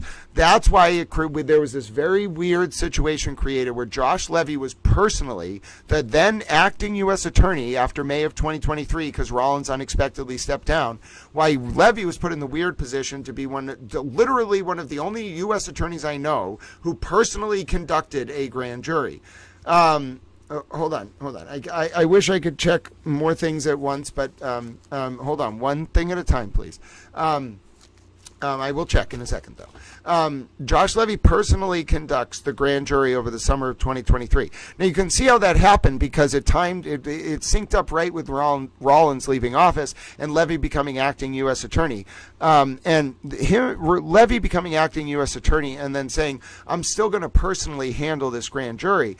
That's weird enough, okay? And it's because I think the grand jury, I think Levy from the beginning was not actually intending to investigate John O'Keefe's death or the investigation of John O'Keefe's death. I think from the beginning he was investigating the MSP unit detailed to the Norfolk DA. And then he realized once he became acting U.S. attorney, this is so sensitive. This is my opinion. This is so sensitive, I cannot delegate this. Like, I'm sure he had Adam Deutsch or Dustin Chow or whatever on it, but I can't delegate this grand jury. Like, it's so sensitive, I have to run it.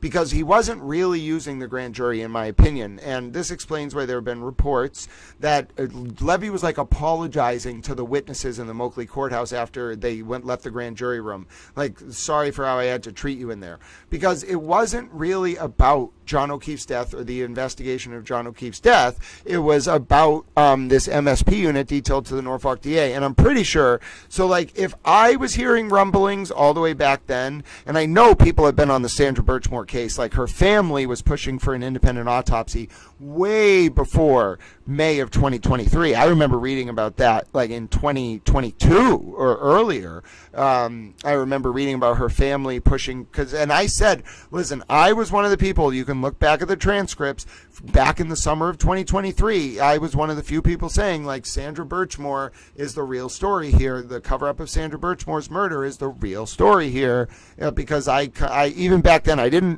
put it together right away, but I knew there was something up with the Birchmore case. And I remember Aiden Turtleboy Kearney in like 2023 going on Kirk Minahan's show and being like, yeah, no, I think the Birchmore case was clean. And I have a clip of that somewhere. And I was like, Aiden, I cannot believe you went on Kirk Minahan's show and said you thought the investigation of Sandra's murder was clean.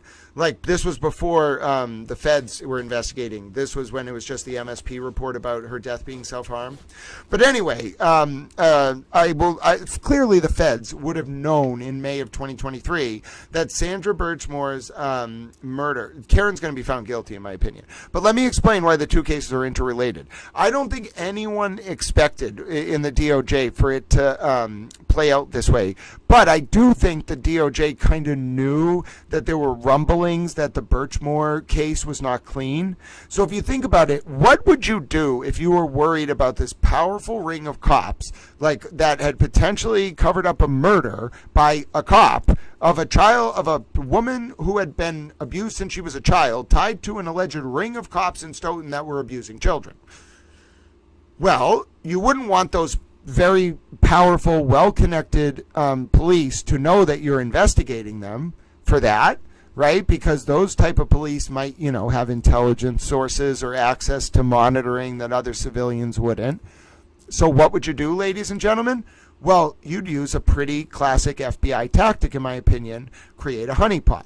Create a very large amount of noise about something tangential to the actual target. Make the target, oh, of course, hello, yeah, it's a Saturday stream. We've only been going for a few hours. Make your target think that you're investigating them for something else, John's death, that they know that, in my opinion, the MSP would have been like, listen, Karen clearly hit John. Like, we didn't do anything wrong or malicious there. Like, why are they looking into this? But then you realize the why was, and I'm sure the state police figured it out eventually, oh, they're not really looking into John's death. It's Sandra.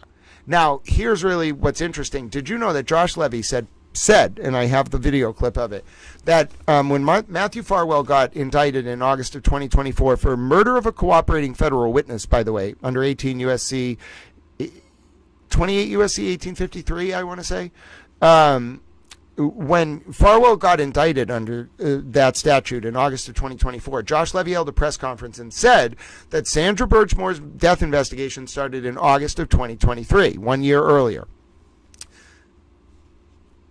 What? That was exactly when the John O'Keefe grand jury basically wound down. At least the investigation into John's death, and most of the witnesses that were not... The only witness in the John O'Keefe grand jury that was called, as far as I know, after those days, was a police officer, a state police officer in January of 2024, and that was the end of it.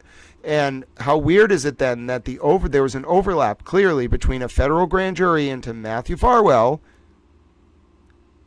that went from August of 2023 to August of 2024, and the John O'Keefe grand jury that ended in January of 2024. Come on, folks. Oh, by the way, yes, I'm going to be live tomorrow. Hi, Christina Towell. There's 2 clips I'm trying to find overnight. Karen Reed's 6/10/2022 arraignment and June 10, 2022 arraignment in Norfolk Superior Court, and then a hearing held on August 23rd, 2022 in the Reed case at Norfolk Superior Court. But I'm also explaining that, listen, it's very clear to me that all of the noise in the summer of 2023 about the Reed case, the federal grand jury, it was all fake. It was all fake. It was all artificial. And the reason why no one's been able to tell this story is that if you're really close to the people who investigated the case about John and Karen, or Turtle Boy, then you're going to know the Sandra thing is the real story. And you're going to have a motive to do PR and make sure that people don't talk about Sandra Birchmore's death because it's very bad news bears, okay? So therefore, the Karen Reed side, right, kind of benefits from that because there is something that people are hiding. It has nothing to do with John O'Keefe's death or the investigation of it or the Turtle Boy case, although there is some weird stuff there. It has to do with, more so than anything else, Sandra Birchmore's murder and the subsequent cover-up of that murder, in my opinion, by the same unit that investigated Karen and Aiden. And I think Karen and Aiden both know this, okay? I want to put dollars to donuts, just my opinion, that Karen and Aiden, Karen more so than Aiden, but I think Aiden too. I think Karen and Aiden have known since the fall of 2023 that the actual federal probe was into the MSP related to this unit in particular, related to Sandra Birchmore's death. I just sense it in my bones. I just sense it. There's something that just tells me the feds were looping in Karen and Aiden because it was a project. Like, if you look at the pace of Aiden's blog articles over the summer of 2023, like, there's something artificial about it. There's something off. The operation was too professional. Yeah, he was a little sloppy with going to like Jen's lacrosse games, but a lot of that stuff, like door stopping them and stuff like that, like a lot of those were pretty advanced tactics. The way the blogs were written, the pace of the blogs. Listen, no. Oh, by the way, back of the line. You don't understand. You do not understand that I have very good reason to believe that it's possible the former chief of the Canton Police was the one, not the one who just retired, the one who has passed away, was the person who called the FBI about Sandra Birchmore's the cover-up of Sandra Birchmore's murder. The Canton Police are a great department. Their audit found that they're operating wonderful. It even cleared them in the Birchmore case. It goes to show that it's not Canton. Listen, if you don't understand the tension between the Canton and the Stoughton Police and this MSP unit, you're never going to get it, okay? I can't enumerate it for you back of the line. I think you might be a free Karen Reed person, but there's nuance to this. There's shades of gray. It is not as clear as because there was an act of corruption in one case or another that there's lots of that every case is tainted. But I will tell you, listen, The handling of Lindsay Gattani's cell phone, okay, in the context of the Aiden Turtleboy Kearney case, between January and April of 2024, Lindsay, a 15-year extraction of Lindsay's cell phone was in state police custody, okay, a forensic extraction. On April 24th, 2024, unheard of, I've never heard of this happening, people I've talked to have never heard of this happening, an unredacted 15-year production, including intimate photos of Lindsay and her and family moments and just things that shouldn't, the births of children, were disseminated to Aiden Kearney's lawyer by accident, quote unquote, directly by not just a member of this unit, but the former commanding officer of that unit. Now tell me, folks, unredacted production from a victim, named victim in a very serious two open felony cases at that time. Why would a 15-year unredacted production of that victim's cell phone be turned over to someone who has an online blog and is known for disseminating private personal material on April 24th, 2024, right before the start of the first Karen Reed trial? Provide a little bit of distraction for Turtleboy? Help certain witnesses in the O'Keefe and Reed trial who might have friends? Why would that forensic extraction only have messages removed from Brian Tully to Lindsay and from Kate Peter to Lindsay? That's a good question, isn't it? You know what's another good question? Why did Kate Peter on 2/26/2024, before the lead up to a John O'Keefe and Karen Reed pre-trial hearing and the lead up to the first trial, why did Kate Peter call Paul O'Keefe and say that Lindsay Gattani wanted to come to court to support the O'Keefe family that day? And then why did Kate call Lindsay and say that the O'Keefe family wanted Lindsay to come to court to show support for Lindsay? Why couldn't Lindsay and Paul just talk directly? Why did Kate have to say those things to manipulate each of them? Who was Kate protecting that day? Was that the same person who benefited from Lindsay's cell phone extraction being released on April 24th, 2024?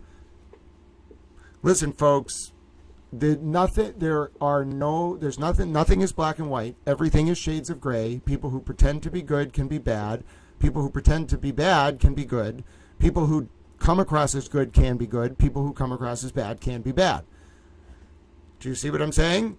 And yeah, please don't use all caps. I don't mind if Claudia is allowed to, because Claudia is wonderful, but unless you're Claudia, please do not just yell at the other chatters in all caps. Do you see the common thread here, though? I mean, do I have to spell it out? Like, who benefited from Lindsay Gattani's phone production being manipulated to remove messages from Brian Tully and Kate Peter, both to Lindsay? Who benefited from that?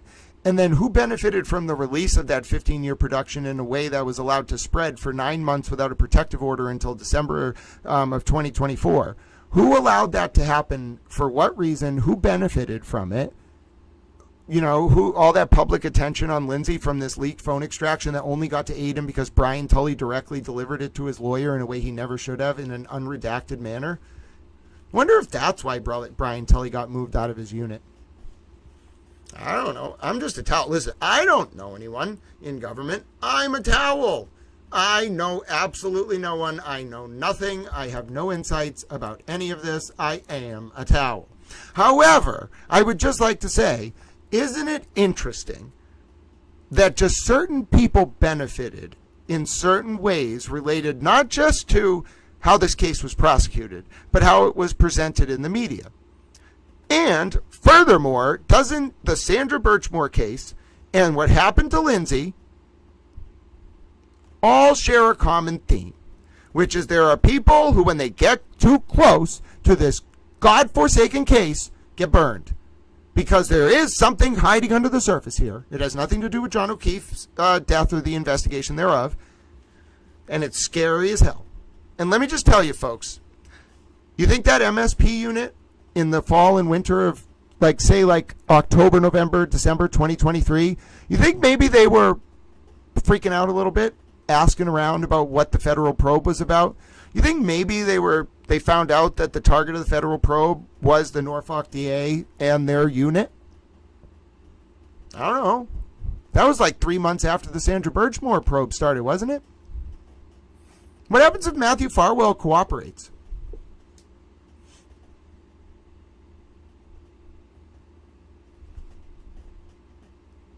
Do you see what the stakes are now? It's not just the prosecution of Karen Reed. It's how much is going to come out about what happened. It didn't just start. This story, it seems like it starts on January 28, January 29, 2022. It doesn't. It doesn't even start on February 1st, 2021 in Canton at 9:23 p.m. with Sandra Birchmore's murder. Nope. We've stumbled onto something that is quite insidious. And that's what I think, that's what's frustrating about it. Like, if Karen and Aiden and the whole apparatus of the Free Karen Reed movement, they really took something very sacred and undermined it. They were like, they must have figured out that this unit had some questions, to put it lightly. And they were like, we'll just make it seem like that's the reason Karen Reed's innocent.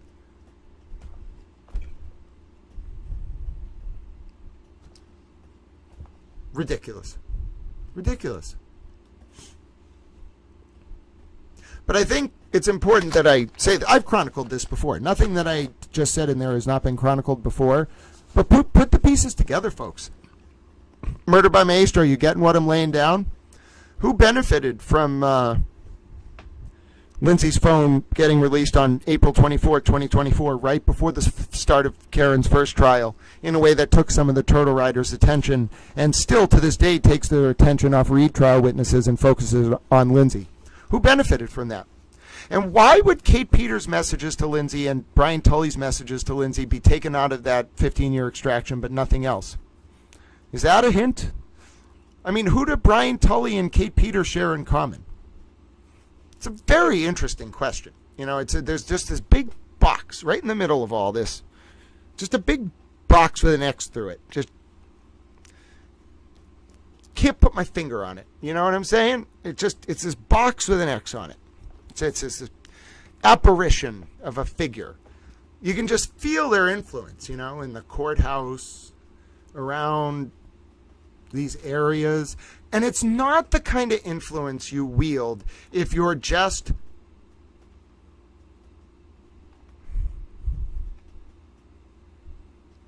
a regular person. And it's not political influence. I know what politicians and their staff are like. It's not that.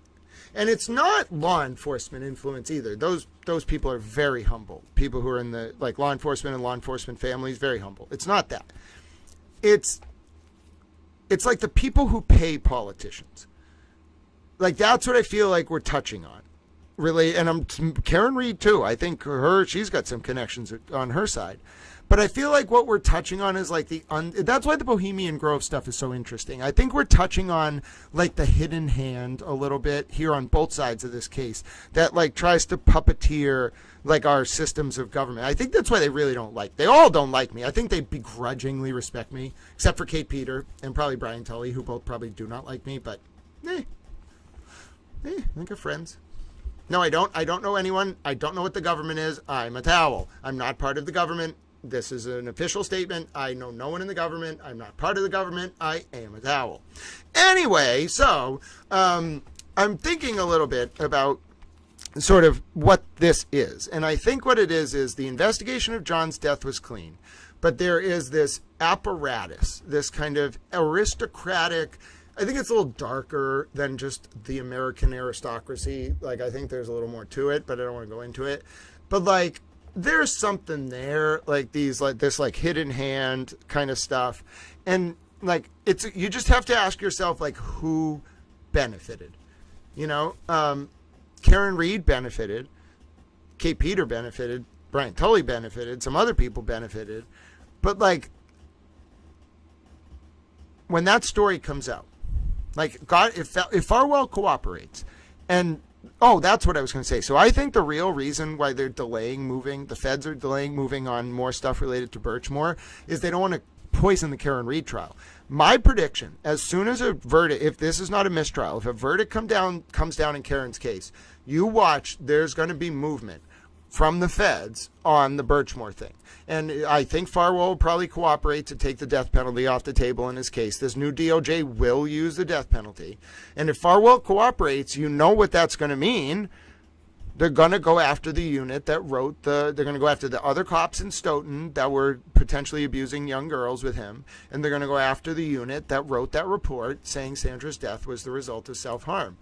And so, I mean, you all understand where this is going, right? I mean, it's crescendoing. We are moving in a single direction. Karen's going to be found guilty, and there is going to be potential federal charges related to that unit, but not related to John's death. And so, do you understand how, like, imagine you were trying to, like, put together a Netflix documentary or something, and you wanted to tell this, like, heroic tale of the state police unit that investigated Karen Reed, and then you have to end it by being like, oh, and yeah, some of the troopers also potentially were on the unit when Farwell's when the cover-up of Sandra Birchmore's murder happened, and these were the ones who got indicted.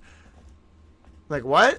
Like, you wouldn't want that narrative out there, you know? Like, think about that cosmic irony. Like, think about how this case is going to be defined if immediately after Karen gets found guilty, like the Sandra Birchmore cover-up and this unit gets, like, national attention. No one's going to feel bad for Karen, but people are going to be like, oh, like, why didn't she just say that? Like, you know, like, I guess she was kind of right, just not about her case. You know, and the Josh Levy thing. Yeah, it's crazy. And that's why. So the other thing is, listen, I told you, I have no friends. I don't know what the government is. I'm just a towel. I don't know anything about anything. But I can tell you, you know, just think about it. If you're the GOP oversight committee, like the people who oversee the Department of Justice Office of the Inspector General, if you're the DOJ OIG and you're the GOP oversight committee, like what you're probably going to think is like, you fools, if you're thinking about Levy and Rollins and the Chow and them, like, you fools, this is an embarrassment to the DOJ, but at least you got the direct about it. But I would be very surprised if Hank Brennan doesn't know this. I mean, I think Hank Brennan is probably aware of what Tully did to Lindsay's phone. I would get the sense he's aware of what Kate Peters been up to.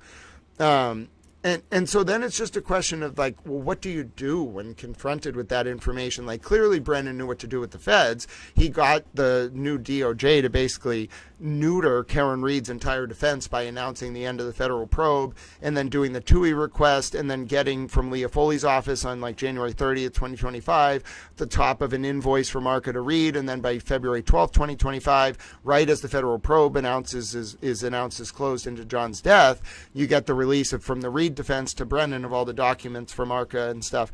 It's all just too coincidental. Like, I think Brennan was the fixer here. But then again, I also think Brennan has, like, a lot of integrity. You could hear it in his closing. I almost felt like he was speaking directly to me. And he was like, I do have integrity. Like, and because at one point I was like, Mr. Brennan, you talk so much about the integrity of the before he said I could call him Hank. I was like, Mr. Brennan, you talk so much about the integrity of the justice system. And then you got stuff like Kate Peta and that nonsense with Brian Tully and Lindsay's phone. And you know exactly what went on with it. And then you want to talk to me about the integrity of the justice system through the court process. I was critiquing one of his oral arguments.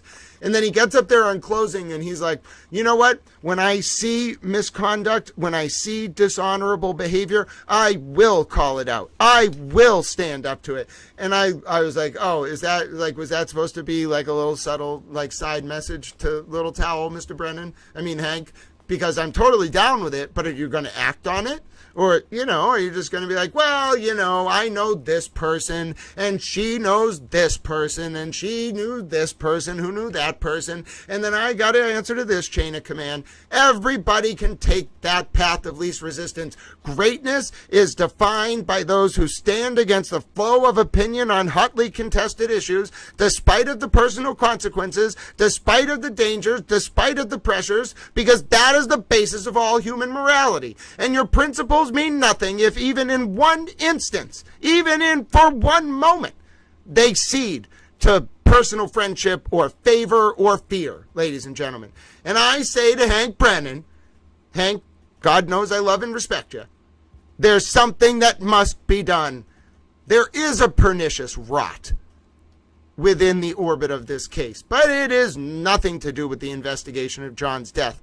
It's what came after. And say it was fighting fire with fire, which is an intentional pun, as you may, by bringing on Kate Peter and all that other nonsense in the fall of 2023 in response to Aiden and the feds and the political proxy war. Say what you will about that. The tactics are nonetheless what they were. That phone extraction being released, unredacted, Sandra Birchmore. Two things can be true at the same time, ladies and gentlemen. We can have a system of justice worth respecting, and Karen Reed can be guilty of killing John O'Keefe.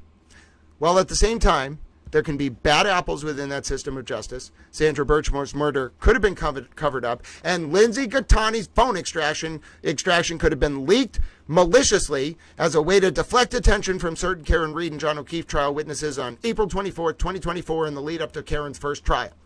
That is why human existence is so complex. There is no black and white, except for the fact that Kate Peter misled Paul O'Keefe and Lindsay in order to bring Lindsay to a hearing on 2/26/2024, where Lindsay thought she was going to support the O'Keefes, but really Kate was trying to set up Aiden or something. I don't know. It's convoluted and complex, and I don't understand why Aiden and Kate, who used to work together, seem to have this mutual incentive to try to work out some kind of deal and not talk about each other. There's something weird going on there. Mark my words, if Aiden ends up in that Netflix documentary, I swear to God, then Kate and Aiden may have negotiated some kind of deal. That's my opinion.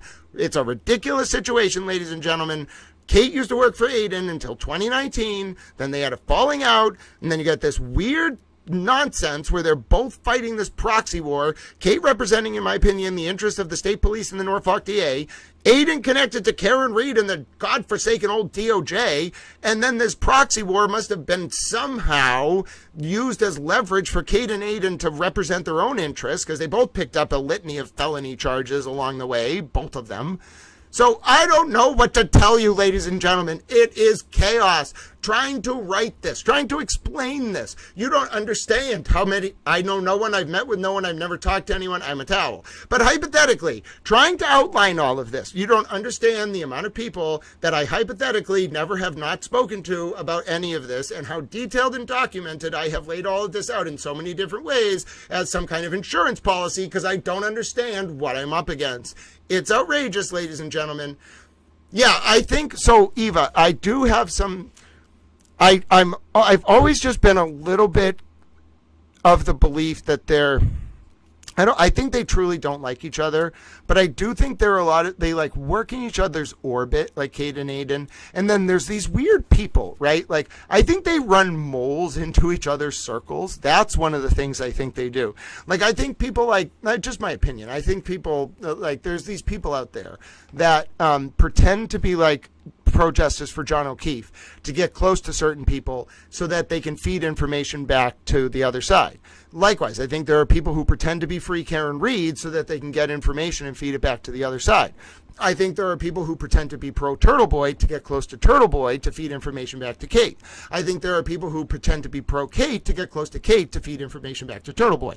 Do you see what I am dealing with? These people literally, I think they're trying to drive Little Towel crazy because they're frustrated that I'm on to them. And some of these people, I just want to be clear, they have, we've only been going for a few hours, ladies and gentlemen. This is an easy stream. But listen, I just want to point out, a lot of these people that are being run as these moles are just dumb. All right? I just want to tell you, they are dumb. They should know they're dumb. The bolts, like, I just go around sometimes telling each side, like, oh, I think that one's a mole. I think that one's a mole. Like, don't you know that one's clearly a mole, in my opinion? Don't you know Jason Broyles was on Kate's Discord in 2019? You don't think it's a little weird that he just shows up trying to buy free Karen Reed billboards in 2023 and then reappears under this fake Haley profile trying to get close to Aiden? Maybe he's funneling information back to Kate. And they're like, oh, one time Tommy CPU, who I like Tommy. I don't like, Tommy and I have both said, I think, things that each of us disagree with. I'm putting that as a disclaimer. I do not endorse some of the things Tommy said. I'm sure he would say the same thing about me. But I like Tommy. And Tom, I was saying this to Tom on, like, I was filming outside of court one day. He was filming me. And I was like, Tommy, you know that I'm right. Like, you know that they're running moles. And he was like, Grant, we'll talk about that another time, you know, but I think you're right. I was like, I know, Tommy. I know I'm right. Like, I know what these two are doing. But their moles are like, all right, so Aiden's moles, first of all, Aiden's moles, I think, are at least like, they like at least have some kind of organized structure. Like, I can imagine Meredith like being like, okay, we're all going to have like a meeting now. And then Meredith has like an agenda. It's just like, okay, in today's like secret cabal meeting, here, all right, you all have these 42 alt accounts. I have these 27 alt accounts. Now we're going to deploy our schematic spreadsheet, okay? And then you're going to do these 17 talking points, and you're going to do the, Meredith's probably like, oh no, Grant's on to me. He's in my mind. Get out of my mind, Grant. But anyway, I could totally see Meredith hosting these like like Zoom meetings where she's like, okay, everyone, I'm ready to coordinate today's secret cabal meeting, and we need to send our teams out on social media. We need to pretend there's 7,000 of us when there's really 3, and that is why The Wizard of Oz was written. I don't think she included that part. I was just joking. But literally, I could see this, and then I could see Kate on her stupid Discord being like, okay, we got to have another Discord that people don't know about, and then in that on Inner Circle Discord, you got to understand, we'll send out our operatives, and then this person will like advance this line, and this person will advance this agenda, and you got to make sure never to talk about Lindsay, and don't ever talk about this person, like that, you know, we'll just manage it all. Like, you can see it, like, it's so obvious, to me at least, in my opinion, that these, but like Aiden's operatives, like, at least have some degree of analytical intelligence. Not all of them. Some of them are just bluffer fishes. Like, I don't even give them the time of day. I'm like, you all are morons. Why are you talking like that online? Like, shut up. But some of them, like, have analytical intelligence, and he definitely deploys them in a tactical way, in my opinion. Like, he knows how to move pieces. He's, like, to me, he's playing on one chessboard at a time, but he has some complex maneuvers, because I think he has, like, a lot of police sources, like stuff like that. So he kind of knows how to play chess on one board at one time, but he occasionally just like flips the board over. Kate, on the other hand, I would say she's playing checkers, but I think that's a little generous. I would say Mancala, but I think that's also a little generous.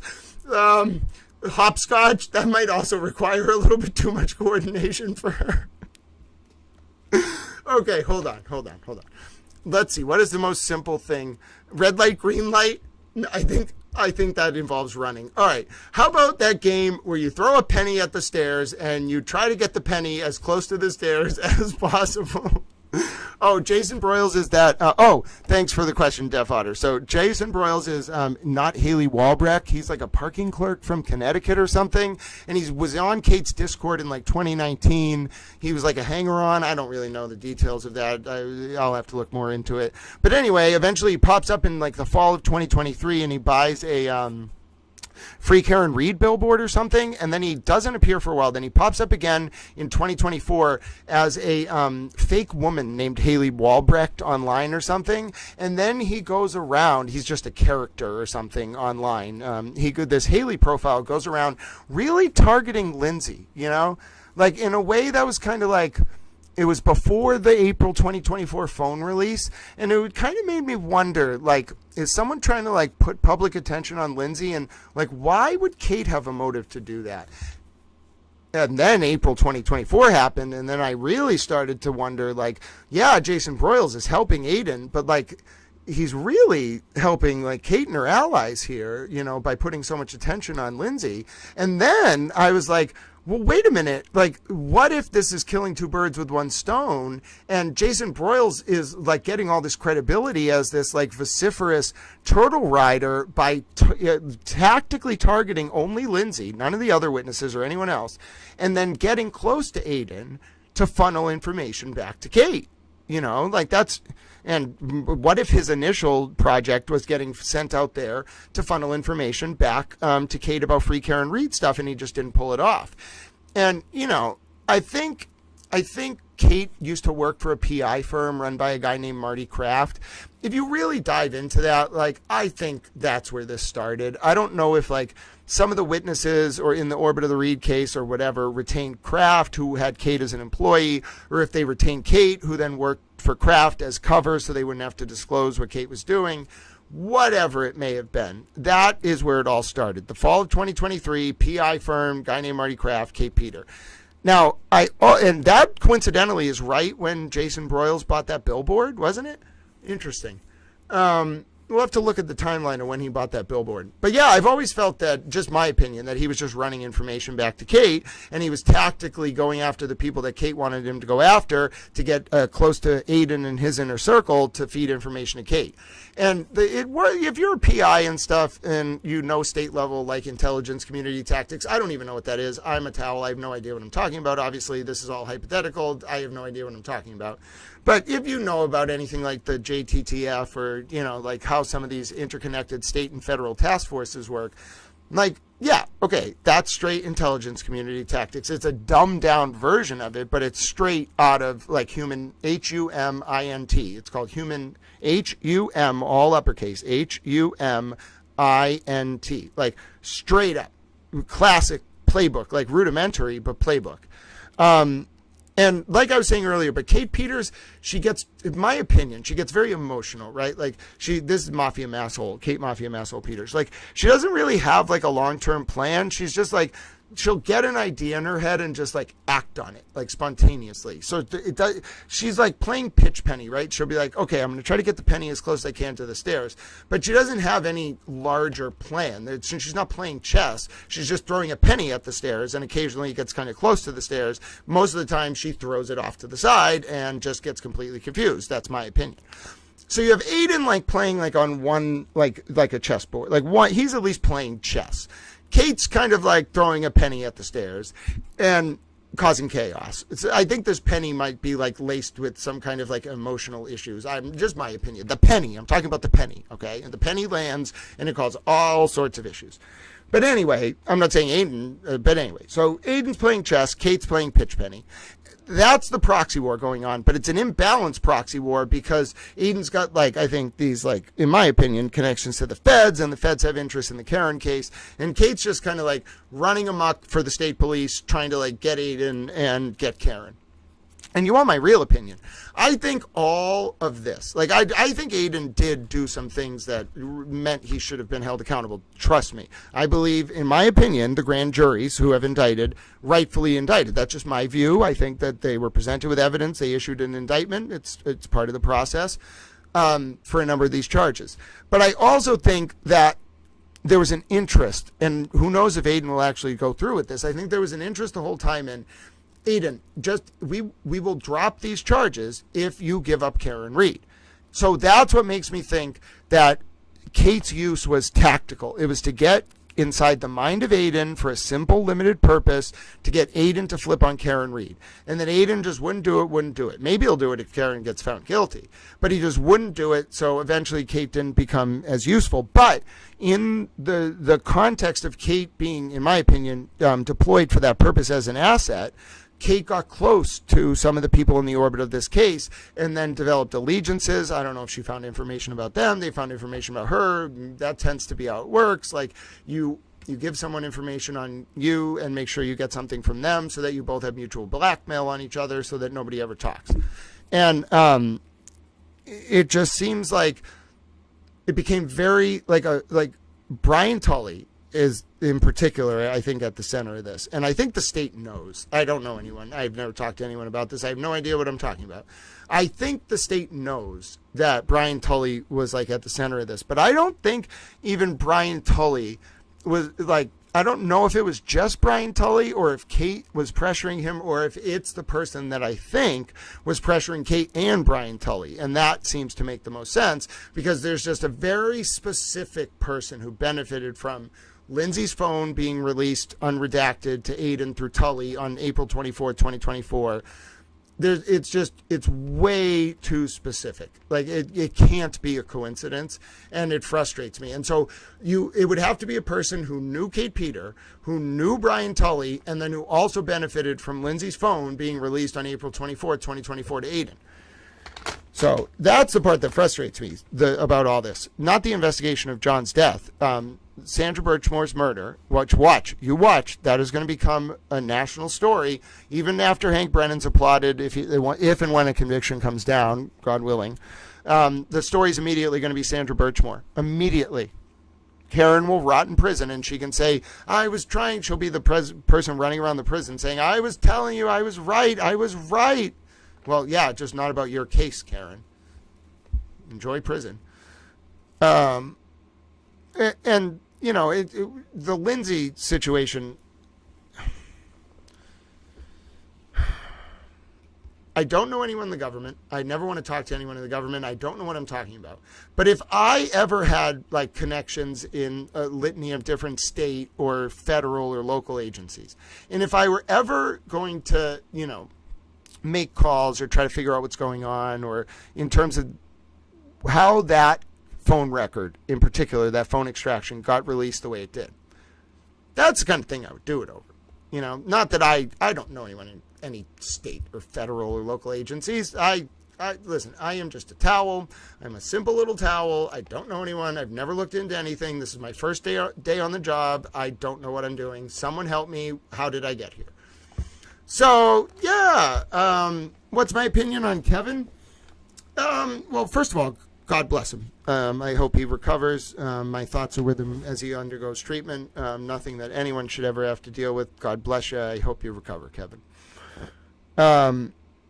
As to, Kevin's role in all this, I don't know. I think he likes Kate. So, don't talk bad about Kate. Well, no. That's loyalty over principle. Screw you, sorry. Not screw you personally. I think you're a good man. Although I think one of your mods, Thomas Fleming, gets a little bit up in arms about things sometimes. He's a little rude, but I think he's a veteran, so God bless you, sir. Keep doing I love America, you love America. At least we have common ground there. Kevin, I think, is very loyal to Kate. And I think there are other people like that, too. You know who you are. And I know the dam's starting to break and more people are starting to say, this is how I feel now. Okay. But, there are some people who I think know what Kate's capable of, in my opinion, or know what she's done. And are just well, I'm pot committed. She's got, influence. She's, that Netflix thing. Maybe she'll help me with that. So they're pot committed and they look the other way. That's why I was basically yelling at Hank Brennan one day through the stream. And I was like, Hank Brennan, how can you look at this and tell me that you care about the integrity of the system? You can say maybe he didn't know, but in any event, where I really think my opinion on Kevin lands is I just think he's a little conflicted with his loyalties. I think if he didn't care or know Kate as well, and he's got a lot going on, he doesn't need to address this. This is his personal choice. If he wants to be friends with Kate and not address some of this stuff, that's fine. I don't care. When he leaves comments that I see, I don't read a lot of comments, but if I ever see his comment, I'm just all right, God bless you, Kevin. God bless you. Good luck. I don't really engage with it. And I don't see him as complicit. I guess I'd see him more as someone who stayed silent, and was willing to just kind of do their thing because it was path of least resistance. But I can't fault him for it. I don't judge him morally for it. I don't and same thing with Jen Coffindeffer. I don't judge her at all for just her association with Kate. My opinion, lay the cards. I think if indictments come down in the Birchmore case, I think Jen Coffindeffer will be a very loud voice about that.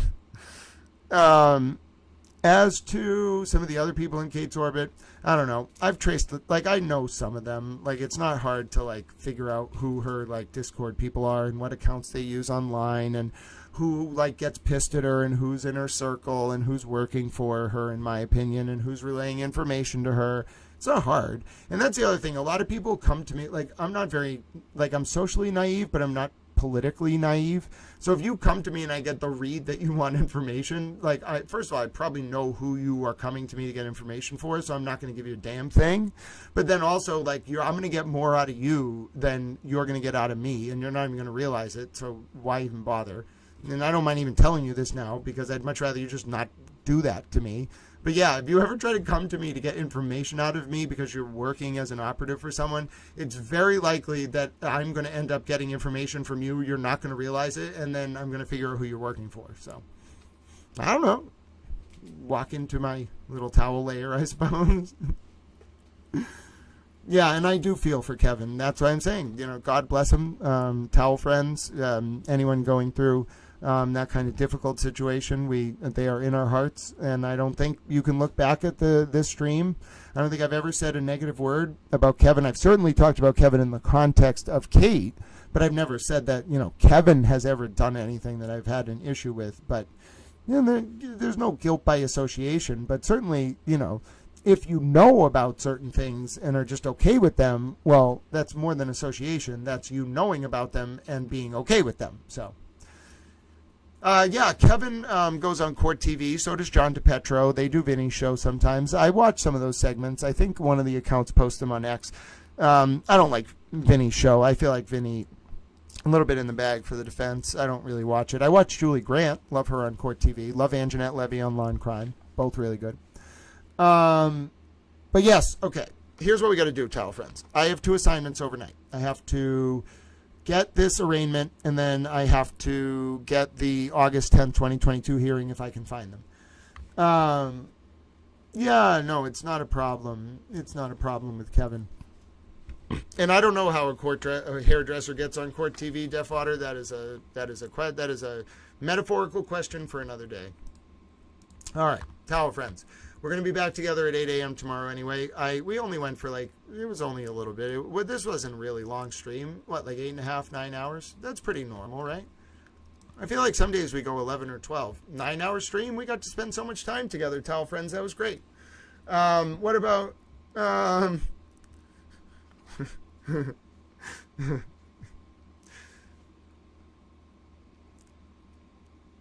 don't know how to answer that question, Eva. There's a lot. How about no comment for now?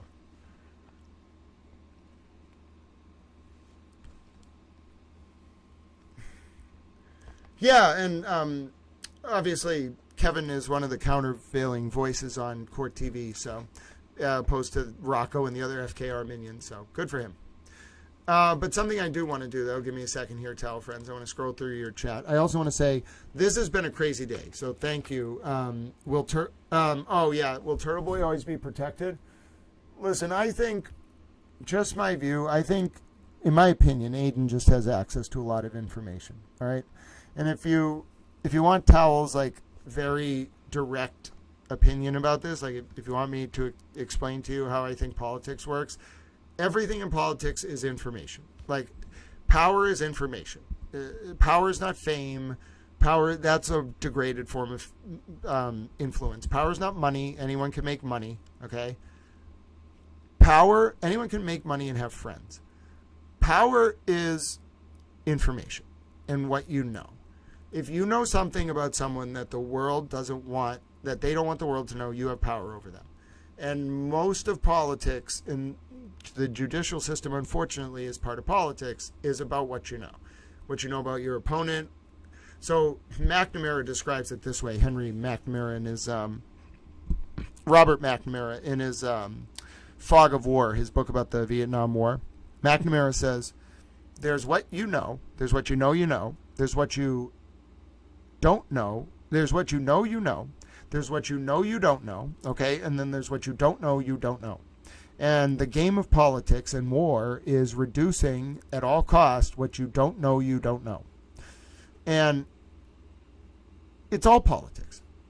Every single bit of it is politics. And so I do think that Aiden, in my opinion, just has a lot of information, and that gives him a lot of power.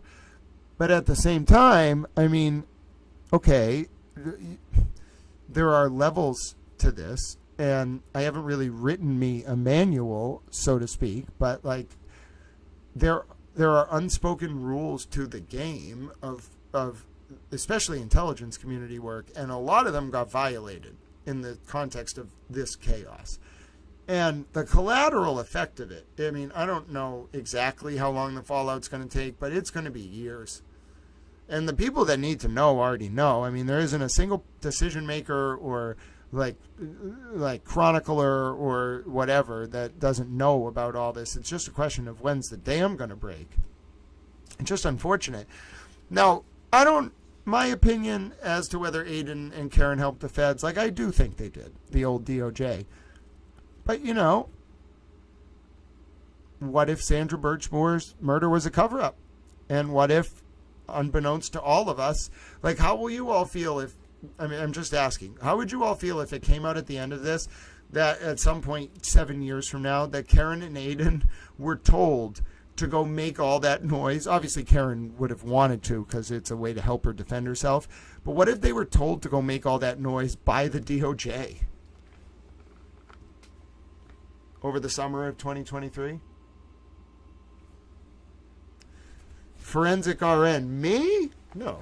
I'm a towel. I don't know anything. I don't know anyone. I have never been anywhere. I don't know what I'm talking about. I am a simple towel. You don't understand. I am a simple towel.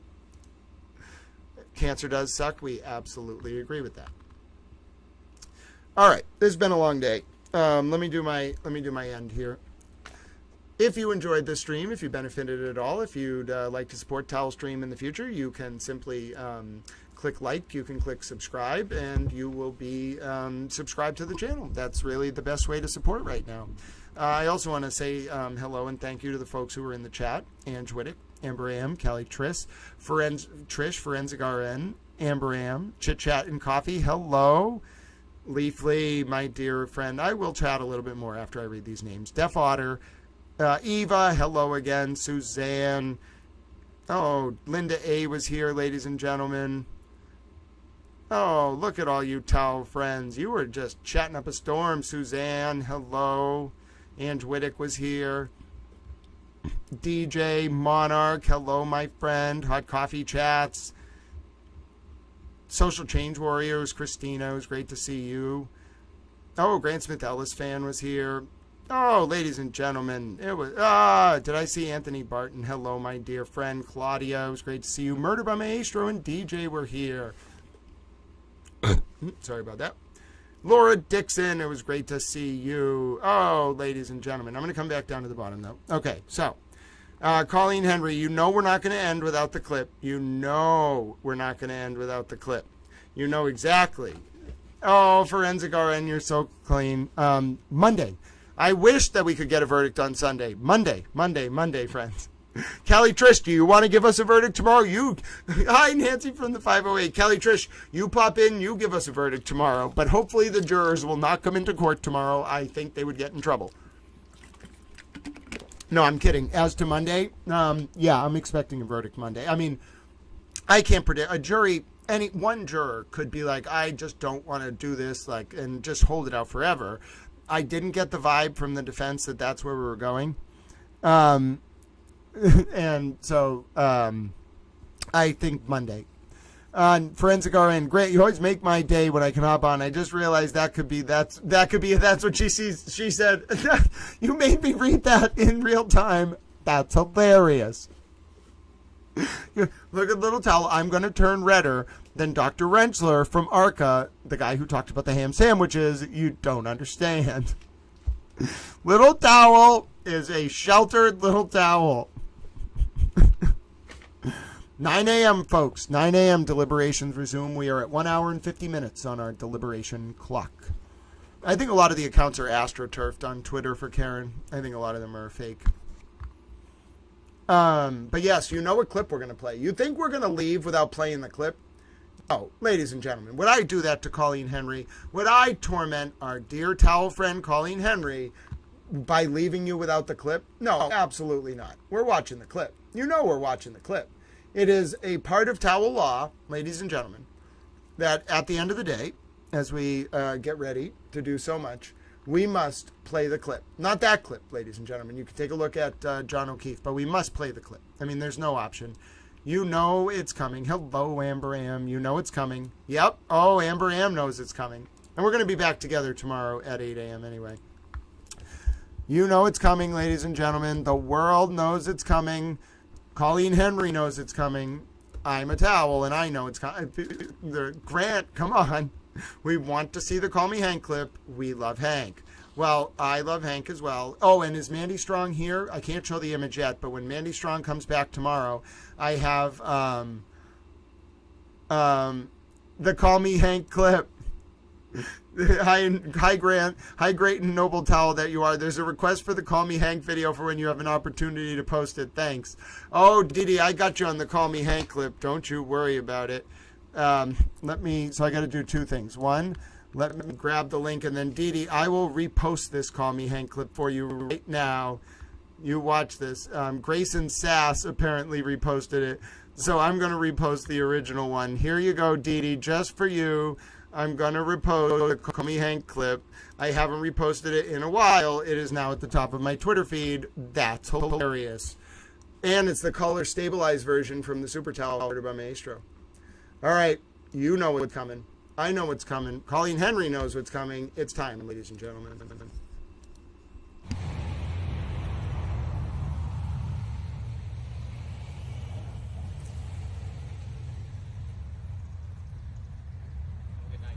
You as well, Mr. Brennan. Okay, sir, I will, Hank.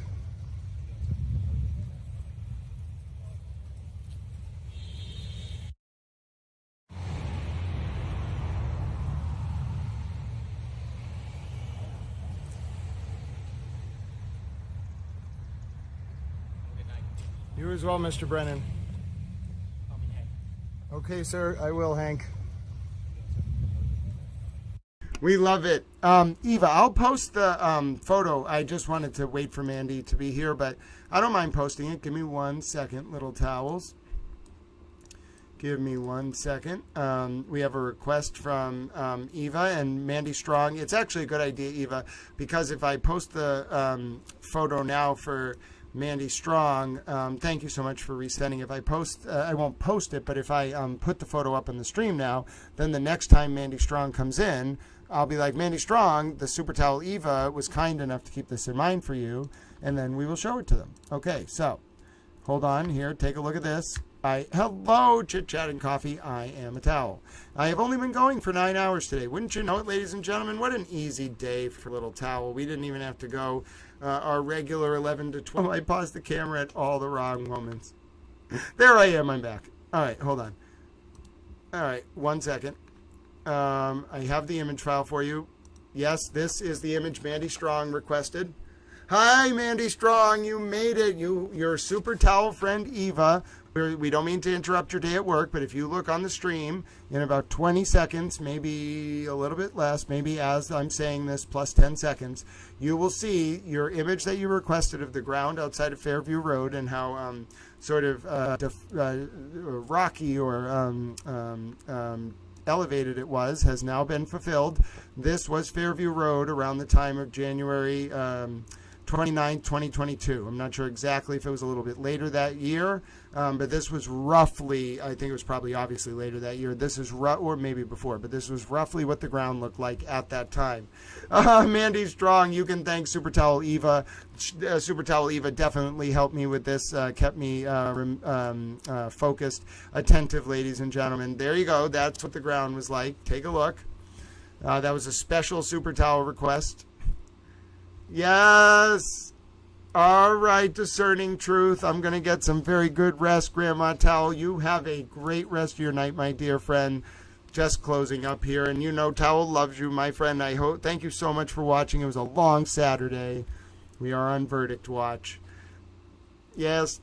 Oh, I'm so grateful you all keep Little Towel in mind. But yes, Mandy Strong, we'll save this picture for you so we can look at this again tomorrow. But this was at the request of Super Towel Eva, and you know we love it, ladies and gentlemen. So we appreciate all of your kindness to each other, of course. We watched, all right, one more time, ladies and gentlemen. You can say no.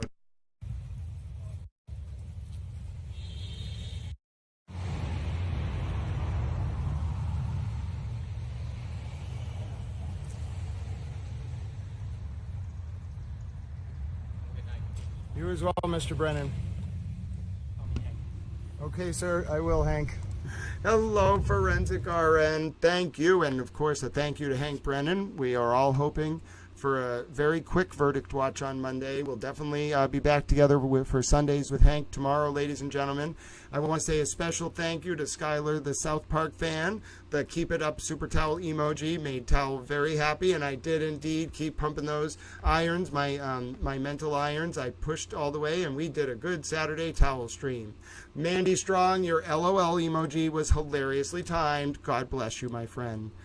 Callie Trish, thank you so much for that Super Towel pair emoji. He's adorable. He has a Super Towel cape like me. Grant Smith Ellis fan, thank you for your inspiring, but it's because of the towel, friends. Yes, ladies and gentlemen, it's because of you that I'm able to do this. It means so much to me to have you with me. I love each and every one of you in your own way. You are all so special to Little Towel. We have spent an incredible Saturday together. You know we're going to be back together Sunday, 8 a.m. tomorrow, June 15th, Eastern, 8 a.m. Eastern, 2025. Oh, Def Otter is still here, as is Jules69. Hello. Oh, ladies and gentlemen, I agree. Hank is wonderful. I'm so glad you found this informative, towel friends. As you know, we end this stream the same way every single day, which is thus. If you found this information useful, this public information service, which is designed to educate, inform, and entertain the wider public, such as to engender cogent public discourse and ward off the usurpation of our representative forms of government worldwide, then the real way to pay it forward is thus. If you, as I said, if you learned something, if you found a friend here today, if you found camaraderie, look for reasons to do small acts of service, ladies and gentlemen. Look for reasons to be a helper. Look for reasons to be a light of kindness in a world defined by self-interest and greed. Yes, ladies and gentlemen, look for reasons to donate to homeless veterans.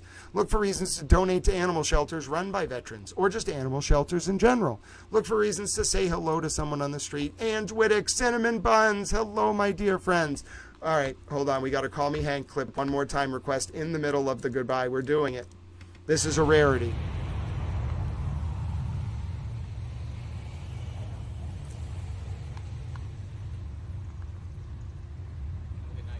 You as well, Mr. Brennan.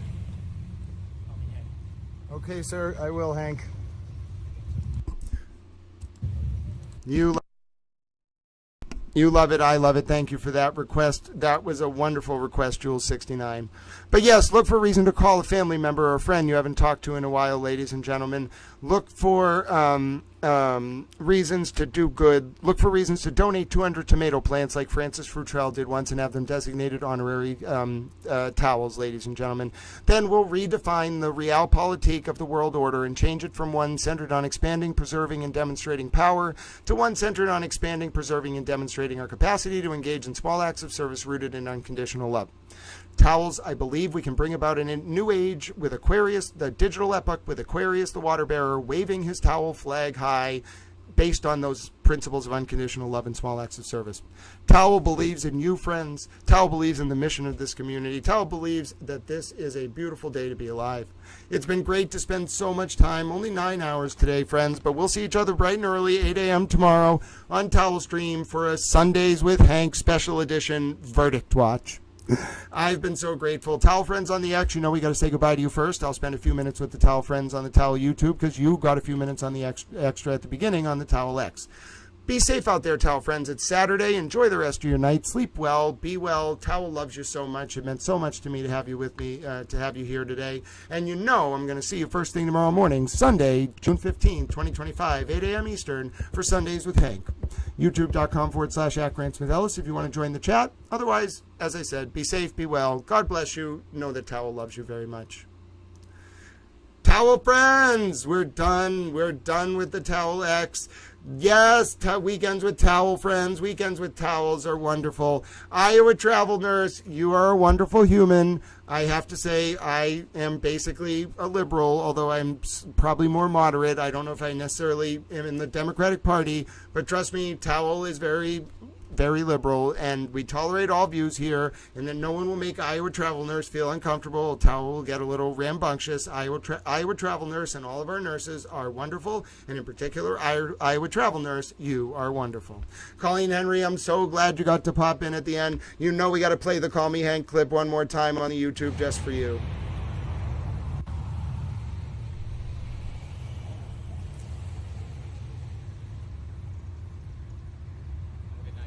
You as well, Mr. Brennan. Okay, sir, I will, Hank.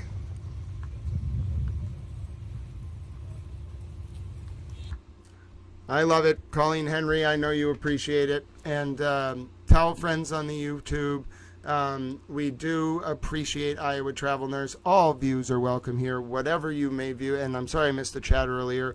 But if someone has a view you don't agree with, don't make them feel unwelcome. We welcome Iowa Travel Nurse here, and Towel loves so many of you. We love the Call Me Hank clip. Hello, Alex. Thanks for popping up at the end. Towel friends, you know this YouTube means so much to me. This community you've built here, the friendships, the camaraderie, you keep each other in mind. We're sending wishes to the Towel friends in the hospital, whether you're recovering from pneumonia, whether you're at home like Jew Drops, no matter where you are, Pilgrim Shadow, all of our dear friends. We hope you're doing well.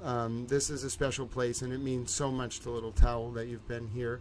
I need to get some rest. I'm going to try to be ready for you at 8 a.m. tomorrow with those clips from 2022. Hopefully we can find them. Deaf Otter, God bless you for keeping Jew Drops in mind.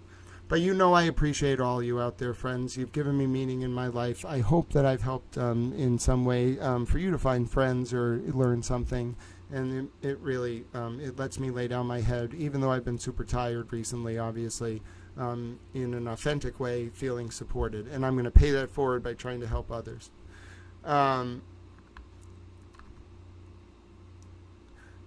Colleen, you have a great night. Thank you so much for jumping ahead. Alex, you as well. Towel friends, God bless you.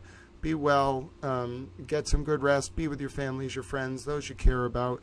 Know that Towel loves you oh so very much. And we'll be with each other just over, 16 hours? 8 a.m. tomorrow. So 15 hours, folks. 15 hours and 12 minutes. We'll be with each other at 8 a.m. tomorrow Eastern. Oh, thank you. I love you all, Towel friends, so much. Yes, indeed. Disagree without being disagreeable. All right, I'll leave the comments open for a few minutes so you all can say goodbye. Know that Towel loves you. Please be safe and be well and reach out to me. You know, X is normally the quickest way. I'll try to follow everyone in time as I see it. Your follow requests and messages. And God bless you, truly, Towel friends. Towel loves you a lot. My name is Grant Smith Ellis, and I'll see you tomorrow morning bright and early. Towel loves you.